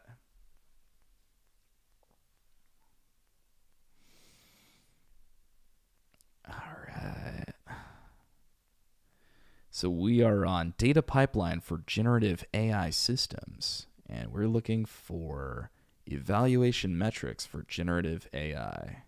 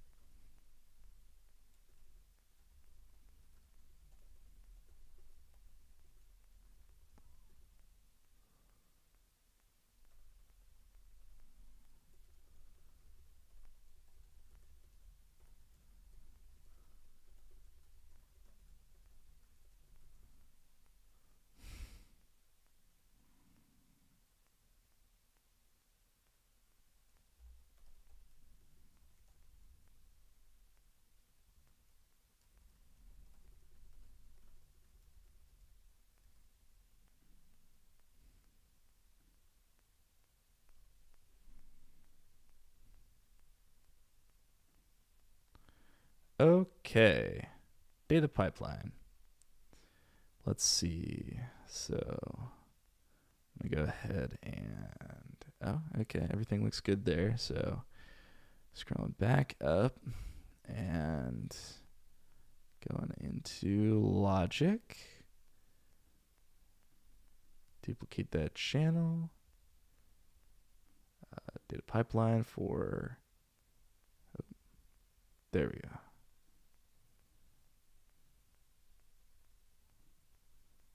Oh, wait a minute. Data pipeline for AI systems. Okay.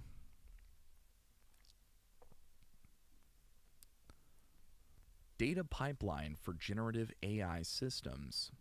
Data pipeline for generative AI systems. There we go. Data pipeline for. Okay. Data pipeline for generative AI systems. The success of any generative AI models depends on the quality and efficiency of its data pipeline. Building a robust pipeline involves several stages, from data collection to model evaluation. Data collection, pre-processing, and augmentation. Data collection is the first step and I'm looking for evaluation metrics. Okay. Evaluation metrics. So, building a robust data collection, pre-processing, and augmentation. Data collection is the first step and involves gathering diverse. I think just a little bit more space here would do it justice. Data collection, augmentation. Data collection is the first step and involves gathering diverse, high-quality data sets tailored to the application. For example, task. I could use some space too, to be honest. All right, let's go ahead and bring this down. Bring that over.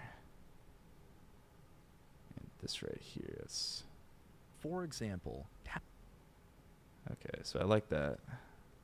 For example, to the application. For example, yeah, that's good. Task datasets for language models might include web content, books, and articles. While image datasets might include photographs, artwork, or synthetic data, preprocessing prepares raw data for model training. Text preprocessing includes tokenization, cleaning, and normalization, while image processing may involve resizing. Let's go ahead and bring these over because I think I want to extend this a little bit, but not by much. Text model training.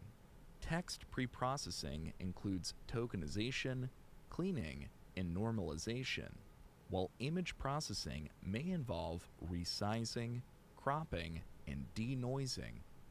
Data augmentation introduces variations to the dataset, such as flipping, rotating, or adding noise to images to improve generalization, training, validation, and testing.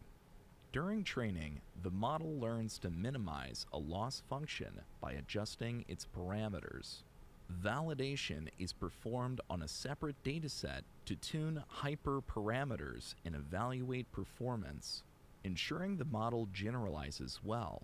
Finally, testing measures the model's accuracy, coherence, and performance on unseen data. Evaluation metrics for generative AI. Okay. So everything up to this point right here, meaning this all can go down and over and evaluation yes. So loop it to here. Data pipeline for generative data. Data pipeline. That's too long. Data pipeline for generative AI. Unseen data. Data pipeline for.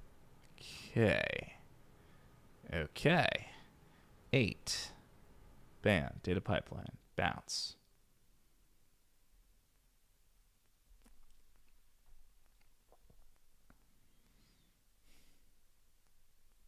All right. It's looking like it bounced all right. Data pipeline. Let's go in chapter 2, data pipeline, and cool. Let's upload. You guys aren't seeing it. There you go. Analyzing file. There we go. Nice. Data pipeline for generative AI systems. Cool. We got another minute. That makes it 40 minutes. All right. Slow and steady wins the race, guys. Slow and steady wins the race. All right, we're looking for human versus automated evolution. So, human versus automated evolution. I'm going to create a separate bar for evaluation metrics. This is evaluation metrics for generative AI.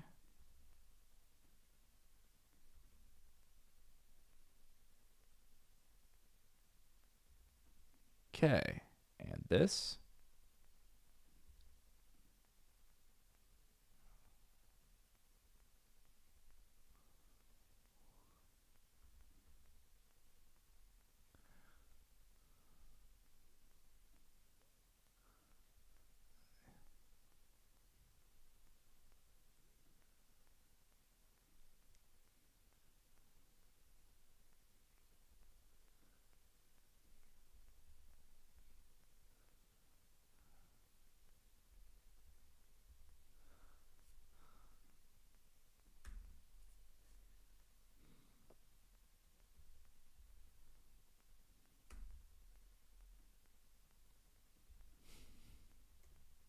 Oops, my bad.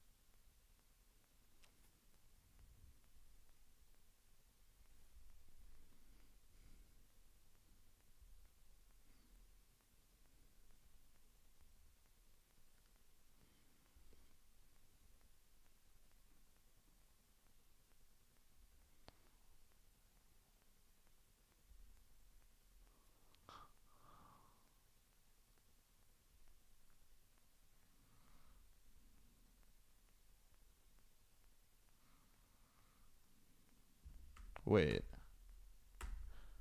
That's the next chapter. All right, cool. Cool. Girl, you know you're in my world right now. Lose it. All right.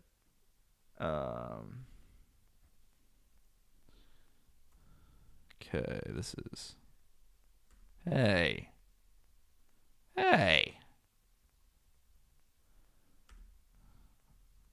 Human meat.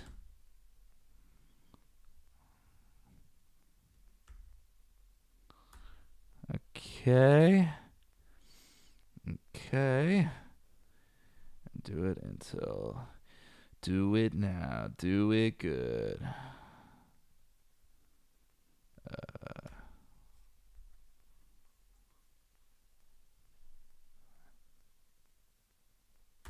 Guys, you didn't even tell me. I'm on the wrong page. Gosh, this is rookie hour to the max right now. I did the whole thing on the other page. My bad, guys. My bad. Evaluation. I'm already done with this section. Hold up.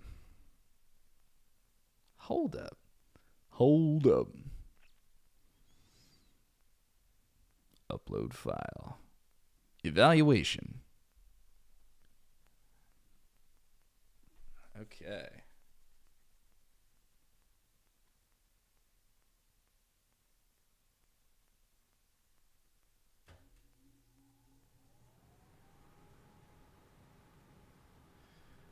All right. Human verse.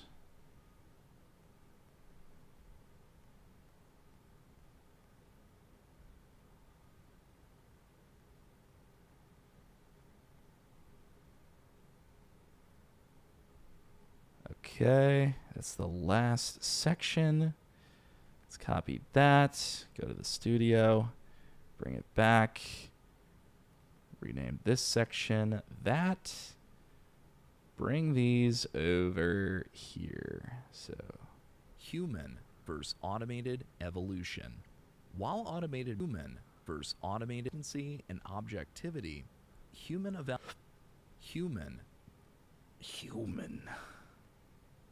versus automated evolution. I don't like that S. While automated metrics provide consistency and objectivity, human evaluation remains essential for assessing subjective qualities like creativity, coherence, and realism.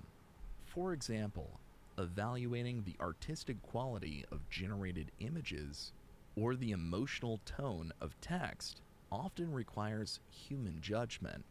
Combining automated metrics with human evaluation ensures a comprehensive assessment of generative AI models, balancing measurable performance with qualitative insights.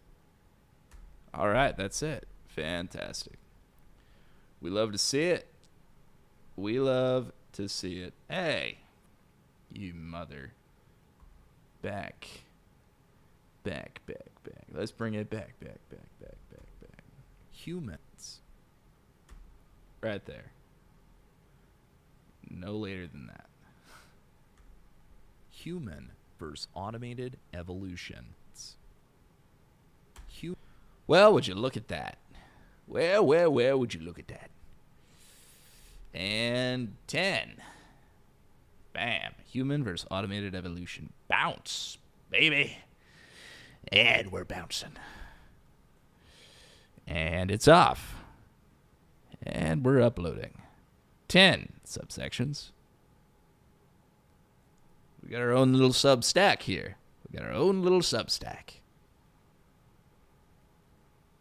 Nice. 43 seconds. Good job. All right, we're up to 43 minutes. Look at that. Is that halfway there? 43 times 2 divided by 60. That's 1.4. We're looking for 1.6. We're almost halfway there. Look at that. I say almost halfway there. We're on chapter 3 out of 11, dude. Come on. All right, I'm going to put it on a BRB screen so I can go to the bathroom real quick, and I'll be right back, guys. Love you.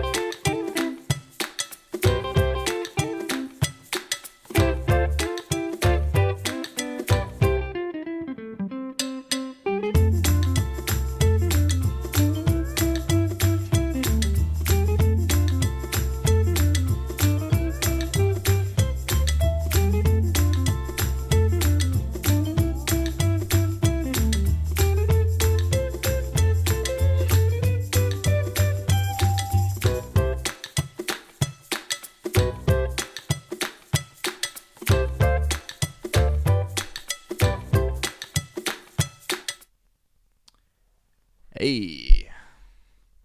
Hey, how you doing? How you doing, eh? Hey, how you doing? Hey, how the fuck are you, eh? Hey, give me that ass. No, sorry. Sorry. I'm sorry. Hey, I love that dude that comes out. He's like, hey, listen, don't call me handsome unless you're going to hand me some. I could do a backflip. I got to watch that video again. I fucking love that video. Hold up. I got to watch that video on here. YouTube. I am such a boomer. I am such a boomer, dude. I went to google.com so I could Google YouTube. Let's see. Don't call me handsome unless you gotta hand me some. Oh man. He's not on here. That's sad. That's sad. Oh, that's cool. I actually know this girl. I know that girl. I'm gonna be in a movie with that girl, actually. Raise kids this stupid. I know the family, and I know the business. I never imagined that they all exist. We might just let them slide. For me. Are you for real? No, Jared. You get it. I would ask Wait. She's a top executive that's consulted with Harvey Lambert's defense company. Merry Christmas, family. Who's this random? You must be Tom. Hi, I'm Daniel. How's it? So, I'm a broke salesman who married Iris, so I'm bothering to meet the family first. Oh, he doesn't care about Iris. Just married her for our money. Listen, guy. Dude, there's no way. Bro, she was in a... What? What? She was in a what? That's so funny. I've seen this posted. All right, okay. I know what these are.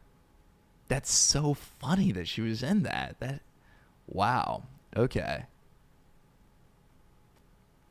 Maybe I'll have to like rewatch that at some point. Backflip. Ah, come on. Don't call me handsome. Backflip rope. Dude. How is it not okay? Google. Don't call me handsome unless you're gonna hand me some. Dude, what is this kid?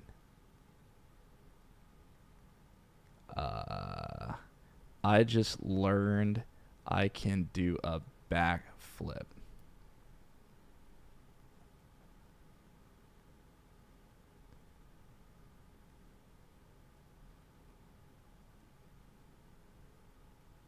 These guys suck. Why?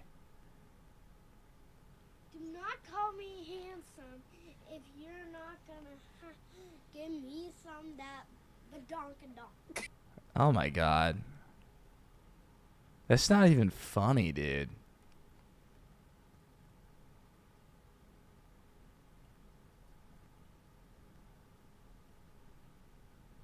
All right.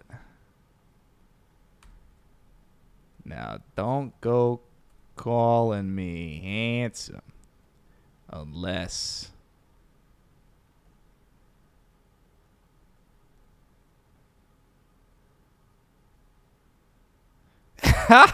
yeah. I can't find the specific TikTok that I've been searching for days. Okay, 1 year ago. The guy goes, fit check. Yeah. So, thank you so much. All right. Okay, that's a Fit check. This dude. Pump cover cropped low. Shoelace where you never expected. Shoes. Gotta have them. Now, ladies, don't call me handsome if you ain't gonna hand me some with that fucking ass. I figured out I could do that yesterday.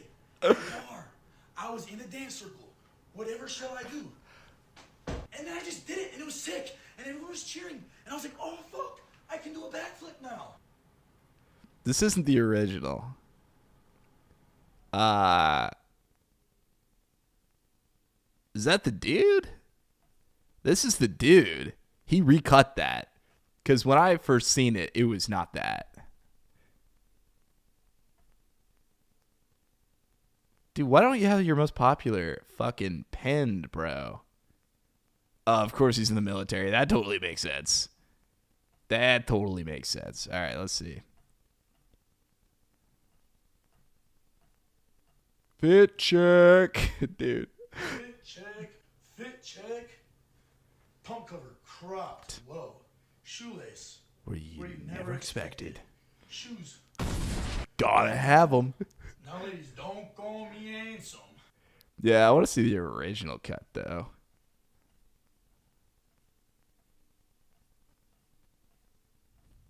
I know it exists, bro.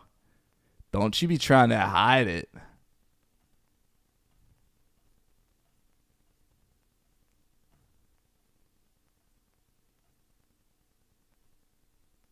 Ain't no way it's all the way down here. Did I see it? Like...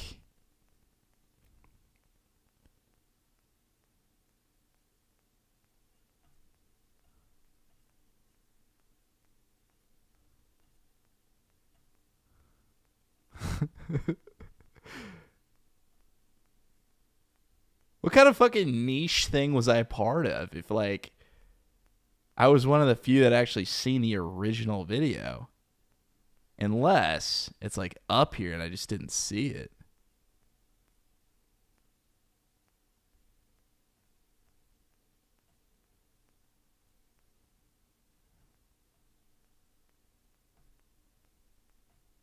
I can't believe that this is not one of his most popular things. But also, I might have actually seen it reposted on another account. Because I don't think I've seen it on TikTok. I'm going to hit your boy with a follow, dude. There's no way. This guy has 500,000 followers. He should have way more. Dude, you should have way more, man. This dude's funny as fuck. All right. Let's get out of here. All right, long legs. Let's get back. Let's get back to it. Chapter 3. Chapter 3. Let's get back to it. And don't go calling me handsome if you ain't gonna hand me some of that fucking ass. Like, it's so ridiculous. Dude did not need to go whole hog there. I love the commitment to the bit. I think I'll never not respect a commitment to the bit. I think it's so fucking funny. Ladies, don't go calling me handsome if you ain't gonna hand me some of that fucking ass. Alright, let's see. Chapter 3. Chapter 3. Let's get into chapter 3. Let's get into it.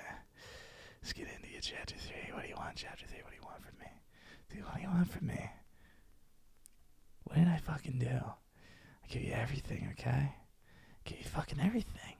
Chapter 3, and all you do is you just take, you just take, you just take. Alright, create track stack. Bam. Chapter 3. Okay. Okay. Alright. Thank you. Chapter 3. Bye-bye. Chapter 3. Oh, you motherfucker. Turn your shit off. Who's unmuted? Stop it. There we go. There you go. Okay. Chapter 3. Building blocks of Gen AI system design.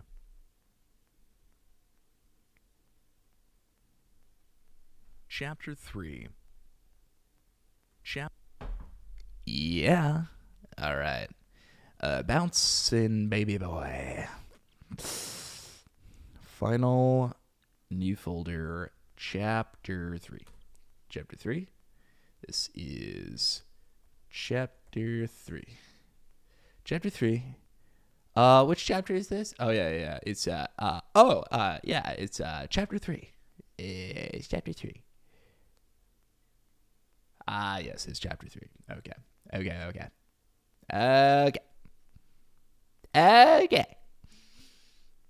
I wonder what chapter we're on. Which chapter is this? Oh yeah. I forgot about that. Yeah. It's chapter 3. Chapter 3. Building blocks of Gen AI system design. Building blocks of system AI. I like how I said that. That's pretty good. Building blocks of Gen AI system design. Okay.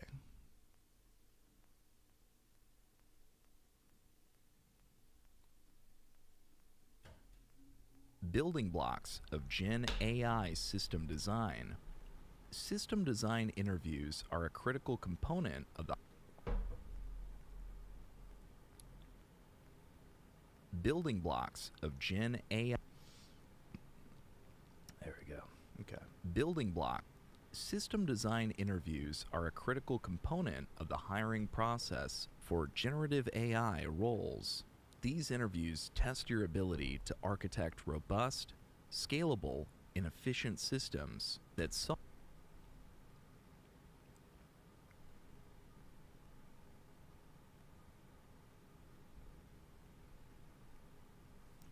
for generative AI roles.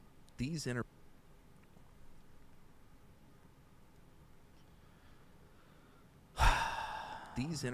test generative AI roles. These interviews test your ability to architect robust, scalable, and efficient systems. Scalable. Okay. These interviews test your ability to architect robust, scalable, and efficient systems that solve real-world problems. Unlike coding challenges or theoretical questions, system design interviews focus on unlike coding problems, unlike coding challenges. All right, I like it, but that's going to be an issue.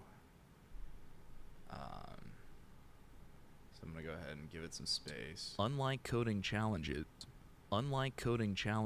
or theoretical questions, system design interviews focus on your high-level thinking, decision-making, and ability to balance trade-offs.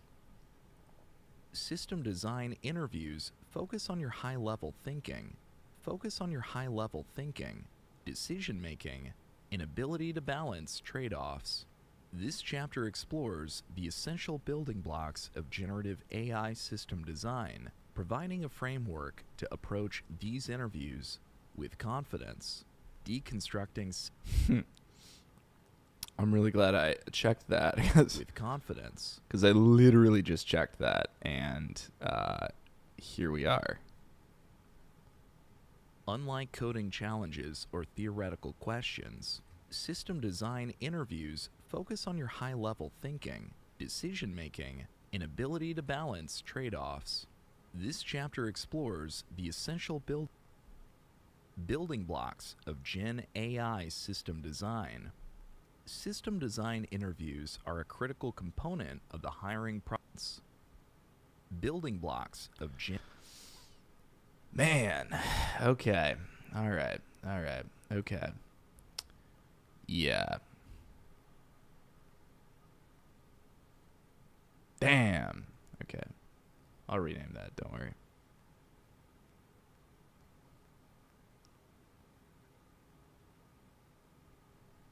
What's up, Brother Bear?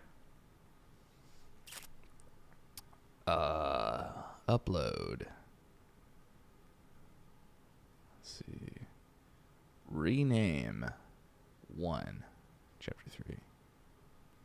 And then building blocks. Okay. Here you go.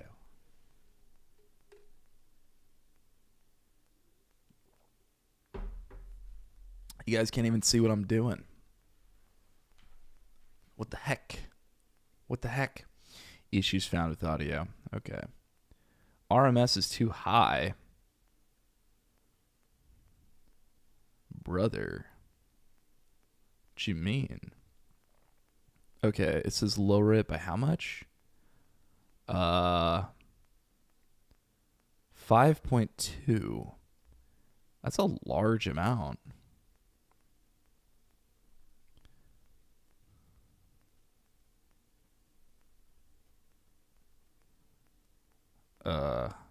Oh, okay.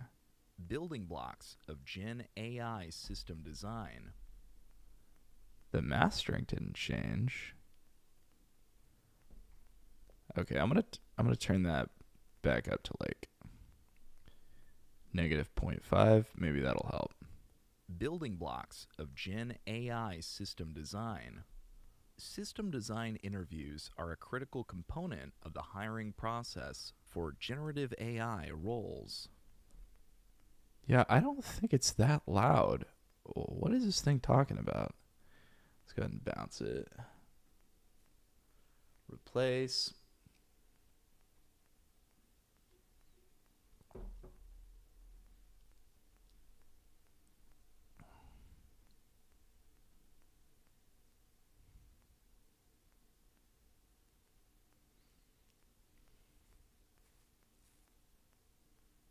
Okay.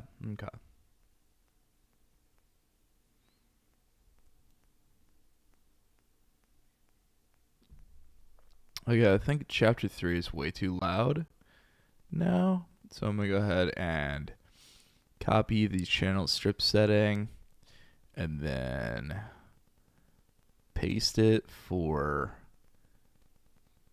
these two. Let's go ahead and paste the channel strip setting up here. And yeah, you know, just Chapter 3. Yeah. Let's keep that volume the same. Let's go ahead and bounce chapter 1 again. Let's replace it. And let's go ahead and replace this 2-second chapter 3 title card.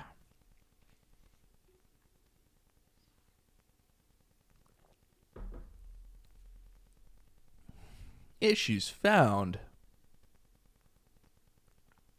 RMS is too low.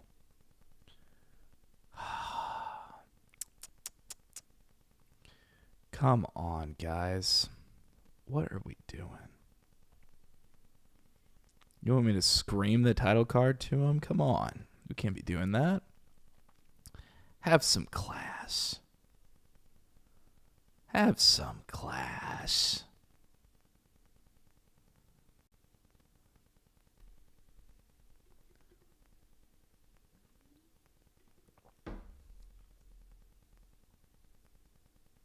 There we go. All right. Yeah. Thank you. Bye-bye. Okay. Let's go ahead and copy that. We're looking for interviewer goals. So that is what this is going to be named. Let's see it. Deconstructing system design interviews. Okay. Deconstructing system design interviews. Deconstructing system design interviews. Brother. What are you doing, dude? Deconstructing system design interviews. A system design Deconstructing system design interviews. A system design interview evaluates your ability to create end-to-end architectures for complex problems. In the context of generative AI, this might involve designing a system for text-to-image generation.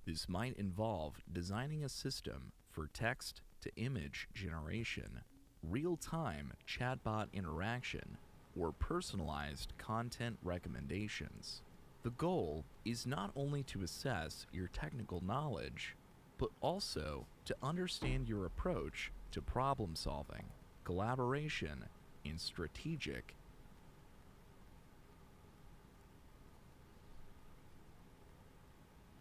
but also to understand your approach to problem solving, collaboration, and strategic thinking. Interviewers typically present you with an open-ended problem, such as design a generative AI platform for creating custom artwork. They expect you to break the problem into smaller components, identify key requirements and constraints, and propose a scalable solution that addresses both technical and constraints, and propose a scalable solution that addresses both technical and business objectives.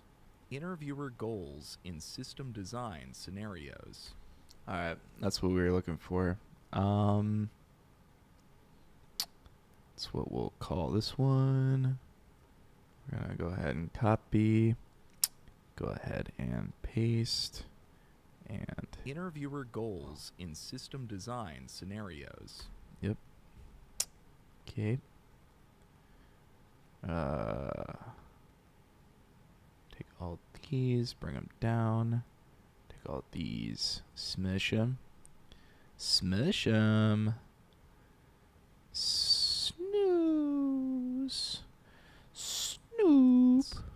Deconstructing system design interviews. Deconstructing system design interviews. A system design interviews. Okay. Let's go ahead and copy that, and we'll bounce that minute and a half. 3 is that. We'll bounce it.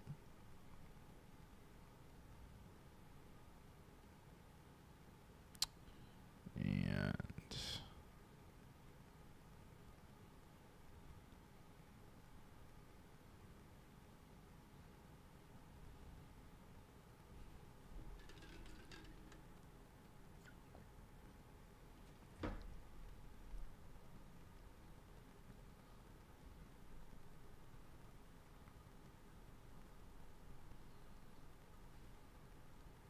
okay, so interviewer goals is on there. Let's go back. Okay, so it's still on there. Deconstructing. No. Interviewer goals in system design scenarios. Okay. We'll add a section.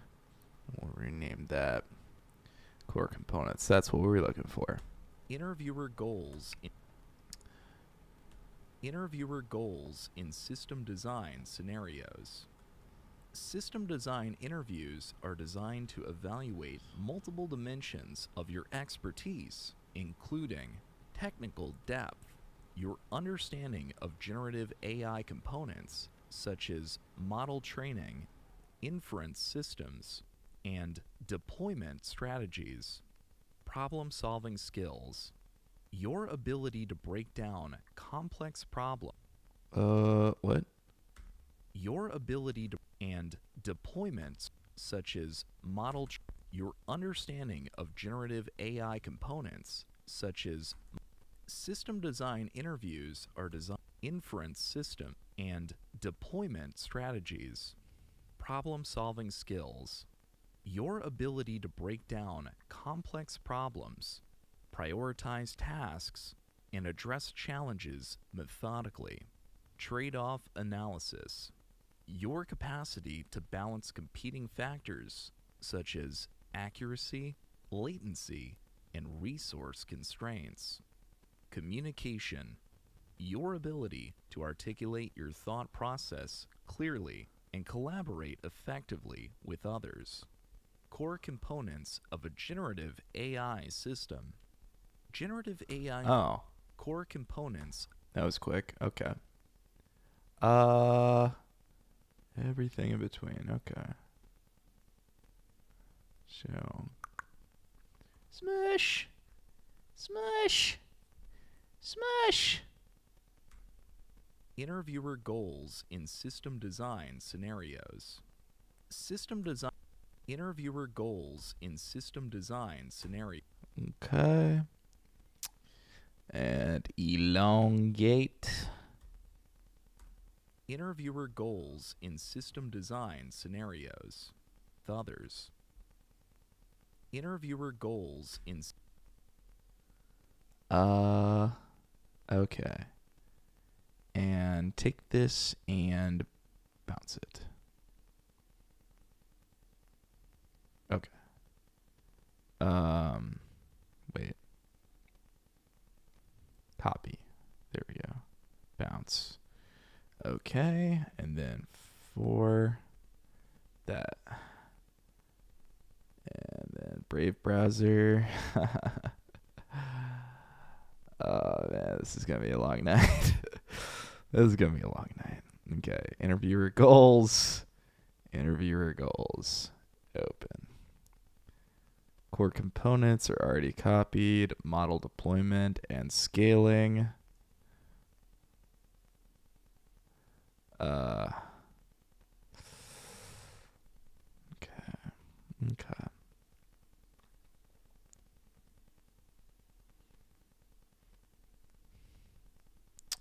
And then I will copy that. And I'm going to rename this model deployment and scaling so I can remember to look for that. Core components of a generative AI system. That is true. While I'm zoomed in here, I'll create that. Core components of a generative AI system. Okay, then this is generative AI system. Generative AI systems are maybe just a little bit. Generative AI system. Generative AI systems are composed of several interconnected components, each playing a vital role in the overall workflow. Understanding these components is crucial for proposing effective system design. Understanding these components is Oops. My bad. Under workflow. Understanding these components. Understanding overall workflow. Understanding these components is crucial for proposing effective system designs. Model training. Model training is the I think I need some more space there. Model training designs. Model training. Model training is the foundation of any generative AI system. During this phase, the model learns patterns from training data and optimizes its parameters to minimize a predefined loss function. Key considerations for model training include data quality and diversity, ensuring that the training dataset is representative of the target domain to prevent bias and improve generalization, resource optimization, leveraging distributed computing, GPUs or TPUs, to accelerate training without exceeding budget constraints, hyperparameter tuning, experimenting with large rates, batch sizes, and other parameters to achieve optimal performance.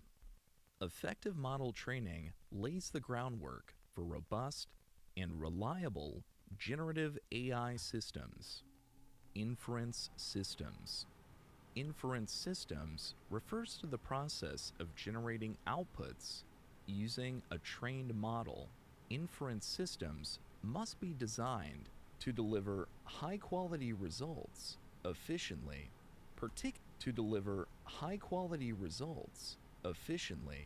particularly in real-time applications like chatbots or recommendation engines,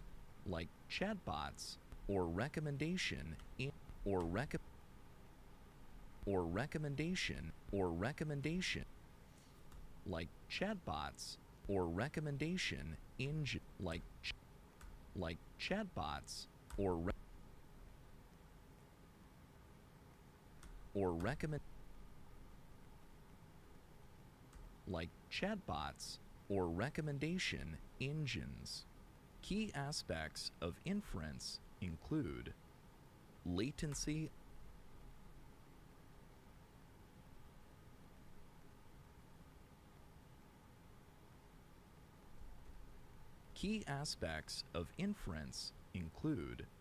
latency optimization, minimizing the time required to generate outputs, especially for applications with strict time constraints.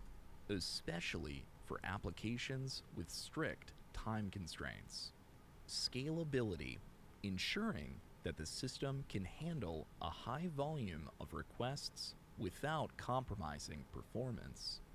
Robustness, handling edge cases and unexpected inputs gracefully to maintain reliability. Model deployment and scalability. Deployment involves integrating the trained model into a production environment where it can serve users. This phase requires careful consideration of deployment involves integrating model deployment and scalability. Okay. All right. Okay. So drop that. And then everything in between can go in there. And then smush everything. Should come down to that.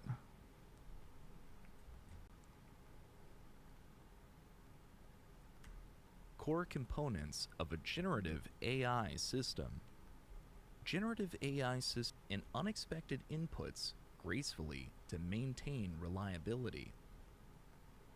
Core components of a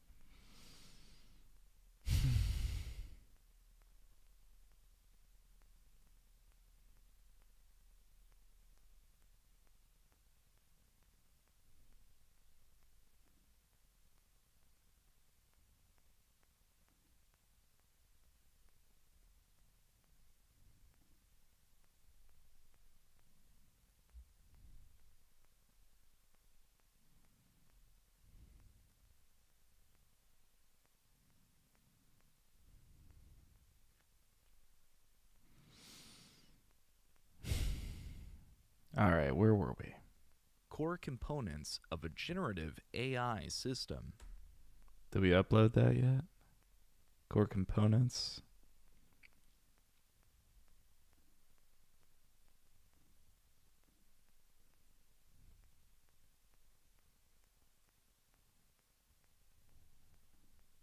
Okay.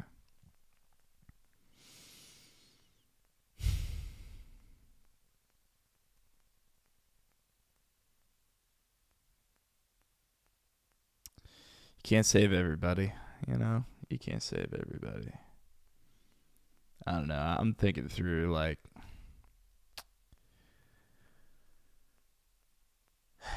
I have this one friend that took organic chemistry with me, and she was a good friend back in the day. Like, I love talking to this girl. She was a good friend for sure. And like, obviously, like, I had a girlfriend back then. Like, there was nothing weird like about that, but the thing about it was just like,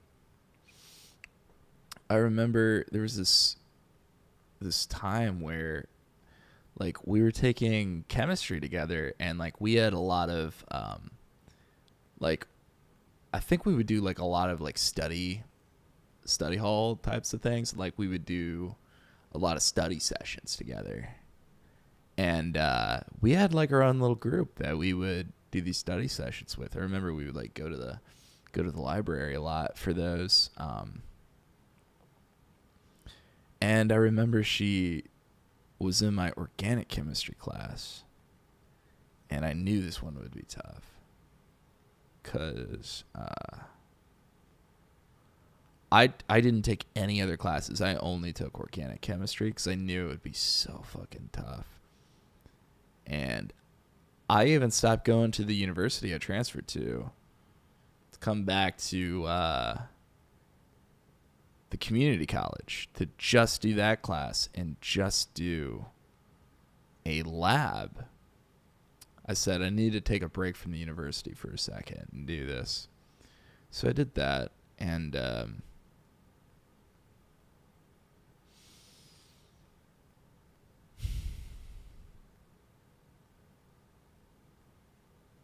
yeah, you know, it was really sad because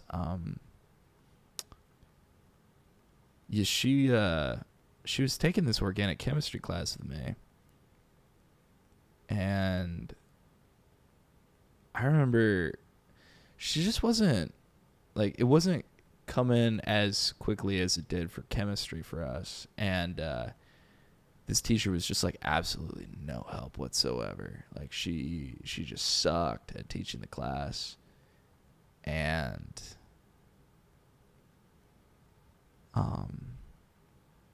we basically had to learn on our own, and that was just such a struggle for her, and I felt really, really bad, and I wanted to help her in any way that I could, because I knew she had a scientific mind, and I knew that she could do it, but like, it just hurt me so much because I knew that, like, if she just had a better fucking teacher, like, she could have gotten through that class okay.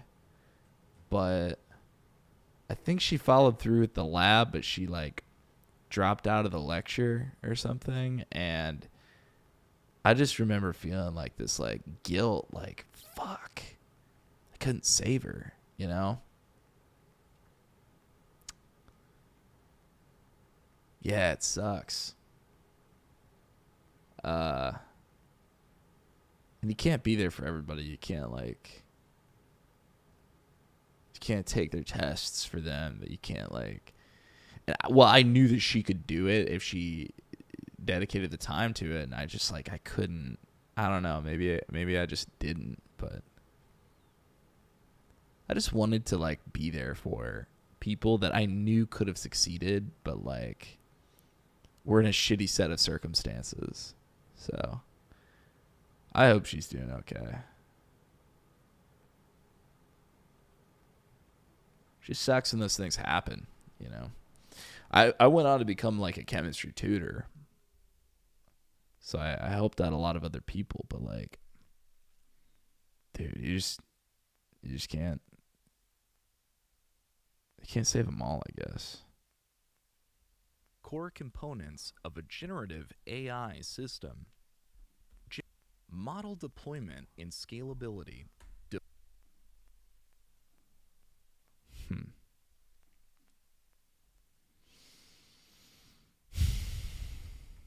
Model deployment and scalability. Deployment involves integrating the trained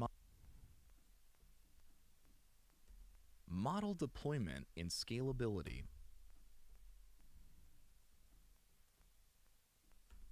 Model deployment and scalability. Deployment involves integrating the trained model into a production environment where it can serve users. This phase requires...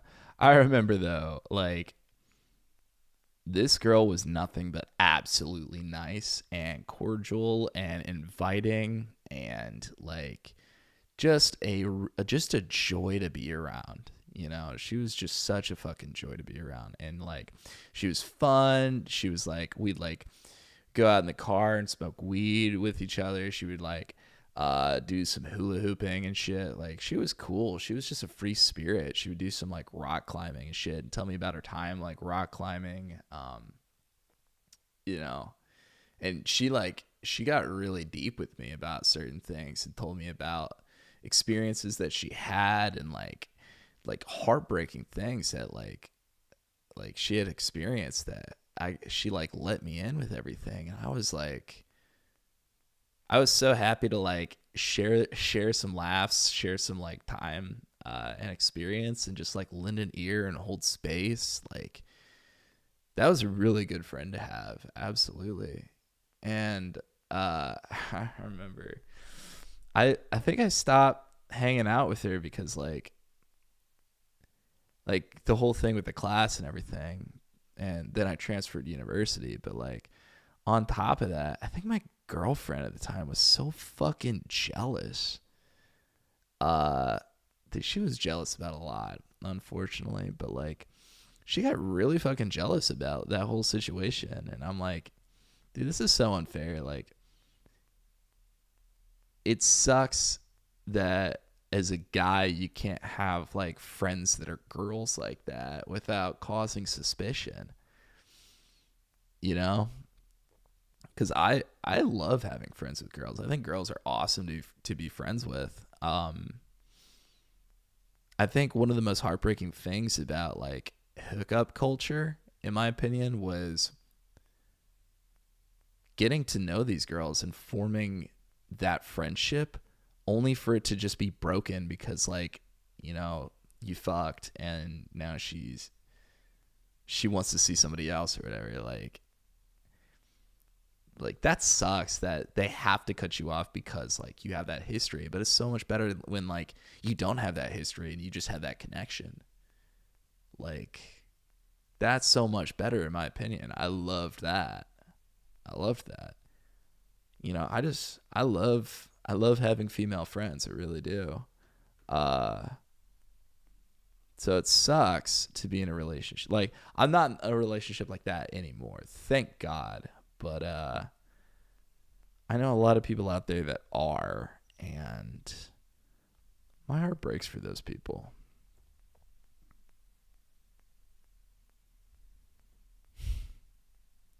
Yeah, because it's like when somebody's just nothing but like the nicest fucking person ever, and like you're mean and spiteful to them just because you're jealous, like, grow up, you know? This phase requires careful consideration of infrastructure, scalability, and monitoring. Best practices for deployment include containerization, using tools like Docker to encapsulate the model and its dependencies for consistent deployment across environments. Scaling strategies, implementing auto-scaling mechanisms to handle fluctuations in user demand. Implementing auto-scaling mechanisms to handle implementing auto-scaling mechanisms to handle fluctuations in user demand. Monitoring and logging, tracking system performance, monitoring and logging, tracking system performance, identifying bottlenecks, and addressing issues proactively, user interaction and feedback loops.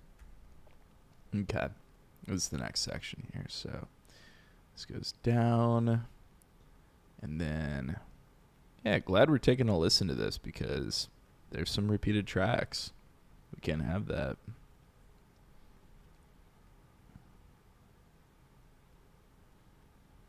Yeah, I think after that situation, I was like, bro. Model deployment and scalability. Deployment involves integrating the trained model actively. I said, dude, if I am ever in a situation where somebody is so jealous that I can't have like female friends, it's not gonna happen. I don't want to be in that relationship. Like, that sucks. I'd much rather be single, you know, than be in a relationship like that. That's so fucking gross. And it goes both ways too. Like, I wouldn't expect that. Like, if my girlfriend had like guy friends like that, like she does, I'm not like I don't have a hint of jealousy like that. I do have my suspicions when it's like somebody's not making it clear that they're like, if you don't make it clear that you respect the sanctity of a relationship, I get suspicious around you. And I'm like, okay, like, let's cut to the fucking chase here. Like, you're trying to get with my girl, please stop.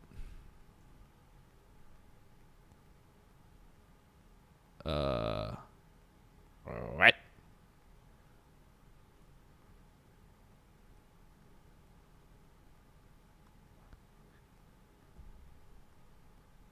Okay.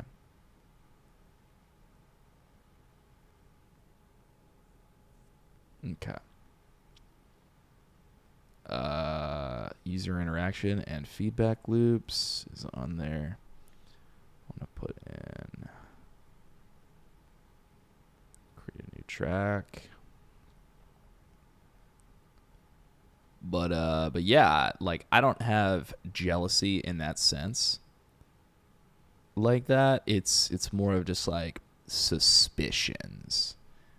And when somebody doesn't reassure you that they respect your relationship, it's that is a really bad sign.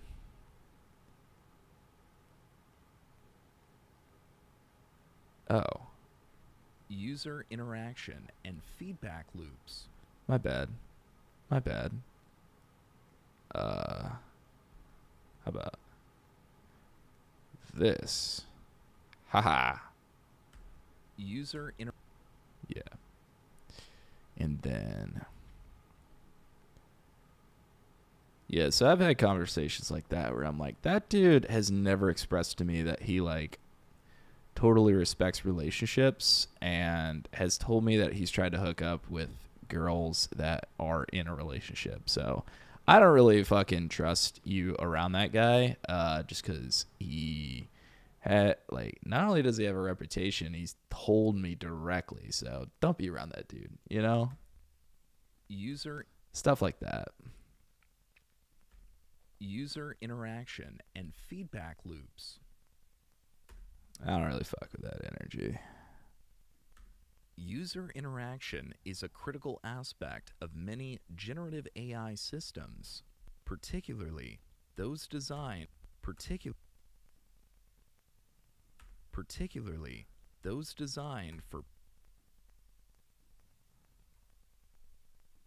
I don't fuck with that energy. Those designed for personal experiences. Feedback loops enable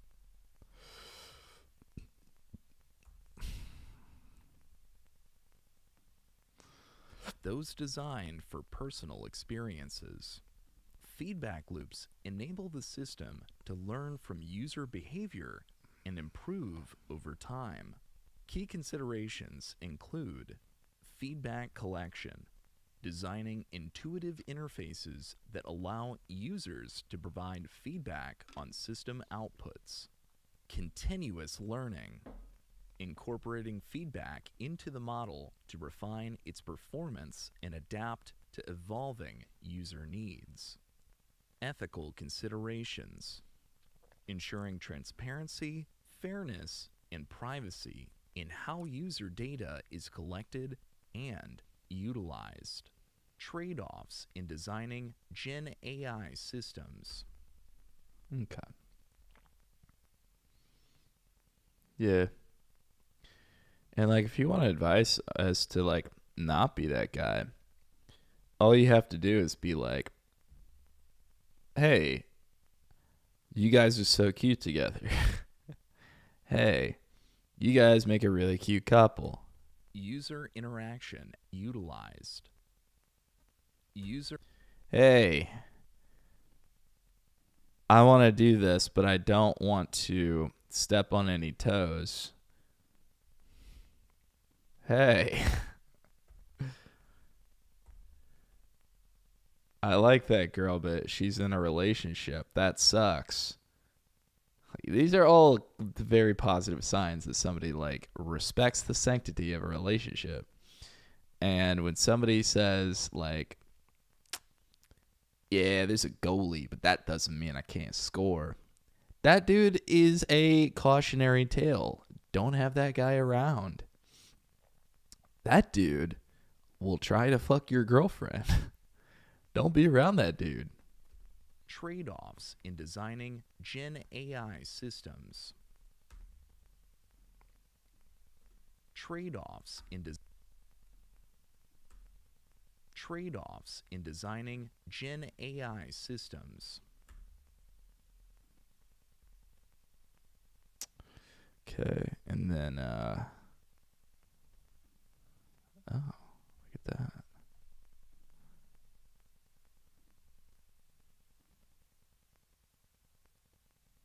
Oh my gosh, we're at the next day here. Ugh. Ugh. So sorry. I am so sorry.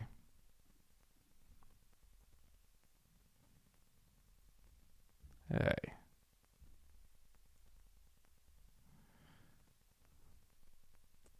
Wait.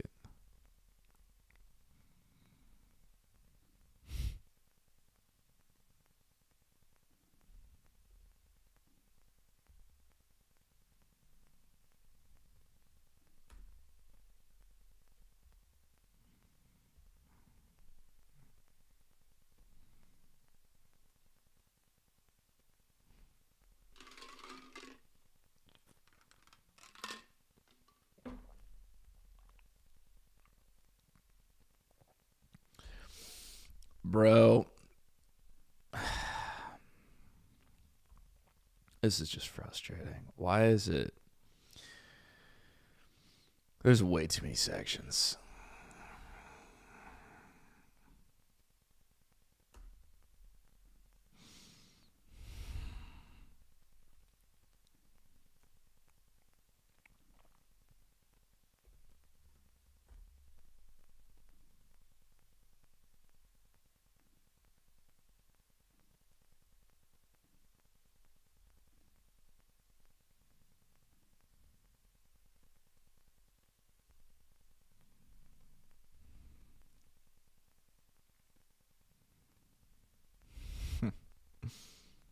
All right. Accuracy versus efficiency. Let's go back. Yeah.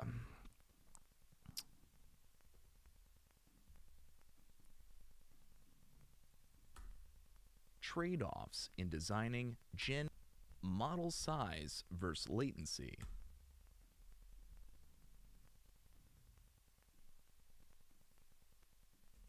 Model size versus latency.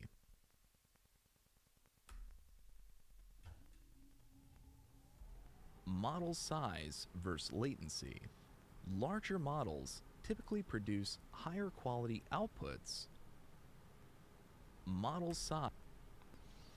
Like, is it my responsibility to be like, dude, this is way too many fucking chapters or subparts? Like, maybe trade-offs in designing Gen AI systems should all be in one. Like, you don't need to click on model size versus latency. You just have that as part of trade-offs in designing Gen AI systems. Like, trade-offs in designing Gen AI systems. Designing generative AI systems involves navigating a series of trade-offs to balance competing priorities. Understanding these trade-offs is essential for making informed decisions during system design interviews. Model size versus latency. Larger models typically produce higher quality outputs.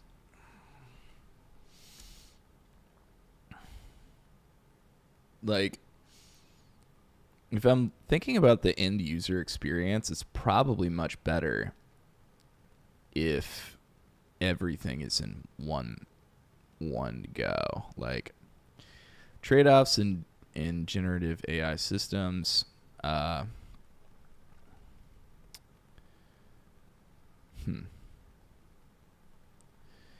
Yeah. I think it's probably on me to do this. So,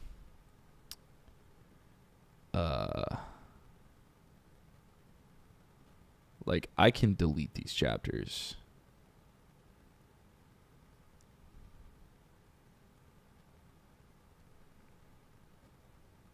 So, I should probably do that. Because there's no reason why this thing needs to be like 30 seconds of a chapter. Nobody needs that. But require more computational resources, leading to So, yeah. model size versus model size versus Okay. model size interviews. Model size versus latency. Larger models typically produce higher quality outputs, but require more computational resources, leading to increased latency. For example, a large transformer model may excel at generating coherent text, but may struggle to deliver results quickly in real-time applications. In such cases, you might consider compressing the model using techniques like quantization or knowledge distillation. Okay. Distillation, yeah. Dude, I miss distilling things. Using techniques like quantization or knowledge distillation to strike a balance between quality and efficiency. Accuracy versus efficiency. High accuracy often comes. Yeah.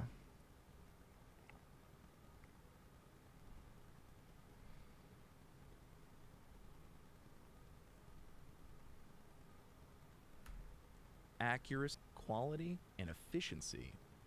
Accuracy versus efficiency. Efficiency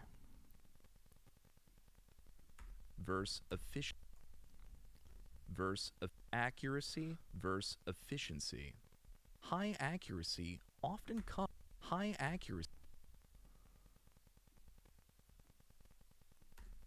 accuracy often comes at the cost of greater resource consumption. For instance, fine-tuning a generative model on domain-specific data can improve accuracy, but may require significant computational resources. During interviews, you should demonstrate your ability to evaluate whether incremental gains in accuracy justify the additional cost.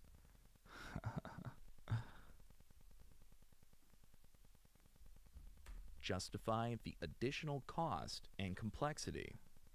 Interpretability versus complexity.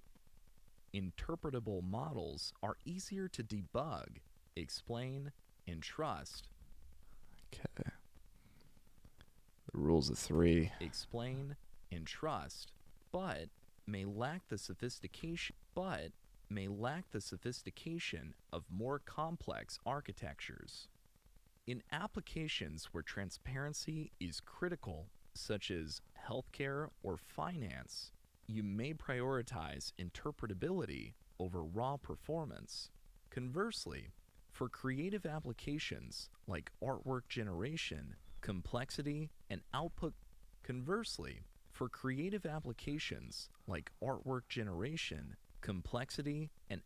quality may take precedence. Nice. Nice. Okay, so let's go ahead and put these all in.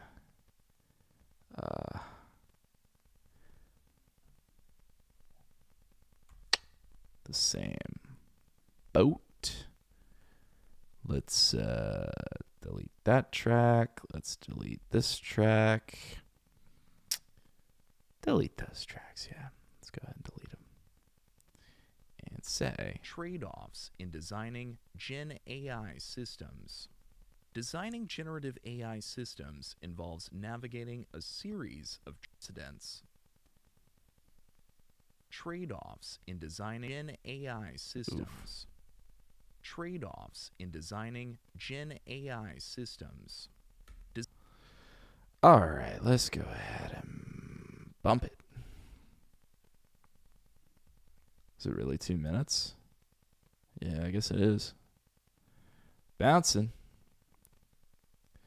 Yeah, let's go ahead and replace that one. Let's replace it.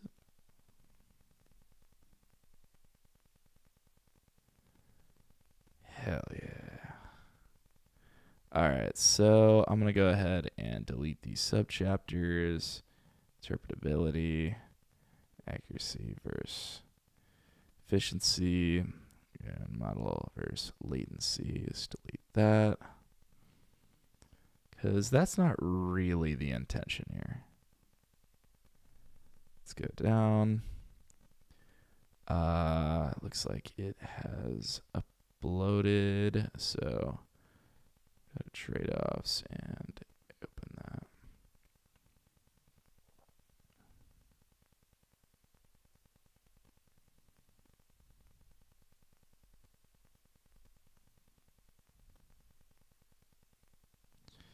All right, let's see. Because I'm pretty sure this has happened before. So I want to make sure.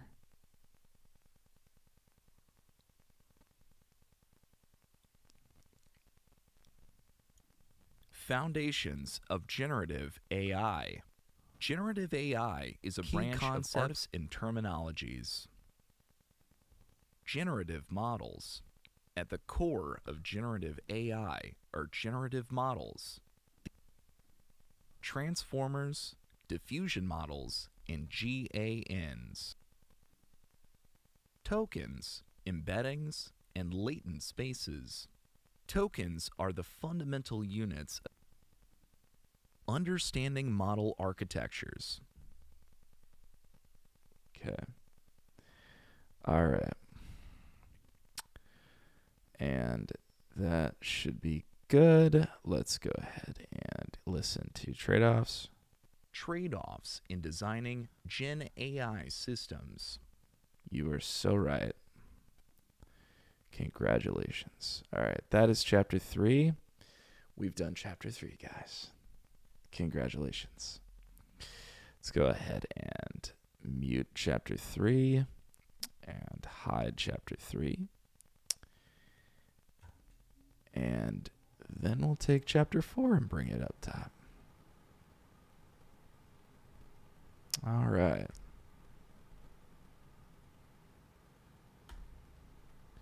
Sounds like the RMS might be a little high on here. So let's go ahead and paste the channel strip setting.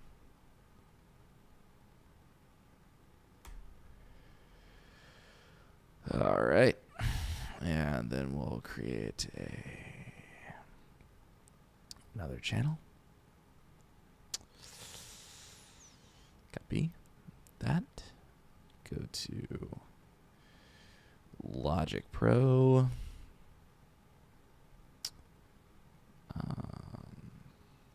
Let's go to chapter 4. And what's down here? Chapter 4, the 7-step.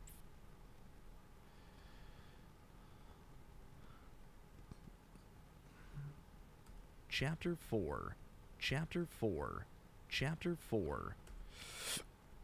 There we go. Okay. Well. Final. New folder. Chapter 4. Create. And in chapter 4 we have 1. Chapter 4. Bounce. Brave. Upload. Chapter 4. Chapter 4. Open.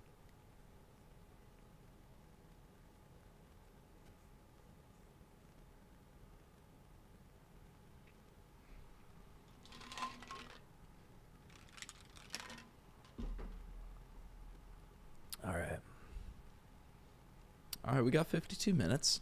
We're about an hour in. That's pretty good.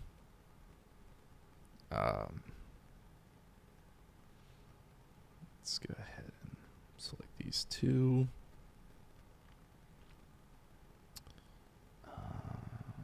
Create track stack. Folder. Chapter 4. Hey, we can see the bottom. That's good. Love that. Chapter 4, the 7-step framework to tackle Gen AI system design interviews. Okay. So what are we looking for? Step 1. Oh my gosh. We're not doing this. I mean, unless System design interviews can be daunting, especially in the context of generative AI, where complexity and innovation often intersect. A structured approach can help you navigate this chapter designed to guide you through generative, ensuring clarity,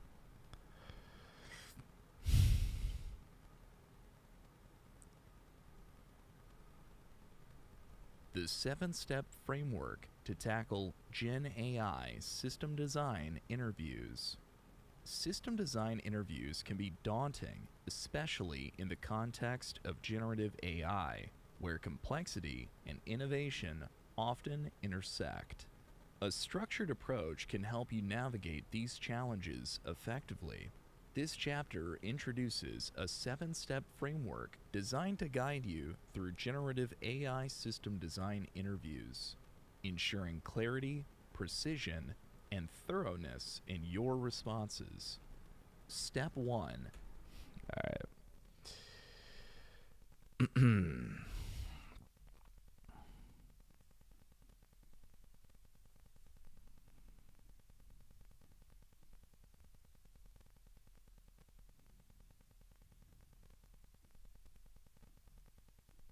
The 7-step framework to tackle Gen AI system design interviews.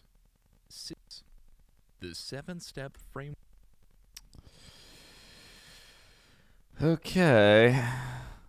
The 7-step framework to. Okay. Copy. And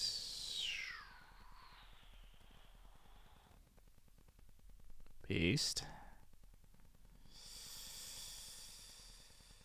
And Brave browser. Upload.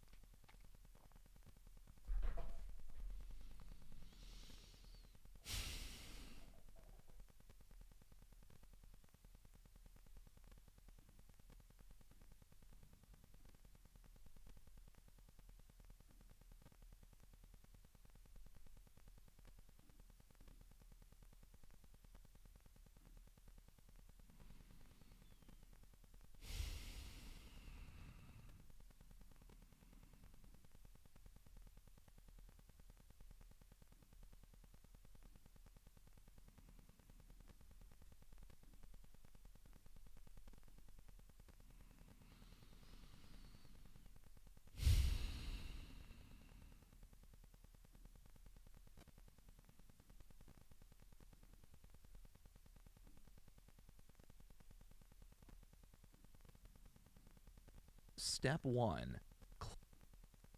What are you doing, Step Sis? Step 1. Clarify and define the problem statement. The first step in any system design interview is to fully understand the problem you are being asked to solve.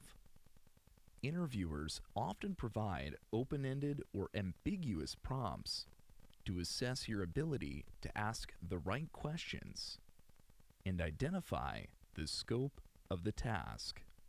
Start by clarifying key aspects such as the purpose and objectives of the system, the target users and their needs, any specific constraints or requirements, such as scalability, latency, or cost limitations. For example, if tasked with designing a text-to-image generation system, you might ask whether the system is for casual users or professional designers, whether real-time performance is required, and whether there are limitations on computational resources or professional designers, whether real-time performance is required, and whether there are limitations on computational resources. Summarize your understanding of the problem and confirm it with the interviewer before proceeding. This ensures alignment and sets a strong foundation for your design. Step 2. Identify. All right. Okay. These seem like fairly long steps, so I'm okay with this.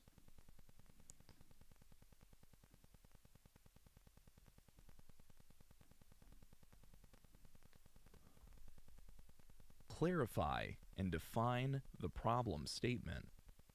The first step in any system design interview is to fully understand the problem you are being asked. Step 1. Clarify and define the problem statement. Step 1. Clarify and define the problem statement. The first step in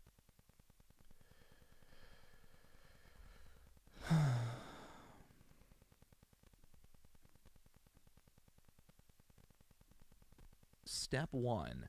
Clarify and define the problem statement. The first step in any system. Step 1. Clarify and define the problem statement and sets a strong foundation for your design. Step 1. Okay. Yeah, let's do it.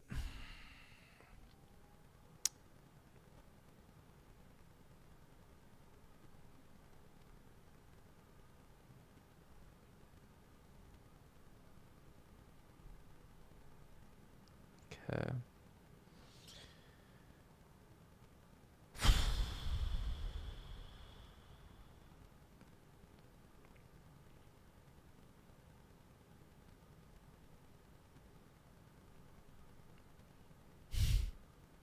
Man, it's gonna be a long night. That's crazy. All right.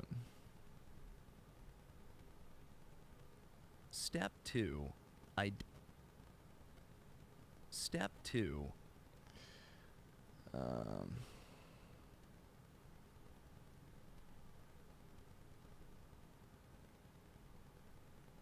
Step 2.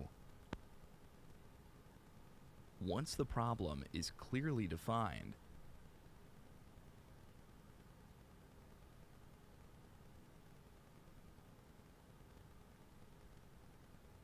the next step is to identify the system's functional and non-functional requirements. Clearly defined. The next step is to identify the system's functional and non-functional requirements. Functional requirements describe what the system should do, while non-functional requirements define how well it should perform. Examples include functional requirements.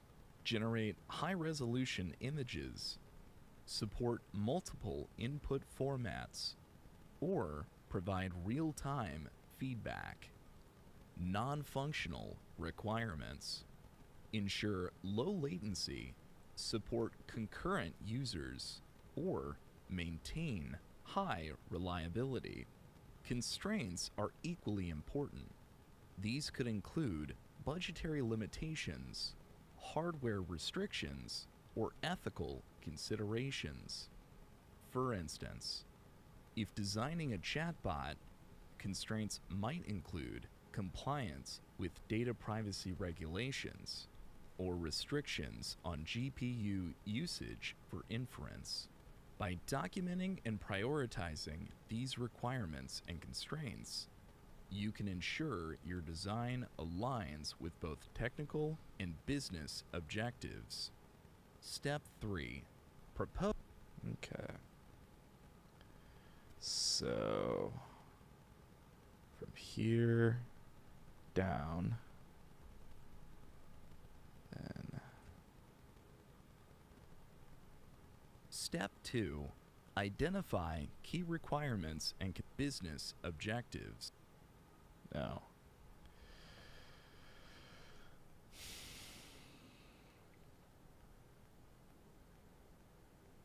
With both technical objectives. Step. Copy. Paste. On 4. Dude, I'm tired. I'm not gonna lie. 12:30, and I woke up real early. But I know if I wake up in the morning and this is not submitted, it's not gonna be good.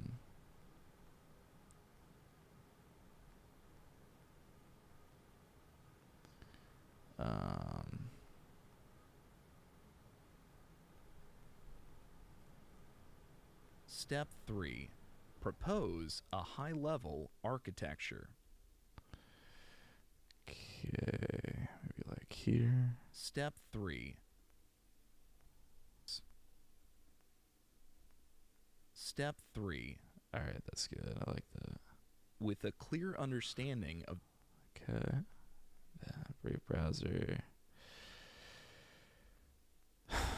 Copy. Paste.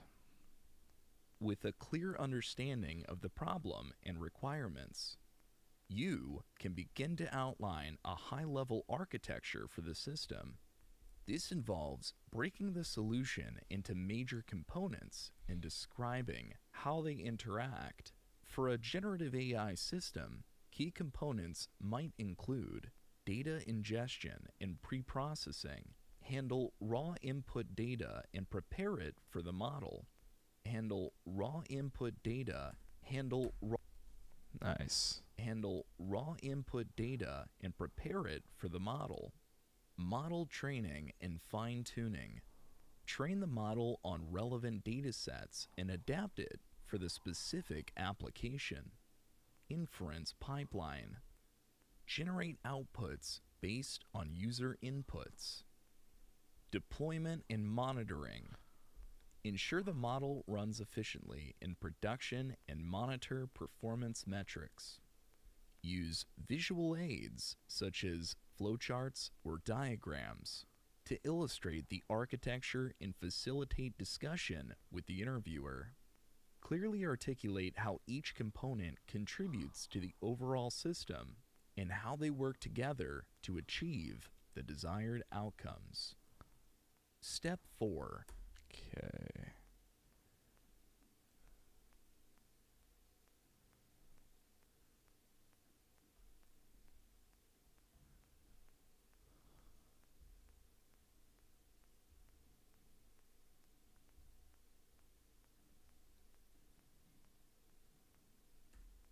Step 3. Propose a high-level architecture comes. Step 3.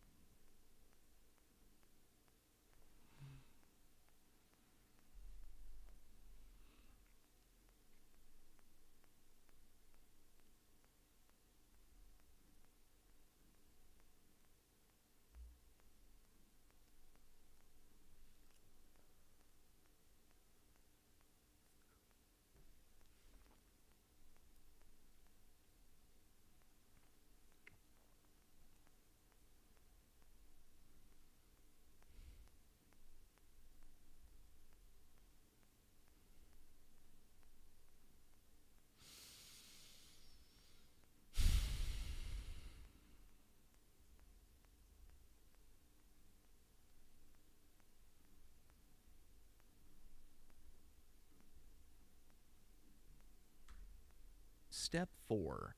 Design the data pipeline.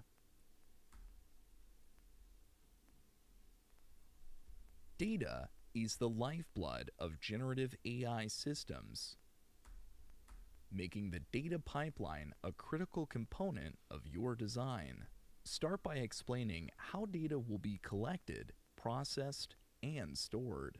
Key considerations include: start by your design. Start by explaining how data will be collected, processed, and stored. Key considerations include: data collection. Identify sources of high-quality data and ensure it covers the diversity required for the application. Data processing. Implement steps like cleaning, tokenization, normalization. Data processing. Implement steps like cleaning, tokenization, normalization, or augmentation to prepare data for training. Storage and access. Use scalable storage solutions that support fast access for training and inference. For example, if designing a music generation system, you might describe how audio datasets are collected, converted into spectrograms, and stored in a format suitable for training models like VAEs or transformers. Step 5. Model selection and justification. Selecting the right model. Wow. Step 5. That almost like I'm literally not. I'm so zoned out at this point. Wow. That was clearly the next chapter. Oof. Step 4. Design the data pipe. Step 4. Design the data pipelines or transformers.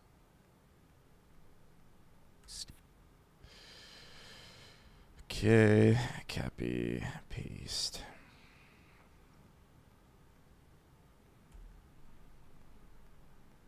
Getting real good at this whole Mac thing. 2 years ago, this was completely foreign to me.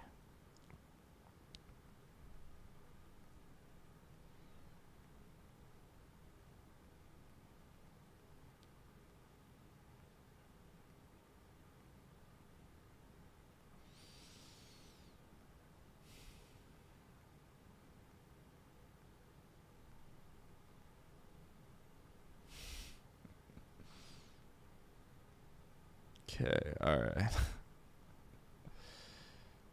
And it's good. Step 5. Step 6.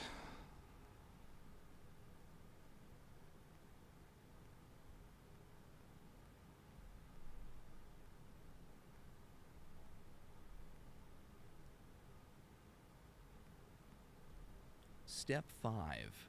Model selection and Step 5. Model selection and justification. Step 5. Model selection and selecting the right model is a pivotal step in system design. Justify your choice by aligning the model's strengths with the requirements of the task. Factors to consider with the requirements of the task. Factors to consider include model architecture. Choose between transformers, GANs, or diffusion models based on the application. For instance, transformers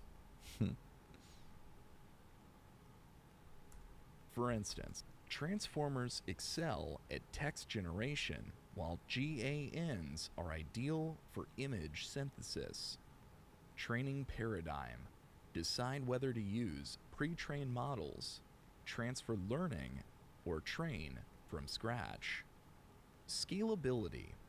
Ensure the model can handle the expected workload without excessive resource consumption. Explain your reasoning clearly without excessive resource consumption. Explain your reasoning clearly. For example, I like that. For example, clearly. For example, if proposing GPT for a chatbot, discuss its ability to understand context and generate coherent responses, as well as strategies for fine-tuning it to domain-specific requirements. Step 6. What are you doing, step 6? What are you doing? Alright. Okay. I'm like, I swear, if you change something. You changed, Bo. You've changed. We think we know you. Step 5. Model selection and justifications, as well as strategies for fine-tuning it to domain-specific requirements. Step 5. Okay. Copy. Bounce. Okay. Gosh, I'm building this 1 minute at a time.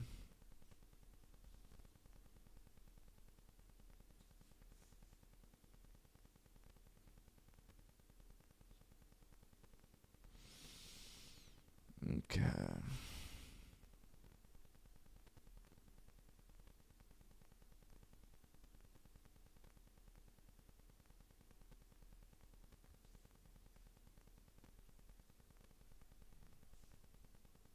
Yo, there's so much more to go. That's crazy. That's crazy.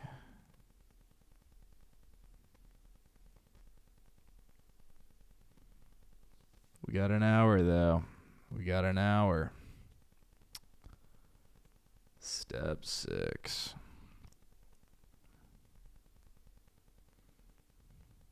Step 6.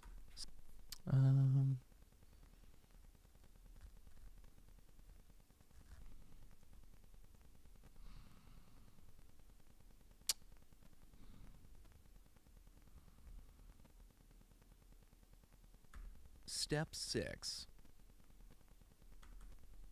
Step 6. What are you doing, step 6? Step 6. Scale, optimize, and deploy the system. Optimize and deploy the system. Once the model is selected, focus on scaling, optimization, and deployment. These steps ensure the system performs reliably under real-world conditions. Key strategies include scaling. Use distributed computing and auto-scaling mechanisms to handle spikes in demand. Optimization. Employ techniques like model quantization or pruning to reduce latency and resource usage. Deployment. Leverage containerization tools like Docker and orchestration platforms like Kubernetes to streamline deployment. Discuss monitoring and feedback mechanisms as well. For instance, you might implement dashboards to track latency, throughput, and user satisfaction, allowing for continuous improvement. Step 7. Discuss trade-offs. Step 7.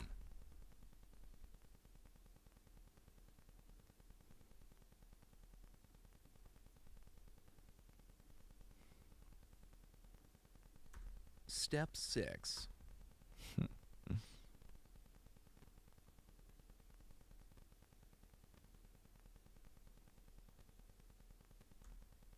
Step 6. Scale. Step 6. Allowing for continuous improvement. Step 6. Scale, optimize, and deploy the system. This improvement.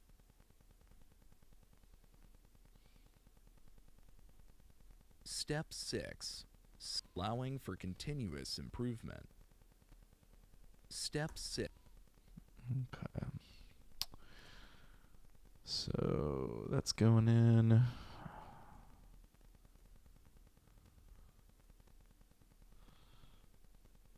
This has been the most subparts I've ever made for a project. Wow.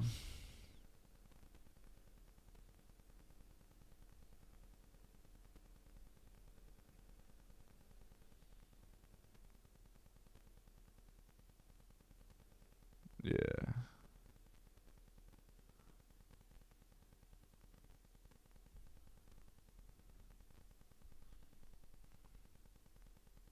Oh, that's the last one actually. So I'm gonna keep that.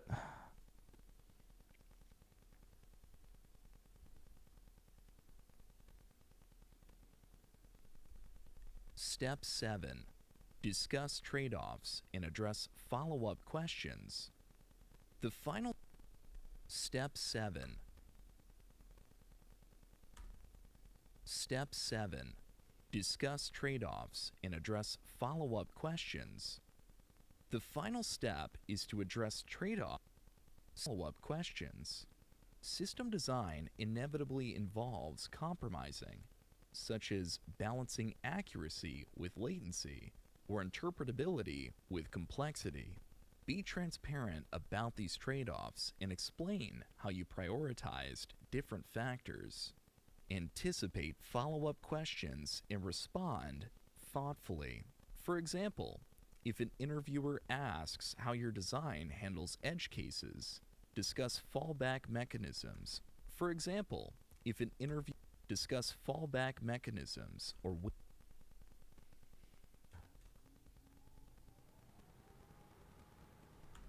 For example, if an interviewer asks thoughtfully. For example, if an interviewer asks how your design handles edge cases, discuss fallback mechanisms or ways to incorporate user feedback to improve the system over time. Demonstrating adaptability and critical thinking in this phase is often what distinguishes top candidates.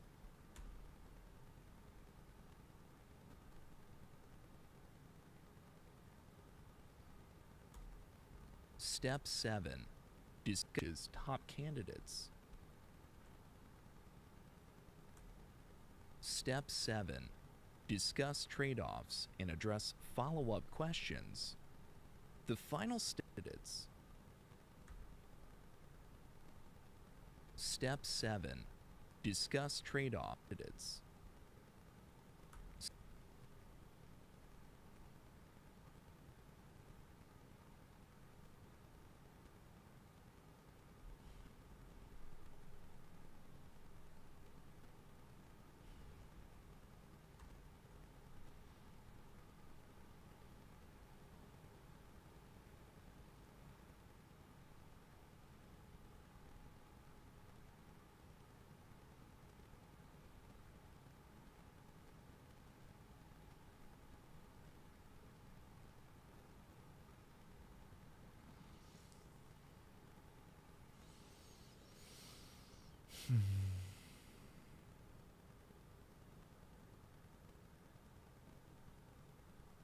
All right. Okay. I feel like we must have hit a turning point because we're here at chapter 4. We just got done with chapter 4, and we're going to mute all of chapter 4 and go on to hold. Put that in the hold and move up chapter 5. All right. What's our longest one? 25? We're usually dealing with like 1, 16, 9. There's a bunch of 10s. So 25 is about maybe like 2.5 chapters. Yeah. 10's going to be long, but I mean, it is what it is. Chapter 5. 10 real-world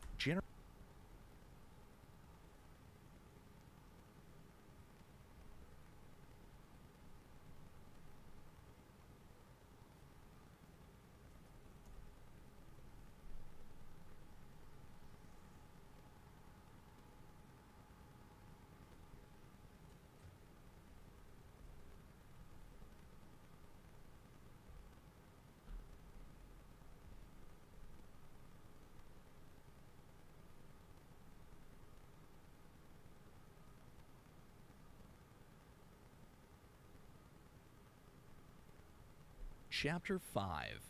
10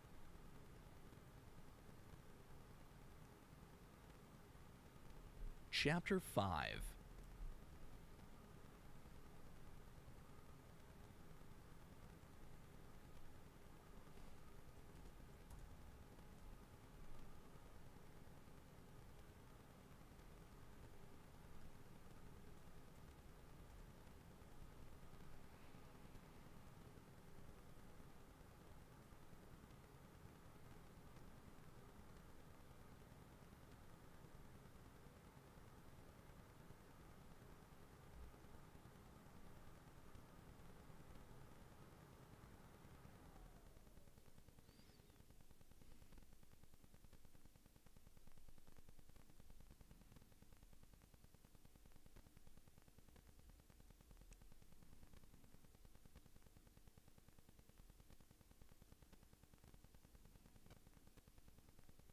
Ten real-world generative AI system design questions. In this chapter, we explore 10 real-world In this chapter, we explore 10 real-world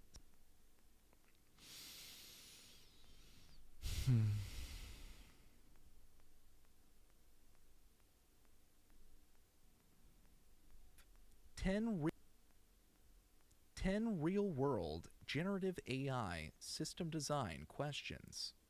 10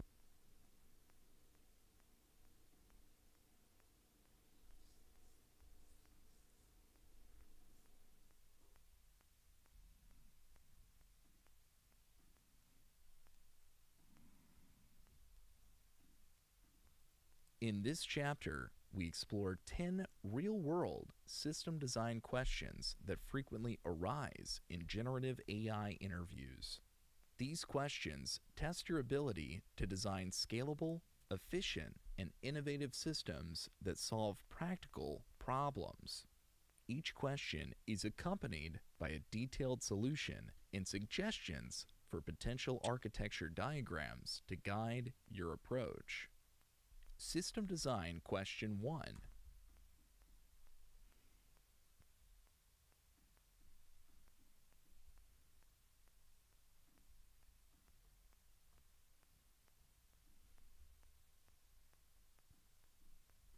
Ten real-world generative AI system design.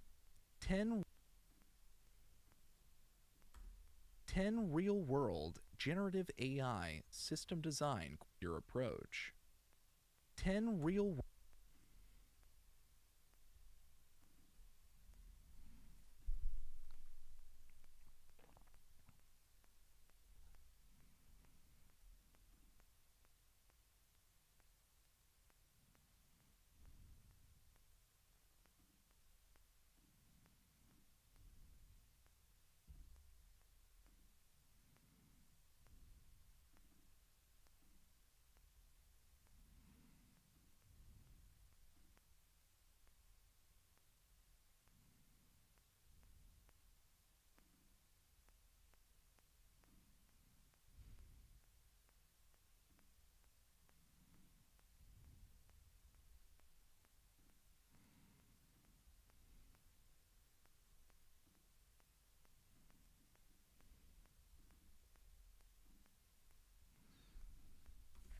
10 real-world generative AI system design question 1.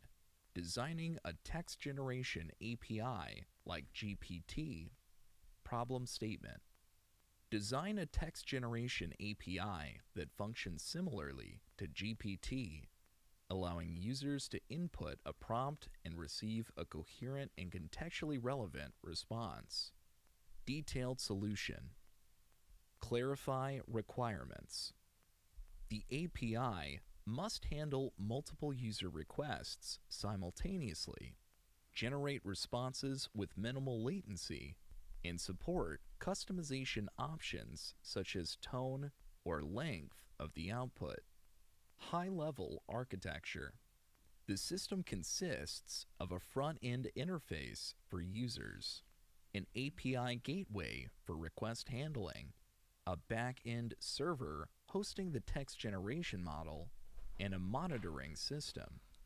Core components: input processing, tokenize user prompts in normalized text, model inference, use a fine-tuned GPT model optimized for low latency inference.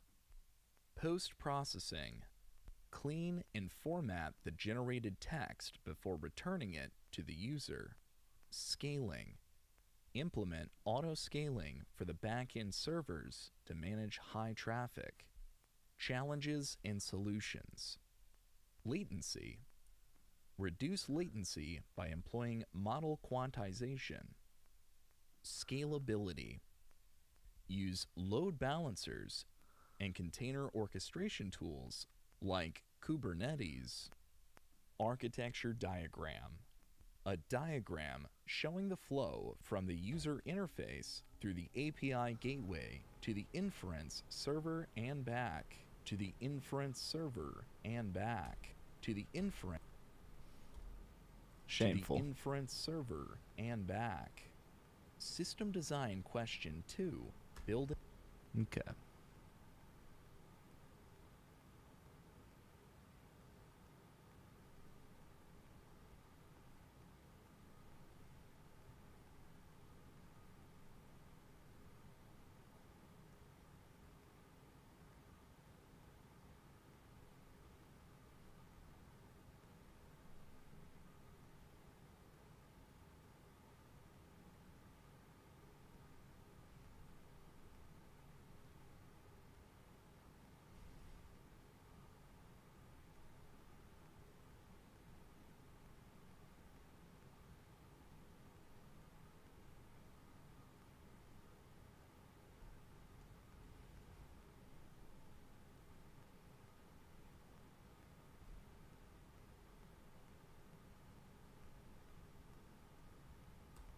System design question 2.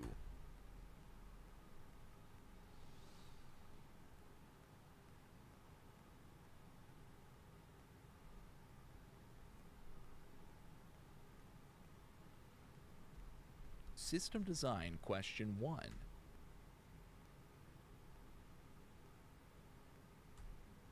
System design question 1. Designing a text generation API like GPT. Problem statement. Design a text back. System design question 1. Designing server and back.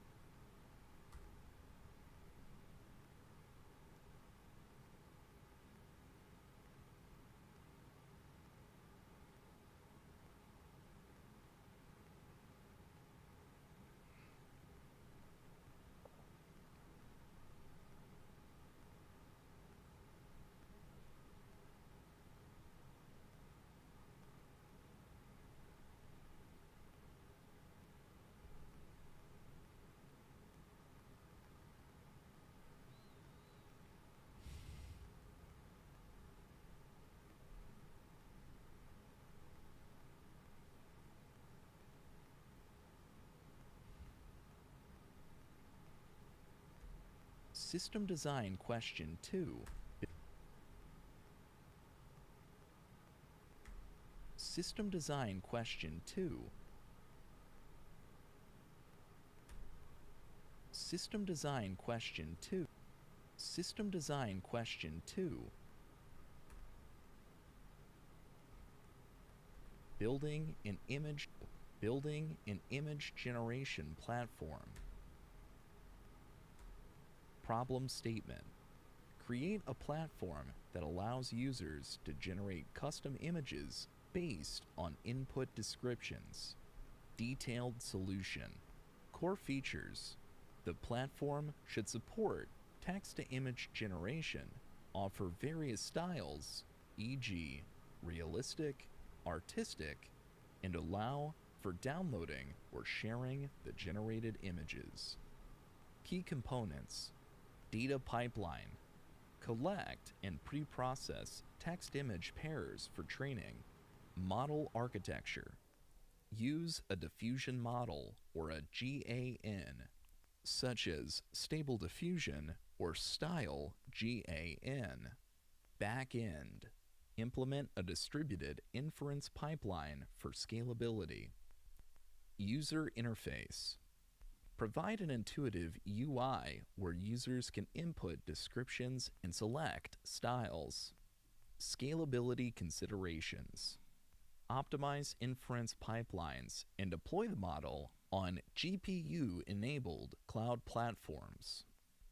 Challenges. Handle high resource demands by employing caching mechanisms and dynamic resource allocation. System design question 3. Create. Ah, man. Okay.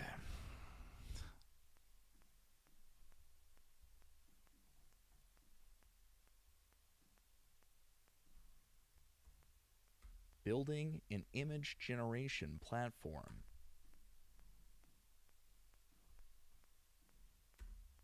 System design question 2. Building an allocation.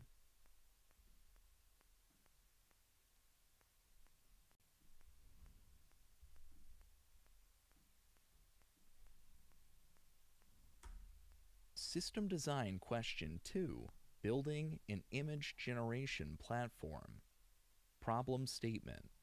Create a platform that allows users to generate custom images based on input.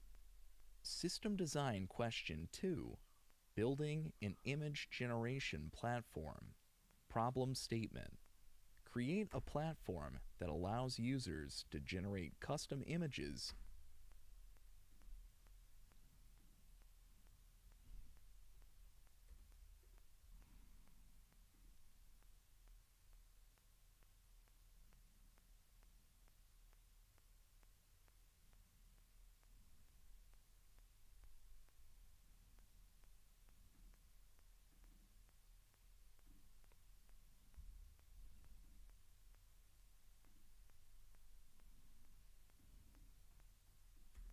System design question 3.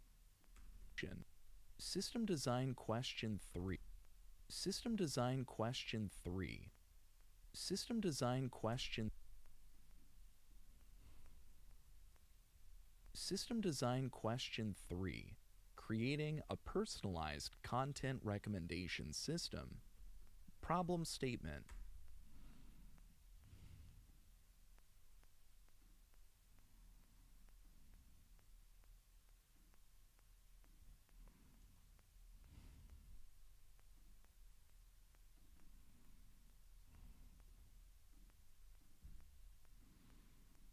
Problem statement.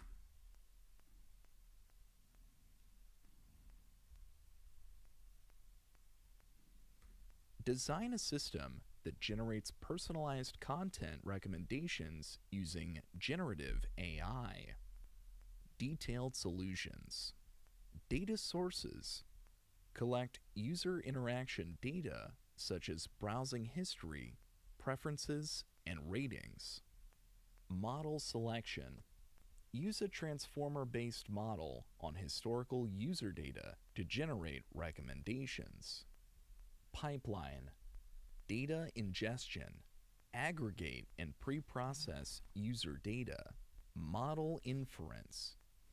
Generate ranked lists of content. Feedback loop.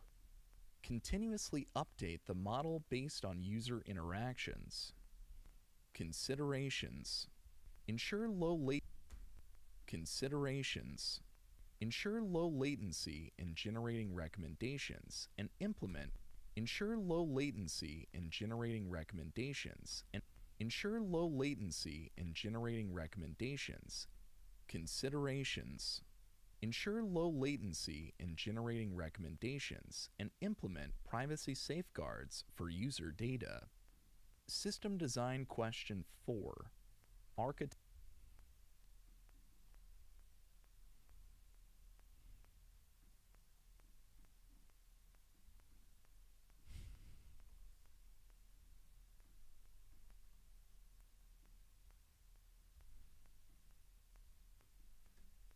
System design question 3. Creating a personalized for user data. System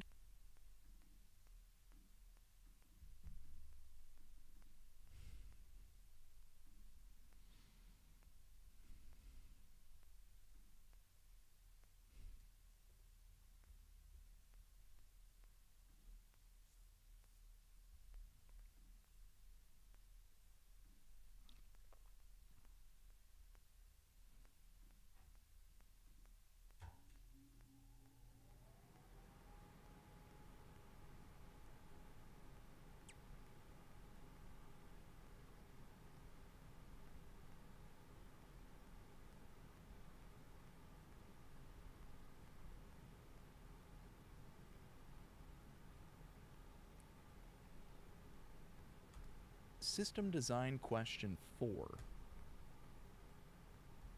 System design question 4. System design question 4.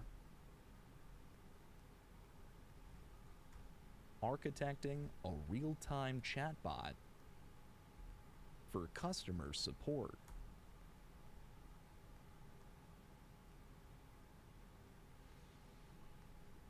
For customer support. Problem statement. Build a chatbot that uses generative AI to provide real-time customer support. Detailed solution. Key features. The chatbot should handle diverse queries, escalate complex issues to human agents, and support multiple languages. Escalate complex issues to human agents. Escalate complex queries. Escalate complex and support multiple languages. Core components. Intent detection. Classify user inputs to determine the type of query. Response generation. Use a fine-tuned GPT model for generating responses. Human escalation. Implement a seamless transition to human agents for unresolved issues. Monitoring. Track performance metrics such as response accuracy,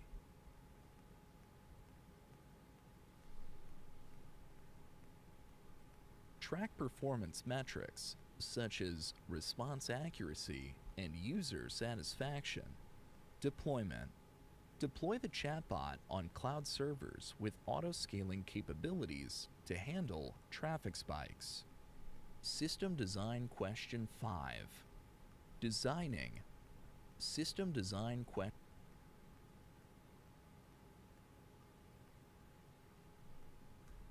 System design question 5.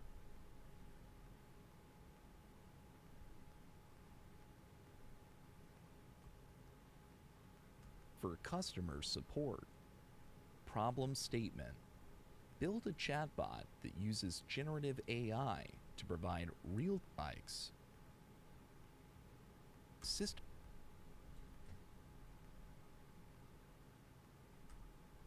System design question 4. Spikes. System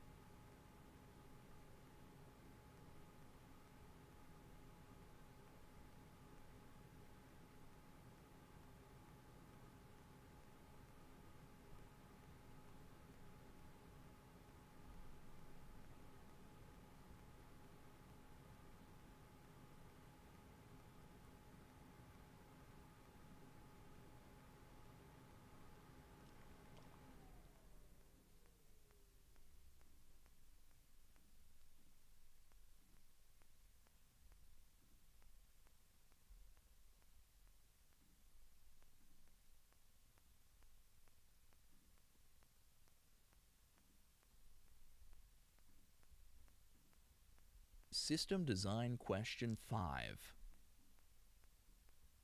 System design question 5. Bikes. System design question 5. System design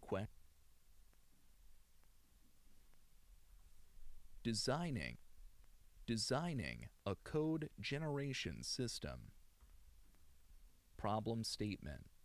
Create a system that generates code snippets based on user inputs such as problem descriptions or pseudo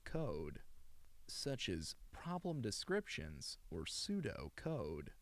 Detailed solution. Model architecture. Use a transformer-based model pre-trained on code repositories, e.g., Codex or GPT-4. Input processing. Parse user inputs to extract key elements, such as variables and function names. Output validation. Include a syntax checker and unit tests to ensure the generated code is functional. Deployment. Provide a web-based IDE for users to test and modify the generated code in real time. System design question 6.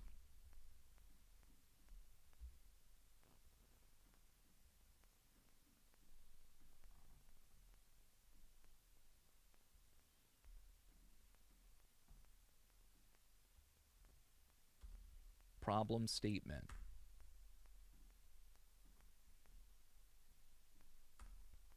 System design question 5. Designing a code generation system. Problem statement.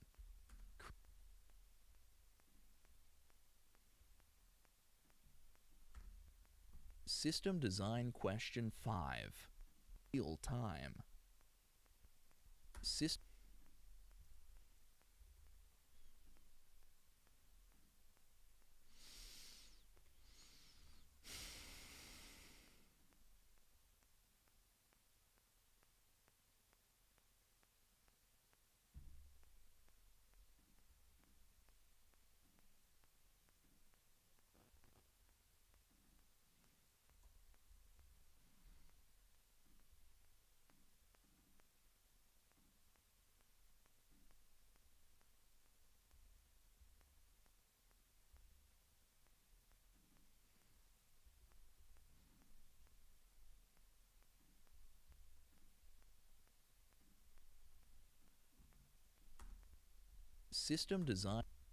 System design question 6. System design question 6. System design question 6.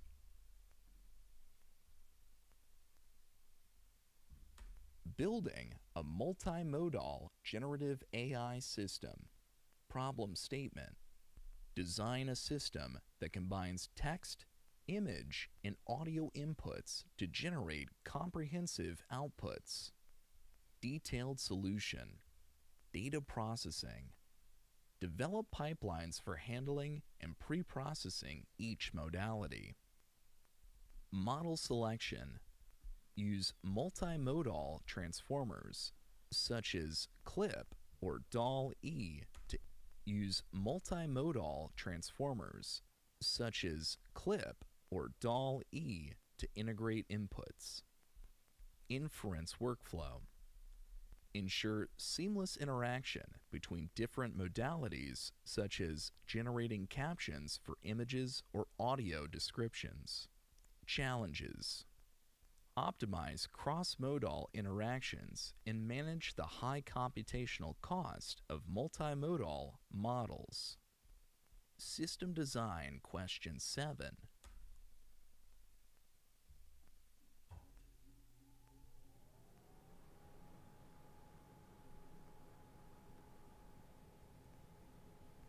Building a multimodal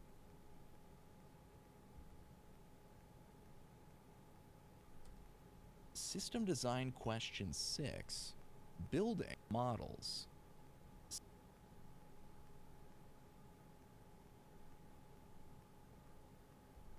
Building a multimodal generative AI system.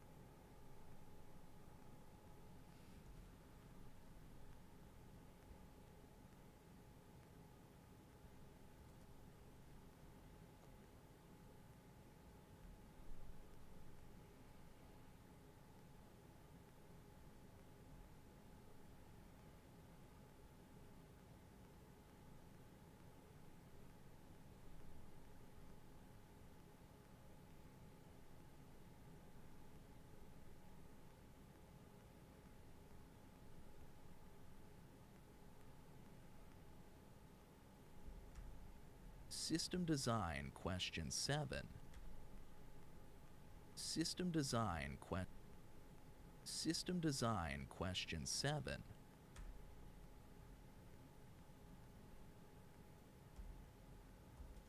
Architecting a music generation service. Problem statement.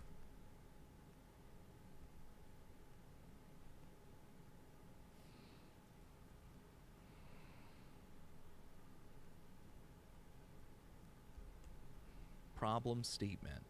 Build a platform that generates music based on user preferences such as genre or mood. Detailed solution. Model selection. Use models like RNNs, transformers, or VAEs trained on music datasets. User inputs. Allow users to specify parameters. Allow users to specify parameters like temp. Allow users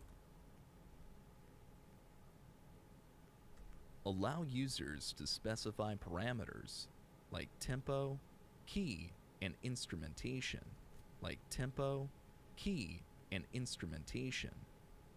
Pipeline. Data pre-processing. Convert audio data into MIDI files for training. Output rendering. Synthesize generated compositions into audio formats. Scalability. Deploy the system on GPU-enabled servers to handle real-time generation requests. System design question 8.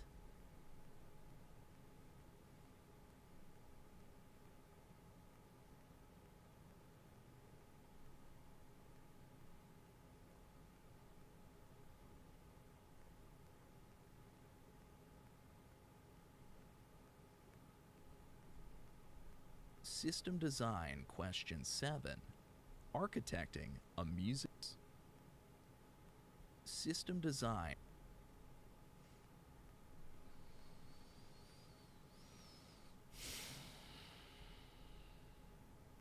I'm over it.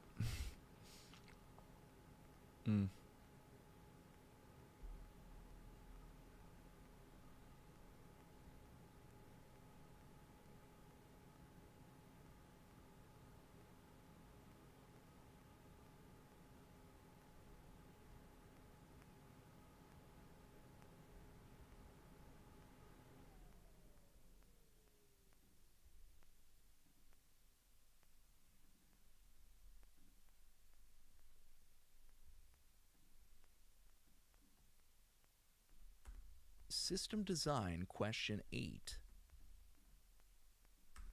System design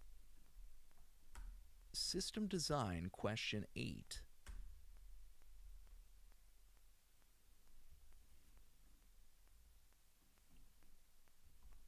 Designing a text-to-speech generation tool. Problem statement. Create a system that converts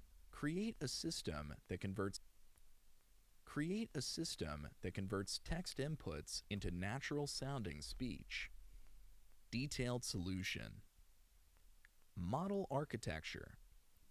Use a sequence-to-sequence model, such as Tacotron, combined with a vocoder like WaveGlow for speech synthesis. Input pre-processing. Process text inputs to include punctuation, pauses, and emphasis for natural delivery. Output customization. Offer options for vocal styles, accents, and pitch variations. Deployment. Optimize for low latency to support real-time applications such as virtual assistants. System design question 9.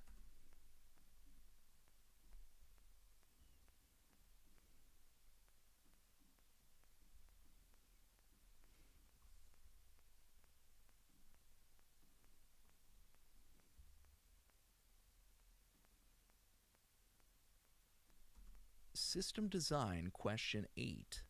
Designing. System design question 8. Dance.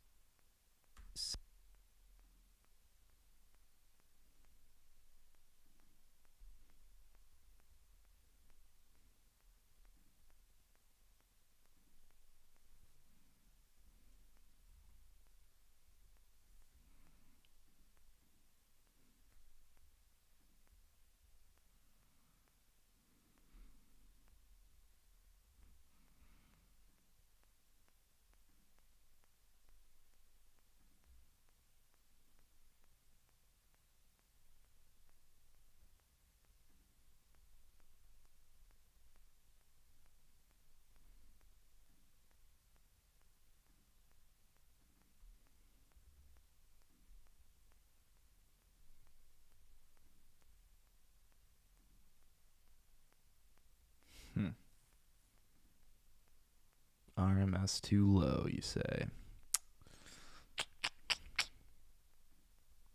Almost got me.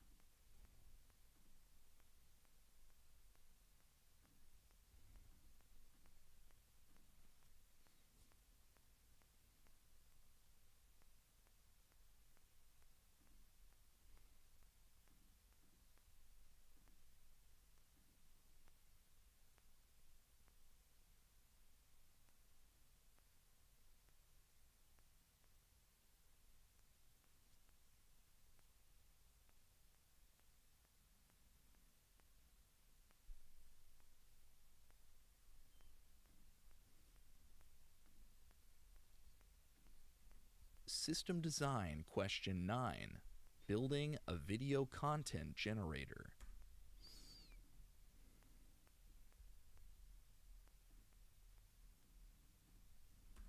System design question 9.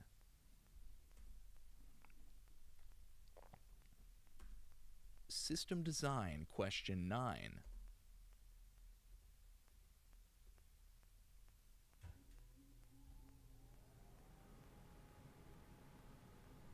Building a video content generator. Problem statement. Design a system that generates short videos based on user descriptions. Detailed solution. Model selection. Use video generation models such as GANs or diffusion models trained on annotated video datasets, or diffusion models trained on annotated video datasets. Pipeline.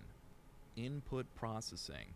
Parse user descriptions into scene details and actions. Frame synthesis. Generate individual frames and stitch them into coherent videos. Audio integration. Synchronize generated audio with visual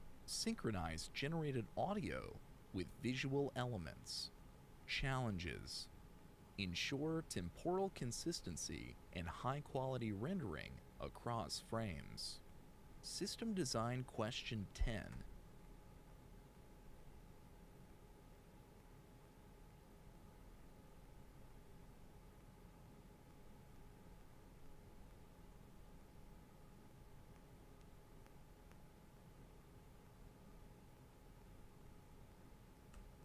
System design question 9. Building a video content generator. Problem statements. System design.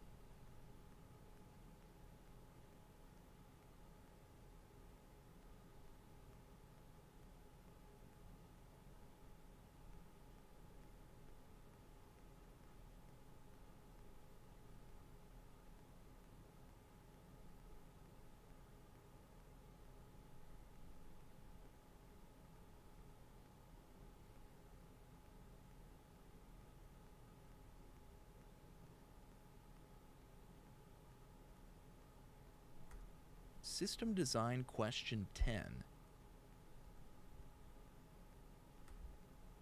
System Design Question 10.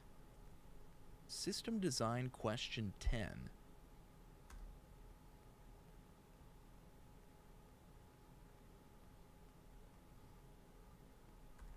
System Design Question 10.